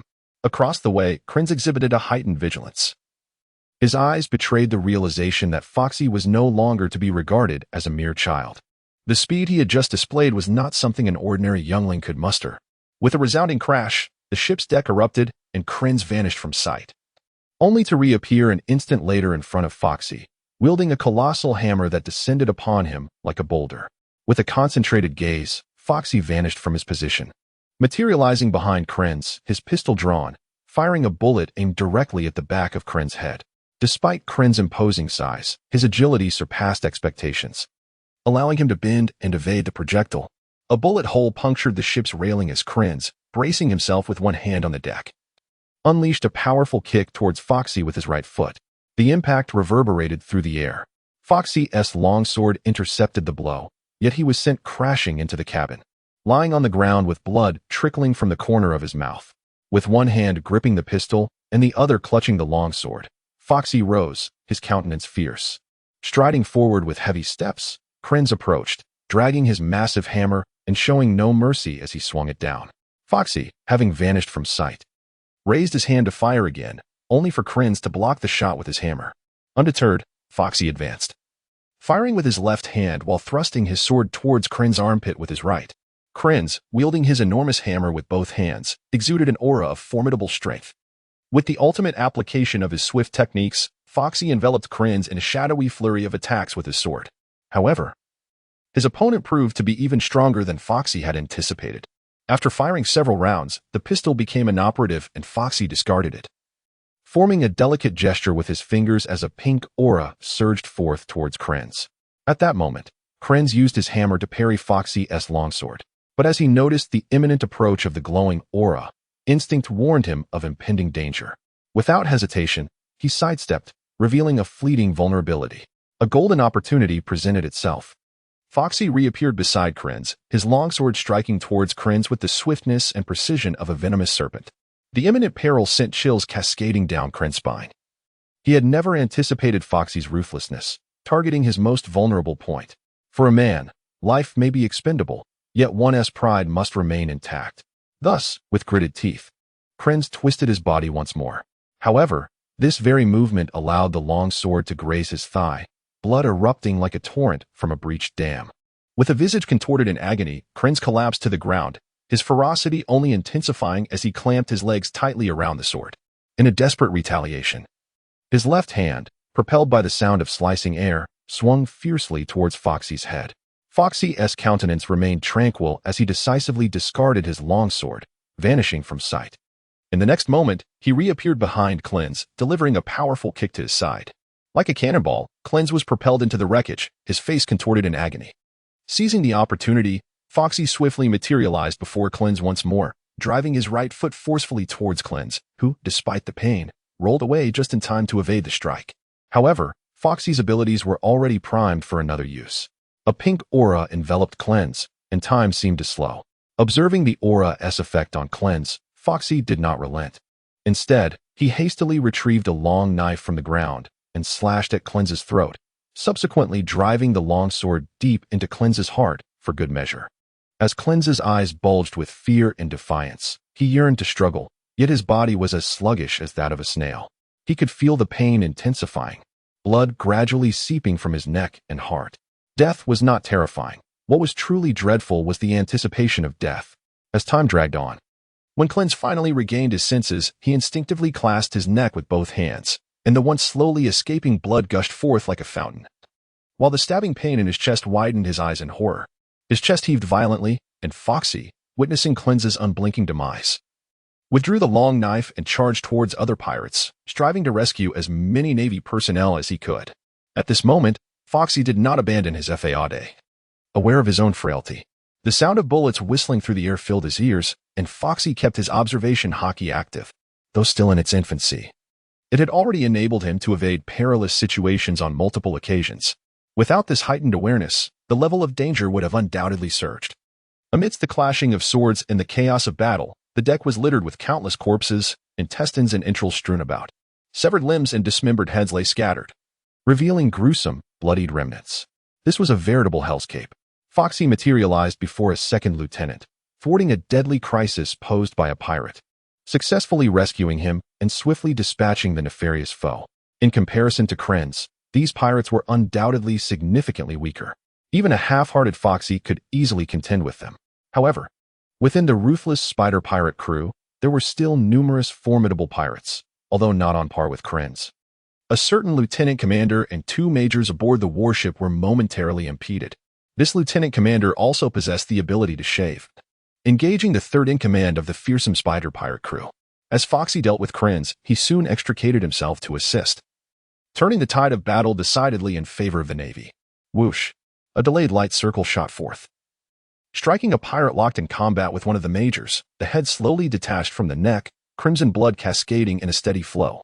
Foxy, with a calm gaze and a long blade held firmly in one hand, merely cast a fleeting glance at the major before vanishing from sight.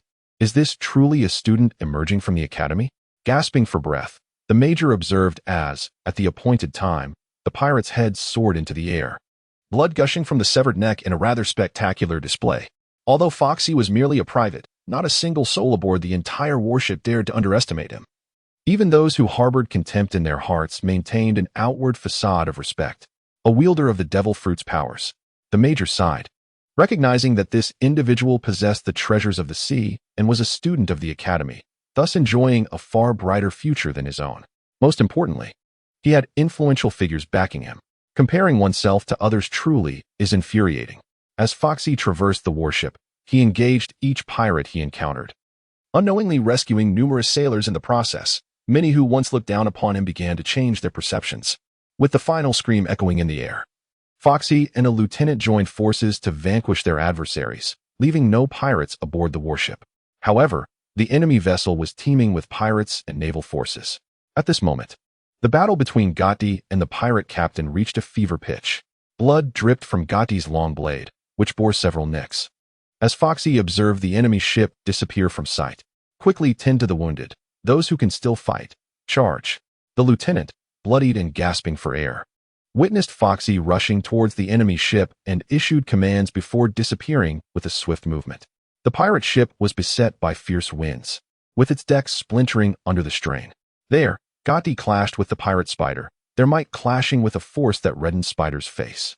Both combatants bore wounds, particularly Spider, who was now panting heavily, blood staining his mouth. As Foxy and the other naval officers surged into the fray, the pirates began to succumb, either being slain or captured. Seeing this turn of events, Spider grew increasingly anxious, inadvertently exposing himself to danger.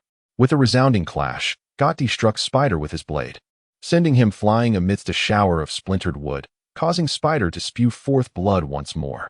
At that moment, a figure appeared seemingly from nowhere. It was none other than Foxy.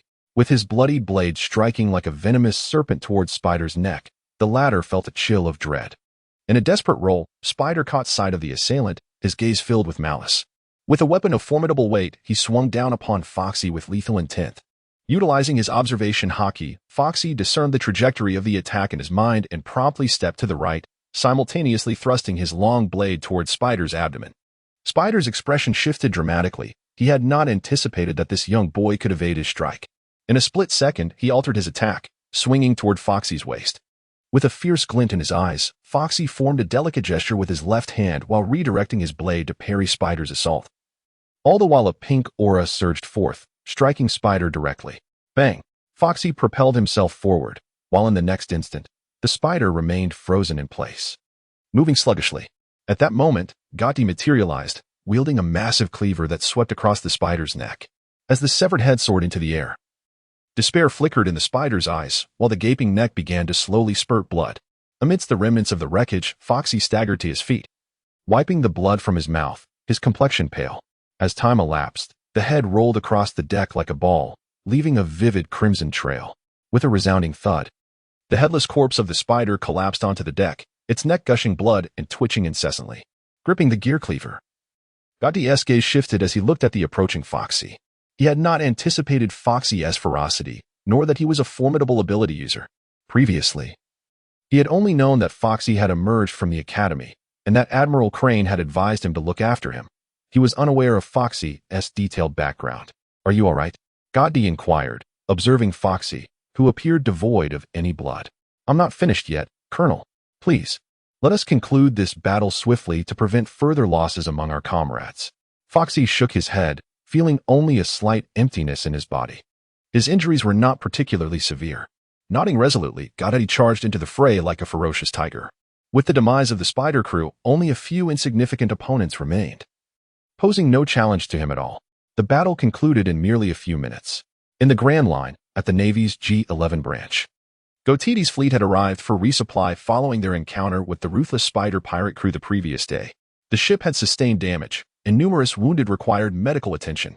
Additionally, they brought with them the severed heads of the spider crew, which represented both military merit and bounty. At this moment, Foxy, bandaged and somewhat disoriented, gazed at the imposing fortress with uncertainty. They were greeted by a brigadier general, whom Foxy initially did not recognize. However, upon hearing Gotti's salute and mention his name, Foxy recalled. Menard, a future esteemed vice admiral of the Navy, was likely here to enhance his reputation and would soon be promoted to rear admiral, eventually ascending to the rank of vice admiral. Observing the grand fortress, Foxy was certain that a vice admiral must be stationed there. However, since Gotti was merely a colonel and held only the title of a student, the fact that a brigadier general had come to greet them was already a significant honor. As the warships entered the fortress for repairs, Marines arranged accommodations for Foxy and his companions. Gotti disappeared into the fortress, clearly to confer with the highest-ranking officer present. In their quarters, Foxy sat cross-legged on the bed, reflecting on the gains and losses of the recent battle.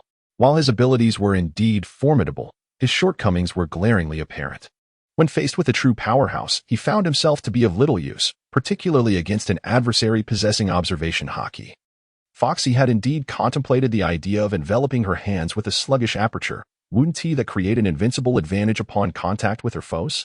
Foxy has encountered some difficulties. When employing a sluggish aperture, he finds himself unable to control his impulses.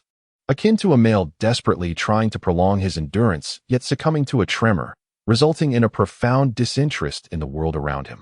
In essence, while the idea is commendable, its realization is presently unattainable. However, these issues pale in comparison to the pressing matter of the orchid gesture. He has yet to master the art of aiming, and the posture is as painfully awkward as it is shy. Unless absolutely necessary, Foxy is reluctant to utilize his abilities. Setting aside his powers, he has come to the realization that his combat experience is woefully immature. Even after 2 months of training on a windless island, his only opponents have been animals, which is a far cry from engaging with humans. For instance, during his recent encounter with Krenz, had it not been for his devil fruit powers, he might have already returned to the embrace of the divine. He acknowledges that a long and arduous journey lies ahead. Stretching his limbs, Foxy exited his room and arrived at a vast training ground, where numerous Marines were diligently engaged in their daily exercises. Foxy stepped aside to begin training himself, realizing that his current weakness necessitated a transformation into strength. As night descended, he was summoned to Colonel Gotti's residence. "Colonel Gotti, is there something you require?" Foxy inquired, observing Gotti leisurely puffing on a cigar, a hint of confusion crossing his face. "Congratulations! You have now been promoted to sergeant," Gotti announced, a broad smile illuminating his features, his mood evidently buoyant. "Sergeant?"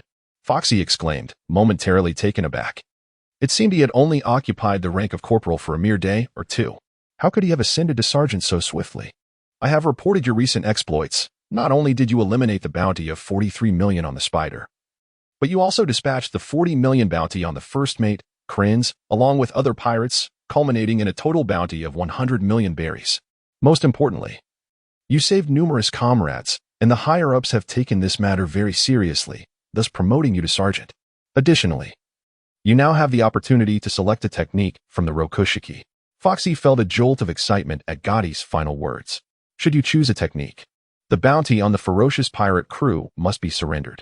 It seemed Gotti had momentarily forgotten something, as he tapped his head in realization. I choose a technique from the Rokushiki, Foxy declared without hesitation, for wealth held little significance for him at this juncture. Which technique do you wish to select? The Shogun, he replied, suppressing the exhilaration bubbling within him as he clenched his fists tightly. Foxy had speculated on numerous occasions whether perfecting the finger gun technique could potentially alter the orchid finger. He believed that only by mastering the orchid finger could the true potential of the slow fruit be realized.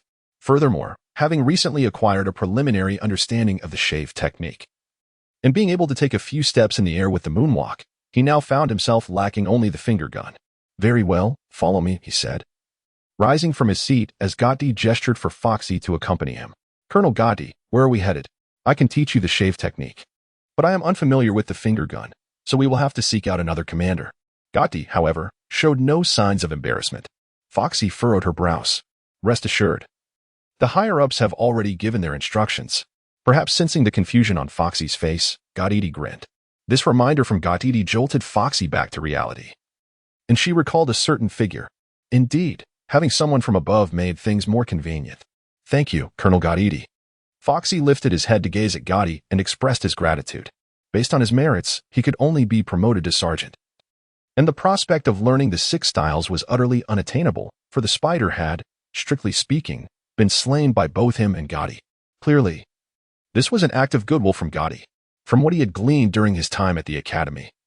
Only by attaining the rank of second lieutenant and accumulating significant military achievements could one qualify to exchange for the 6 styles. Currently, Foxy was merely a corporal, having captured just 2 pirates with bounties of 40 million each, and by strict standards, he did not meet the criteria. However, a delightful surprise awaited him, as he quickly deduced who had been supporting him from behind the scenes.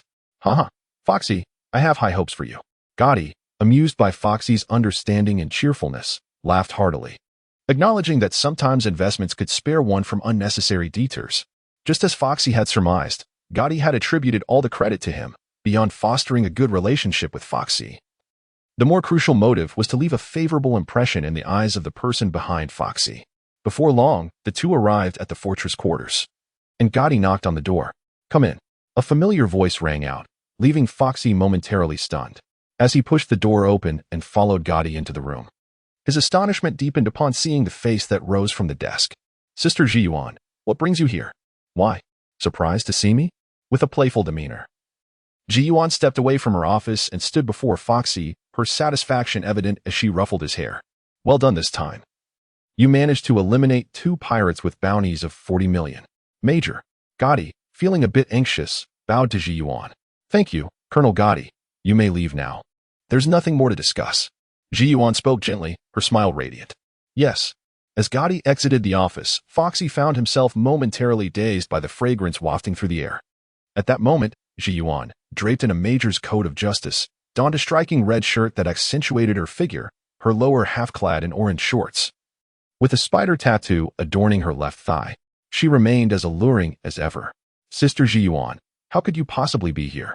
Surely it can't be just for me. That would be too coincidental.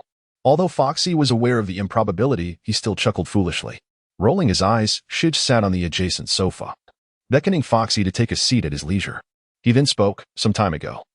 I was assigned a task that requires me to guard this place for half a month and, in the process, eliminate the surrounding pirates. Is that so? I wonder why I didn't see you during our farewell. Foxy suddenly realized. All right, which of the 6 styles do you wish to learn? With her legs crossed, Guillaume looked at Foxy with a relaxed demeanor. Sister Guillaume, will you teach me? What else could it be? I instructed Gotti that if you chose the 6 styles, he was to bring you to me, and it seems my assumption was correct. Guillaume smiled confidently, as if she knew that Foxy would undoubtedly choose the 6 styles. Sister Guillaume, do you know how to use a gun? Fukushi felt a twinge of skepticism. Ji-Yuan remained silent, instead extending her delicate alabaster finger to gently press against the surface of the desk. Instantly, a perfectly formed hole emerged in the sturdy tabletop. Observing the smooth, circular indentation, Fukushi's eyelids fluttered. Hee. Sister Ji-Yuan, you truly are remarkable. Foxy wore a cheerful grin as he looked at Shi-Yuan, who stood with arms crossed, causing a wave of unease to wash over him. Since you wish to learn the art of the finger gun, I shall teach you. However, I must warn you that it carries certain dangers. A moment's lapse could render your fingers incapacitated. Are you certain you wish to proceed? Noticing Foxy's apprehensive demeanor, Shi-Yuan couldn't help but find it amusing. Yet he maintained a serious tone as he inquired further. I am certain, Foxy replied with a resolute nod. Very well, let us step outside. Upon seeing Foxy's determination, Shi-Yuan did not hesitate. They soon found themselves outdoors, where Shi-Yuan began to explain and demonstrate. The finger gun technique involves channeling the entirety of one's strength into the fingertips, delivering a strike with the force of a bullet, capable of penetrating human flesh and even steel. Mastery of this technique could allow one to manifest it from a distance. With rapt attention, Foxy absorbed Shi-Yuan's teachings, his gaze fixed on the demonstration. The lesson continued late into the night until Foxy returned to his dwelling.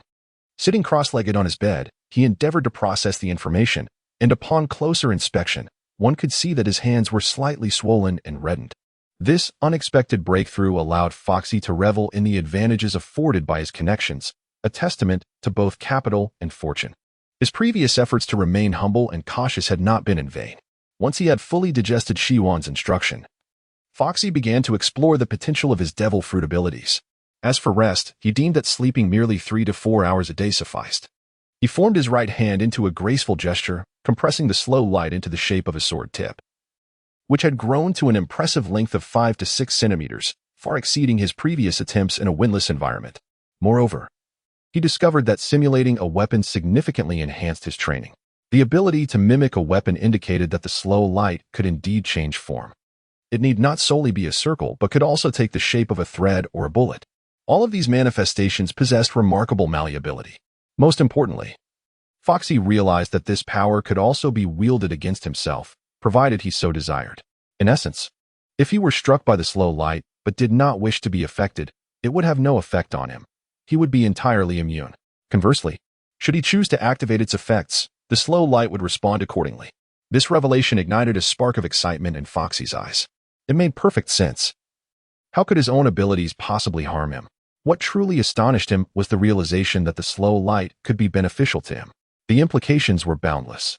For instance, during combat, if he could slow down all incoming damage or negate various negative effects, could he not maintain his peak performance, akin to an invincible cockroach? With such power at his disposal, would he not be capable of overcoming gods and demons alike, transcending the realms of mortality? The mere thought of such possibilities ignited a restless fervor within Foxy. Despite the numerous shortcomings of the slow fruit, the unwavering truth remains: a father is still a father, regardless of his current immaturity. Yet, Foxy found himself engulfed in a whirlwind of responsibilities. The development of his devil fruit powers, the mastery of shave, moonwalk, observation hockey, foundational training, the newly acquired Soru, and the elusive armament hockey, all conspired to create an overwhelming sense of time slipping away. This was not to mention the other 6 forms. The vast, cloudless sea, with its tumultuous waves, continued to inspire trepidation. After spending 3 days at the base, Foxy set forth once more. During this brief interlude, he had diligently absorbed the teachings of Guillaume. However, duty called, compelling him to depart. For the warship had been repaired and was ready for action. Throughout these 3 days, Foxy had devoted himself to relentless training.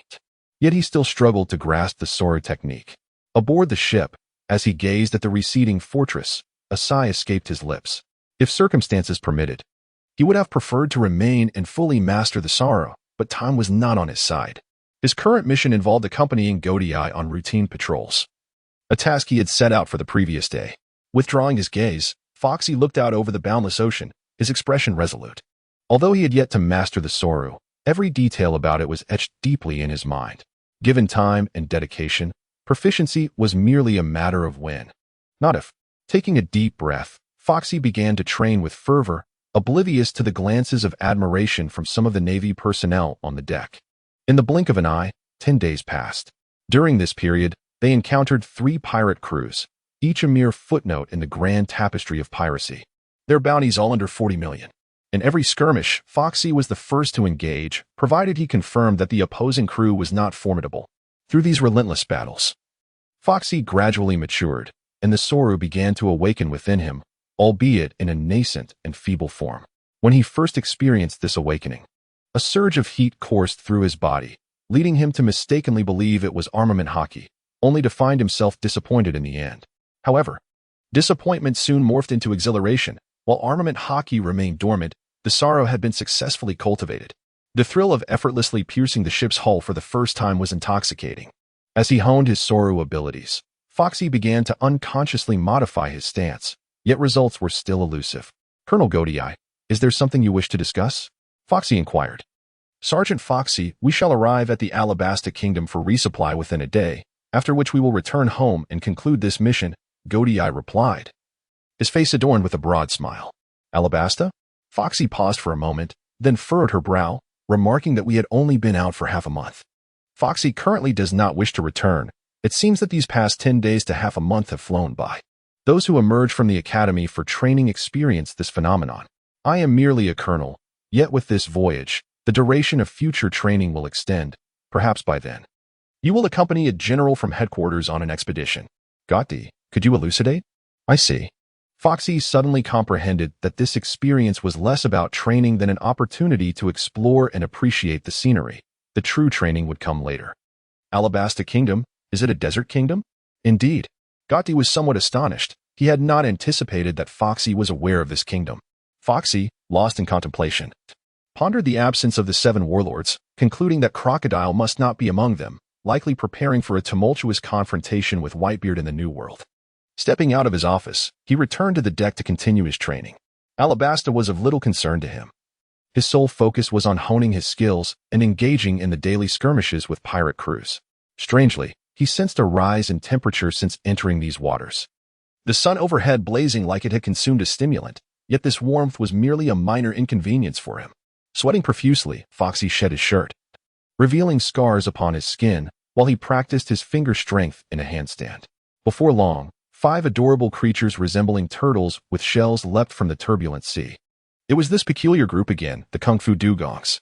Observing these creatures on the deck, the surrounding Marines kept their distance, some gritting their teeth in apprehension. Among the 5, the leader was notably more robust, its small eyes scanning the area until they lit up upon spotting Foxy engaged in his training. In a handstand, Foxy breathed heavily. But suddenly, the sun was obscured, and a yellow fishtail entered his line of sight. With a powerful push, he executed 2 backflips in midair, landing to confront the animated creatures before him, taken aback. "Moo! Moo!" The Kung Fu Dugongs clasped their hands together, uttering incomprehensible words.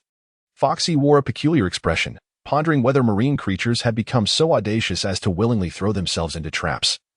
And what was the meaning behind that human-like gesture of clasping hands? It seemed familiar from somewhere. "Lieutenant Foxy, be cautious. This is the unique species of the surrounding waters of Alabasta, the Kung Fu manatee, an ardent aficionado of martial arts who relishes the challenge of combat. Those who are defeated must pay homage to their conqueror as a master." A nearby Marine appeared to recall something, his expression a mix of anger and helplessness, evidently having faced defeat before. Kung Fu manatee? A sudden flash of realization struck Foxy. If his memory served him right, in the future, Luffy would gather a band of such followers, and most astonishingly, these creatures could even wield haki. This world is truly extraordinary. Some formidable beings are accompanied by pets. Consider Sengoku S. file-eating bell sheep, Kazan S. penguin, and Rob Lucci S. pigeon. Even the Straw Hat Pirates have a reindeer that serves as both a source of food reserves and a pet.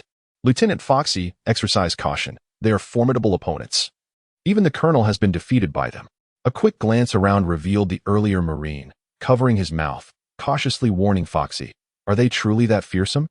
Foxy appeared somewhat skeptical. "Moo, moo." Before him, the Kung Fu manatee clasped its hands in a gesture, urging Foxy on. Although the words were unintelligible, Foxy could discern the underlying meaning. This creature was challenging him. "I am curious to see what courage you possess to dare challenge me." Foxy, too, took an interest, adopting a combat stance. Upon seeing Foxy agree to the duel, Kung Fu Manatee's small eyes sparkled with excitement. He nodded in affirmation before his expression turned serious. Whoosh! The speed was astonishing. Just a moment ago, Kung Fu Manatee was 3 meters away, yet in the next heartbeat, he appeared before Foxy. His tiny fist accompanied by a piercing sound. Bang! The two fists collided, and the scornful look on Foxy's face transformed instantly. He felt as if a speeding train had collided with him, sending him hurtling into the cabin, bewildered. Moo! Moo! Leaping about, Kung Fu Manatee swiftly moved his hands back and forth, then resumed his battle stance. Rising to his feet, Foxy could still feel the sting in his fists. He no longer dared to underestimate his opponent, his demeanor now grave. This fellow possessed remarkable skills. It seemed the earlier Marine had mentioned that erect.I was defeated by these beings. Then, bang, bang, on the naval ship's deck. Two figures flickered back and forth, each punch and kick infused with a brutal elegance. In a powerful clash, Foxy executed several backflips in midair before landing, his expression increasingly serious. Meanwhile, Kung Fu Manatee plunged into the sea, only to leap back onto the deck shortly thereafter. It was evident that his small hands were enveloped in a faint, dark hue. Indeed, it was armament hockey. Moo Moo, filled with excitement. Kung Fu Manatee launched a punch towards Foxy's forehead. With Kin Bunchaku hockey activated, Foxy effortlessly dodged, while simultaneously delivering a powerful kick to Kung Fu Manatee's abdomen. The dark hue enveloped his belly, and with a dull thud, Kung Fu Manatee was sent flying into the cabin, creating a chaotic scene. Shave. Vanishing from sight. Foxy reappeared before Kung Fu Manatee, his foot descending with force, but Kung Fu Manatee braced himself against Foxy's mighty foot while his tail lashed out violently at Foxy. The collision of fist and tail saw Foxy stumble back a couple of steps, slightly shaken. Propelling himself upward, Kung Fu Manatee's hands became a blur of motion, striking relentlessly. The trajectory was clear to Foxy. With a casual step, he evaded Kung Fu Manatee's assault effortlessly. Finger pistol. With his fingers taut, Foxy decided to test his newly acquired technique. And as the sound of a solid strike echoed, Foxy's face twitched. It was painful, as Foxy engaged in a fierce battle with the Kung Fu Manatee. Gotti stood at the office doorway, his expression tinged with humiliation.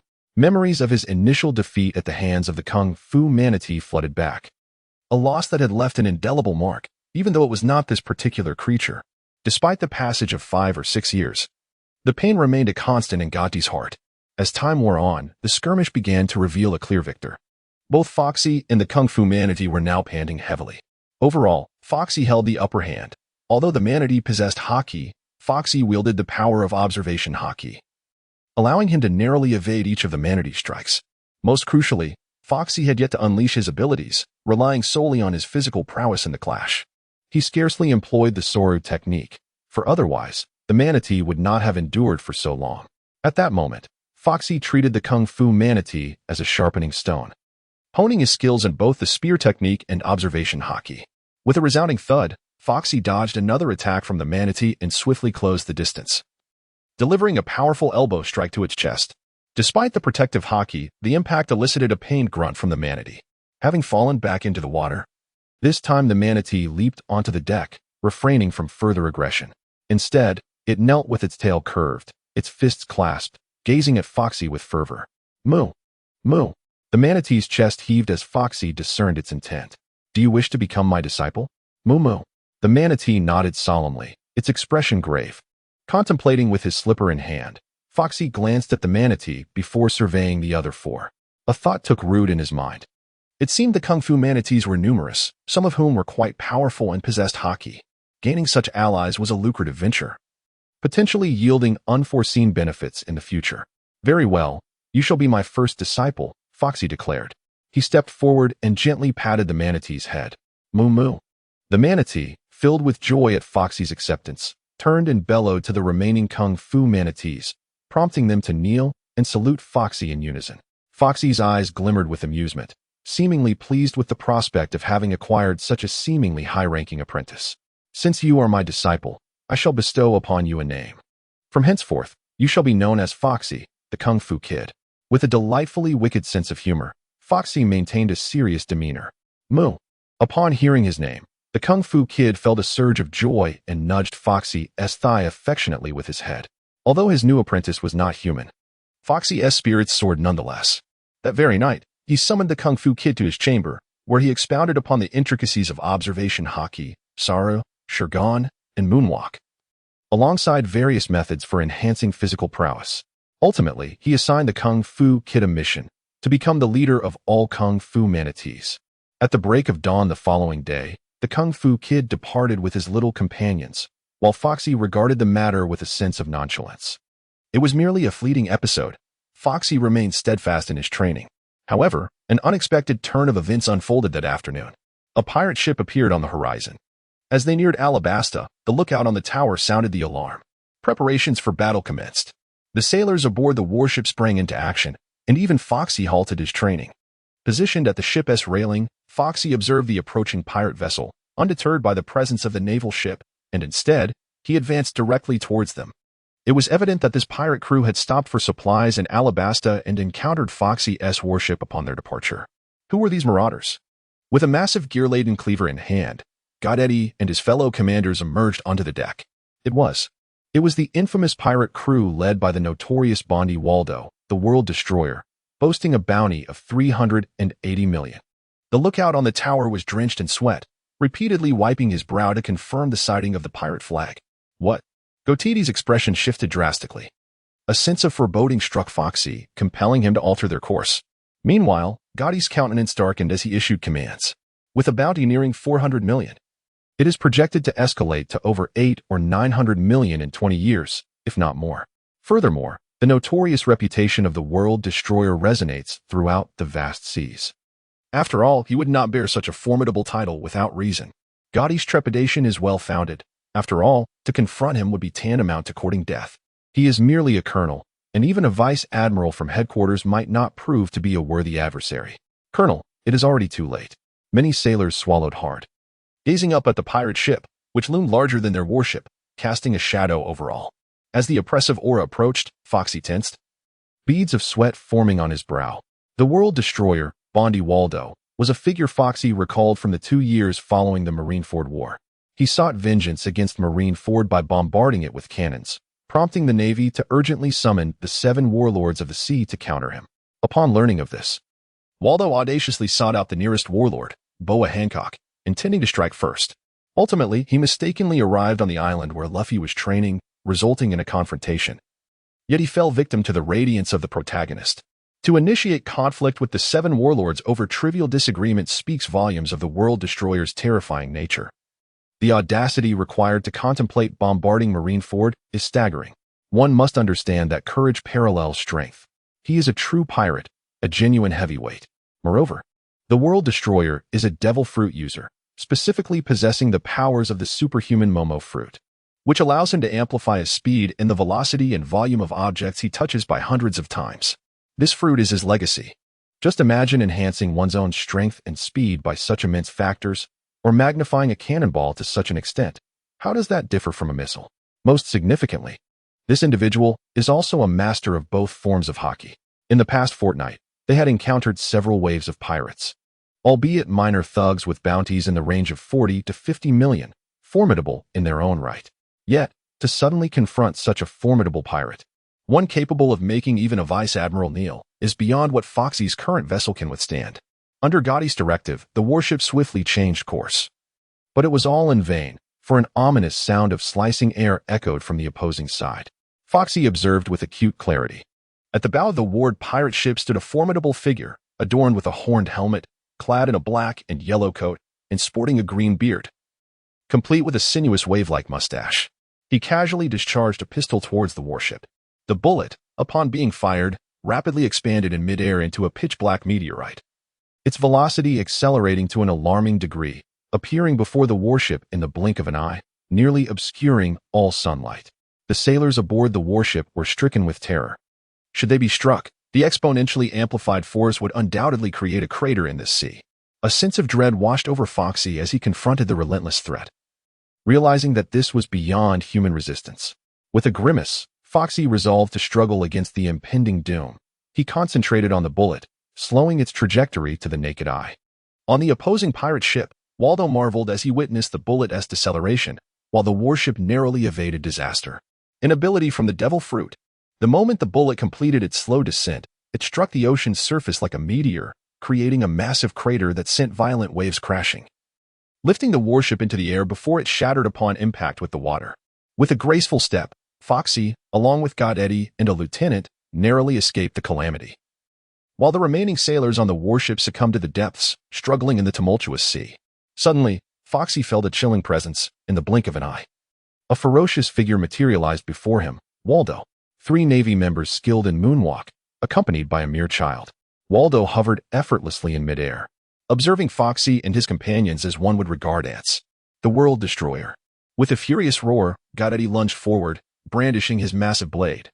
Yet Waldo merely grasped the weapon with 2 ebony fingers.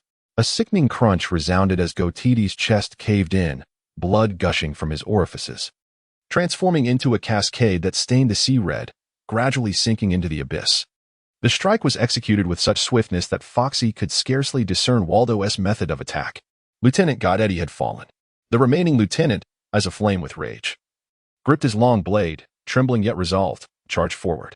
Without any semblance of resistance, Waldo delivered a single punch, turning the lieutenant into a gruesome spectacle, his innards littering the ocean's surface in a horrific display. An overwhelming sense of peril enveloped the scene, an extreme danger. Foxy felt a chill run down his spine as he caught Waldo's gaze. In an instant, before he could even react, Waldo had appeared before him, his leg arcing through the air like a whip. There was no time to evade, let alone harness his abilities. With a sickening crack, Foxy's ribcage shattered, his eyes bulging in agony, blood gushing from his orifices as he transformed into a streak of light, hurtling toward Alabasta, quickly fading into a mere speck. Waldo, confident in his strength, dismissed Foxy as a mere weakling, convinced that this single kick would suffice to end his life. Hovering in midair, he surveyed the wreckage of the shattered warship below, drew his pistol, and fired a shot, the bullet plummeting like a meteor. The few surviving Navy personnel were left with no chance of escape.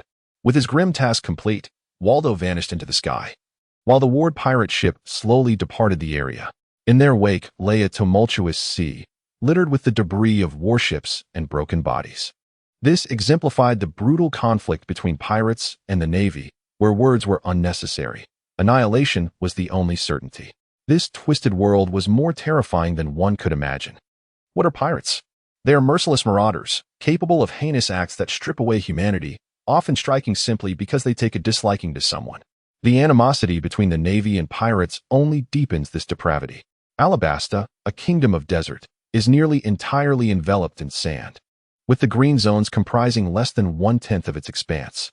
With a resounding thud, Foxy crashed onto a sandy hillside, rolling like a ball across the desert before collapsing, barely clinging to consciousness. At that moment, his chest caved in, and upon impact, both his left hand and right foot fractured at grotesque angles, his face smeared with blood. Death seemed imminent. A single kick had brought Foxy to the brink of death, leaving him no chance to use his abilities or even evade. An hour passed. Yet Foxy remained unconscious. At some point, a flock of featherless birds, resembling vultures, appeared in the sky.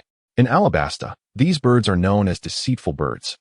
Known to inhabit the rocky desert, feigning injury to elicit sympathy from travelers, only to pilfer their belongings. Several deceitful birds circled around Foxy, expressing disdain upon discovering the absence of any luggage, before soaring into the sky and vanishing in the blink of an eye. In the outskirts of Alabasta, near the coastline, Foxy now lay in a state of unconsciousness. An hour passed, then 2, yet Foxy remained unresponsive, his breathing growing increasingly feeble. Suddenly, from the opposite slope, a peculiar head emerged, adorned with disheveled feathers. Its large, round eyes scanned the surroundings, and its orange beak protruded as it flicked its tongue. This was no ordinary duck. Rather, it possessed sharp claws instead of webbed feet, and around its neck hung a small wooden barrel equipped with a straw, which it occasionally dipped into to sip water. Standing over a meter tall and somewhat plump, particularly in its rotund posterior, the duck sniffed the air, clearly detecting the scent of blood. Approaching the slope, the duck peered down at Foxy, its curious, expressive eyes betraying a hint of human-like inquisitiveness.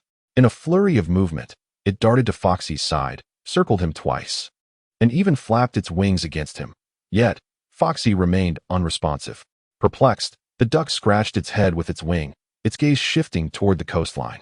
And in the next instant, it dashed forward, stirring up a cloud of dust as it raced 10 meters away. The speed was remarkable, resembling a streak of yellow light. Undeterred by the uneven terrain, the duck sprinted across the choppy sea as if it were solid ground, seemingly in search of something. Moments later, a look of delight spread across its face.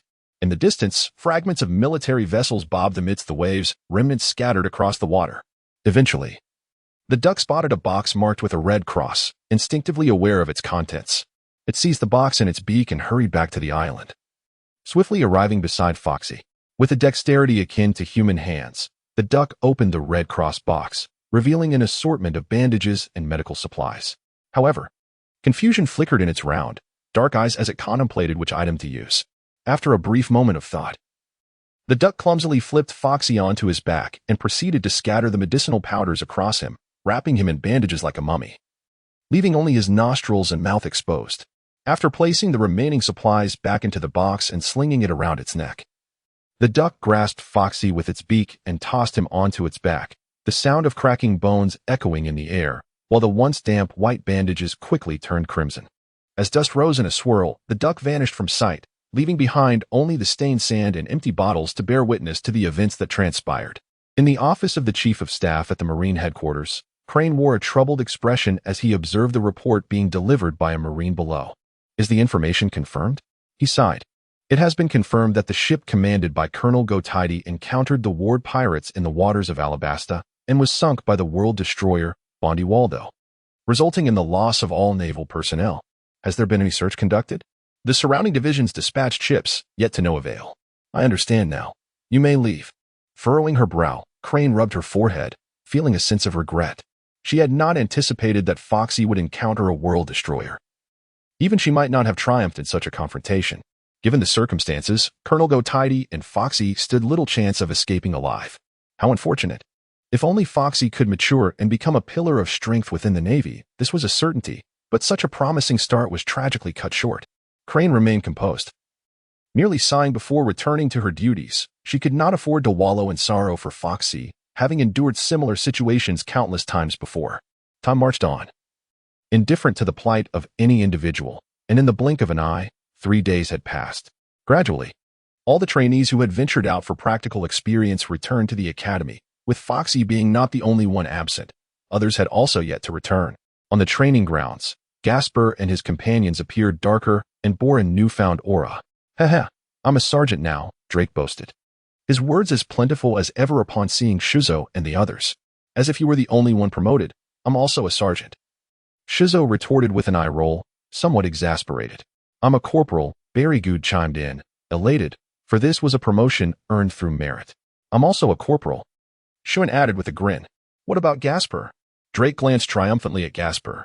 "Sergeant," Gasper replied, casting a disdainful glance at Drake. "What's with that look?" "I'm also a sergeant, on par with you," Drake shot back, irritated by Gasper's demeanor. "I truly envy you all," Hanai admitted, feeling a twinge of jealousy. She had wished to go out as well, but was thwarted by Zephyr and would have to wait until next year for her opportunity. Speaking of which, where on earth is Foxy? Drake looked around, eagerly anticipating the moment he could boast to Foxy, silently reminding himself that Foxy held a lower rank than he did. Indeed, why has he still not returned? Perhaps something has delayed him. Gather round. Just as the group was scanning their surroundings, Zephyr approached, his expression grim, his mood evidently sour. Some had returned alive, while others had perished. Overall, it was satisfactory, at least not a complete loss. With his hands clasped behind his back, Zephyr surveyed the energetic trainees before him, yet his satisfaction was not as profound as one might expect. For reasons unknown, Gasper and the others felt a sudden pang of unease. "Drake." Zephyr noted Drake raising his hand, his expression unchanging as he called out names. "Teacher Zephyr. Have all the trainees returned?" "All is here. There is no return. They all perished in the battle against the pirates." Zifa sighed inwardly. He had high hopes for Foxy, yet he never anticipated this outcome. "Teacher Zifa, Foxy. Foxy wouldn't tea also." Shun felt a surge of anxiety, unwilling to believe the thoughts swirling in his mind. Regrettably, the naval ship that Foxy accompanied encountered the notorious pirate Bondi Waldo, who had a bounty of 380 million, resulting in their complete annihilation. Zifa did not conceal this grim reality. "What? This is impossible. Foxy is so powerful. How could this happen?" Drake, unable to accept the truth, cradled his head in disbelief. Meanwhile, Gasper and Shun clenched their fists, their eyes glistening with unshed tears. Shun and Barrygood shouted in anguish, and even Hanai's face turned ashen, lost in a daze. I will grant you 3 days of respite to fully process the outcomes of this outing. After 3 days, we shall intensify our training. Zifa cast a cold glance at Gasper and the others. How could this be? Foxy cannot possibly be dead. The group felt utterly despondent, having never considered that Foxy might meet such a fate, especially given the formidable power of his devil fruit. Meanwhile, in a cool, shaded area of the rocky eastern desert of Arabasta, a mummy, entirely wrapped in bloodied bandages with only its nostrils and mouth exposed, lay still. Surrounding it were numerous fraud birds perched on the rocks. Beside the mummy sat a plump duck, its wings resting beneath its chin as it snored, bubbles escaping its nostrils while it occasionally blinked and pouted. Scattered throughout this rocky area were various travel bags and everyday items belonging to humans. One could only speculate that this was the nest of the fraud birds, and inexplicably, a duck had infiltrated their ranks, coexisting harmoniously despite being of a different kind. 3 days had passed since Foxy was brought back by the duck, and it was uncertain whether the medicines had begun to take effect. In any case, Foxy's breathing had become slow and steady. During this time, the duck had changed Foxy's bandages thrice and applied various ointments. Fortunately, none of these medicines contained poison, otherwise, Foxy might have perished. It must be said that surviving this ordeal was nothing short of a miracle. As another night fell, with the dawn of the next day approaching, Foxy, who had remained motionless, finally stirred. Pain, a searing agony that penetrated to the bone, made Foxy wish for nothing more than to succumb. His entire body felt as though it were being sliced continuously, rendering him breathless. Am I dead? Desiring to open his eyes, Foxy discovered he was unable to do so. His limbs bound tightly, and any slight movement elicited excruciating pain. He was alive, still breathing, acutely aware of his suffering and his corporeal form. Foxy ceased his struggles, overwhelmed by the heart-pounding realization of his survival. Expanding his observation, he sensed an array of life forms surrounding him. However, as his perception was only in its nascent stage, he could not visualize the surroundings, merely detecting the presence of various essences. The scope of this awareness was limited. Strangely, these essences did not belong to humans, but resembled those of animals. By the way, why is it that Blackbeard can consume 2 devil fruits? Everyone is welcome to share their thoughts freely. Perhaps the farmer might glean some inspiration from your ideas. Just as Foxy was utilizing his perception to survey his surroundings, he sensed a presence swiftly approaching him, arriving at his side in mere moments. Holding his breath, Foxy, bound by bandages, could see nothing, and even his attempts to struggle felt utterly futile. With a joyful quack, the duck, noticing Foxy's movements, spun around twice before playfully flapping its wings against him. Then, as if recalling something significant, it used its broad beak to tear away the bandages from Foxy's head. As the bindings fell away, Foxy beheld a pair of large, round eyes and a bright orange beak before him. Foxy was taken aback for a moment. It appeared to be a duck, albeit one that had developed in a rather peculiar manner. Noticing Foxy's bewilderment, the duck cradled a small wooden barrel hanging from its neck with its wings, offering a straw to Foxy, assuming he was thirsty. Having been unconscious for nearly 4 days, Foxy was not only parched, but also felt an emptiness in his stomach. Quack! The duck called out, signaling for Foxy to bite the straw and drink. By some strange twist of fate, Foxy grasped the straw and began to sip, despite the searing pain in his chest that left his face pale. Once Foxy finished drinking, the duck swiftly waddled over to a crevice in the rocks, its rotund backside amusingly swaying as it squeezed its head into the gap. In no time, the creature emerged with a piece of toasted bread in its beak, approaching Foxy and gesturing for him to eat. With astonishment in his eyes, Foxy gazed at the somewhat moldy bread, then at the duck's innocent, wide-eyed stare. He opened his mouth, suppressing the pain, and took a bite. As the stale bread settled in his stomach, Foxy felt a slight resurgence of strength. The duck plopped down on the ground, observing Foxy with curiosity, tilting its head from side to side. Their eyes met, and Foxy could not help but speak. "Was it you who saved me?" Quack. The duck, understanding Foxy's words, nodded in affirmation. "Thank you." Quack. In response to Foxy's grateful gaze, the duck, behaving almost like a little adult, extended its wings and patted Foxy on the head, as if to offer comfort. Although this scene was quite comical, Foxy regarded the duck with utmost seriousness. It seemed that there were many such ducks in Alabasta, known for their remarkable speed. Indeed, the Princess's Mound in the Alabasta saga was of this very breed. Foxy never anticipated that he would be rescued by a duck. "Could you assist me in unwrapping this bandage?" he inquired. Quack. The duck tilted its head in contemplation, then then swiftly ripped the bandage apart with its beak, its flat bill sharp as a blade. Subsequently, the duck scurried to a crevice in the rocks and retrieved a first aid kit, opening it to reveal several remaining bottles and jars. It then pointed its wing at Foxy and quacked once more. "You mean these are what saved me?" Quack, quack. The duck nodded vigorously and waved its wings. Gazing at the array of bottles and jars, Foxy examined his crooked left hand, thankful that his right hand was relatively unharmed. Gritting his teeth, he audibly realigned the bones.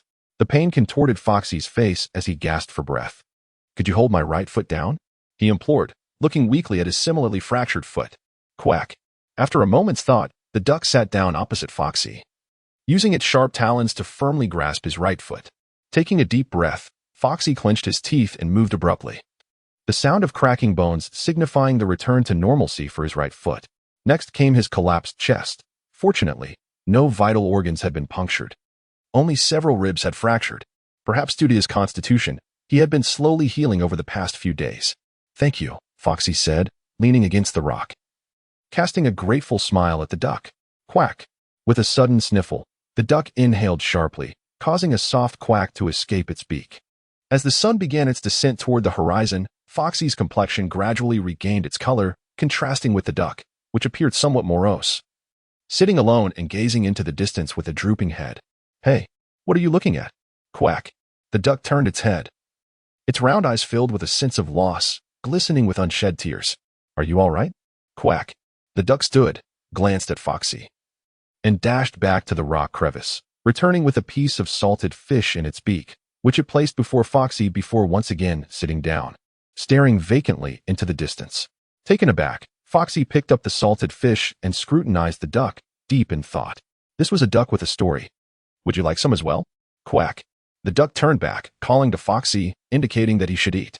As Foxy tore into the salted fish, he observed the duck's forlorn silhouette, and an inexplicable thought crossed his mind. Could this duck be heartbroken? What had caused such a sudden shift in its demeanor? It is indeed a peculiar world, where various creatures exhibit astonishing levels of intelligence. As the darkness deepened, the duck seemed despondent for about an hour before springing back to life, letting out a quack before vanishing in a flash. Leaning against the rocky wall, Foxy attempted to move his limbs, but each motion sent waves of excruciating pain through his muscles. He had sustained severe injuries this time. Approximately 10 minutes later, the duck reappeared before Foxy like a gust of wind, its neck adorned with a wooden bucket that was now brimming with water. Quack. The duck presented the bucket to Foxy, then laid down beside him, gazing at him with wide eyes. "Thank you."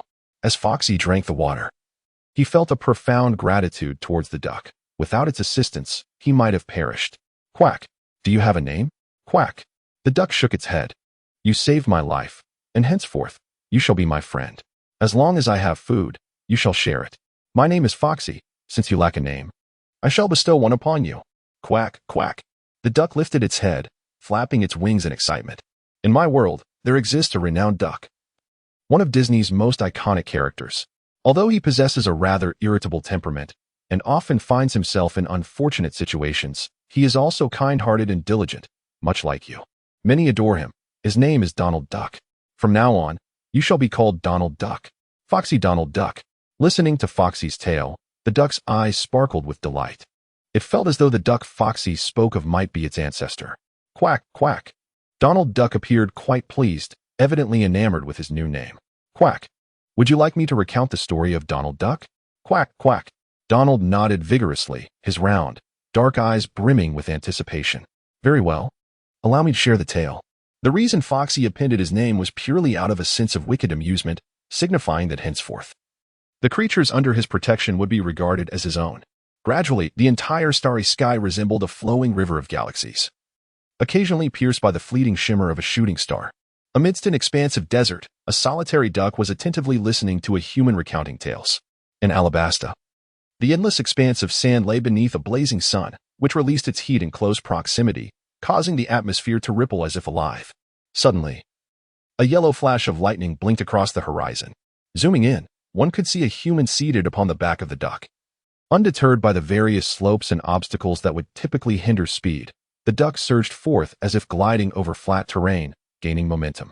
After a fortnight of recuperation, Foxy-A's injuries had healed significantly. During this time, he came to realize that Donald Duck was far from an ordinary fowl. For one, this creature had yet to reach maturity, possessing an intellect akin to that of an 8- or 9-year-old human child. Not only could he comprehend human speech, but he also executed actions that defied the typical behavior of ducks. Setting aside his mutated claws, which could effortlessly etch 3 deep scratches into rock. The most remarkable aspect was his wings, which exhibited a dexterity akin to that of human hands. Furthermore, his speed was akin to that of a rocket, vanishing in the blink of an eye, and he could even sprint across the surface of the sea, rendering mountainous obstacles mere trifles beneath his prowess. Upon further inquiry, Donald revealed to Foxy that his transformation stemmed from consuming an exceedingly unpalatable fruit during his youth, resulting in his expulsion from his family. Foxy speculated that it was highly likely a devil fruit, yet he could not ascertain the specific type, as Donald Duck merely quacked and gestured, leaving Foxy utterly perplexed. Quack!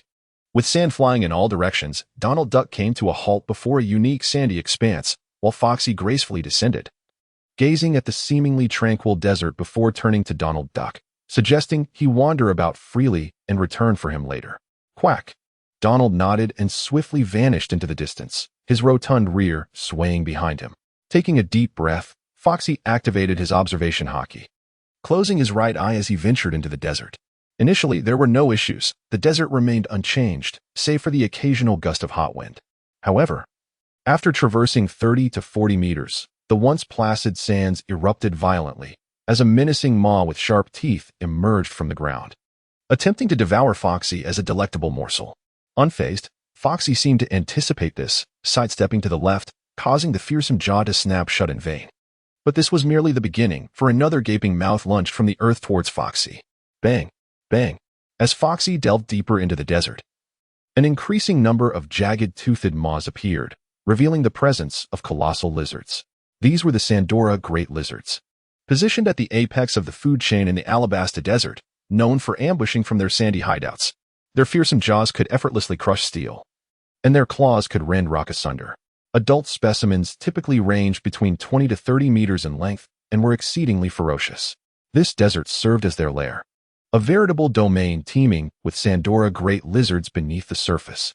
Fokushi has visited this place not once or twice. His purpose is straightforward: dedication to his training.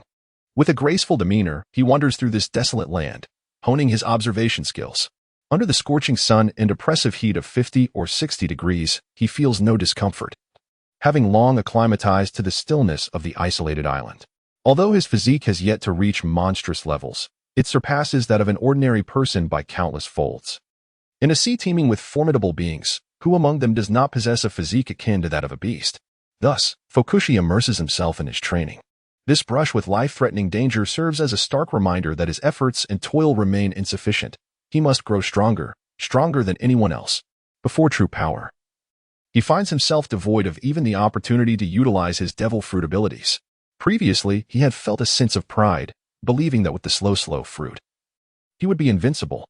Even if he could not achieve invincibility, at least his life would be safeguarded. Yet, reality delivered a harsh lesson, brutally shattering his deepest arrogance. He is too weak. As sweat drips from his brow, time seems to pass swiftly. At some point, Donald Duck bounds over from the horizon. Seeing Fokushi engaged in his training, he plops his ample behind onto the sand, a small wooden barrel hanging around his neck, occasionally biting the straw to take a sip. His round eyes fixed on Fokushi. This desert has long been conquered by him. Those lizards cannot even touch his rear, for he is the swiftest creature on this land. With a resounding thud, Fokushi concludes his training and observation. He stretches his limbs and effortlessly seizes a lizard by its tail, sweeping it through the air, sending the lizards crashing into the sand, their cries echoing. Tonight, he decides, he will feast on this. Dragging 2 half-alive lizards, he approaches Donald Duck with a beaming smile. Gaga! Gaga! Donald rises, flapping his wings, his head bobbing vigorously, eyes filled with disdain. After days of lizard meat, he has grown weary of the taste. Oddly enough, this creature is not picky. He is an omnivore with a hearty appetite, capable of devouring a significant portion of a 30-meter lizard, while Fokushi requires at least 1.5 to feel satisfied. During his recovery from injury, the bread he consumed merely sustained his life, and upon regaining his combat strength, he devoured 3 lizards to satiate his hunger, leaving Donald in a state of astonishment. Are you tired of it? Noticing Donald shaking his head, Fokushi ponders aloud, but apart from lizards, there is no other food available. My wounds have yet to heal. It is not yet suitable for me to venture to Alabasta. Sniffling, Donald extends his wings and points in a direction, emitting a cute, bumbling sound.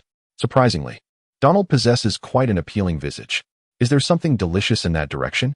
As Foxy gazed in the direction pointed out by Donald Duck, he discarded the lizard's tail and gracefully settled onto Donald's back, ready to embark on the journey he had described. Indeed, a change of pace was welcomed. With a resounding whoosh, Donald propelled himself forward with remarkable speed, disappearing over the horizon in an instant. Meanwhile, the two lethargic lizards, witnessing the departure of the demon, hurriedly burrowed into the desert, seemingly reluctant to emerge anytime soon. Perched upon Donald's back, Foxy was enveloped by the roaring wind and fleeting landscapes that whizzed by, a sensation akin to soaring through the skies. The velocity was comparable to that of a fighter jet. Any faster, and they would breach the sound barrier. After a brisk journey of several minutes, covering a distance of 70 to 80 kilometers, they arrived at a region adorned with an array of cacti and barren flora. With a flap of his wings, Donald let out a jubilant squawk. Upon landing, Foxy stepped confidently into the area, only to be met by a pair of enormous pincers that suddenly lunged towards him. A massive crab, its shell coated in sand, emerged, measuring no less than 30 meters in size. This promised to be a delightful dinner. Pursing his lips, Foxy was taken aback by the crab's abrupt appearance. A swift kick to its shell sent the creature flying. As night descended, the stars cascaded from the heavens, with the vast Milky Way stretching across the sky, occasionally graced by the passage of a shooting star. In the rocky expanse of the desert, a campfire crackled as Foxy flipped the colossal crab shell over, revealing its robust legs resembling pillars, a clear indication of the succulent meat within. The duo, Foxy and Donald, reveled in their feast, while nearby, some crafty birds observed, benefiting from the newfound availability of fresh food since the humans' arrival. The crab's roe was undoubtedly ready. Behind them lay the remains of 3 giant crabs, and Foxy fixated on the shell above the fire, specifically the most delectable parts within. Donald, with his beak smeared with food, gazed longingly at the bubbling delicacies emanating an enticing aroma, causing drool to drip from his bright orange bill. Eagerly, Donald flapped his wings in anticipation. It was time to indulge. Unfazed by the heat, Foxy placed the crab shell on the ground, and together, they began to savor the feast. Burp.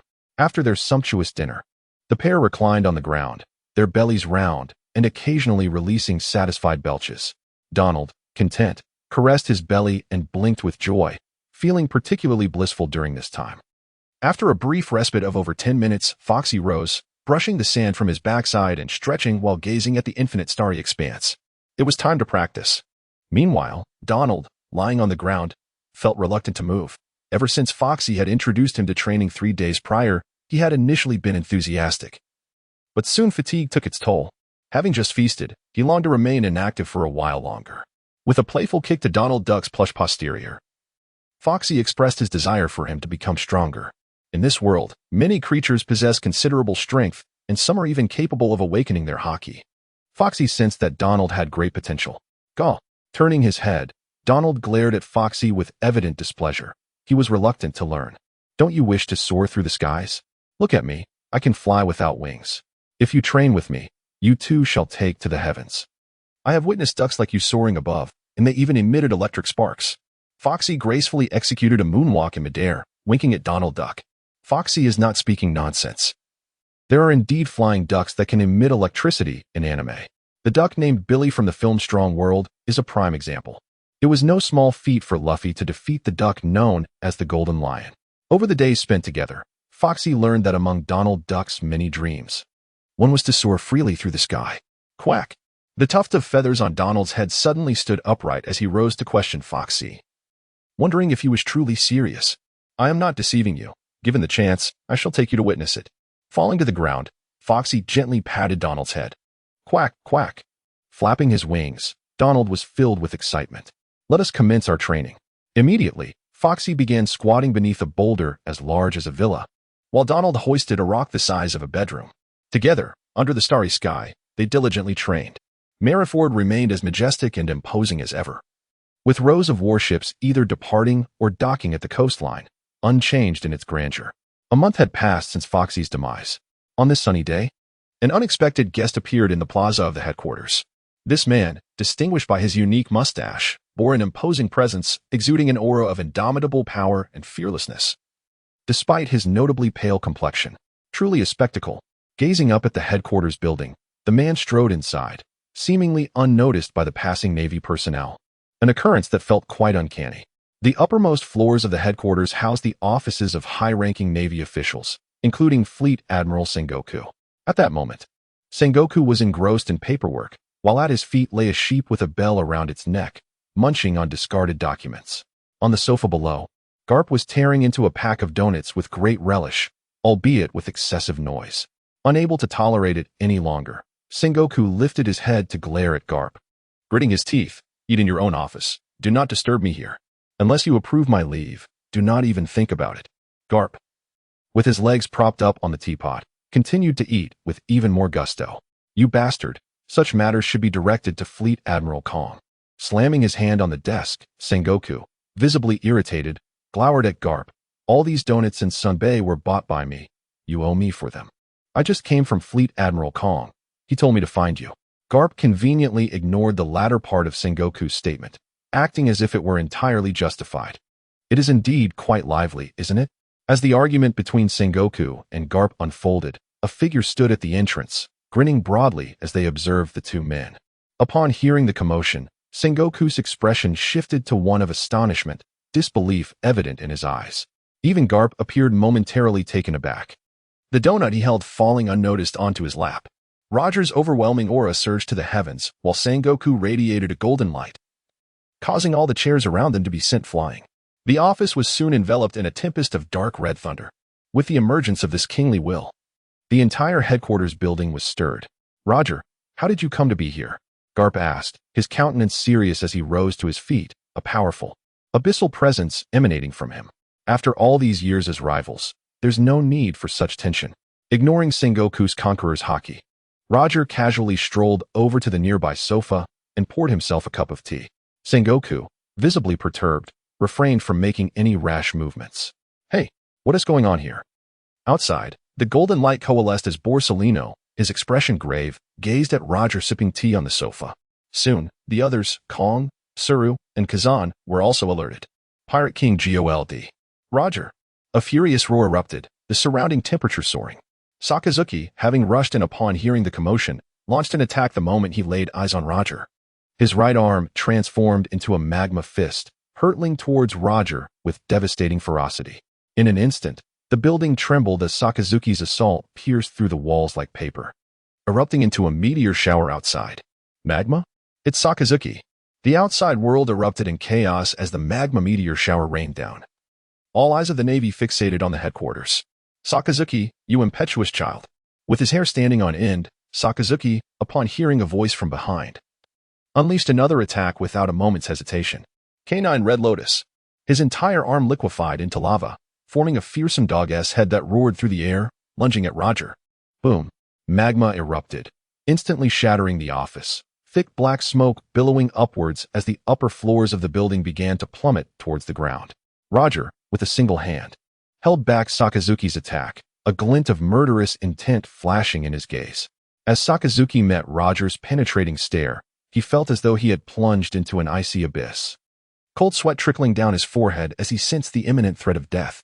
Realizing the peril Roger posed, Garp intervened, his right foot sweeping in like a mountain, forcing Roger's right hand to block at his side, sending debris flying outward as the wall collapsed. Whoosh, whoosh. Garp pursued Roger, who had vanished in an instant, with others following suit.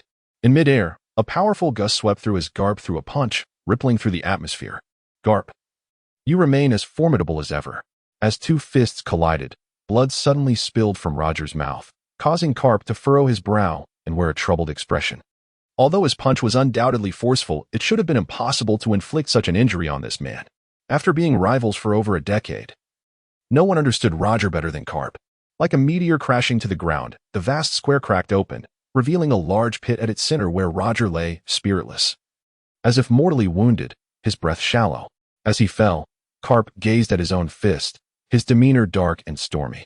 Several figures appeared at the edge of the pit. Both Kong and Sengoku frowned as they regarded the feeble Roger, perplexed by the ease with which he had been injured. It simply did not add up. An ambush. The pirate king, Gold, Roger. The commotion attracted many naval officers, but as they beheld Roger in the pit, their eyes widened in disbelief. It was Gold, Roger, defeated by Vice Admiral Carp. A voice from the crowd shouted, igniting a fervor in the square. Arrest him and take him to prison. Suppressing his own doubts, Kong issued the command. Yes. A nearby admiral carefully produced sea-stone handcuffs to bind Roger, who offered no resistance. With a gloomy expression, as the admiral led Roger away, Carp approached, eyes bloodshot, clenching his fists tightly. You cannot be this weak.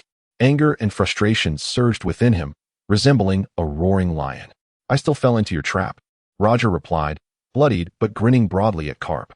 Take him away. Kong frowned, a shadow of foreboding hanging over him, rather than Carp defeating Roger. It seemed more like Roger had walked into his own demise. Damn it, Carp muttered under his breath, displeased as he watched Roger's departing figure. Meeting, Kong declared, his expression grave as he ascended toward the headquarters building. Moments later, in the naval conference room, Kong sat at the head of the table, his face stern. Sengoku. What are your thoughts? Since the beginning, Sengoku had maintained a furrowed brow. It was too easy. He sensed something amiss. He was the one who initiated the encounter. Calm and composed, Crane quickly discerned Roger's actions. There must be something we are unaware of. He reappeared in Marineford after being missing for so long. Kong turned to Carp, noticing the latter's distracted demeanor. Carp. It took 2 calls to bring Carp back to reality. Admiral Kong, what is it? Did you sense anything unusual while engaging with Roger? Others were also observing Carp, while Sakazuki was completely disregarded, as the two were not even in the same league. The recent ease with which Roger had repelled Sakazuki's attack illustrated the disparity between them. Roger had weakened significantly. In an instant, the crowd was filled with perplexity, as it was evident to anyone watching. First, we must contain this information. I will report to the Holy Land before we proceed, spoke one. The meeting concluded swiftly. At Mary Geos, perched atop the Red Line, the seat of the world government and the residence of the celestial dragons, 5 elders, some seated, others standing, gathered in a lavish office. Having just concluded their meeting, one elder, clad in a black suit, with a mane of white curls and a voluminous white beard, wearing a flat cap and bearing a scar on his left cheek, spoke first. Are you certain? Gold. Roger is indeed imprisoned in Marineford? The one known as Kong nodded. You suggest he has walked into a trap? Inquired another elder, dressed in a deep blue suit, with long straight white hair and an equally lengthy beard. Indeed, he fell in battle after a few exchanges with Carp, Kong replied. What of the other crew members of the Roger Pirates? Asked a stern-faced elder in a white robe, bald with glasses, leaning against a sofa. Only Gold. Roger remains. Kong shook his head. That is peculiar. We have searched for him for so long, yet he suddenly appears of his own volition, pondered another elder, adorned in a deep red suit with golden hair and beard. Though we are unaware of his intentions since we have captured him, we ought to make good use of the opportunity, remarked the silent elder, distinguished by a prominent birthmark on his forehead and a pair of distinctive mustaches.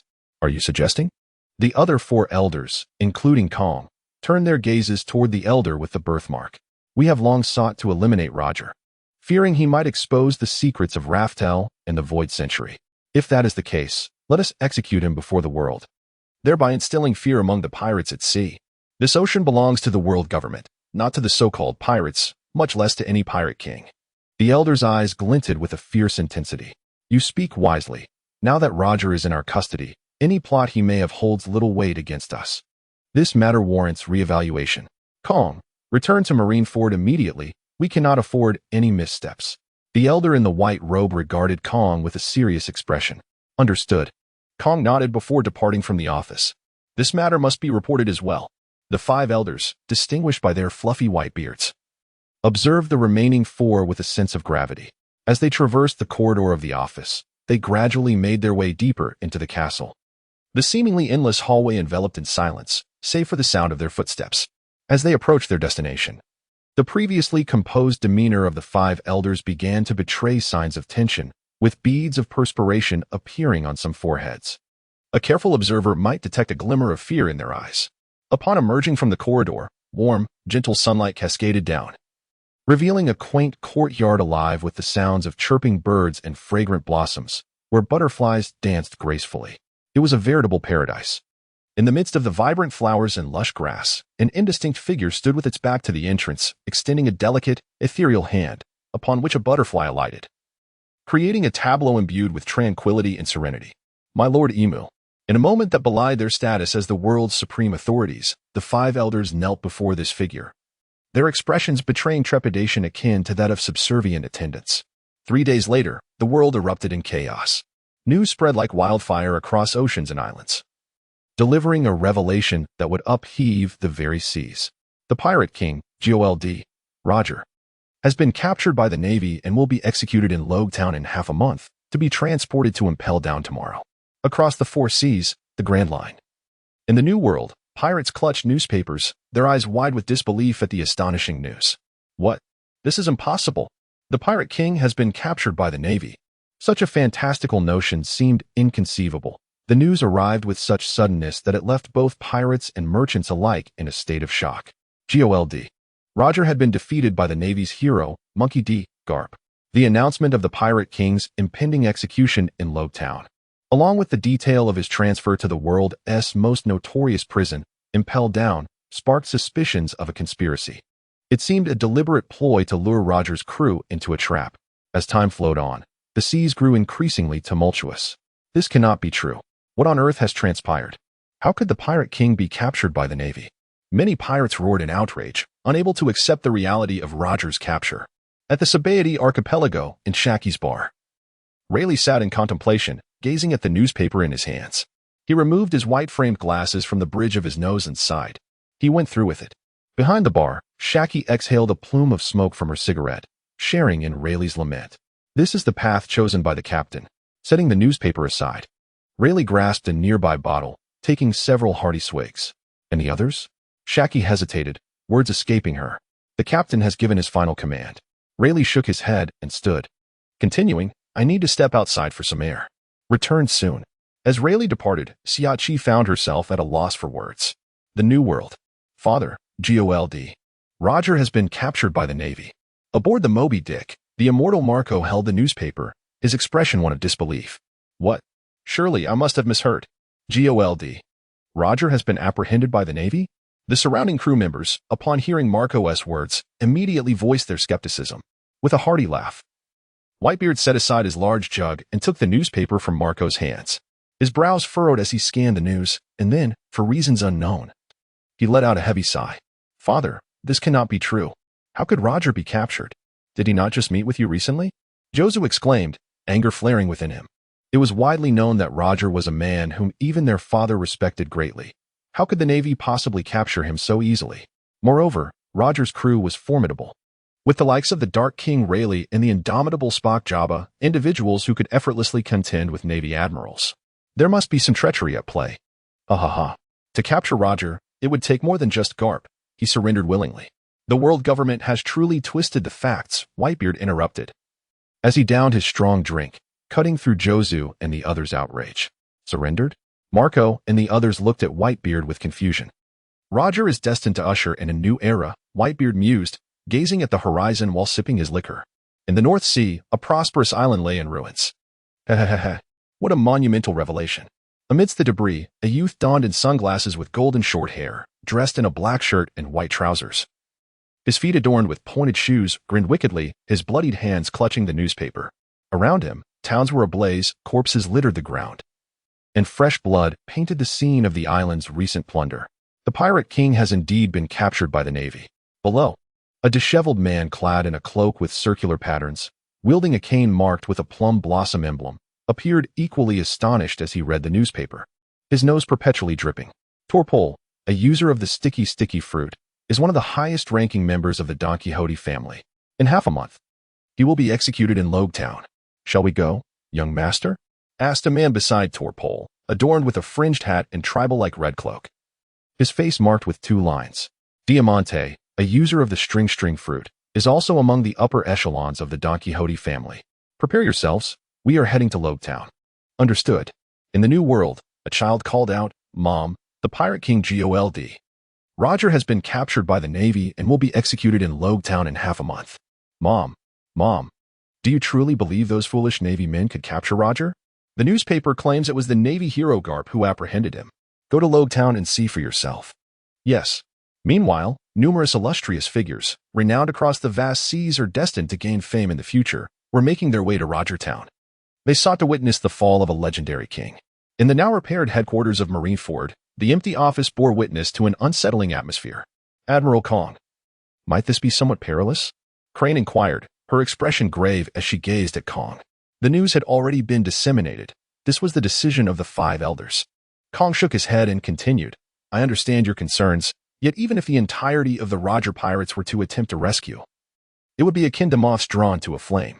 During Roger's execution, the esteemed 5 elders will dispatch CP0 to operate in the shadows, along with our navy.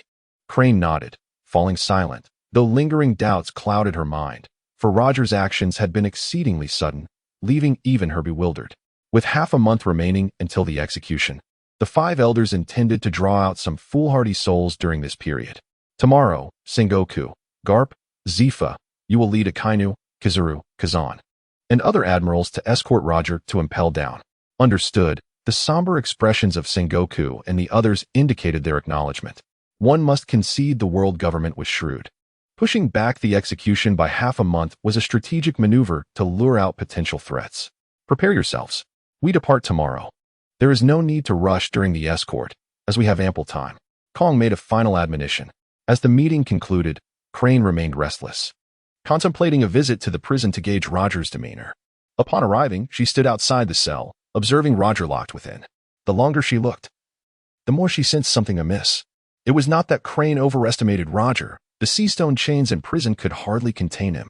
Yet, for reasons unknown, Roger complied, eating and drinking as required, displaying no signs of rebellion.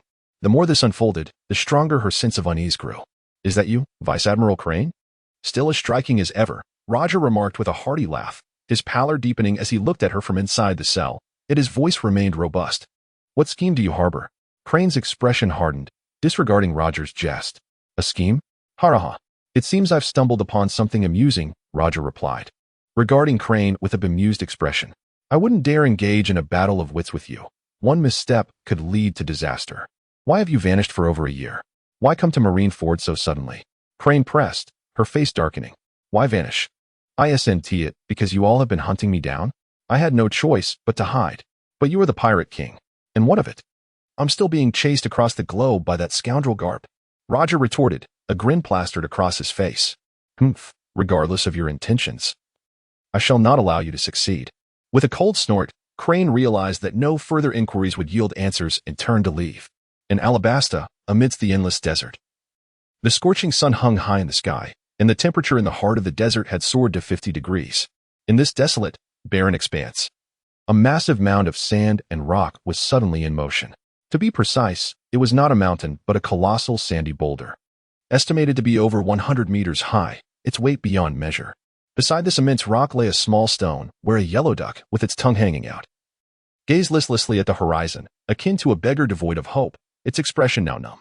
Panting heavily, Foxy was drenched in sweat, the exposed scar on his skin appearing darker than before. Somehow, he had managed to tie a rope around the giant boulder, dragging it through the sand. Plop! Nearby, Donald Duck could no longer endure and collapsed on the ground, tongue outstretched, his once plump backside now appearing considerably slimmer, looking rather forlorn. Stopping momentarily, Foxy regarded Donald Duck with exasperation. Go fetch water. I'll wait for you ahead. With an exuberant squawk, Donald Duck, who had just moments ago seemed half alive, sprang to his feet, wings saluting his forehead in a mock gesture of respect to Foxy. Then swiftly broke free from the rope and dashed away in a puff of dust, disappearing in an instant. Watching the vanishing figure of Donald Duck, Foxy bent down to grasp the rope, and then began dragging the large and small boulders toward the center of the desert. Having arrived in Alabasta a month ago, the first half was spent recuperating, while the latter half had Foxy tirelessly honing his skills. Now, techniques such as shaving, moonwalk, and finger pistol were all under his command. And he had also begun to develop his devil fruit abilities during the night, with fundamental training continuously multiplying in efficacy. With each deliberate step, Foxy ventured forth under the blazing sun, his destination singular, the habitat of the giant crab. Initially, he intended to visit the lair of the Sandora great lizard.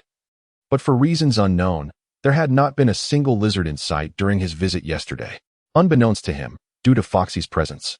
The lizards in that area of the desert were on the brink of extinction, the remaining few having long since relocated. Not only the Sandora great lizard, but also the giant crabs had similarly vacated their territories. This time, Foxy was destined to return empty-handed. For the place where the giant crabs resided had long been abandoned. Last night, those giant crabs, along with their families, had tearfully abandoned their ancestral lands, leaving in humiliation, realizing that if they did not flee, extinction was imminent. After 5 or 6 hours of dragging the 2 boulders, Foxy arrived at the location where the giant crabs used to dwell, just as Donald Duck happened to reappear, his neck barrel now filled with fresh water. If memory serves me correctly, fetching water used to take you only a few minutes. How has it turned into 5 or 6 hours now? Your speed certainly does not seem to have diminished. Foxy gazed at Donald Duck, who, feeling guilty, furtively glanced around. Would he confess to Foxy that he was intentionally shirking his responsibility of dragging the stone? Foxy refrained from revealing anything, accepting the wooden bucket handed over by Donald Duck. He then inquired, "Have you had a drink?" With a quack, Donald waved his wings, nodding to indicate that he had partaken. "Very well then. Go see if you can coax out dinner. They have grown quite clever these past few days, as they no longer attack me." Foxy pointed towards the desert, then took a generous sip of water. Nodding thoughtfully, Donald Duck jogged into the sandy expanse, occasionally testing the ground with his sharp claws. However, after several minutes of diligent effort, the desert remained eerily silent. Had this been in the past, the formidable crabs would have already emerged, brandishing their claws. Foxy, sipping water, was taken aback as he observed the colors radiating outward, for he discovered that this desert was devoid of any presence. After consecutively employing the technique of shaving and shifting in the air, he found that even within a radius of several thousand meters, there remained no trace of life. Upon landing, Foxy's expression darkened. He had not anticipated that these giant crabs had vanished, much like those lizards. Could it be that he had feasted too voraciously? Gaw! Gaw! Donald Duck rushed to Foxy's side, visibly irate, having also sensed the anomaly. "Well, if we must run, then so be it. A month has passed. It is time to venture to the kingdom of Alabasta and see if we can locate a guiding compass." After a moment of contemplation, Foxy resolved to visit the capital of Alabasta, for it was indeed time to return to Merriford. Upon hearing Foxy's intention to travel to Alabasta, Donald Duck hesitated for reasons unknown. "There's no time to waste. Let us depart immediately." Patting Donald Duck's head, Foxy mounted his back. Remarkably, he realized that during this entire month, he had not set foot in any towns of Alabasta, instead dedicating himself to training in this vast desert. "What is the matter?" Noticing Donald Duck standing motionless, Foxy presumed that the creature was still sulking. "Gaw!" Shaking his head, Donald Duck let out a determined quack and dashed off in a particular direction, faster than ever before. Yuba Town, one of the verdant towns in Alabasta, had gradually withered into a desert ever since Crocodile became one of the 7 warlords. Despite the majority of Alabasta being arid, this kingdom thrived with an unusual vibrancy and prosperity, as exemplified by Yuba Town. In merely half an hour, Foxy and Donald Duck arrived there. However, just as Foxy was about to enter the town, an unexpected event unfolded. Perched upon Donald Duck's back, Foxy beheld a blockade of 10 ducks, the leader of which donned a horned hat and was twice the size of Donald Duck. The surrounding ducks varied in gender and age, some adults and others young. For reasons unknown, Foxy felt a sense of disdain emanating from these ducks towards Donald Duck, along with an air of hostility. Meanwhile, Donald Duck trembled, yearning to approach, yet gripped by trepidation. Foxy furrowed his brow. Over the past month, he had come to regard Donald Duck as his most cherished companion. Each evening, Foxy noticed Donald gazing vacantly in one direction, seemingly forlorn, and despite Foxy's inquiries, Donald remained reticent. If Foxy recalled correctly, ducks in Alabasta tended to flock together. Yet throughout their time together, he observed that Donald was utterly alone, devoid of any friends aside from himself. It seemed that the source of Donald's daily wistful stares into the horizon lay in this solitude. Were they bullying you? Descending to the ground, Foxy observed a group of ducks across from him, posturing menacingly. Quack, quack. Donald shook his head at Foxy, as if steeling himself, and gradually approached the 10 ducks. The nature of their exchange remained a mystery, but ultimately, Donald hung his head in defeat, being reprimanded by the leader of the group, who audaciously knocked him to the ground with a wing, while the others took delight in adding insult to injury. Donald, clutching his head, lay on the ground and made no attempt to resist, enduring the blows without a fight. What the hell? Foxy was initially taken aback, but once he regained his composure, he let out a furious roar. How dare these ducks lay their hands on Donald Duck? Even more audaciously, they bullied him right before his eyes. In an instant, Foxy vanished from his spot, reappearing before the leading drake, delivering a powerful kick to its chest, with a resounding crack. The drake let out a pained scream and was sent hurtling away, leaving a long trail in the sandy ground, blood gushing from its beak as it fell into a state of near unconsciousness. Foxy's sudden move instilled fear in the remaining ducks, leaving them frozen in astonishment as they gazed at him. The ducks appeared utterly bewildered. However, Foxy was far from dazed. With a stern expression, he prepared to confront another duck. Just then, Donald Duck grasped the hem of Foxy's pants, desperately shaking his head, his eyes glistening with moisture. "They are bullying you." Foxy, observing the pitiful Donald, felt a surge of anger. Although he was aware of Donald's close ties with these ruffians, he could not simply stand by and watch him being tormented. With a determined stance, Donald flapped his wings, signaling Foxy not to intervene. "I may refrain from action, but you must not allow them to continue bullying you. You must fight back." Donald, in a state of agitation, waved his wings, his nostrils dripping with mucus. Foxy crossed his arms and silently regarded Donald. Noticing Foxy's steadfastness, Donald drooped his head in resignation. At that moment, several ducks helped the horned duck to its feet, glaring menacingly at Donald, yet they dared not approach. Donald scurried over, seemingly attempting to apologize. However, the other ducks were ungrateful, quacking furiously as if condemning Donald for seeking assistance to confront them. Foxy observed quietly, seemingly grasping the situation. It was a predictable narrative, indeed. After a heated argument, all the ducks glared furiously at Donald Duck, and in a gesture akin to severing ties, they scratched a line in the sand with their claws before slowly departing. Watching the retreating procession, Donald's large, round eyes brimmed with sorrow, his nose dripping with tears as he mournfully called out, his spirit visibly deflated. He stood alone in the sandy expanse, resembling an abandoned child, utterly at a loss. Foxy, witnessing Donald's desolation, felt a pang of sympathy. He approached Donald and gently patted his head, pondering whether he had erred. "Goo." Donald shook his head, his gaze fixed on the desolate desert, a picture of despondence. "You still have me," Foxy declared solemnly, regarding Donald with earnestness. Turning back, Donald looked at Foxy, his beak pouted, wings wrapped around Foxy, tears the size of droplets spilling from his eyes. "It's all right," Foxy reassured him, patting Donald's feathers in a comforting manner, as one would soothe a child. Despite Donald being a mere juvenile duck, "Let us move on." "Goo." Thus, the unlikely duo commenced their journey into the town of Yuba. Along the way, Foxy inquired about Donald's past, and as he suspected, it was a rather cliché detail. Donald had grown up an orphan, often bullied by other ducks. Yet he had a caring mother duck who nurtured him, enabling his survival. However, at the tender age of 4, in a moment of mischief, he inadvertently wandered into the territory of lizards. In a critical moment, his mother saved him, sacrificing her own life in the process. This tragedy left Donald isolated within his community, with many ducks blaming him for his mother's demise, leading to further bullying and ostracism. Thus, Donald was cast out. Yet he yearned to return, which explained his submissive demeanor toward the other ducks. Though the story was simple, it carried an inexplicable melancholy. One could say Donald's childhood had been far from idyllic. Nevertheless, he had now encountered Foxy, and Foxy had found him. Both were kindred spirits, seemingly destined to rely on one another in the days to come. Upon entering Yuba, a bustling city, they found streets lined with vendors selling fruit. Foxy noticed clusters of people gathered, occasionally mentioning the name of the Pirate King. As the pair strolled along the street, the townsfolk regarded Donald with no surprise, as if his presence was entirely commonplace. Clearly, ducks were prevalent in Alabasta, having seamlessly integrated into human society. "Could I have a look?" Foxy paused before a resident, eyeing the newspaper in his hands.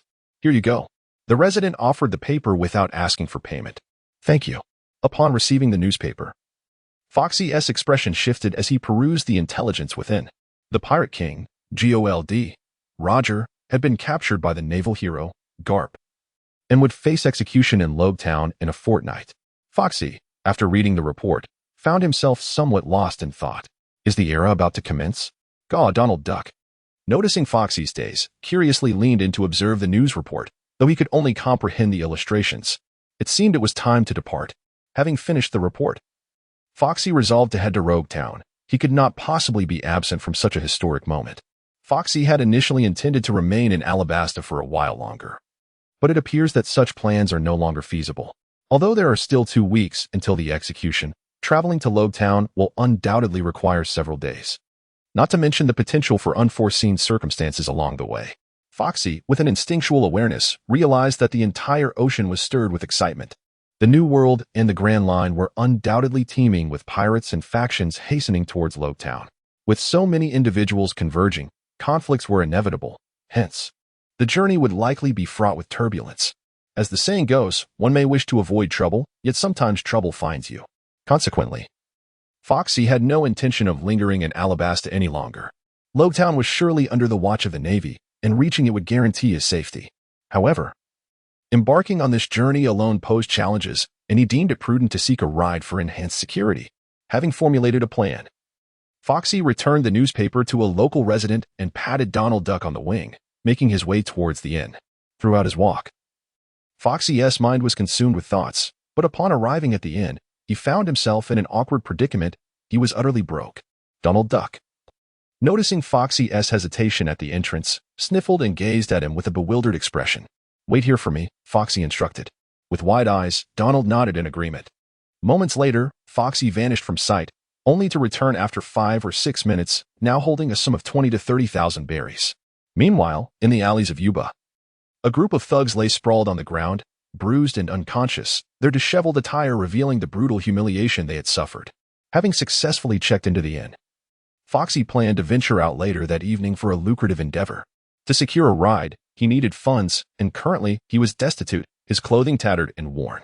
He was fortunate that the innkeeper had not expelled him. "I shall rest here for the night."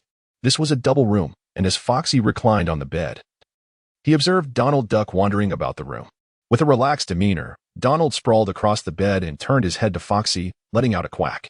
The night sky sparkled with stars, resembling countless fireflies winking in the darkness, with the occasional shooting star streaking by in fleeting moments. In the stillness of the night, Foxy, who had been resting in bed, suddenly opened his eyes. Turning to gaze at Donald Duck, who was drooling and snoring lightly, he moved to the window and vanished in an instant. Donald Duck, rolling over, felt the flutter of his long feathers, blinking as he dreamed on. Bounding across the rooftops, Foxy activated his observation hockey, feeling the night breeze as he gazed upon the opulent villas at the city center, unmistakably belonging to the affluent. From a young age, Foxy harbored a dream of redistributing wealth from the affluent to the impoverished, and now he finds himself on the cusp of fulfilling it. Appropriating the riches of others to alleviate his own poverty is indeed a noble endeavor. Despite his current weakness, the act of wealth redistribution is within his grasp. Utilizing his observation skills, Foxy deftly evaded the lethargic guards and successfully infiltrated the villa. As he searched the premises, it became evident that his keen perception was an invaluable asset. He effortlessly located the treasury. The owner had even installed a hidden compartment, which elicited a disdainful smirk from Foxy. The dazzling array of gold, silver, and berries overwhelmed him. He retrieved a pre-prepared sack and collected a modest sum of 100,000 berries. It was not a matter of greed, but rather a prudent decision. Taking too much would inevitably lead to complications, and he could not carry more. A small ghost harboring vast wealth is likely to attract unwanted attention. Thus, he preferred to avoid unnecessary trouble. Content with his haul, Foxy felt the weight of the sack, and like the wind, he vanished through the window, leaving no trace behind, save for a gentle night breeze stirring the curtains. Upon his stealthy return to the inn, he was greeted by a rather surprised Donald Duck, who was seated on the bed, intently watching him. Foxy, startled to find Donald awake at such an hour, wondered why he was staring out the window in the middle of the night. Foxy displayed no hint of embarrassment as he secured the window and gazed at Donald Duck, who, flapping his wings and wide-eyed, seemed rather agitated. "I am off to redistribute wealth," he proclaimed. Upon hearing Donald's inquiry, Foxy lifted the sack in his hand. With a tinge of skepticism, Donald approached Foxy and was taken aback by the sight of the coins within the sack. "This is our fare. Let us retire for the night. Tomorrow, we shall see if there are any merchant ships bound for Roguetown at the port." The night passed without further conversation, and by the following day, Foxy and Donald departed. The canola flowers adorned the port city of Alabasta, a half-day's journey from Yuba. However, with Donald's presence, they arrived in merely half an hour, gliding effortlessly over dunes and rivers as though traversing flat terrain. Foxy has expressed his disdain for the port of Alabasta, mockingly questioning the taste behind its name, Canola flour. The designation of Canola flour as a city in Alabasta stems from the presence of a river that connects to the sea, where numerous supply ships frequently dock. It is precisely due to the port that this city thrives in prosperity. The harbor bustles with a myriad of individuals engaged in the transportation of goods, comprising both merchant vessels and pirate crews. Foxy inquired for a while before finally boarding the merchant ship bound for Rogue Town. The borrowed Bailey from last night was nearly depleted. At the port, Donald Duck hesitated, his gaze fixated on a certain direction, torn with indecision. Foxy stood beside him, also gazing in that direction, and ultimately remarked, "If you find it hard to part, then stay. I shall respect your choice." Quack. Donald turned his head to look at Foxy, the few feathers atop his head drooping limply. "I must leave this time, if you choose to remain. I promise to return one day, provided I am still alive." As he stroked Donald's wing, Foxy felt a pang of reluctance. Quack. Donald nudged Foxy with his head, then glanced towards home, taking a deep breath to stifle his sniffles, and finally resolutely quacked. He would follow Foxy. He wished to depart from this sorrowful place. Seeing Donald's determination to accompany him, a smile spread across Foxy's face. "From now on, we shall rely on one another." Quack. Thus, the duo of one man and one duck embarked upon the merchant ship, destined to leave behind a legend for the future. Foxy has never regarded Donald Duck as a burden. After all, with Donald's remarkable speed, he could easily outpace most competitors. Moreover, Donald Duck has the potential to grow stronger. Foxy firmly believes that under his guidance, Donald Duck will never become an ordinary duck. In Foxy's eyes, Donald is not merely a pet. He is a significant companion. It is not solely because Donald saved Foxy's life, but rather the time they have spent together has forged an unbreakable bond between the two, despite it being just over a month. Meanwhile, at the Marineford port, over a dozen warships are poised for departure, with the sound of chains clanking against the ground. Roger is escorted from his cell by two vice admirals, preparing to board the warship bound for Impel Down, the world's most notorious prison. The sunlight today is particularly blinding. Roger's complexion remains as pale as ever, reminiscent of a weary elder nearing the end of his days, exuding an aura of impending twilight. Nevertheless, he still commands an air of intimidation. At the port, numerous high-ranking Navy officials stand by, their gazes fixed on Roger. Some are filled with complex emotions, others with satisfaction, and some with excitement. Enjoy your last 2 weeks to the fullest. The leader, Sengoku, clad in a marshal's coat, regards Roger with an impassive expression. "Thank you for the reminder," Roger grins, maintaining his carefree demeanor. "Humph." Sengoku scoffs, directing him onto the warship. As they observe Roger's retreating figure, Carp, Sengoku, and others remain silent, while Tsuru furrows her brow in contemplation. Despite her efforts, she cannot decipher the situation. Adhering to the plan is paramount. There must be no unforeseen occurrences. Sengoku then addresses his comrades, asserting that the strength of the team escorting Roger is unquestionable. He states without hesitation that this formation could easily obliterate any single Yonko faction 2 decades hence. With Admiral Fujitora, Black Arm Zephyr, Navy Hero Carp, and various seasoned vice admirals, along with the young prodigies Akainu, Borsellino, and Kazan, the team is formidable. Tsuru, however, does not accompany them. "Understood," Sengoku replies solemnly. "Let us set forth. Let us see if those individuals will walk into their own trap." In recent days, numerous meetings have been convened, filled with various speculations. Yet they still cannot fathom Roger's true intentions. Meanwhile, the 5 elders seem somewhat impatient, initially planning to minimize the execution timeframe. They opted for a half-month delay after Sengoku proposed the strategy of luring the snake from its hole. After all, no one knows how many members of Roger's crew are privy to the secrets of Raftel, and the elders are willing to invest a bit of time to ensnare them all. Ultimately, everyone boards the warship, clad in their justice coats, and the sheer magnitude of their presence is enough to dominate the seas. "Please, everyone, shower me with recommendation votes and collections to humiliate me. I, the farmer, assure you that I will not resist your ravaging, come what may. If I utter a single dissent, I will dive into the sea live." Sabaody Archipelago. Shaki's bar. "Are you truly not going?" Behind the counter, Xiachi inhaled a cigarette while observing Rayleigh, who sat alone in the dining area, nursing a drink. Silence enveloped them as Rayleigh stared blankly at the bottle, his expression betraying little, yet a tempest brewed within him. With Shanks having departed for Rogue Town, concern gnawed at Xiachi. He feared impulsive actions. "Shanks knows what needs to be done," Rayleigh finally spoke, lifting the bottle to his lips. The Navy is currently escorting Roger to impel down, seemingly in no haste. It appears they wish to draw out you old-timers. But will others fall into their trap? The Navy's intentions are not so easily concealed, especially given Roger's dire orders.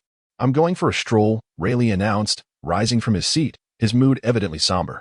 "Return soon," Xiachi urged, her voice tinged with concern as she watched his retreating figure. He waved a hand dismissively, disappearing through the door as it closed behind him. Sighing, Xiachi felt as though the mountain of dishes before her would never diminish, and the tavern fell into a hushed stillness. In the new world. In an uncharted sea, a vast shadow emerged on the horizon. It stretched infinitely, revealing the form of a colossal creature, its immense bulk unperturbed by the raging ocean. It was a gigantic elephant, surpassing the size of small and medium islands, approaching that of a large island. Surrounded by mist. Atop this majestic beast rested a flourishing island known as Zo. This island was home to a civilization, inhabited by a tribe that had established a nation. Forests, rivers, towns that bore little difference from human realms. The tribe that founded the nation of Zo was known as the Mink tribe, also referred to as the Fur tribe. To humans, they appeared as various animals, yet they possessed the ability to speak, to fight, and their behaviors were largely akin to those of humans. This world was wondrous, populated by a myriad of races. The Mink tribe, the indigenous people of Zo, were reputedly averse to humans, preferring to keep their distance from their kind. Their history spanned a millennium, and their combat style involved harnessing electricity to ensnare their bodies or weapons to strike adversaries, earning them a formidable reputation. Even the elderly, women, and children possessed the prowess to vanquish lesser pirates, with infants equipped with basic self-defense skills. In this nation, the concept of weakness was virtually non-existent. Yet, in the eyes of some humans, they were merely commodities, listed in the underground market with a low price of 700,000 berries, varying by type. At the heart of Zo lay the whale forest, marked by a distinctive emblem resembling a whale. Beneath it sprawled a village. "Mr. Jabba, are you truly going to stand by as the Navy escorts Roger to impel down, mere witnesses to his execution?" In a wooden cabin, there resided a feline creature with a fearsome visage, adorned with sharp teeth and a pipe clenched between its jaws, dressed in a garment embellished with circular patterns. Its neck boasted a thick mane, and it possessed an enormous tail marked by contrasting black and white. A deep scar marred its left eye, indicating a life of experience. This was the Viper Cat, the future king of the kingdom of Zhao, ruler of the night. Beside it stood a towering canine figure, clad in noble attire. A long sword at its waist, and sunglasses perched upon its snout. The Duke of Canis, destined to be the king of the daytime. At this moment, both the Viper Cat and the Duke of Canis were in a state of tranquility, enjoying each other's company as good friends. Before them lay a selection of beverages. Across from them sat a man with sunglasses, a ponytail, and a blue shirt. "Haha, this is the captain's decision," the man, referred to as Mr. Jabba by the Viper Cat, spoke with a hint of resignation. "Will you be heading to Road Town?" The Duke of Canis expressed deep respect for this man. "Perhaps," Jabba replied, sipping his drink, uncertain of his own plans. "I'm merely passing through today. Once I finish my drink, I shall take my leave." "Are you in such a hurry?" The Viper Cat clinked his bottle against Jabba's. "Of course." Jabba grinned, but offered no further explanation. "By the way, during my recent travels through Wano, I encountered Kaido. It seems he has intentions toward Wano. Does Odin have some history with that unpredictable madman?" Jabba pondered aloud, tapping his head as he regarded the Viper Cat and the Duke of Canis. "Kaido?" Their expressions shifted, a sudden seriousness enveloping them. "Back when we were part of the Whitebeard pirates, Kaido once challenged the captain. Could this be the reason?" The Duke of Canis's demeanor turned grave. "Newgate?" Kaido would not stand a chance against him, Jabba recalled with a smirk, remembering Whitebeard's ferocity. Even at full strength, he would falter against the captain. Save for the power of the voice of all things, which was the only advantage the captain had. "This matter is quite intricate. Then let us refrain from discussing it further." Jabba chuckled. "Ah." The Viper Cat and the Duke of Canis stiffened momentarily, burdened by a sense of resignation. "Time indeed flies. I recall the amusing incidents when Odin brought you both aboard. I heard tales of your reckless youth in Wano, fearless and audacious." Jabba laughed heartily, while the Viper Cat and the Duke grew increasingly uncomfortable. "Those were bygone days. By the way, do you know the whereabouts of Rayleigh?" The Duke of Canis quickly shifted the conversation, as everyone has their wild youth. "TCH, it's no mystery. That fellow is likely with Shaki," Jabba replied, a look of disdain crossing his features, as though he held Rayleigh in low regard. "Let us conclude our conversation for today. When there is time in the future, Let's share a drink together. Additionally, you might consider visiting the land of harmony. That madman Kaido is not to be trifled with. After savoring the last drop of his drink, Jabba rose and gazed at the cat viper and Duke Inu. There is still wine left. We shall drink again next time. Farewell. With a wave of his hand, Jabba's figure gradually dissolved into thin air. Mr. Jabba remains as decisive as ever, observing the empty room. Duke Inu's eyes reflected a deep respect. Inu, let us venture to the land of harmony. The cat viper's expression was grave. Time is of the essence. Duke Inu nodded. And together they exited the wooden cabin. At that very moment, on an unnamed island in the New World, Barrett learned that Roger was to be executed in Log Town, currently being escorted by the Navy to impel down. Within a cave strewn with various metals and equipment, a slim man with an anxious appearance and an unruly mane entered, fixating on a robust figure dressed in a military coat adorned with 2 medals. When did this happen? A deep, resonant voice echoed, revealing a rugged and somewhat fierce visage as he regarded Buena Festa. Here. Festa handed the newspaper to Barrett. Is this your intention? Studying the information within the paper, Barrett crumpled it into a ball and stepped out of the cave, his gaze fixed solemnly upon the sun above. Do you intend to go to Logtown? Unnecessary. Barrett replied with a slight smirk, waving his hand dismissively. Douglas Barrett, known as the Devil's Descendant, is one of the formidable members of the Roger Pirates, possessing unfathomable strength. Meanwhile, not far from Twin Cape on the Red Line, a man clad in a red jacket, adorned with white-framed glasses and beach shorts, sporting a split beard, sighed as he perused a newspaper. Is your life no longer sustainable? Just as he muttered to himself, a small whale suddenly surfaced from the sea. Concurrently, around the globe, numerous prominent figures who had remained silent for over a year let out a sigh. Log Town, situated in the East Blue near the entrance to the Grand Line, is an essential waypoint for those entering the Grand Line from the East Blue. While it may not be renowned at present, it garnered fame when the world government announced the execution of the Pirate King, Gold. Roger, here, subsequently becoming known as the Town of Beginnings and Endings. The town known as the Beginning and the End owes its name to the legendary pirate Gold. Roger, who embarked on his quest for dreams from this very place.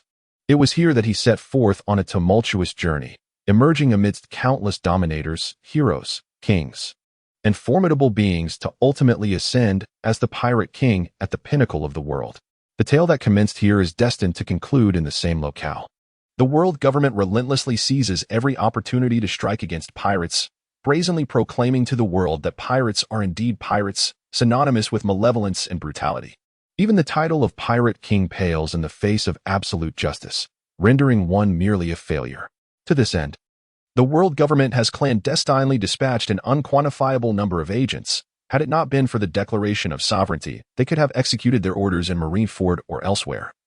Yet they deliberately chose this place. This serves as a stark warning to pirates. Consequently, the once tranquil and harmonious island has been irrevocably disrupted in recent days.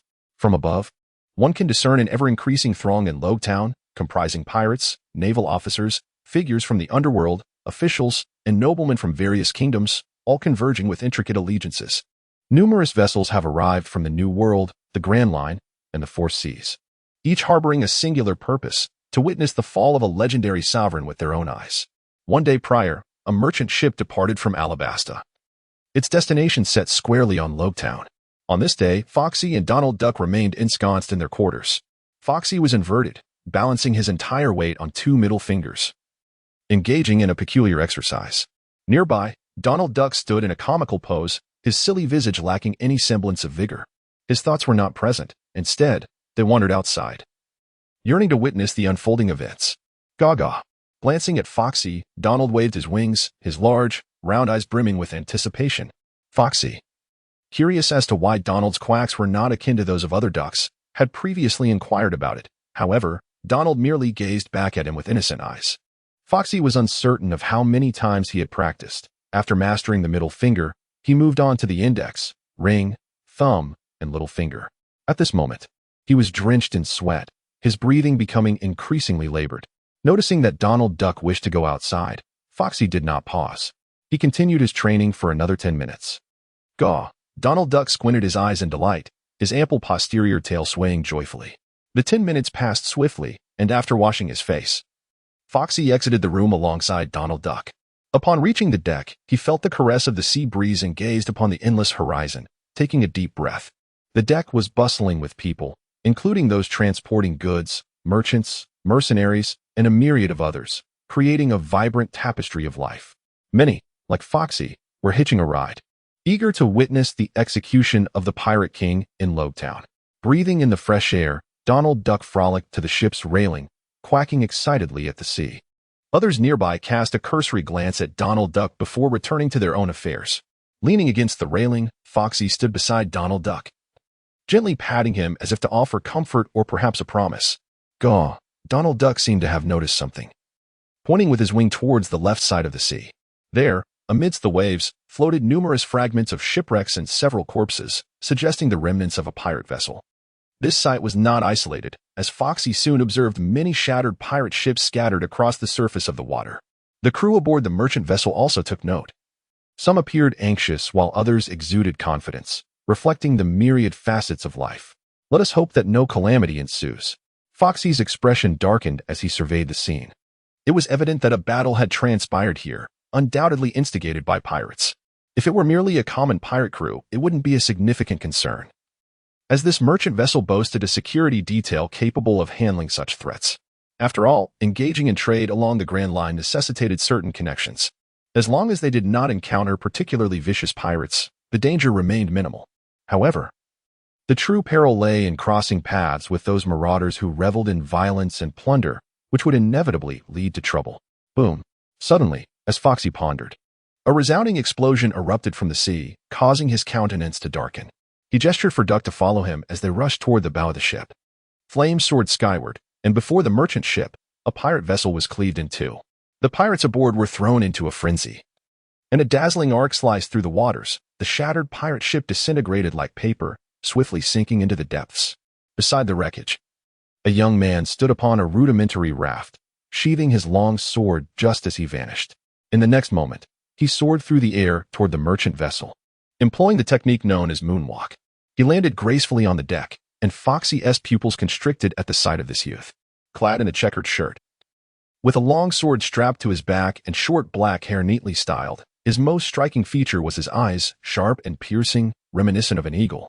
Despite his youth, Foxy recognized him immediately. Dracul Mihawk, one of the future 7 warlords of the sea and the world's foremost swordsman. At present, Mihawk was in his 20s. Yet the ease with which he had cleaved the sea spoke volumes of his prowess as a swordsman. Numerous forums touted him as the strongest among the 7 warlords. Possessing the combat strength of a Yonko, his background remained shrouded in mystery. In 20 years, Mihawk would be remembered by pirate enthusiasts for his composure and independence. Akin to a solitary peak, unwavering in his convictions. However, he possessed a fierce temperament. Roused from slumber by noise, he would annihilate those responsible without hesitation. Yet, he never shunned challengers to his title, instead granting them considerable respect. Thus, he embodied a cold and proud demeanor, a man steadfast in his beliefs. At that moment, Mihawk bore no trace of the legendary Blackblade, Yuru. Still youthful and yet to establish himself as the great swordsman he would become, his brilliance was nonetheless apparent, making it difficult for others to gaze upon him directly. On the deck, Mihawk held a pouch in hand, and perhaps sensing scrutiny, he turned his placid gaze toward Foxy. Their eyes met, and Foxy felt as though he were being pierced by those hawk-like, icy eyes. After a brief moment, Mihawk averted his gaze as the captain of the merchant ship emerged. Once it was confirmed that the merchant vessel was bound for Lowtown, Mihawk handed the pouch to the captain, filled to the brim with gold and silver treasures. He then followed the captain away from the bow. Observing Mihawk's retreating figure, Foxy silently left the deck, a fleeting smile gracing his lips. He vowed that one day he would surpass everyone in strength.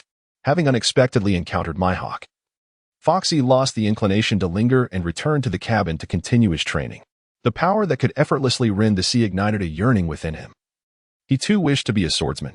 However, he lamented the lack of time to pursue swordsmanship. Overwhelmed by the complexities of mastering the observation haki, shave, moonwalk, finger pistol, and the development of his abilities, he dismissed the thought. Time was already scarce, and the pursuit of swordsmanship would only distract him from his current focus, which also included the other 6 techniques and the elusive armament haki. Foxy believes that once he masters the 6 forms, awakens the power of life, and fully develops his dual haki abilities to their utmost potential, he will then be capable of looking down upon all rivals. For now, It is best to refrain from distractions and concentrate solely on his training, for that is the path to true enlightenment. Foxy's objectives were unequivocal, and he understood precisely what actions to undertake. With my hawk aboard the vessel, the likelihood of unforeseen incidents diminished significantly, as Foxy had surmised. My hawk's presence ensured that any dangers encountered by the merchant ship along its journey were swiftly resolved. Upon traversing the Grand Line and entering the East Sea after ascending the currents of the twin gorges of the Red Land, the merchant ship officially reached its destination. During this passage, the ship faced several pirate crews lurking nearby, and numerous skirmishes erupted along the way, rendering the journey anything but tranquil. Throughout it all, Foxy refrained from intervening. Initially, my hawk had also held back. However, when confronted by a pirate with a bounty of 80 million, the merchant ship found itself in a precarious situation. Perhaps out of boredom, my hawk swiftly dispatched the pirate crew with a few deft strokes of his sword, sending them to the depths of the sea. Despite his youth, my hawk's prowess was undeniably formidable. After 3 days of sailing, the merchant ship finally arrived at Lewd Town.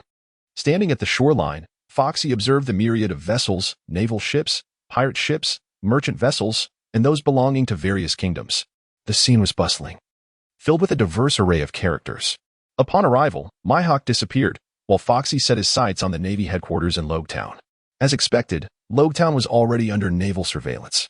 Perhaps in an attempt to deter numerous pirates, the Navy and the pirates coexisted in a fragile truce, maintaining a mutual understanding. The pirates who reached Lewd Town were not fools. Most had already surmised that the world government's agents lurked in the shadows. Despite the seemingly relaxed atmosphere in Lewd Town, this was merely a facade, as the forces of the world government were en route.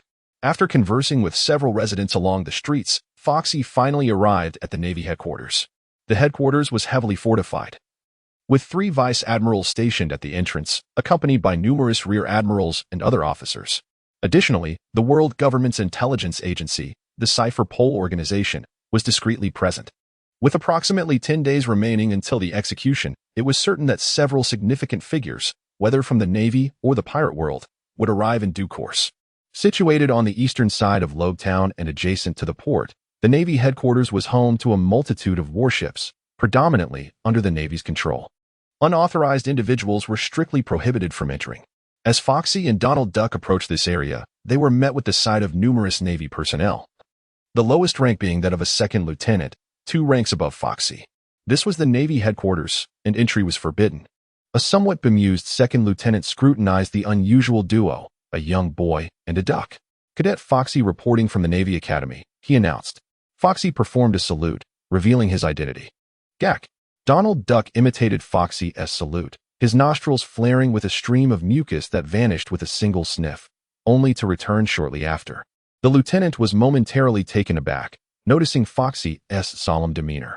Instinctively, he returned the salute and said, "Please wait. I shall inquire."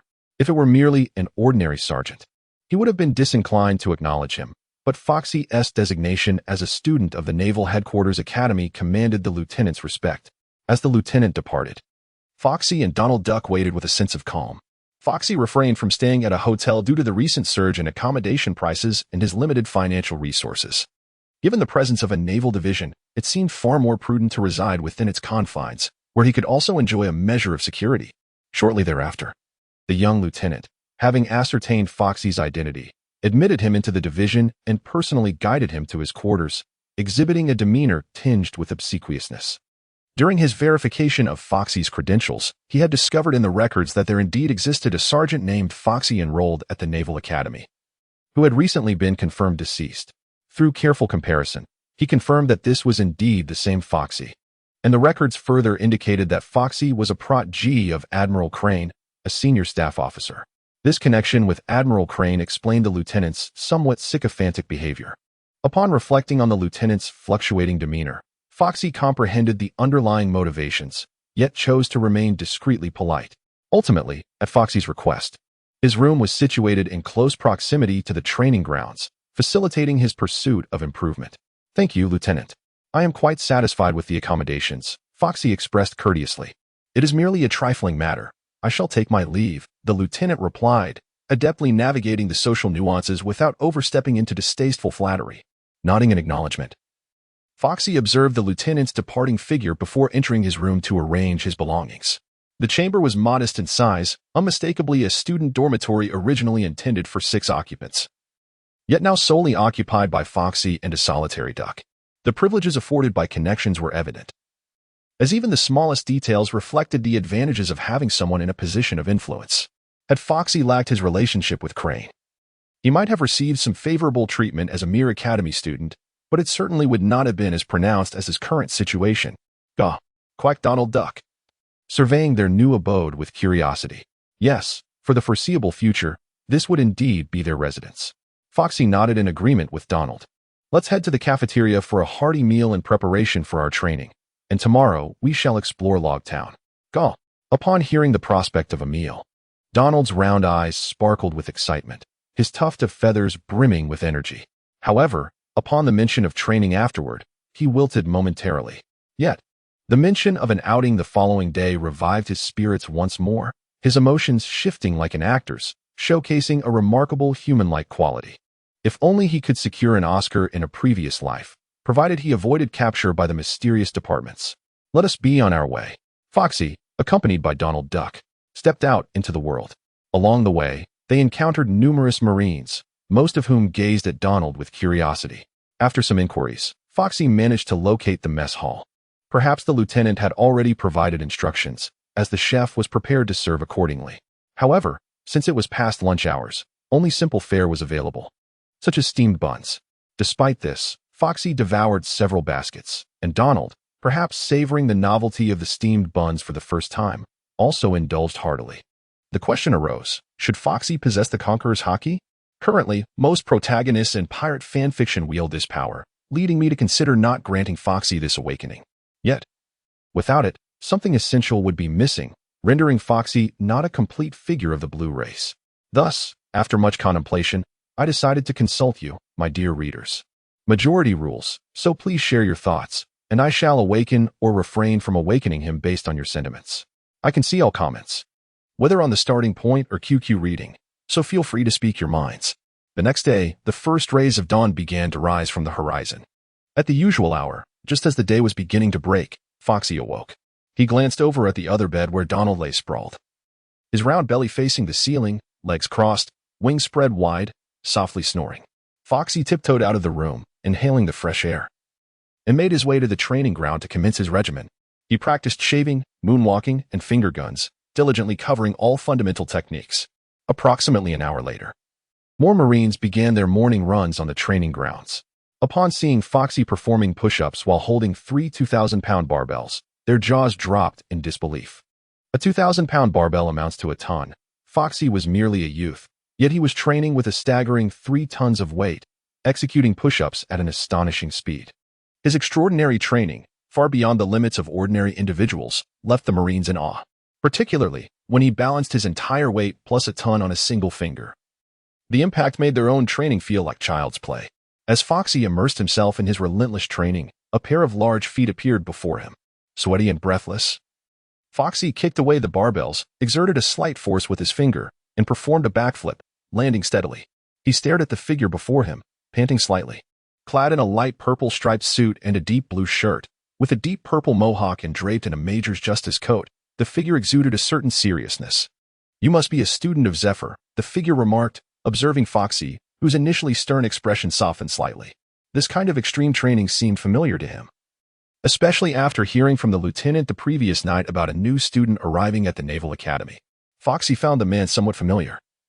His chest bore the insignia of a major general. Having encountered a major general before, Foxy saluted and soon recalled the identity of this individual, affirming his recognition. "Since you are a student of Teacher Zephyr, I suppose I am your senior, from the previous cohort." Noticing Foxy's momentary astonishment, the Flying Squirrel continued. "I am called Flying Squirrel. You may not have heard of my name."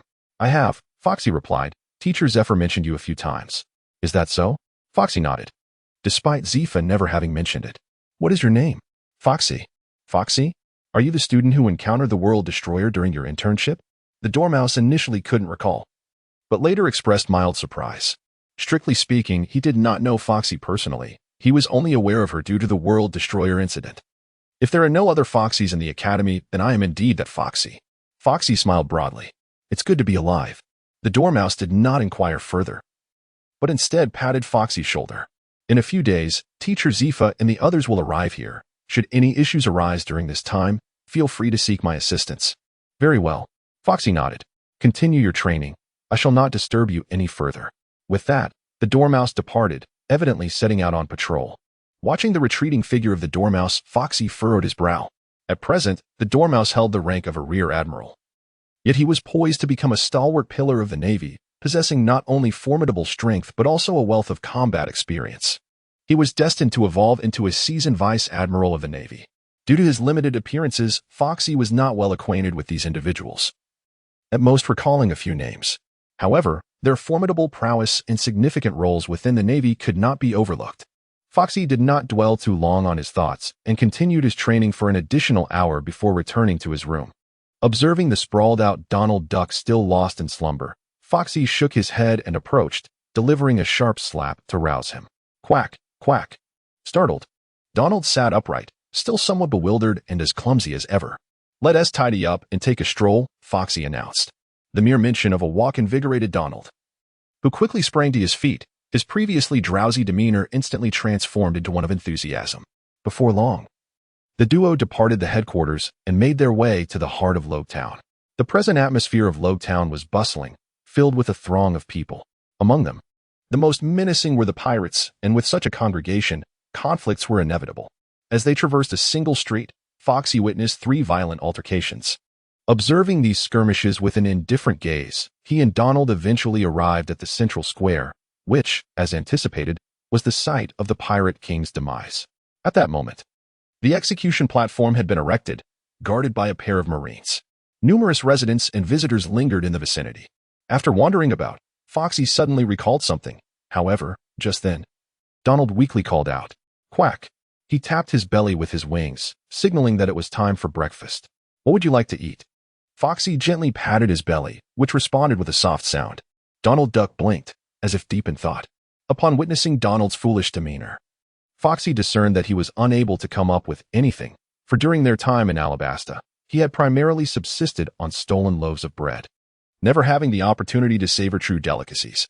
It was indeed a pitiable situation. Today, we shall indulge in a breakfast of udon noodles. Foxy glanced around and spotted a noodle shop ahead, adorned with a banner proclaiming udon noodles, bustling with patrons. Gulp. Although he was unfamiliar with udon, it did little to quell Donald Duck's salivation. "Let's go," he declared. Thus, the duo approached the establishment, where serendipitously, a table awaited them on the street. "Boss, we'll start with 20 bowls of udon, spicy please." Foxy waved, uttering words that captivated the attention of many ordinary onlookers. "Shall we start with 20 bowls for a feast?" It is noteworthy that a single bowl of udon here is equivalent to an entire pot from a medium-sized rice cooker. 20 bowls? Could a mere child possibly consume such a quantity? Are you certain?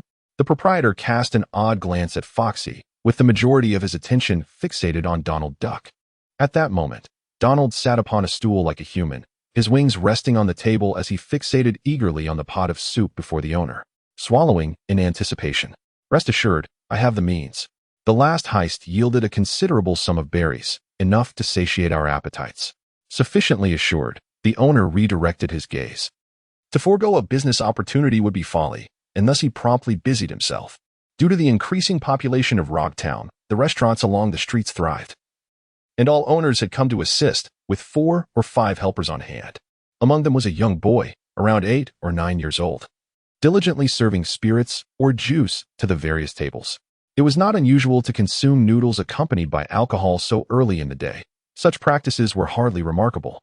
Foxy observed Donald Duck gazing longingly at the juice on the counter, an amusing sight indeed. 3 cups of juice, please." "Certainly," replied the boy with a sweet smile as he emerged carrying 3 cups of juice. "This cup is for you." Taking 2 cups, Foxy reserved the final one for the young lad. After a moment's hesitation, the boy smiled back at Foxy, his innocence shining through. After expressing his gratitude, the boy resumed his busy activities. Such is life, simple and ordinary. "Enjoy." Foxy placed 2 glasses of juice before Donald Duck and continued, "Once you finish, there is more." With a gleeful quack, Donald Duck seized the straw and began to drink, his round, glistening eyes curving into crescent moons. An hour later, Foxy and Donald had finished their udon noodles, leaving behind 50,000 berries amidst the proprietor's dazed expression. The table was already piled high with bowls reaching a person's height. Though the owner had encountered voracious eaters before, they were always adults. Foxy, however, was merely a youth, clearly a child yet to experience the mold of noodles. Despite his tender age, his appetite was remarkably audacious. As for the duck, had the owner not confirmed multiple times that it was indeed a duck, he might have suspected it was a person in disguise. "Are you full?" Foxy inquired while strolling down the street, observing the contented expression on Donald's face. "Quack, quack." Donald patted his round belly, fluttering his large eyes. "As long as you're full," Foxy replied. They meandered aimlessly, though Foxy appeared to be searching for something, persistently inquiring about nearby weapon shops. After winding through several streets, Foxy arrived at the entrance of a weapon shop with a rather peculiar name, One Blade for Sale. Adjusting his flip-flops, Foxy surmised that this must be the place. Upon entering, he encountered a young man dozing behind the counter. Already balding yet boasting a thick mane of hair on either side, reminiscent of Foxy's previous hairstyle. The man's nose was a vivid red, akin to a strawberry, with bubbles of sleep forming at its tip as his head bobbed gently. The shop was adorned with a variety of weapons, swords, guns, and spears, exhibiting an array of armaments despite its modest size. Thud, thud. Foxy approached the counter and tapped lightly, while Donald wandered about the shop, occasionally poking at a knife with his beak. "Welcome," the sleepy proprietor yawned. "Boss, do you have any fine weapons to recommend?" Foxy glanced around, specifically aiming his gaze at the nooks and crannies. Off he goes, a little fellow purchasing weapons. Although Foxy towered over him, the lingering childishness evident on his face unmistakably revealed him to be a mere child. What businessman would ever push his dealings outward? "This is my rank." Fushi retrieved a sergeant's badge from his pocket, casting a playful glance at Ibn Song. "Sergeant?" Ibn Song picked up the badge, scrutinizing it with a mixture of surprise and skepticism. Was this youth truly a member of the Navy, or merely a sergeant? It was evident that he had likely benefited from nepotism. Ibn Song's disdain began to surface. "Boss, I doubt your shop is of much worth. I presume there are no exceptional weapons here." Fushi disregarded Ibn Song's disdain, curling her lip in a dismissive manner. "Who said that? My establishment has a legacy of 200 years. How dare a mere child look down upon it? If you wish to acquire fine weaponry, do you possess the means?" Stung by Fushi's words, Ibn Song snorted softly. "Money is not an issue. The crux of the matter is whether you have quality weapons." Foxy gazed down at Ibn Song with arms crossed, exuding an air of superiority. "Surely, one must possess formidable weapons, but do you, a mere child, have the means to procure them?" Ibn Song remained unfazed, countering, "Money is no object for you. First, let me see the weapons." With a slight furrow of his brow, Ibn Song regarded Foxy with skepticism. "Are you aware of Major Squirrel?" Upon witnessing Ibn Song's unyielding demeanor, Foxy's expression shifted to one of arrogance as he proclaimed, "I am familiar with Major Squirrel. He arrived in Rogue Town a fortnight ago and apprehended numerous pirates." Ibn Song's countenance turned serious. "To be candid, I share a unique bond with Major Squirrel. The weapons I have chosen are intended for him." Upon hearing Foxy's words, Ibn Song's expression revealed his understanding. It was evident that this young man had ascended to the rank of sergeant through connections. "Well then, do you possess any exceptional weapons or renowned blades? Present them." Foxy exuded the confidence of a wealthy tycoon, proclaiming, "I am not lacking in funds." "Wait here." Ibn Song hesitated before departing from the counter, heading towards the backyard. Shortly thereafter, he returned with a long box, placing it upon the counter with a serious demeanor. "Shuezo," he announced, revealing a sword with a black lacquered blade, adorned with intricate designs, a fine craftsmanship of the renowned witching artisans. "If my memory serves me correctly, Major Squirrel is a swordsman. This is a treasured heirloom of my family, and I shall sell it to you if you can afford the price." As he opened the long box, Ibn Song retrieved a magnificent sword, his expression taut as if he were constipated, fixating his gaze on Foxy. "A splendid blade." Accepting Shuezo, Foxy drew the sword from its sheath, the hilt cool to the touch and glistening, resembling delicate snowflakes. "What is the price?" 50 million berries. "What did you say?" Foxy was taken aback. If his memory served him correctly, this fellow had given it to Zaro for free 20 years later. How was it that he now demanded payment? A staggering 50 million berries, with no room for negotiation. Observing Foxy, Ibn Song maintained a serious demeanor. Closing the scabbard, Foxy hesitated. His intention was never to master swordsmanship. At most, he would rely on the powers of his devil fruit to vanquish foes. which did not require exceptional sword skills. Just a simple slash would suffice. Furthermore, if he had no use for it, he could always gift it to someone else, thus earning some goodwill. Could the price be reduced? Although this sword was inferior to the Great Blade and the Supreme Great Blade, it was still a fine blade. And it was worth noting that only 50 such blades existed in the world. This was indeed a fine blade. 50 million berries was already the minimum price. And I was extending this courtesy in consideration of Major Squirrel's reputation. If you choose not to purchase it, so be it. Closing the box. Ibn Song prepared to take it back. Wait, 50 million it is, but I have one condition. What condition? You must also give me another weapon. As long as it does not exceed 1 million berries, you can choose freely. Ibn Song graciously gestured towards the array of weapons displayed in the store. Do not go back on your word. In business, integrity is paramount. Are you insulting me? Foxy's skepticism elicited a fierce glare from Ibn Song. Very well, it's settled then. Ignoring Ibn Song's ire, Foxy casually pointed to the corner of the room, where several wooden barrels contained discarded weapons. I shall select one from there. You have no objections. I trust? Do not blame me for taking advantage of you. All of these are obsolete weapons, originally worth 50,000 berries each. If you desire, feel free to choose 10 or 8, and I shall gift them to you.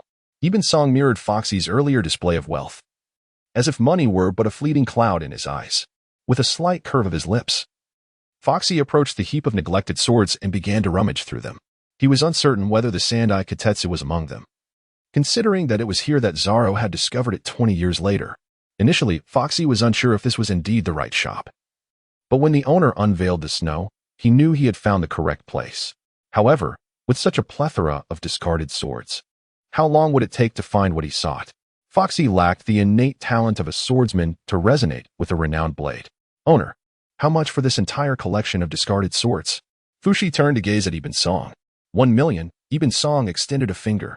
I'll take it all. And by the way, Snow, could you lend me a moment? Go ahead. Ibn Song waved his hand. Foxy held the snow. And since he could not ascertain the whereabouts of the third-generation ghost, he resorted to the most rudimentary method. With one hand grasping the snow and the other casually retrieving a discarded sword from a wooden barrel, he proceeded to engage in a duel. Had it been a worthless blade, it would undoubtedly have been severed in two by the snow. Gulp. Donald Duck gazed at Foxy with a hint of confusion, while a pine tree behind the counter suddenly furrowed its brow, sensing an ominous premonition. Ding! Crackle! Foxy moved with remarkable swiftness, and within merely half an hour, a pile of broken blades accumulated at his feet. Meanwhile, Donald Duck was seated on a stool in the shop, dozing off. In contrast, the expression on Song's face resembled that of a long-faced horse, drawn and tense. At last, he succeeded in breaking all the discarded knives. Yet the blade of Snowy remained utterly unscathed. Ultimately, Foxy grasped a pristine long sword, the only one to withstand the relentless strikes of Snowy without suffering any damage. Foxy initially held little hope, as 20 years is an eternity. The snow is manageable. After all, Ibn Song claims their lineage spans 2 centuries.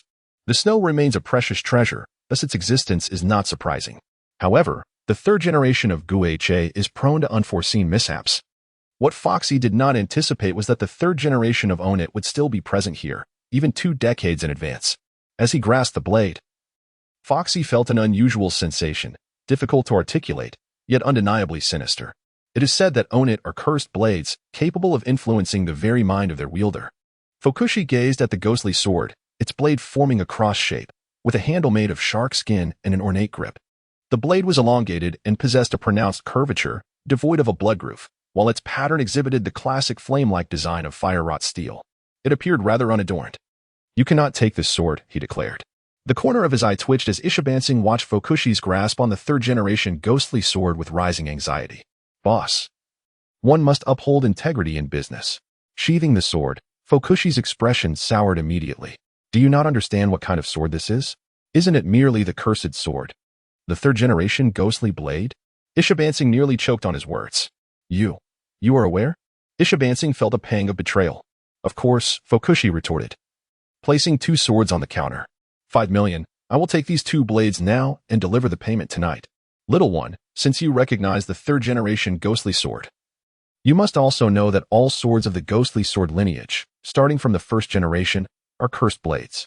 Many renowned swordsmen who bore these swords met tragic ends. And nowadays, very few swordsmen dare to wield them. It's akin to being cursed. I cannot put you in harm's way. Ishibansing's demeanor turned grave as he scrutinized Fokushi with utmost seriousness. Regardless, I have no use for it. Compared to the ghostly sword, I prefer the snow walk. Fokushi dismissed the concern, yet he looked at Ishibansing and said, Boss, you are not a swindler. Nonsense. Who in Rogtown does not know that I, Ishibansing, conduct my business with the utmost integrity? He beamed with pride, but a moment later, he resumed his serious tone. Little one, this sword is indeed perilous. I understand. I will bring you the money tonight. Grasping the ghostly sword and snow walk, Fokushi called to the awakening Donald Duck and departed from the weapon shop. Despite Ishibansing's admirable character, he preferred not to engage in further discussions. Ishibansing did not intervene, confident in his ability to gauge Fokushi's sincerity after years of experience in business. Sighing as he watched Fokushi depart, Ishibansing lamented. As they walked down the street, Donald Duck glanced at the two swords hanging from Fokushi's waist and quacked. Let us return to the division first, and then go out to earn 50 million. Foxy has already formulated his thoughts regarding financial matters. Observing the sword at his waist, he does not intend to wield it. Unlike Sorrow, he is not reckless enough to gamble with his own arm. Instead, he harbors a preference for the snow walk. Thus, he plans to bestow it upon someone in the future. Moreover, it appears that snow walk was later rendered useless by Shun, yet destiny is beginning to shift. Upon returning to the naval base, he encounters numerous skirmishes along the way, though they are merely minor thugs. He has yet to cross paths with any formidable adversaries or those destined for greatness. After placing the sword and snow walk in his dormitory, Foxy proceeds to the training ground to continue his practice. He feels no urgency concerning financial matters, as nighttime proves to be more advantageous. The old adage rings true, rob the wealthy to aid the impoverished. As night falls, the town of Roga becomes increasingly lively. A streak of yellow light vanishes within the naval base, and the various structures beneath it appear as flat as the ground. At the coast, Foxy sits upon the back of Donald Duck, who conceals himself in the shadows of an alley, observing the pirate ships docked at the port, teetering on the brink of action. The moment to test your speed has arrived. With his observation hockey radiating around him, Foxy gently strokes Donald Duck's neck. The claws scrape against the ground, producing faint sparks, as Donald Duck stands tall and confident. Let us go? With a swift whoosh, like a fleeting shadow, Donald Duck dashes forth, evading many of the pirate crews left behind under Foxy.A's guidance. They effortlessly infiltrate various treasure vaults. The most fortuitous aspect is that the nightlife has only just commenced, leaving many of the primary members of the pirate crews indulging in revelry throughout Rogu. Consequently, with Foxy's observation hockey combined with Donald Duck's speed, their acts of redistributing wealth are nothing short of flawless. Casually pillaging a dozen pirate crews, they accumulate a staggering sum of 50 million. At this moment, Foxy bears 2 large sacks filled to the brim with berries and precious jewels. He feels no psychological burden from robbing these individuals. Everything transpires unnoticed. Just as he prepares to cease his thievery after commandeering a pirate ship, an unexpected occurrence unfolds. Who goes there? A flash of blades slices through the air, splitting the ship's cabin in two. Foxy, amidst loading the treasures, leaps back, his expression grave as he regards the fierce pirate blocking the doorway. Beside him, Donald Duck, with a necklace of gold and jewels hanging from his neck, merely sniffs and dismisses the threat, eagerly continuing to gather riches, his plump form swaying with excitement. 2 thieves. The pirate before them, wielding a sword, stands nearly 2 meters tall, albeit with a somewhat gaunt physique. Foxy sought to maintain a low profile, as he intended to frequent the place daily. With a swift motion, he discarded the sack in his grasp and vanished in the blink of an eye. The pirate's expression shifted dramatically upon witnessing Foxy's disappearance, swiftly adopting a defensive stance, revealing that he was no ordinary pirate. Crunk, the battle captain of the Wolf Fong pirate crew, bore a bounty of 25 million. The pirate ship Foxy targeted was not just any vessel. It belonged to the notorious Wolf Fong crew, led by the formidable Captain Patron, who had a bounty of 70 million. At that moment, the majority of the crew's key members were in Logtown, leaving only Crunk to guard their ship. A bounty of 25 million indicated that he was indeed a force to be reckoned with. The sound of steel clashing echoed as Foxy.A's fingers struck towards Crunk, who deftly parried with his blade. The tremendous force of the clash shattered the cabin and reverberated across the deck. The resounding noise roused the other pirates who remained behind. They had departed. Foxy had no intention of lingering. He vanished from his original spot, appearing atop Donald Duck's back. while simultaneously carrying 2 heavy bags. With a swift motion, Donald quacked and leaped off the ship, disappearing into the vast ocean in an instant, leaving behind Crank and a few pirates who could only gaze after him in disbelief. Rubbing his chest, Crank's expression was grim. He had been bested by a mere child. Recently, he had been feeling irritable, his temper flaring like a sunflower in the sweltering heat, causing a sharp discomfort. That evening, Foxy returned the sum of 51 million berries to Ipinmatsu. Ipinmatsu, evidently sensing something amiss, said nothing as he accepted the money and instructed Foxy never to return to his establishment, promptly ushering him out the door. Foxy said nothing as he returned to the dormitory with Donald Duck, where they began to divide their spoils. However, both Foxy and Donald Duck had been exposed, and it would not be long before the other pirates in Rogue Town would become aware of them, especially those whose treasures had been stolen by Foxy. A mere child and a duck were far too conspicuous. Anyone with intent could easily deduce that Foxy was affiliated with the Navy. Thus, Foxy felt a twinge of regret, realizing that he should have disguised himself while engaging in acts of wealth redistribution. It seemed prudent to exercise caution in the coming days. Sitting on his bed, Foxy pondered while fiddling with his slippers. Meanwhile, Donald Duck jubilantly adorned himself with a metallic crown and a necklace, his rotund posterior swaying as he preened before the mirror. Quacking incessantly, shaking off his thoughts, Foxy began to delve into the powers of his devil fruit. Although he despised complications, he was unafraid when trouble came knocking. This was merely the beginning. The following day dawned with the rising sun. At the break of day, Foxy was already training on the playground, with Donald Duck reluctantly in tow, having been forcibly dragged along by Foxy. Due to Donald Duck's claws, Foxy instructed him to practice the finger gun technique, which involved incessantly digging into the ground. Throughout that day, Foxy remained at the division, planning to venture out later that evening. As Foxy had anticipated, many pirates were actively searching for him, particularly those whose crews he had plundered. However, since Foxy stayed within the division, these pirates were left outside, seething and sending minions to keep watch. Time flew by, and Foxy trained diligently throughout the day. Around noon, a lieutenant came by to remind him to avoid leaving the division recklessly, as news of Foxy's exploits had begun to circulate within a limited circle. Naturally, the Navy had also received word of it. At that moment, Foxy contemplated whether he should embark on another heist. If so, then, his eyes glinted with determination as he made up his mind. To grow stronger, one must endure trials of blood and death. Were you prepared for that? Resolute in his thoughts, Foxy approached Donald Duck and patted his head. With wide, round eyes, Donald Duck appeared somewhat perplexed. There will be danger ahead. Would you prefer to stay here? Foxy pondered aloud, meeting Donald Duck's innocent gaze. Donald Duck puffed out his chest and glared defiantly, as if to chastise Foxy. Seeing the brave expression on Donald Duck's face, Foxy broke into a grin. Then let us set forth.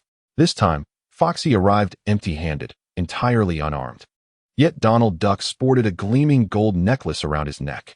Subsequently, the duo swaggered out of the division, and upon exiting, Foxy detected numerous presences, a sight that brought him great amusement. Most of these individuals were likely fixated on the Navy, ensuring that any movements made by the Marines would be swiftly relayed to other factions. However, Foxy firmly believed that at least 1 or 2 spies were keeping a watchful eye on him. After all, having plundered several pirate ships, these ruthless individuals were undoubtedly seeking retribution. Was this not a fortuitous opportunity for sharpening his skills? Merely confining oneself to solitary training would yield limited advancement. It is only by dwelling amidst peril that one can truly awaken their latent potential. Foxy has long harbored the desire to awaken his haki, and mere training will not suffice. He requires combat. Indeed, as Foxy stepped beyond the jurisdiction of the division, he was confronted by over 30 burly pirates, brandishing flintlock pistols, cutlasses, axes, and hammers. At the forefront stood a brawny, one-eyed man wielding a large cutlass, his chin adorned with a wild beard, casting a contemptuous gaze upon Foxy. Captain, according to the words of Crank from the Evil Wolf Pirates, this little brat is the one who stole our funds last night. And he is accompanied by a pet duck. A diminutive man beside the one-eyed giant pointed at Foxy and his companion, Donald Duck. With a thud, the one-eyed giant advanced a few steps, plunging his cutlass into the ground as he regarded Foxy with the indifference reserved for the deceased. Brat, return my money, and I might let you go, considering your ties to the Navy. Surveying the 30-odd pirates, as well as numerous others watching from a distance, Foxy maintained a placid expression, crossing his arms and sneering coldly at the one-eyed giant. Are you afraid? Seeking death, are we? The one-eyed giant, known for his short temper, was poised to strike. Captain, we are quite close to the Navy base. It is not wise to engage here. The slight man grasped the giant's arm, emphasizing the presence of 3 vice admirals and other captains in Lobetown. If we are to act, we must do so far from the Navy's reach. You would do well to remain hidden, the one-eyed giant warned, glancing warily towards the Navy base. Ultimately, he issued a fierce threat as Foxy prepared to depart. However, the giant's reluctance to act did not deter Foxy, for he had specifically sought a worthy challenge. With a swift motion, the ground trembled slightly as Foxy appeared before the one-eyed giant, showing no mercy despite their shared condition of being one-eyed. His fingers tensed as he thrust towards the giant's back. Captain, be careful. In a flash, several bullets hurtled towards Foxy. Yet the one-eyed giant proved more formidable than he appeared, narrowly evading the onslaught. However, a bloodied hole now adorned his right shoulder, and he collapsed to the ground, howling in pain. Having successfully struck, Foxy vanished once more, now suspended in mid-air, performing a moonwalk as he gazed down at the one-eyed giant and his crew with icy, murderous intent. Fire. Shoot to kill. The one-eyed giant, rising with a grimace, commanded his crew. Bang. Bang. Over half of the 30-plus crew members, armed with flintlock pistols and handguns, aimed their weapons at Foxy and opened fire. Foxy swiftly landed, executing several backflips to evade the barrage, leaving a ground littered with bullet holes. Utilizing his observation hockey, he materialized before one pirate, his finger gun piercing the heart of his foe, leaving behind a lifeless body as he vanished once more. Saru, moonwalk, finger gun. The onlookers were taken aback. They had not anticipated that this young demon would master the 6 styles of the Navy, including shave and moonwalk, as well as the finger pistol technique. Whoosh. The bullets whizzed past, each one rendered invisible under Foxy's observation hockey, allowing him to evade them effortlessly. Kill him. Just kill him. Sparks flew as Foxy deftly maneuvered through the crowd, his fingers sharper than blades, causing some pirates to collapse to the ground before they even had a moment to react. The elusive figure of Foxy, akin to the Grim Reaper, mercilessly reaped lives. Within mere minutes, the ground was strewn with corpses. Over 30 pirates met their demise, leaving only a terrified, blind giant in their wake. The one-eyed pirate crew, led by a captain with a bounty of 9 million, consisted of crew members of varying capabilities, their combined bounty not exceeding 18 million. This implies that the entire crew, including their captain, amounted to little more than insignificant underlings. This marks the 3rd installment of the Farmer's pirate-themed fanfiction, a product of extensive mental exertion, diverging significantly from the previous 2 works. I find myself at a loss for words. In any case, I humbly ask for your support, although the initial pace may be somewhat slow. It serves as a foundation for what is to come. Additionally, the protagonist possesses a clear objective, which I trust you have already discerned. Lastly, allow me to briefly promote the Farmer's other 3 writings, The Song of World Weariness, The Art of Explosion, and The Gold Fruit. All 3 works have been completed, and should you find yourselves in need of reading material, I encourage you to take a look. Your support for this current work would be greatly appreciated, as the Farmer is truly dedicated to this endeavor. Thus, feel free to encourage me with recommendations, collections, rewards, subscriptions, and monthly votes. Foxy wiped the blood from his face, his expression devoid of emotion as he regarded the blind pirate. The latter, gripping his massive cleaver tightly, began to retreat slowly, taken aback by the unexpected ferocity of this young adversary who had decimated his crew in mere minutes. He was already contemplating escape. With a glint of cold determination in his eyes, Foxy had no intention of sparing the blind pirate. Such scoundrels deserve their fate. In an instant, he vanished, his right foot barely touching the ground. The blind pirate, still possessing some residual acuity, recognized Foxy's intent and grimaced, preparing to fight back with desperation.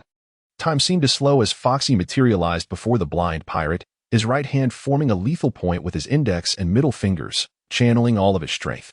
Simultaneously, the blind pirate, with both hands gripping the cleaver, roared and swung down with tremendous force, his momentum formidable. A smirk of disdain curled at the corners of Foxy's mouth as he merely shifted to the left. The cleaver grazed his chest and crashed to the ground while Foxy's 2 fingers struck true, piercing the blind pirate's heart, a spray of crimson erupting forth. Feeling the pain surging through him, the blind giant's eyes widened in terror as he sensed his life ebbing away. "You little brat, I'll take you down with me," he bellowed, driven to desperation as he swung the cleaver horizontally at Foxy. A sickening sound echoed as the blade struck bone. falling from the blind giant's grasp. His fierce visage began to fade, ultimately collapsing to his knees before toppling over lifelessly. Upon closer inspection, one would observe a finger-sized hole in his forehead, blood mingling with brain matter, creating a gruesome sight on the ground. Standing before the fallen giant, Foxy casually flicked his wrist, sending splatters of the red and white substance onto the earth. The surrounding pirates regarded Foxy with newfound trepidation. No one had anticipated this young man would exhibit such ruthless ferocity, employing cunning and lethality that surpassed even that of seasoned pirates, all without a flicker of hesitation. However, these were merely lowly pirates. Those of higher rank were conspicuously absent. With a huff, Foxy, initially intending to linger near the outpost, altered his course. Engaging in skirmishes with minor foes would not suffice for his growth. Only by confronting formidable pirates could he truly hone his skills. Moreover, with Donald Duck by his side, he could swiftly make his escape at any moment. "Let us depart," he commanded, mounting Donald Duck's back. The latter let out a fierce and intimidating squawk, exuding an air of superiority before trotting towards the heart of Log Town. In no time, this brief episode began to circulate within the confines of the area. Meanwhile, Foxy and Donald Duck arrived in the town, where the night's revelry was just commencing, taverns overflowing with patrons. The cacophony of angry shouts and uproarious laughter filled the air. Quack Donald Duck turned his neck, inquiring where Foxy wished to go next. Foxy glanced around and his eyes lit up upon spotting a takoyaki shop. "Come, let us indulge in some takoyaki," he exclaimed. Gulp. Donald Duck followed Foxy's gaze and nodded eagerly. Upon entering the establishment, a warm gust infused with the aroma of alcohol enveloped them. Over 20 tables were filled to capacity, predominantly occupied by burly pirates, who were either engaged in heavy drinking or hurling curses at one another. Each individual had weapons at their sides, in a different life. This scene would undoubtedly resemble a den of bandits, likely facing imminent raid. Furrowing his brow, Foxy surveyed the raucous pirates, a desire to eliminate them all surging within him. Though he could not comprehend the root of this sentiment, he simply felt an overwhelming aversion. Look, a little brat accompanied by a duck. Foxy had not provoked anyone. Yet that did not prevent others from targeting him. At that moment, a drunken pirate beheld Foxy and Donald Duck entering, and he erupted into boisterous laughter, pointing at Donald Duck, exclaiming that the duck was quite plump and that he had not savored duck meat in ages. Without hesitation, he grasped a long knife from the table and staggered towards Foxy, his eyes glazed and his steps unsteady. "Ha! Save the duck legs for me. I relish duck rear ends. The neck belongs to me." His brazen words incited raucous cheers from numerous pirates at nearby tables. Sometimes, harboring disdain for someone requires no justification. A mere glance can evoke revulsion. In this realm, drawing swords over trivial disagreements is commonplace, and the value of life is tragically diminished, with the weak denied even the right to choose death. In this instance, Foxy merely sought to enjoy a meal in peace. Observing the drunken pirate approach, he struck with sudden ferocity, executing his move with unwavering decisiveness. A faint sound pierced the air, and the previously boisterous pirate's laughter faltered, his eyes widening in disbelief as he stared at Foxy. The fog of intoxication that clouded his mind dissipated momentarily, only to be replaced by a heavy, sinking realization. Laughter erupted from the pirates behind him, but gradually, they sensed something amiss. With a resounding thud, the corpulent figure collapsed to the floor. A bloody gaping hole. Foxy squinted his eyes, remaining utterly unfazed within. At that moment, a pirate launched a sudden attack, thrusting a long knife towards Foxy's chest. Showing no mercy despite his youthful appearance. With his observation hotkey already activated, Foxy vanished from his original position, reappearing behind several men, with a series of agonized cries. Four pirates were hurled through the doorway, crashing onto the street, while one remaining pirate managed to parry Foxy's thrust with his long knife. "You little brat," Elk grunted, feeling a jolt of numbness in his right hand, unable to prevent himself from staggering back 2 steps. The boy before him was far from ordinary. He pressed the blade downwards, aiming for Foxy's neck, clearly indicating that this pirate was no simple adversary. Fokushi sidestepped deftly, simultaneously delivering a powerful kick to Elk's chest. Elk raised his left hand in defense, but the moment of impact left him aghast, for Fokushi's strength exceeded his expectations. Sent sprawling onto the street, Elk coughed up blood, while the 4 pirates who had previously been present lay lifeless. The sudden eruption of violence had already drawn the attention of those nearby. Not only did the other pirates in the hall rise, but even those on the street were startled. That was Elk of the Wild Wolf Pirates, with a bounty of 20 million. Indeed, one must remember that the captain of the wild wolf pirates, the notorious Wolf Patlon, had a staggering bounty of 70 million and was renowned throughout the Grand Line. Who would dare lay a hand on his subordinate here? Some pirates in the vicinity clearly recognized Elk, but more importantly, they were aware of the formidable figure behind him. With a swift motion, Foxy, not one to show mercy, aimed another kick at Elk's chest. However, the latter evaded by leaping away. At that moment, Foxy utilized a technique known as saru, his fingers striking towards Elk's neck like venomous serpents. A sense of imminent death enveloped Elk, sending chills throughout his body. It was already too late to evade. With no resistance, Foxy's fingers pierced through Elk's neck, and blood gushed forth like a torrent from a breached dam. Elk's eyes bulged, bloodshot and filled with terror and despair as he gazed at Foxy. Like crushing an ant beneath his foot, Foxy thrust his index and middle fingers into Elk's neck, twisting and pulling, tearing out a blood-soaked trachea in an act of sheer brutality. At that moment, a chill ran down Foxy's spine. Without a second thought, he rolled to the ground, performing 2 backflips before regaining his stance, casting a grim look at the shattered street. He realized that a tall man had appeared where he had just stood, his gaze as cold and lethal as a wolf's, fixed upon the crumpled Elk, who was gradually fading away. Gurgle, gurgle. Elk's body spasmed occasionally, blood staining the ground beneath him in a gruesome display of death. It was the notorious Wolf Patlon. This young fool was doomed. One must remember that Wolf Patlon was an adept user of an animal-type devil fruit. Pirates from the Grand Line whispered about Patlon's powers. An animal-type user? Patlon possessed the abilities of the Inu Inu no Mi model, wolf. As Patlon emerged, many pirates regarded him with trepidation, for he was the captain of the wild wolf pirates with a bounty of 70 million. The moment Patlon arrived, many had already sentenced Foxy to death, for in their eyes, his fate was sealed. With a fierce gaze, Patron turned to face Foxy, exuding an aura that instinctively reminded Foxy of the World Destroyer. However, in comparison to the World Destroyer, Patron appeared considerably weaker. Yet, to Foxy, Patron emanated an overwhelming strength, one that compelled him to tense up and sense an immense threat. Hearing the murmurs around him, Foxy's heart sank. The individual before him was, after all, a Zoan-type devil fruit user, and with his current abilities, he felt he would be unable to contend with this opponent. Nevertheless, with unwavering resolve, Foxy regarded Patron, his mind already brewing with ideas. The pressure Patron exerted was precisely what he sought. In an instant, Foxy activated his observation hockey. With a flicker, Patron materialized before him, the fierce aura sending shivers down Foxy's spine. A powerful kick swept through the air, but Foxy vanished from his spot using the shave technique, as the ground beneath him cracked and splintered. Upon witnessing Foxy evade his attack, a glimmer of surprise flickered in Patron's cold eyes. At that moment, Foxy reappeared behind Patron, his fingers poised like bullets, thrusting towards Patron's back. Yet, Patron seemed to anticipate this, bending to evade and retaliating with another sweeping kick towards Foxy. Pale with shock, Foxy crossed his arms defensively in front of him. As an immense force struck him, pain etched across his face, he was ultimately propelled like a cannonball, crashing through several taverns and landing amidst the rubble, blood spilling from his lips. Patron regarded this as a trifling matter, his gaze towards Foxy imbued with indifference. Gah! Gah! The originally concealed Donald Duck, agitated, rushed to Foxy's side, glaring fiercely at Patron, as if ready to fight at any moment. I'm fine. Wait until I call for you before you act.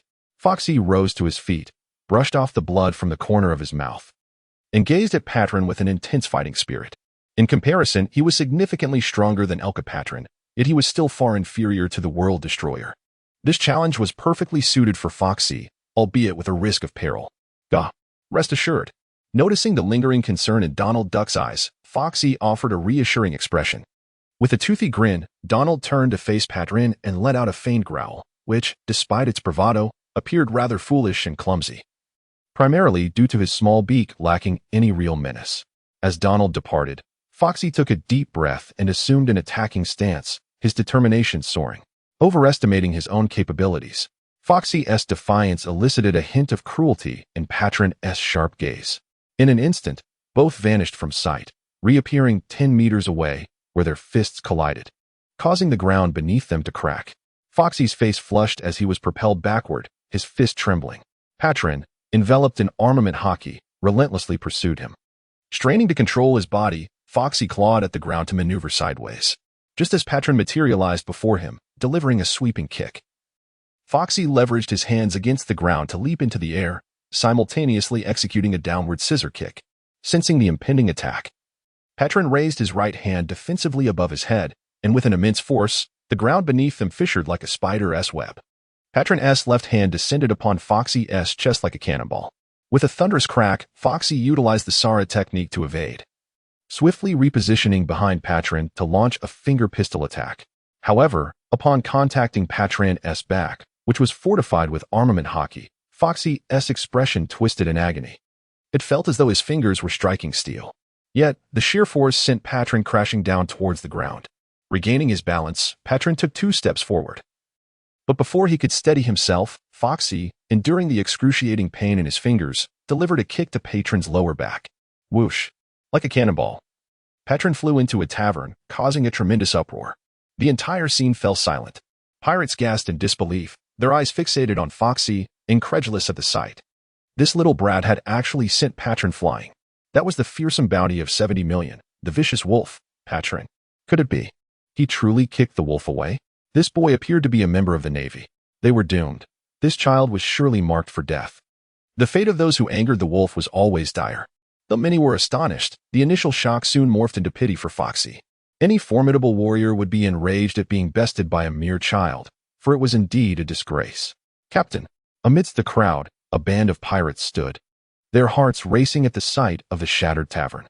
Leading them was Clunk, the notorious captain of the evil wolf pirates, whose bounty had reached a staggering 25 million. This little brat, observing the slightly panting Foxy, was filled with murderous intent. He had indeed underestimated the youth, who had managed to inflict harm upon the captain. However, this would be his demise. The captain was undoubtedly furious, and a wrathful captain was an unstoppable force. Meanwhile, news of the incident swiftly spread throughout the other corners of Roguetown. Unbeknownst to them, atop a building, a young man with eagle-like eyes was intently watching Foxy. Should Foxy glance in his direction, he would recognize none other than Dracula Myhawk. Amongst the throng, a silver-haired youth, appearing around 15 or 16, stood with his mouth agape, staring in astonishment at Foxy. Simultaneously, the naval headquarters received word of the unfolding chaos. Suddenly, a muffled sound of heavy footsteps echoed from the ruins as a menacing aura surged forth. In the shadows, a massive figure began to expand. Rows of sharp teeth glistening with drool, its body covered in fur, legs robust and powerful, and a tail dragging behind, swinging side to side. Its hands morphed into lethal claws, shimmering ominously. As it stepped into the light, a humanoid beast emerged from the debris, exuding the ferocity of a wild animal as it fixed its cruel gaze upon Foxy. This was the Zoan-type dog fruit, in its wolf form. Surrounding pirates wore expressions of dread, their eyes locked onto the towering figure of Patron, now resembling a standing wolf, its savage visage sending chills down their spines. "You have angered me, little brat," Patron growled from the steps, his face contorted in rage, saliva dripping incessantly from his sharp fangs. Foxy's entire body tensed as he assumed a combat stance, conveying to Patron a clear message: seek death. With a chilling gaze, Patron vanished from sight, only to reappear before Foxy in the next instant, his powerful wolf legs slicing through the air with a piercing howl. Foxy maintained a calm demeanor, having long been prepared. He bent down to evade, ready to launch a counterattack. However, at that moment, Patron initiated a follow-up assault. Swiftly pivoting, he executed a second kick. And sensing the force behind it, Foxy refrained from confronting it head-on. Instead, he performed 2 backflips to evade the attack. Yet, with Patron utilizing his abilities, his strength, speed, and recovery surged dramatically.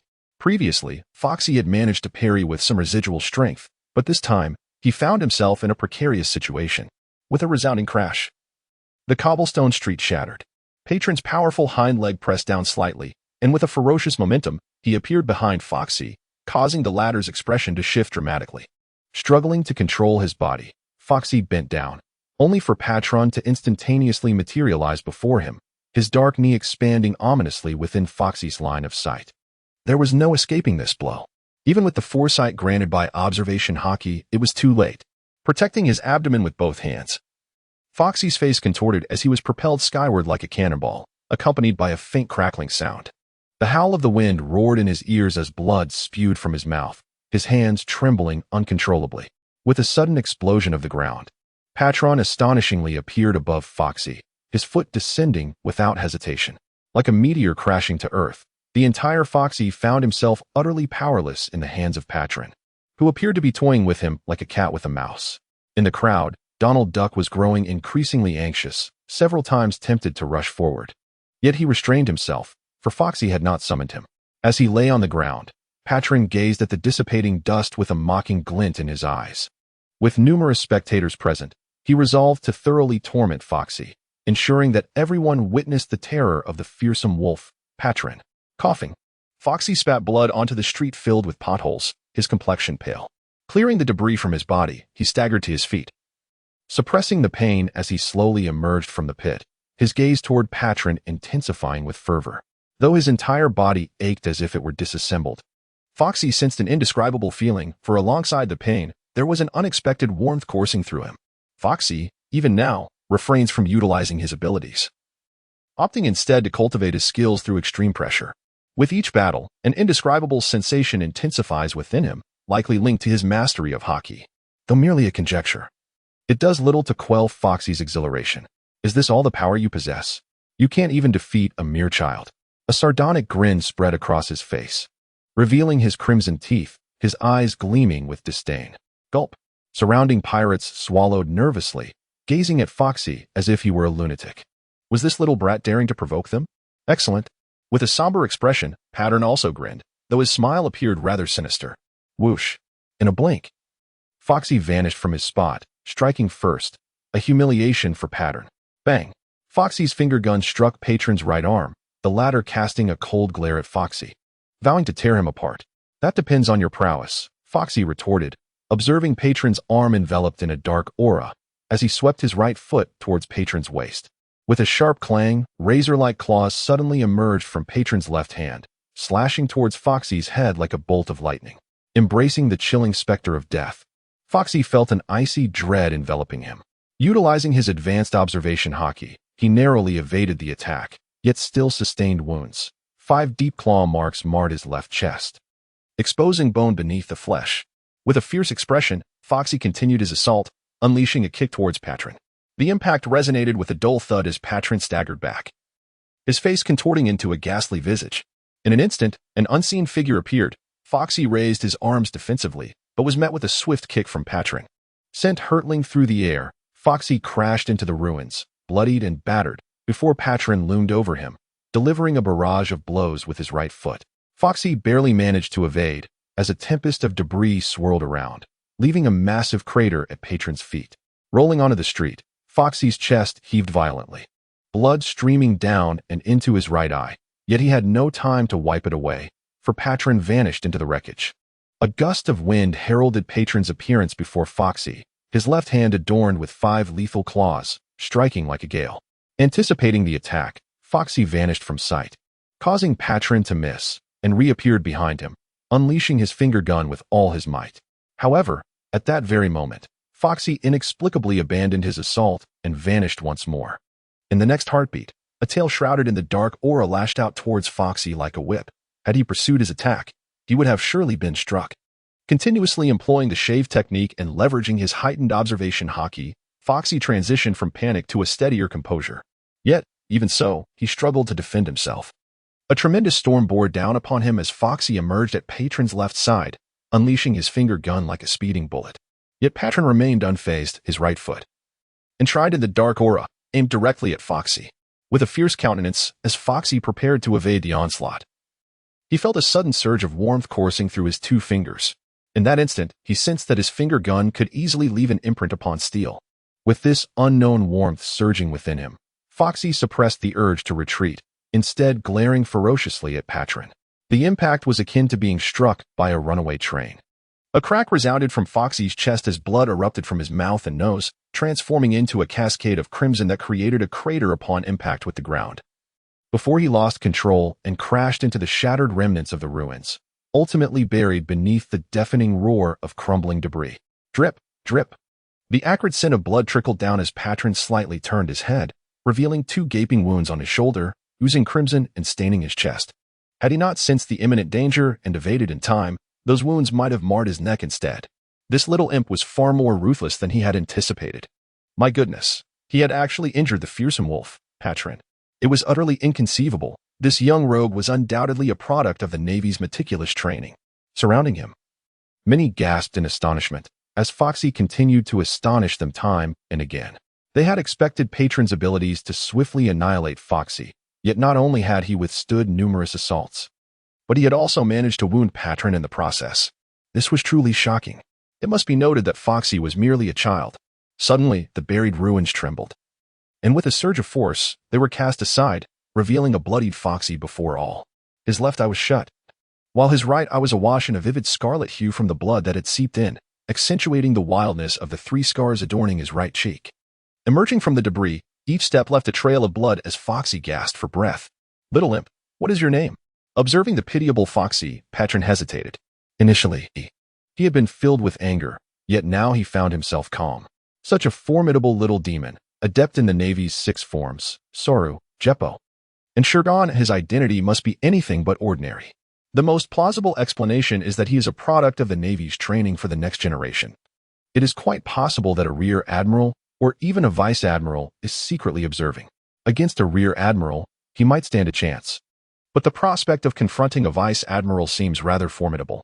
This incident has unfolded for over 10 minutes, and the Rogtown Naval Base surely must have received word. After all, it is guarded by 3 vice admirals, with an unknown number lurking in the shadows. Yet, at this moment, not a single Navy officer has made an appearance, which raises suspicions. Given the innate talent of this little demon, even if he does not attract the utmost attention, he should at least garner some basic awareness. Unless the Navy is acting with intent, their motives could be manifold, but the most likely scenario is the desire to hone this young prodigy. With Patron unwittingly serving as the whetstone, one must not underestimate the Navy. They are undeniably the most formidable force upon the seas, second only to the world government. With the Pirate King facing execution here, the Navy must have taken precautions to avert any unforeseen occurrences, likely collaborating with various entities of the world government. That Patron, with a bounty of 70 million, remains unscathed speaks not only to his strength but also to his discernment and strategic thinking. It is not solely Patron who can perceive these intricacies. In the perilous world of piracy, one must not only be ruthless and powerful, but also possess a keen intellect, lest they be cast aside by the unforgiving sea. A meticulous observation of these waters reveals that those who live freely and without restraint share a singular trait, immense strength. Powerful enough to obliterate cunning, their sheer power renders them untroubled by machinations. In the face of absolute strength, all schemes and deceptions crumble like paper tigers. This ocean is home to many astute individuals, alongside those who mistakenly believe themselves to be clever, and still others who rely solely on brute force to replace intellect. Patron is evidently not one who is misguided in his self-perception. He is genuinely intelligent. Thus, he hesitated. He contemplated whether to truly eliminate this little demon, knowing the potential consequence could be his own demise at the hands of a vice admiral, dismissing the notion of escaping Rogtown entirely. At present, despite the multitude of pirates in Rogtown, there are few who are genuinely powerful. Had a few days passed, or if there were many strong pirates present, Patron would have had no qualms about slaying Foxy, as the Navy would then be cautious. But now, Patron's expression shifted constantly. Yet, if he spared Foxy, his own future in the seas would be jeopardized. It was indeed a vexing predicament. Observant pirates shook their heads, inexplicably feeling sympathy for Patron. Sometimes, overthinking is not advantageous. And, as Patron surmised, the Navy has already begun to take notice from the shadows. Gazing at the capricious skies, Foxy did not dwell on the uncertainties. His sole desire was to engage in battle. His instincts urged him to seize the current of fervor that surrounded him, for he knew that once the moment passed, it would be lost forever. The only path to swiftly harness this energy lay in combat, embracing the peril of life and death, as the Crane had once articulated. Only through the crucible of mortal combat can one truly unlock their potential. Having traversed the threshold of death on numerous occasions, he felt no hesitation in facing it once more. Thus, without further hesitation, Foxy took the initiative to attack, depriving Patron of any opportunity to respond. With a fierce countenance, he unleashed the latent heat, sending his spear flying forth with deadly precision. Foxy's reckless assault incited great ire in Patron. Initially, he intended to seek an excuse. Yet Foxy's relentless tenacity rendered him unable to maintain his composure. With a resounding thud, a fist struck out, sending Foxy hurtling to the ground, where he clutched the earth to steady himself and, disregarding his own safety, launched another attack at Patron. The air reverberated with the sounds of battle. Foxy fought with the ferocity of a wounded beast, repeatedly sent flying by Patron, yet refusing to succumb. Now, Foxy was a mere shadow of his former self, his body reeking of blood, swaying precariously as if he might collapse at any moment. Yet, amidst the chaos, he smiled. For the surge of warmth within him had become unmistakable, hinting at his nascent mastery of hockey, despite its lack of full manifestation. Madness. This wretched boy was truly mad. The onlookers exchanged glances, their expressions shifting as they beheld Foxy. In that moment, Patron's fury reached a boiling point. He cast aside all thoughts of restraint, intent on utterly obliterating this adversary. Gazing down at his own wounds, he then fixed his gaze on Foxy, his hands enveloped in hockey as he charged forward. Drops of blood cascaded from Foxy's form, staining the ground beneath him, presenting the grim illusion of a fighter bereft of strength. At that moment, the weasel, having stealthily arrived, felt an irresistible urge to intervene, but was halted by a nearby man clad in simple combat attire. "Admiral Kino," he implored, urgency lacing his voice. "If we do not assist Foxy now, it may soon be too late." The weasel cast a worried glance at the admiral, who, in his 50s, sported a short stubble and exuded the presence of a stalwart pillar of the Navy. At this time, the pillars of the Navy primarily consisted of figures like Garp, Zephyr, and Crane, all of whom hailed from a bygone era. Though not as renowned or formidable as Zephyr and his contemporaries, Kino's reputation on the seas was nonetheless significant. However, the new generation, including the Weasel and the Ghost Spider, would soon rise to take their place. "Fear not," Kino reassured, "for this young lad possesses the power of a devil fruit. The general, regardless of power or connections, undoubtedly possesses more than the brigadier general. Many of the current students at the Naval Academy have at least a cursory understanding of these generals. After all, these individuals are the seeds of the Navy's future strength, and it is prudent to familiarize oneself with them." The weasel was momentarily taken aback, then suppressed his impatience and exhaled softly. With General Kino present, the rescue of Foxy was always within reach. At that moment, everyone held their breath, nearly envisioning Foxy being torn to shreds by Patron. No one felt pity for Foxy. Rather, there was a collective anticipation for the spectacle of his demise. Foxy, barely able to stand, squinted his crimson eyes at the approaching Patron, devoid of any fear, and instead, brimming with excitement. As the cold light sliced through the air, Patron resembled an exposed lion, his right claw swiftly aimed at Foxy's neck. At this juncture, Patron was filled with confidence, as Foxy had lost all capacity for resistance, resembling a mouse destined to perish beneath a cat's paw. Thus, Patron became somewhat complacent. Yet, unbeknownst to him, Foxy's left hand had already formed a delicate pose, and as blood blossomed, he narrowly evaded the critical strike to his neck, resulting in Patron's claws embedding into his right shoulder. This was intentional on Foxy's part, uncertain if his delayed light could strike Patron, even at such close range. He knew he had to sacrifice something for success. It must be said that Foxy was rather ruthless with himself, initially refraining from utilizing his abilities. He sought to hone his skills, fearing that a misstep would alert his opponent. Patron was no mere minion. His vigilance and combat experience far surpassed what Foxy could muster, making his abilities the most suitable trump card. Now, having nearly reached his limit, and having sharpened his skills, it was time to determine the victor. Despite the sharp pain coursing through him, Foxy wore a radiant smile, particularly as the blood on his face rendered him grotesque. For reasons unknown, a jolt of unease surged through Patron, but by the time he prepared to react, it was already too late. A pink light encircled him, rendering everything sluggish. Confusion clouded Patron's eyes, swiftly followed by terror. Foxy wasted no time. With a swift motion of his left hand, he unleashed his ability, forming a finger spear that thrust towards Patlun's throat. Helplessly, Patlun could only watch as Foxy launched his attack. With a painful grunt, Foxy withdrew his fingers from Patlun's flesh and mercilessly struck again, piercing the vulnerable throat. The sickening sound of sharp objects penetrating flesh echoed repeatedly, as half of Patlun's neck was gruesomely severed by Foxy's relentless assault. The droplets of blood drifted slowly through the air, an excruciatingly vivid sight.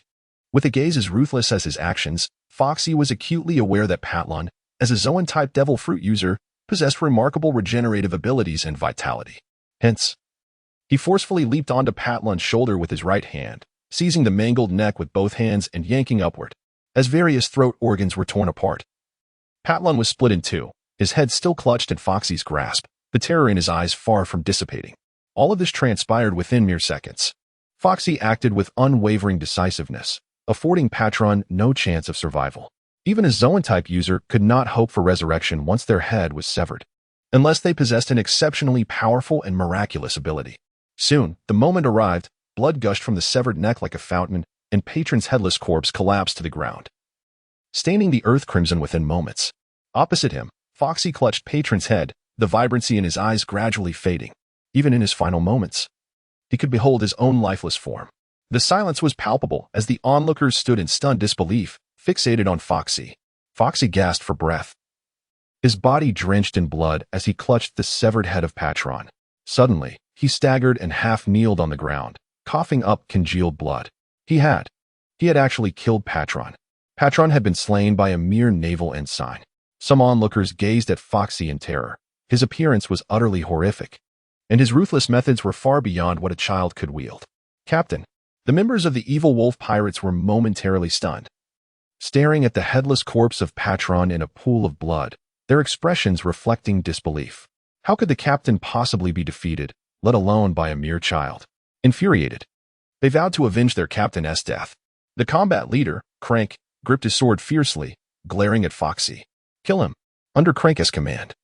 Over 30 pirates charged at Foxy. Bang! A barrage of bullets rained down upon him. Yet Foxy found himself too weak to resist. Suddenly, in a moment of urgency, a yellow figure darted past. With a shower of sparks, the bullets all struck the ground, revealing Donald Duck, 10 meters away.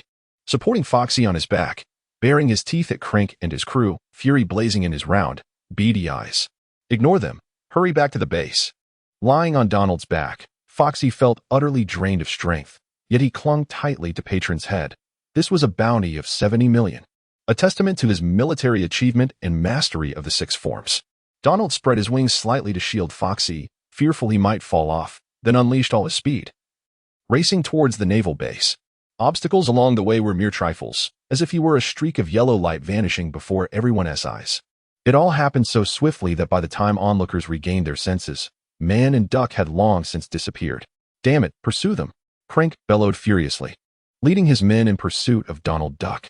Once the two had departed, those left behind stared at the headless body in the bloodied puddle, their hearts shaken and lingering in shock. Let us return. In the shadows, Admiral Kino's eyes gleamed with satisfaction. Indeed, none of Zifa's students were cowards. To be honest, Foxy's ruthlessness had stirred him. Kino, these pirates. The Weasel's thoughts shifted, his perception of Foxy undergoing a transformation. Now was not the time. At the same moment, many individuals discreetly departed, including the eagle-like youth. Donald Duck moved swiftly, covering the distance from the heart of Rogue Town to the Naval Division in merely 5 or 6 minutes. Fortunately, Donald Duck was not directionally challenged. Otherwise, the consequences would have been unthinkable. At this point, Foxy had succumbed to unconsciousness, the acrid scent of blood heightening Donald Duck's anxiety as crimson stained his yellow feathers. Yet, even in his state, Foxy clung tenaciously to Patron's head. Upon entering the division, the same ensign was on guard. However, the ensign appeared rather perplexed, his gaze fixed on the unconscious Foxy slung over Donald Duck's back, particularly at the dripping bloodied head, which made him gulp nervously. Gaggle, gaggle. Donald Duck, filled with urgency, called out to the ensign, "Follow me to the infirmary." Coming to his senses, the ensign's expression turned serious as he quickly instructed his fellow guards before hastening towards the infirmary. A few minutes later, Donald Duck paced anxiously in the corridor of the infirmary, occasionally rising on tiptoe to peer with wide, round eyes through the door. The ensign remained at Donald Duck's side, finding no surprise in this human-like scene. "Did I not instruct you not to wander out carelessly? If I am not mistaken, that is the notorious bounty of 70 million. The vicious wolf Patron. What on earth were you all doing?" At first, the lieutenant could not discern the identity of the head, but now it was merely a short distance away, and upon closer inspection, he realized it was Patron. Gawking, Donald Duck turned his head and began to embellish the tale, leaving the lieutenant utterly astonished. Ultimately, the lieutenant gazed at Donald with a look of disbelief, feeling as though he were being deceived by the duck. The following day, Foxy found himself thrust into the limelight. News spread throughout Rogue Town that a naval sergeant had slain the notorious captain of the wolf pirate crew, the infamous wolf Patron, who bore a bounty of 70 million. The astonishing detail was that this sergeant was merely a fledgling and possessed a ruthless disposition that rivaled that of pirates themselves. Initially, many were bewildered, assuming it was mere gossip. After all, how could the renowned wolf patron, a figure of infamy along the Grand Line, be vanquished by a mere naval sergeant, especially one so inexperienced? However, as more witnesses corroborated the story, Foxy's notoriety grew, at least within Rogue Town. With Patron's demise, the wolf pirate crew disintegrated. Some sought vengeance for Patron, while others were opportunistically recruited by rival pirate crews, and a significant portion fell under the control of Clunk. Fleeing Rogue Town. This is the harsh reality. Not all pirate crews cherish their comrades as the Straw Hat Pirates do. Most operate on a hierarchical basis, readily betraying their allies when faced with life and death choices. This fleeting incident would soon fade into obscurity as the bizarre and twisted tales of Rogue Town proliferated. Meanwhile, in the Naval Medical Ward, Foxy lay bandaged from head to toe, receiving an unknown infusion. He remained unconscious. Beside him, Donald Duck sprawled, snoring contentedly, his rotund belly rising and falling, occasionally twitching his beak in slumber. Suddenly, without warning, Foxy opened his right eye, gazing at the ceiling as the ferocity in his gaze dissipated. He then turned his head to observe the sleeping Donald Duck. Feeling a profound sense of relief wash over him, a slight movement sent a sharp pain coursing through his body, causing Foxy to furrow his brow. Reclining on the hospital bed, Foxy began to assimilate the experiences from the recent battle. Undoubtedly, both his physical prowess and observation skills had improved, albeit marginally. Most significantly, he believed he may have awakened the ability of armament hockey. Raising his left hand, he recalled the sensation as a faint warmth inexplicably surged within him, coalescing at his fingertips. Although this energy was imperceptible to the eye, Foxy sensed that if harnessed for an attack, it would significantly enhance his offensive capabilities, even if the energy seemed pitifully weak. Indeed, it was through combat that he could cultivate his growth further. It must be armament hockey. Foxy was uncertain whether this was indeed the armament hockey, for it was his first experience, and he possessed no prior knowledge. It seemed reminiscent of the moment he awakened his observation hockey, which had appeared without any forewarning, just as Foxy was immersed in contemplation. The door to the hospital room swung open, and a bespectacled doctor clad in a white coat entered. Upon discovering that Foxy had regained consciousness, a smile graced his aged face. "Your physical condition is quite commendable," the doctor remarked as he approached Foxy and began to change the bandages. "Doctor, how long have I been unconscious?" Foxy fears that if she loses consciousness, it may last for 2 or 3 days. If it's just one night, then when will I be able to leave? Foxy wished to venture out early to consolidate this suspected hockey energy. It required a bit more time, perhaps tomorrow. The doctor unwrapped the bandages to examine Foxy's chest, and after changing the dressings, he remarked, under normal circumstances, it would take 3 to 4 days. However, your physical constitution is quite commendable, and with cooperation in your treatment, you may be able to leave by tomorrow. Just be cautious not to engage in any strenuous activity or combat. Thank you, doctor. Foxy did not force himself. He understood the importance of recuperation, for one's health is paramount. The doctor smiled but remained silent. Just then, a rumbling protest emanated from Foxy's stomach, perhaps triggering a chain reaction, as Donald Duck's belly also began to grumble nearby. Doctor, I shall have someone bring you food shortly, the doctor stated. Doctor, I have quite a hearty appetite. I am aware, the doctor replied, unfazed, and after offering one last piece of advice to Foxy, he exited the ward. The conversation between Foxy and the doctor was not deliberately muted. However, even so, Donald Duck remained blissfully asleep, turning onto his side with his ample posterior facing Foxy. It is quite remarkable how a duck can sleep on its side like a human. A fleeting glance at Foxy did not disturb him, as he continued to ponder his own thoughts. Mastering the 6 styles was imperative, and the awakening of the life return was essential. Only through this rebirth could he achieve a complete transformation. Those proficient in life return could heal from injuries such as his in no time, and consuming some nourishment would likely expedite the recovery process. His recent victory over Patron was entirely attributable to the unexpected advantage provided by the slow fruit. Without the powers of the devil fruit, Foxy would have been thoroughly outmatched. Patron's defeat was particularly unjust, as his devil fruit abilities had failed to manifest. Perhaps he had underestimated Foxy, leading to his complacency. Ultimately, he fell victim to the unexpected cunning of Foxy, who revealed his abilities only at the last moment. Patron never considered Foxy to be a devil fruit user, as such treasures of the sea are notoriously difficult to acquire. Before long, two sailors wheeled in a large cart of food, causing Donald Duck to awaken with a sniff in his slumber. He suddenly opened his eyes. Sitting up in bed to gaze at the food cart, drool instantly forming at the edge of his beak. To his credit, he first glanced at Foxy, who had awakened with his eyes narrowed to slits and flapped his wings reassuringly. "Do not worry, I am fine," Foxy smiled, signaling to Donald Duck to remain at ease. Meanwhile, in the distant Marine headquarters of Marine Ford, at Crane's residence, she was abruptly interrupted while attending to governmental affairs. "Sister, Foxy is not dead. He is currently in Rogue Town and has even slain the notorious bounty of 70 million, the wolf patron." Guillaume was elated, as she had previously returned to headquarters believing Foxy had perished at the hands of the world destroyer in the Alabasta Sea. Initially skeptical, the reality compelled her to accept the truth. She had expressed her regrets, yet today, while at the headquarters, she overheard colleagues from the logistics department discussing the demise of the 70 million bounty patron. Surprisingly, the slayer was a mere Marine sergeant, a youth named Foxy. The true sensation was not merely the death of Patron, but the fact that it was accomplished by a sergeant, and a young one at that. This news had been dispatched from the Rogue Town branch, naturally intended for headquarters to tally military achievements and confer appropriate rewards and promotions.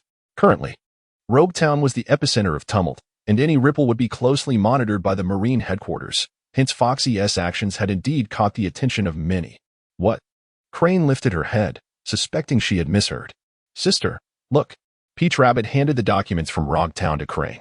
Upon receiving the papers, Crane's face illuminated with a smile after perusing their contents. Remarkable, a pleasant surprise indeed. Crane had not anticipated that Foxy not only escaped death, but also vanquished a pirate with a bounty of 70 million. As dusk approached, the sky was adorned with streaks of fiery clouds, while the sun, having lingered in the heavens throughout the day, began to rest. Night gradually descended. Rogue Town grew increasingly lively yet chaotic, with the streets and alleys rife with the potential for robbery and murder. Throughout the day, Foxy remained confined to his sickbed, during which the doctor had visited twice to change his bandages. However, the room now accommodated an additional presence, Squirrel. "Are you all right?" Squirrel inquired, standing at Foxy's bedside, a smile gracing his features. "Major Squirrel." Foxy reclined upon the hospital bed, and after a day of recuperation, her injuries had significantly improved. Now, compared to the time when she first traversed this realm, her physical condition was akin to the stark contrast between a bicycle and a motorcycle. Foxy firmly believes that as long as he perseveres, transforming into a formidable force will be a mere trifle. "You may simply recline and repose." The squirrel raised a hand, signaling Foxy to forego any gestures of deference, and then settled onto the adjacent hospital bed. As for Donald Duck, he is currently meandering about the division, concocting an excuse of needing to digest, when in truth, he is merely restless and eager for diversion. "Is there a matter of significance, Major Squirrel?" Foxy gazed at the dormouse with a hint of perplexity. "This visit is to extend my congratulations. To be honest, you have truly impressed me," the dormouse exclaimed with a note of admiration. "Indeed, the higher-ups are already aware of the situation here. By vanquishing a pirate with a bounty of 70 million while holding the rank of a lieutenant, you have illuminated the justice of the Navy. Consequently, you are now a warrant officer." "Warrant officer?" Foxy was momentarily taken aback, but soon his demeanor returned to a state of calm. It was evident that Crane was supporting him from behind. After all, his promotion had come rather swiftly, not even a month had passed. "You don't seem particularly happy," Squirrel remarked with a hint of surprise, recalling how Foxy had been exuberant with each prior advancement. "Fortunately, all was well." Fokushi beamed with delight. "According to the regulations, you remain a trainee for now, thus certain powers bestowed upon a warrant officer will only be accessible upon your official graduation. Furthermore, the Chief of Staff, Admiral Crane, has issued a directive granting you the privilege to select one of the 6 forms for your training." "What?" This revelation sent Fokushi into a fervor of excitement. At this juncture, a promotion held no real significance for him, as he had yet to graduate. Only upon graduation would these ranks carry true authority. His foremost desire remained to master the 6 forms. Given his achievements, he was eligible to select one of the 6 forms. And Fokushi had presumed that advancement would preclude such an opportunity, yet he was pleasantly surprised to discover otherwise. What Fokushi was unaware of was that changes in rank below that of second lieutenant could be determined by a colonel, whereas promotions above that level required the intervention of a vice admiral, admiral, or even a marshal. Additionally, the military merits required for each subsequent rank increase exponentially, unless one possessed extraordinary prowess, akin to that of a kainu, kizuru, or akiji. Nevertheless, even they had spent several years at the ranks of rear admiral and vice admiral. Personnel changes above the rank of rear admiral fall within the prerogative of a marshal, with certain specialized positions being subject solely to the world government's 5 elders. Thus, Fukushi found the prospect of his rapid promotion unsurprising. Should Crane have wished it, Fukushi could have been elevated to the rank of colonel without issue. However, considering Fukushi's capabilities and accomplishments, such an elevation was undoubtedly implausible. Once again, Fukushi felt the advantages of having influential connections. He had previously mentioned to Crane his aspiration to master all 6 forms, citing the desire to become stronger and undergo a transformation. Initially, when Fukushi expressed his wish for strength, Crane had shown little reaction, but upon hearing about the transformation, her gaze towards Fukushi became markedly peculiar.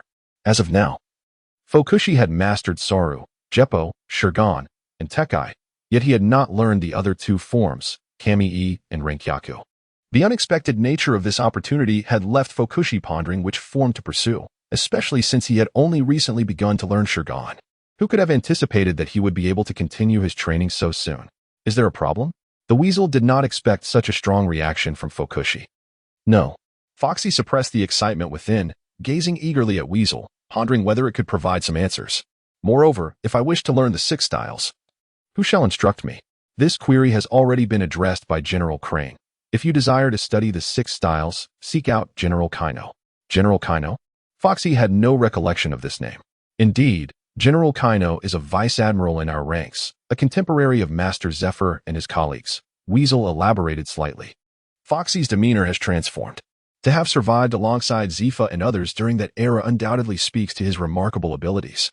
As for why I had not heard of him before, it could be that this admiral perished within the next 2 decades, or perhaps Oda had simply yet to weave him into the narrative. Regardless, it matters not. As long as he can impart the 6 styles to me, that is all I seek. Major Mongoose, may I provide you with my response tomorrow? Foxy hesitated, needing to ponder carefully. Very well, take your time to recuperate. Rising to his feet, the flying squirrel also prepared to depart. This matter was not originally his to convey, yet he still chose to come.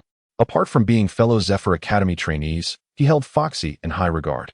The fierce and ruthless demeanor Foxy displayed yesterday left a profound impression on him. Perhaps in the future, they would be colleagues of equal standing, and fostering a good relationship would undoubtedly be prudent. Thank you, Major Flying Squirrel. Foxy politely expressed his gratitude, while the Dormouse waved his hand dismissively and departed. Leaning against the headboard, Foxy began to frown in contemplation. Which skill should he prioritize learning? Paper drawing, wind foot, or iron block? In truth, Foxy had acquired some understanding of the 6 styles during his time at the Academy, integrating various insights from many pirate enthusiasts. As for shave, moonwalk, and finger pistol, he had already grasped the basics. With continued practice, he would undoubtedly grow stronger.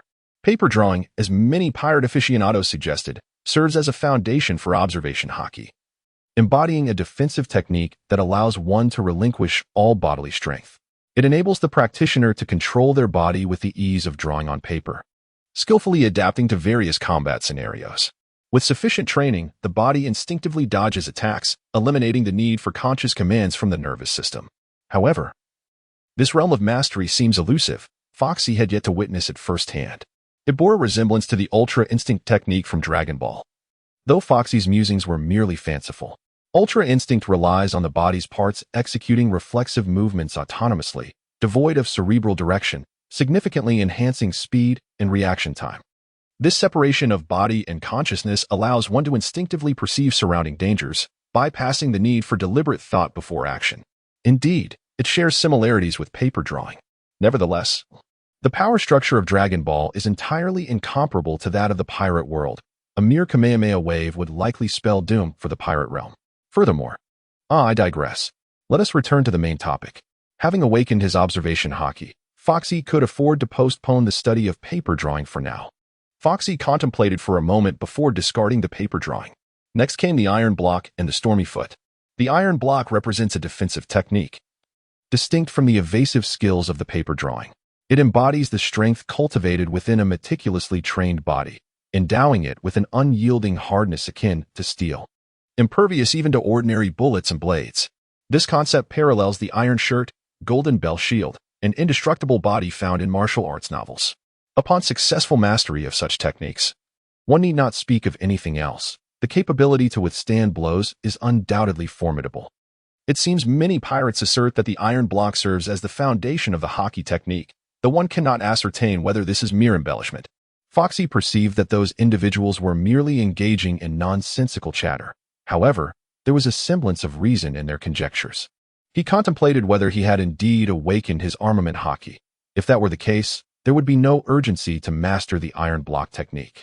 Ultimately, what remained was the gale step, a foot technique capable of delivering sharp slashes akin to those of a swordsman. Moreover, the gale step served as an offensive maneuver. Presently, the only offensive technique at Foxy's disposal was the finger gun. In terms of defensive skills, he possessed observation haki, while his speed was augmented by shave, and his aerial maneuverability was enhanced by moonwalk. Should paper drawing and iron block indeed be foundational to the two types of haki, then mastering them should be relatively straightforward. The gale step, too, would likely be easy to learn, as he had already acquired shave and moonwalk, both of which were foot techniques. In a moment of indecision, Foxy pondered whether he should prioritize the two defensive techniques, paper drawing and iron block, or focus first on the offensive technique, gale step. There was no need to rush. First, he needed to ascertain whether he had awakened his armament haki and whether paper drawing and iron block were the cornerstones of the two types of haki. If they were, he would opt for the offensive technique, gale step. The gale step represented a form of ranged attack, and while he had the finger gun for close combat, he lacked a long-range option. The thought of delivering slashes reminiscent of a swordsman filled Foxy with excitement. Just as he reached clarity in his thoughts, the door to the hospital room was pushed open, and Donald Duck entered with a bold demeanor, appearing to be in quite good spirits. "Welcome back." Foxy turned to gaze at the foolish duck, whose rotund posterior was perched upon the bed, while Donald Duck flapped his wings. Subsequently, Foxy ceased to pay attention to Donald and began to delve into the development of the devil fruit. Despite his current injuries, they did not hinder his endeavors. Donald, intrigued by Foxy's abilities, leaned in with curiosity, eager for Foxy to demonstrate. However, after a brief period of playful antics, Donald yawned widely, and within a minute, he had succumbed to a deep slumber, snoring soundly. The following day, as the doctor had predicted, Foxy's physical condition proved to be quite resilient, allowing him to rise from his bed and move about. As long as he refrained from vigorous training or combat, he was largely free of complications, though full recovery would still require time. Early that morning, Foxy eagerly sought out the flying squirrel to share his thoughts. The flying squirrel then escorted Foxy towards the branch office, where 3 rooms awaited on the top floor, one of which belonged to Rear Admiral Kino. In the realm of pirates, Kino could be considered a seasoned elder. Foxy was uncertain of his exact age, but he appeared to be in his 50s or 60s. Clearly from the same era as Zephyr. With a beard and a scar running from his cheek to his neck, his visage bore a somewhat intimidating aspect. Nevertheless, the flying squirrel assured Foxy that Rear Admiral Kino was amiable and composed, unlike the stern and humorless Zephyr. At this moment, as Foxy observed the Admiral, it was indeed evident that he exuded a tranquil demeanor. "So, you are the Foxy that Crane brought back to hand over to Zephyr. Quite the lad, I must say." "The battle in Logtown 2 days ago was quite exhilarating," Kino remarked, puffing on his cigarette while casting a commendatory glance at Foxy. Foxy twitched his lips. Indeed. The General Kino maintained a serene demeanor in silence, yet once he spoke, his true nature was revealed. Having encountered General Kino, Foxy adhered to basic etiquette, despite the bandages still wrapped around him. "Relax, I am good friends with Crane," he said with a carefree smile, turning to the Dormouse. "You may return to your duties now." "Understood," the Dormouse replied with a bow before exiting the office. This time, Foxy did not bring Donald Duck along, for he was still sound asleep when Foxy left. Exhaling smoke, Kino regarded Foxy without pretense. "Yesterday, Crane called me, saying that if you wish to learn the 6 styles, I should teach you. Which technique do you wish to master?" "General Kino, please feel at ease and speak freely," Kino interjected, gesturing towards a nearby chair. Taking a seat, Foxy's expression turned serious as he looked up at Kino and said, "General Kino, during my battle with the ferocious wolf, Patron, I awakened a certain power." "What power?" Kino inquired, flicking ash from his cigarette, seemingly indifferent. "It might be the Conqueror's haki," Foxy replied. Foxy did not conceal anything. Now is the moment to showcase his worth. Only by demonstrating his value and potential to those above will he be nurtured. The thought of suppressing Foxy has never crossed their minds, especially with Crane standing there. What? Kano was momentarily taken aback. Try attacking me with that power, he said. After his astonishment, Kano approached Foxy. Foxy, devoid of any pretentiousness, channeled that faint force through his fingertips and launched an assault toward Kano. Receiving the attack head-on, Kano remained utterly unfazed. After a moment of contemplation, his gaze toward Foxy underwent a profound transformation. Foxy felt a tinge of nervousness, akin to the moment he inquired whether Crane had awakened her observation haki. It is essential to recognize that this was the power he had longed for. Young man, your talent is commendable. This is indeed armament haki, albeit rather feeble. It is undoubtedly armament haki. Kano's words were like a refreshing glass of ice water on a sweltering day for Foxy, invigorating him to his core. He was exceedingly excited. The minimum standard for becoming a formidable warrior was to possess at least 2 types of haki. Otherwise, one would be deemed incomplete. Now, tell me which technique you wish to learn. Admiral Kano, I have 2 more questions. Foxy managed to suppress his excitement as he gazed at Kano. Kano, seated across from Foxy, continued to exhale smoke leisurely. Does the iron block and paper drawing from the 6 styles have any connection to observation and armament haki? Kano paused, slightly taken aback as he regarded Foxy. Did Crane share all this with you? Foxy scratched his head in silence, gazing expectantly at Kano. You are quite astute, indeed. The relationship between iron blocks and paper drawings does bear some connection to the observation and armament haki. With successful training, one's chances of awakening these abilities can be significantly enhanced. Is that so? Then I shall learn the Gale Foot technique. Upon making this decision, Foxy felt an unwavering calm within. After all, he had already awakened both the observation and armament haki, thus augmenting his offensive capabilities seemed the most prudent course of action. Having already mastered shave and moonwalk, the Gale Foot technique should not pose much difficulty for you. Yet your physical condition, Kino, I am confident in my abilities. To avoid unnecessary delays, Foxy was eager to commence, for only that which he has mastered truly belongs to him. Everything else is but a fleeting illusion. Lovely prison. The world's foremost penitentiary is situated within the calm belt of the first half of the Grand Line, where security is exceptionally stringent. Within its confines reside some of the most notorious criminals, and the atmosphere is exceedingly grim, populated by various monstrous guards and monitored by visual snail telephones. The structure of Levelly Prison resembles a colossal tower submerged beneath the sea, with its foundation resting on the ocean floor, because it is built in the calm belt. The entire prison is encircled by massive sea kings, and the facility is safeguarded by a naval warship. In the shadowy recesses of the prison, one can find an array of cells and interrogation rooms designated for the prisoner's use. These cells are constructed from sea stone, designed to prevent prisoners endowed with the powers of devil fruits from escaping. Furthermore, the depths of the ocean surrounding the prison are teeming with formidable sea kings, earning Impel Down the illustrious title of an impregnable fortress. Since its inception, no inmate has ever managed to break free from this establishment, solidifying its reputation as the world's foremost prison. However, the legend of this prison is soon to be shattered, as a formidable individual is destined to escape its clutches. This person is none other than the infamous pirate, Don Quixote da Flamingo, who once audaciously sought to conquer the Pirate King, who himself relied on calamity to survive. One might argue that had it not been for that fateful disaster, the title of Pirate King may not exist today, and even if it did, it would not belong to Gold. Roger? Additionally, Doflamingo is a man who once reigned over the skies. His devil fruit abilities are catastrophic in nature, complemented by the mastery of haki, making him a figure of unparalleled prowess. To this day, many ponder why the Navy refrains from executing captured pirates, instead investing vast resources and manpower into constructing such an immense fortress. In truth, the role of Impel Down is singular and essential. Its primary purpose is deterrence. As the name suggests, it serves to imprison notorious pirates for eternity, a punishment far more terrifying than death itself. Sometimes, death is not the most frightening prospect. Rather, the torment of enduring inescapable despair, where entering this prison signifies a fate of isolation and hopelessness.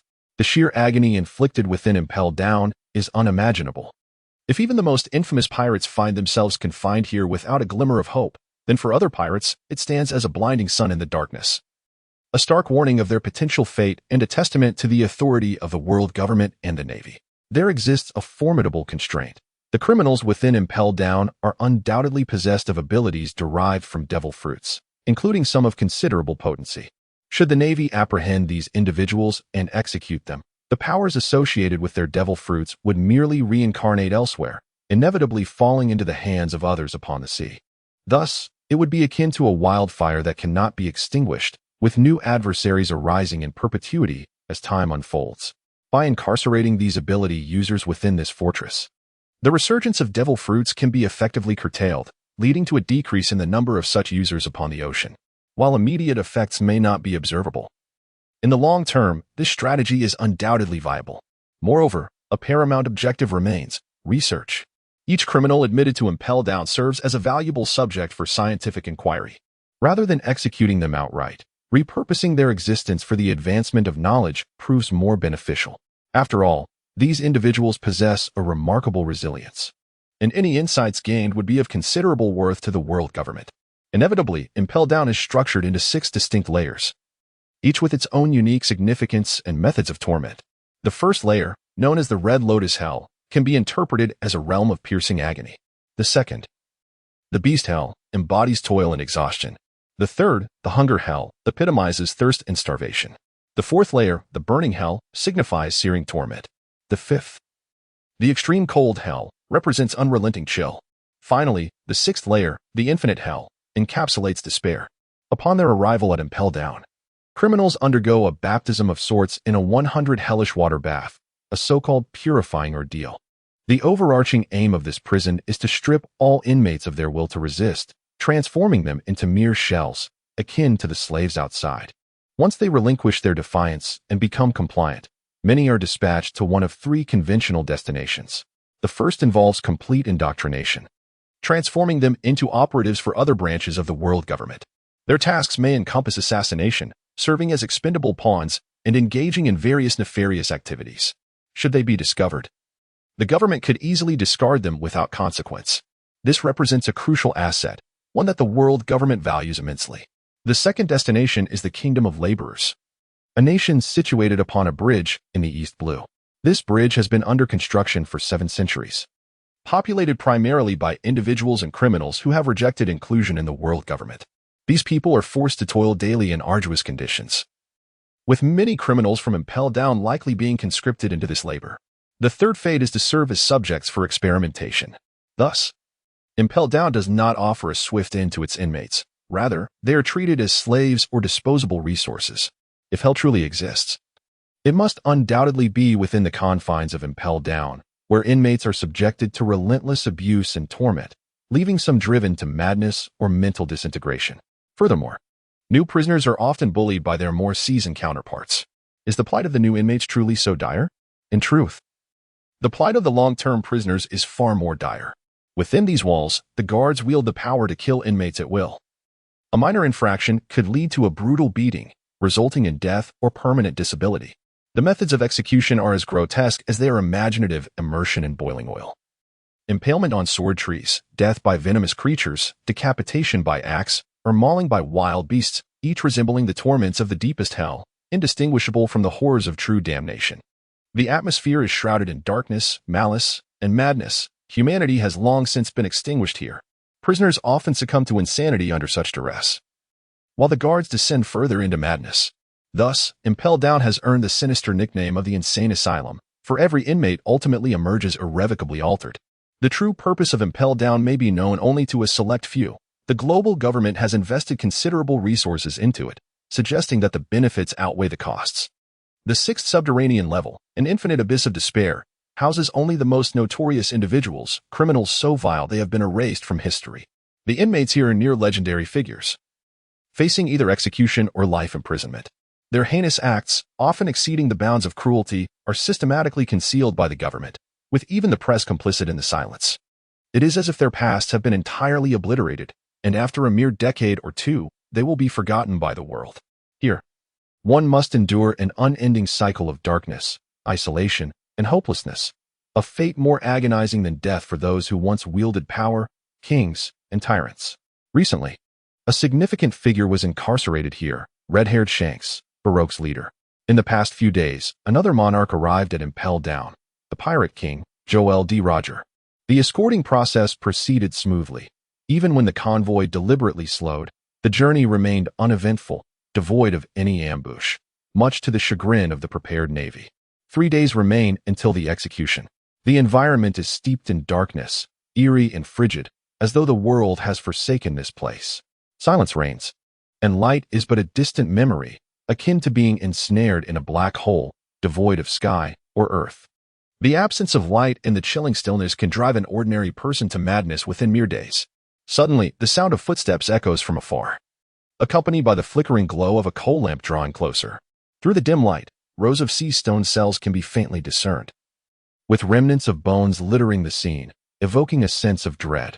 A figure halts before one of the cells, wherein a prisoner is shackled by chains extending from the wall, their disheveled hair hanging low, appearing lifeless. Perhaps sensing the light, the previously motionless figure stirs, lifts their head, and gazes toward the door, breaking into a grin upon recognizing the visitor. Kapu. With a creak, the cell door swung open. Garp approached, one hand holding a coal lamp and the other carrying a food container. He settled cross-legged before Roger, placing the lamp and food on the ground. Peering into the container, he noted the unchanging fare of meat legs, though he was relieved to find some wine. Roger, somewhat dissatisfied with the meal, began to gnaw at the meat leg, the sound of chains accompanying his movements. He poured himself some wine, eager to indulge a little more during these days. Gesturing for Garp to fill his cup, Roger's appetite was clearly robust. With an impassive expression, Garp filled 2 cups with wine, while Roger, unable to contain his excitement, downed one in a single gulp, a look of rapture spreading across his face. Garp remained silent, merely observing as Roger finished his drink and poured himself another. It was only after 3 cups that Roger paused, letting out a satisfied belch. Yet, under the dim light, his face appeared pallid, almost excessively so, despite his gaunt appearance. There was a fervor in his spirit. "Ha, Garp, this meat is quite good, and the wine is exceptional." "Thank you," Roger exclaimed, his mouth full of meat as he smiled broadly, exuding a sense of candor and openness. Garp still said nothing, watching as a hint of melancholy began to surface on Roger's face, which darkened his own mood. He could not articulate this feeling, but it left him feeling suffocated. "Why are you looking at me like that? What is with that expression?" Roger asked, taken aback, casting a peculiar glance at Garp. Sighing, Garp appeared to age several years in an instant. "Why? Ha, you mean to say I should surrender?" Roger took a swig of wine, belching nonchalantly as he regarded Garp. "Why?" Garp's gaze fixed intently on Roger's weary yet vivacious face. A wave of inexplicable anger surged within him. Roger's indifference ignited his fury. "For no particular reason, just that I want to surrender," Roger replied, tearing into another piece of meat, his mouth greasy as he licked his fingers like a child. Suddenly, a violent shaking ensued, causing Roger to lean forward, the chains on the wall tightening with a clatter, and wine splashed from the cup. In that moment, Garp, consumed with rage, grasped Roger by the collar, their faces mere inches apart. His voice rasped, "Look at me. Why are you doing this? Why surrender? Garp, how long have we known each other? From our initial clashes to becoming cherished friends, what does all of this signify?" The smile faded as Roger regarded Garp with a calm demeanor. "I only want to know why you wish to surrender." "Release him," Garp said, his tone tinged with melancholy. He recalled the first encounter between the two of them, when he had been cleverly deceived by this fellow to successfully escape. Even now, Garp vividly remembered Roger's triumphant expression, so infuriating and provoking. It was also the cause of his initial reprimand, subsequently driven by his unwillingness to concede defeat.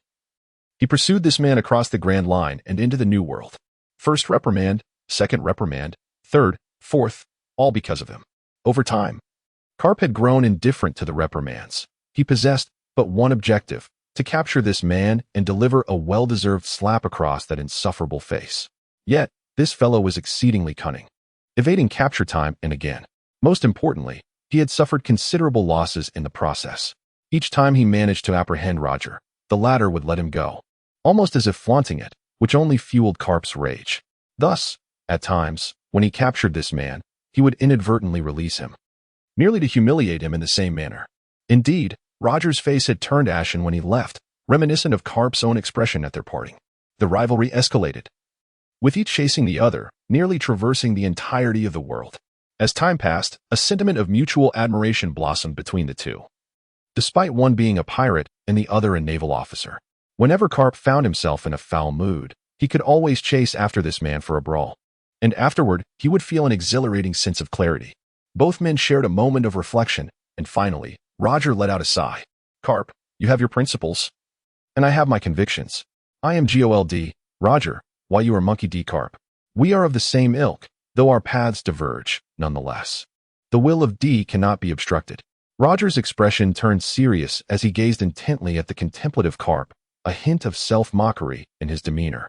You must have seen it, haven't you?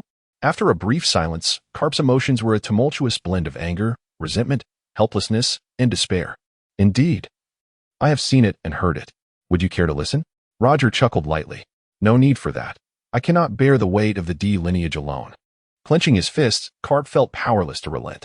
Since you have chosen to retreat, then I shall take the mantle, for my time is running out. Carp's brow furrowed in confusion. I am ill, beyond remedy, with little time left. Roger stated matter-of-factly as he took a swig from his drink. With your strength. How could you possibly be ill? How could it threaten your life? Carp's eyes widened in astonishment, and then realization dawned upon him as he looked at Roger. So, is that why you chose to surrender? Haha, perhaps this is my destiny. Roger laughed heartily, showing no signs of fear in the face of death. Well, if you do not wish to speak of it, I shan't pry. What would you like to eat tomorrow? Carp stood up, attempting to appear nonchalant as he prepared to leave. You know what I love to eat. Carp chuckled, feeling exasperated yet fondly resigned. Kapu stepped out of the cell and closed the door behind him, then picked up the coal lamp, preparing to leave. After taking a couple of steps, he paused, perplexed, gazing at the foolishly grinning face within the cell. I forgot to tell you, I have a child now. Anticipation, anxiety, and indulgence danced in Roger's silly smile as he looked at Kapu, resembling a complete fool. What? What did you say? Kapu's eyes widened in disbelief, and he hurriedly approached the cell, breath quickening. Lugio is pregnant with my child, and soon I shall become a father. Impossible, it can't be, Kapu stammered, his words tumbling out in confusion. If my child is a boy, he will be named Ace. If a girl, she will be called In. However, it seems she cannot carry my surname, so she will take her mother's surname, Portgas. Her full name will be Portgas D, Ace, or Portgas D. And why are you telling me all this? Don't you know I am a Marine? I entrust him to you. Before Kapu could finish, Roger interrupted, reiterating the entrustment with an air of certainty. Kapu's pupils dilated slowly, his hands gripping the cell bars tightly, his expression fraught with agitation. How can a lifeless object, such as a sword, consume a devil fruit? The farmer pondered, seeking assistance, for he was not well versed in the world of One Piece. I will not agree to this. You will agree, for you are Kapu, the Monkey D, Kapu who has pursued me across much of the world, my only true friend. Roger gazed at Kapu with unwavering trust, each word imbued with resolute conviction. I cannot possibly agree. Kapu felt on the brink of madness, glaring furiously at Roger. He was in the South Sea, on Batai Island. Bang! The cell quaked as Kapu's right fist bled, his eyes wild with rage. Why entrust him to me? Because I trust you, because you can provide him with the best life. He will likely resent me in the future, resent the blood coursing through his veins. But I am genuinely happy. At that moment, Roger's eyes glistened with unshed tears. You bastard, I will personally hand him over to the Navy. This will be the gravest error of your life. Vehemently cursing, veins bulged on Kapu's neck. Roger remained silent, merely smiling at Kapu, his gaze filled with trust and expectation. Damn it, even in death, you bring me trouble. The entire cell trembled as Garp struck the wall with his fist, leaving an imprint before departing. Garp. When he grows up, please convey my apologies to him. Also, offer my sincerest regrets to Rouge, though I have not been a good husband or father. My love for them is boundless. Tears streamed down Roger's face, yet he smiled. Go to hell. But the only response was the echo of Garp's voice, followed by an overwhelming darkness. Garp, I entrust everything to you. Only you can provide him with a different life. Otherwise, that child will bear the weight of my sins. And that would be profoundly unjust to him. The enveloping darkness descended upon Roger as he muttered to himself, his head bowed low. After departing from the infinite abyss, Garp took the lift back to his residence, his face ashen and fearsome. The guards and inmates he encountered along the way dared not utter a word. Fueled by unbridled rage, Garp wreaked havoc in his quarters upon his return. He was perplexed by his own turmoil, feeling an inexplicable fury intertwined with profound sorrow. On the island of Bartolomeo in the South Sea, A sinned in. After venting, Garp let out a heavy sigh. Meanwhile, on a cliff of Bartolomeo Island, a woman caressed her prominent belly, gazing towards the horizon with eyes full of longing and resolve. In Rajatown, at the Navy Department's training ground, a figure darted through the air, his right hand enveloped in a faint layer of dark armament hockey. He struck the training equipment with a thunderous punch. Boom. Rumble. Dust and debris flew as Foxy immersed himself in intense training. Not far away, Donald Duck drooped his head. Also training but casting glances at Foxy filled with a sense of grievance and despair. The past few days had exhausted him. He had scarcely a moment to stroll after his meals, a life unbefitting a duck. Sweating profusely, Foxy executed a backflip, landing on the ground. He gazed at the thin layer of material covering his fist, a slight smile gracing his lips. Over the past few days, he had made initial strides in mastering the armament hockey, progressing from seeing nothing to the faint dark layer now present, a significant accomplishment. Following the training of armament hockey, he aimed to learn the Gale foot technique. Despite having the foundations of shave and moonwalk, Foxy had struggled to grasp the Gale foot in these few days, which dealt a blow to his confidence. He had assumed that with the basics of shave and moonwalk, he could swiftly master Gale foot, but he had overestimated himself. Now that Foxy's injuries had healed, he could engage in high-intensity training. Yet, he felt time slipping away, the fundamental training, the 6 forms. And the 2 types of hockey consumed his days, leaving him unprepared. In truth, Foxy had become so engrossed in his training that he was oblivious to everything outside his focus. In stark contrast to Foxy, who felt time racing by in his fervent dedication, Donald Duck experienced each moment as an eternity, his days far from the life a duck ought to lead. He had lost weight, his spirit waning day by day, resembling a creature deprived of vitality, seeing no glimmer of hope in his duck existence. Lifting his gaze to the sun at its zenith, Donald Duck's despondent demeanor suddenly brightened, for it was time for lunch. Abandoning the training equipment, he hurried over to Foxy. Quacking eagerly, bare-chested and drenched in sweat, Foxy, panting heavily, looked at Donald Duck's impatient antics with a sense of resignation. All right then, let us go and eat. Wiping the beads of perspiration from his brow, Foxy felt a pang of hunger. With the increasing intensity of his training, his energy expenditure had escalated dramatically, resulting in him consuming ever greater quantities at each meal. His metabolic rate now far surpassed that of his former self. After returning to the dormitory to freshen up, Foxy changed into a fresh outfit, for he had no intention of training that afternoon. Instead, he planned to explore Lobetown. Having spent the past few days confined within the division, it was high time for a leisurely stroll. Moreover, with merely 3 days remaining until the execution of the Pirate King, it was likely that many prominent figures, as well as those destined for greatness, had begun to arrive in Lobetown. It would seem amiss not to pay them a visit. As Foxy had anticipated, an array of peculiar characters had begun to manifest in Lobetown, with daily reports of notorious pirates and their bounties circulating. The events surrounding Foxy from a few days prior had already faded from memory. Upon entering the cafeteria, there was no need for Foxy to call out. Donald Duck had already waddled over to the serving window, his rotund form jiggling as he gestured animatedly to the supply marines. In this time, Donald had become quite the familiar face around the division, well known among the personnel. Perhaps arriving too early, the cafeteria was relatively empty, with few marines dining at that hour. As the food was served, Foxy and Donald began to devour their meals with fervor, their plates gradually stacking higher. Just as Foxy was halfway through his feast, a rather fatigued-looking mongoose entered, waving to the serving window before taking a seat opposite Foxy to join in the meal. "Major Mongoose," he greeted. Foxy lifted his head to gaze at the dormouse, seemingly having seen little of him lately. It was likely due to the increasing number of pirates in recent times. Not only had the pirates multiplied, but the naval forces had also grown significantly, with numerous colonels and rear admirals, many of whom Foxy had never heard of, arriving in town, even a vice admiral. As the time for execution drew nearer, the atmosphere in Rogue Town felt increasingly oppressive. At the same moment, in the forest behind Rogue Town, a boy with short silver hair was searching for something, carrying a basket on his back and wielding a hoe. The basket was filled with various common medicinal herbs, indicating that the boy was foraging for medicinal plants. Sweating profusely, he approached a small stream at the foot of the mountains to wash his face and take a sip of water, inadvertently noticing a peculiar fruit with strange white patterns nestled between 2 stones. Upon seeing this fruit, The boy was initially taken aback, but his eyes soon sparkled with excitement. In recent days, while working at the tavern, he had overheard pirates speaking of a legendary treasure known as the devil fruit, which was said to bear bizarre spiral patterns. Consuming it would bestow the eater with demonic powers. Could this be the devil fruit? Unable to contain his curiosity, the boy recalled a scene from not long ago, where a naval officer, similar in age to him, had vanquished a wolf-like monster pirate. In the afternoon sunlight, Rogue Town bustled with activity. The hotels were alive with raucous laughter and the clamor of drinking contests.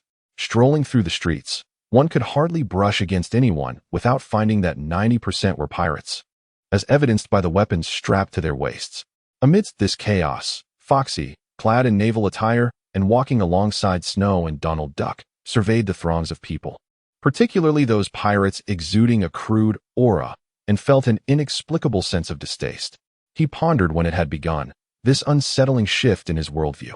Had he, too, been tainted by the afflictions of this morbid world? The pirates on the street are unmistakably nefarious, their hands stained with the blood of countless innocent lives. A stark contrast to the noble adventurers who embark on a quest for virtue. Even 20 years hence, the fated protagonist, Luffy, remains unchanged. Though Luffy and his companions appear to engage in mere escapades, the trail they leave is littered with the casualties of the innocent. In this world, aside from the most destitute, the hands of all are tainted. Indeed, it is Foxy who harbors a preconceived notion. After all, he lives comfortably, yet suddenly finds himself in a situation where a pirate indiscriminately slaughters a village, blinding him in the process, and nearly meeting his own untimely demise. The subsequent encounters with the savage lion pirates and the ward pirates reveal no semblance of conscience among the marauders, as he narrowly escapes death time and again. Should he not alter his perspective, it would be folly to consider Foxy a rational individual. Coupled with his entrenched beliefs, any actions taken by pirates will never surprise him. For the world brims with madness beyond his comprehension. Though he harbors disdain within, he understands that now is not the time for recklessness. Earlier, in the mess hall, the squirrel had mentioned that execution time was imminent, with the town of Rogue Town already teeming with formidable pirates, both sides maintaining a precarious balance. Naturally, this equilibrium is upheld only by the shrewd and powerful, while the ignorant underlings face their demise without consequence. Rogue Town may seem tranquil for the moment, yet beneath the surface, it remains a cauldron of chaos, making disorder inevitable. You there, are you the Navy sergeant who fortuitously vanquished the vicious wolf, Patron, just days ago? As Foxy and his companion, Donald Duck, leisurely stroll, they are unexpectedly confronted by a group of pirates, led by a brutish man wielding a spiked club. His eyes filled with malevolence directed at Foxy. With an expressionless demeanor,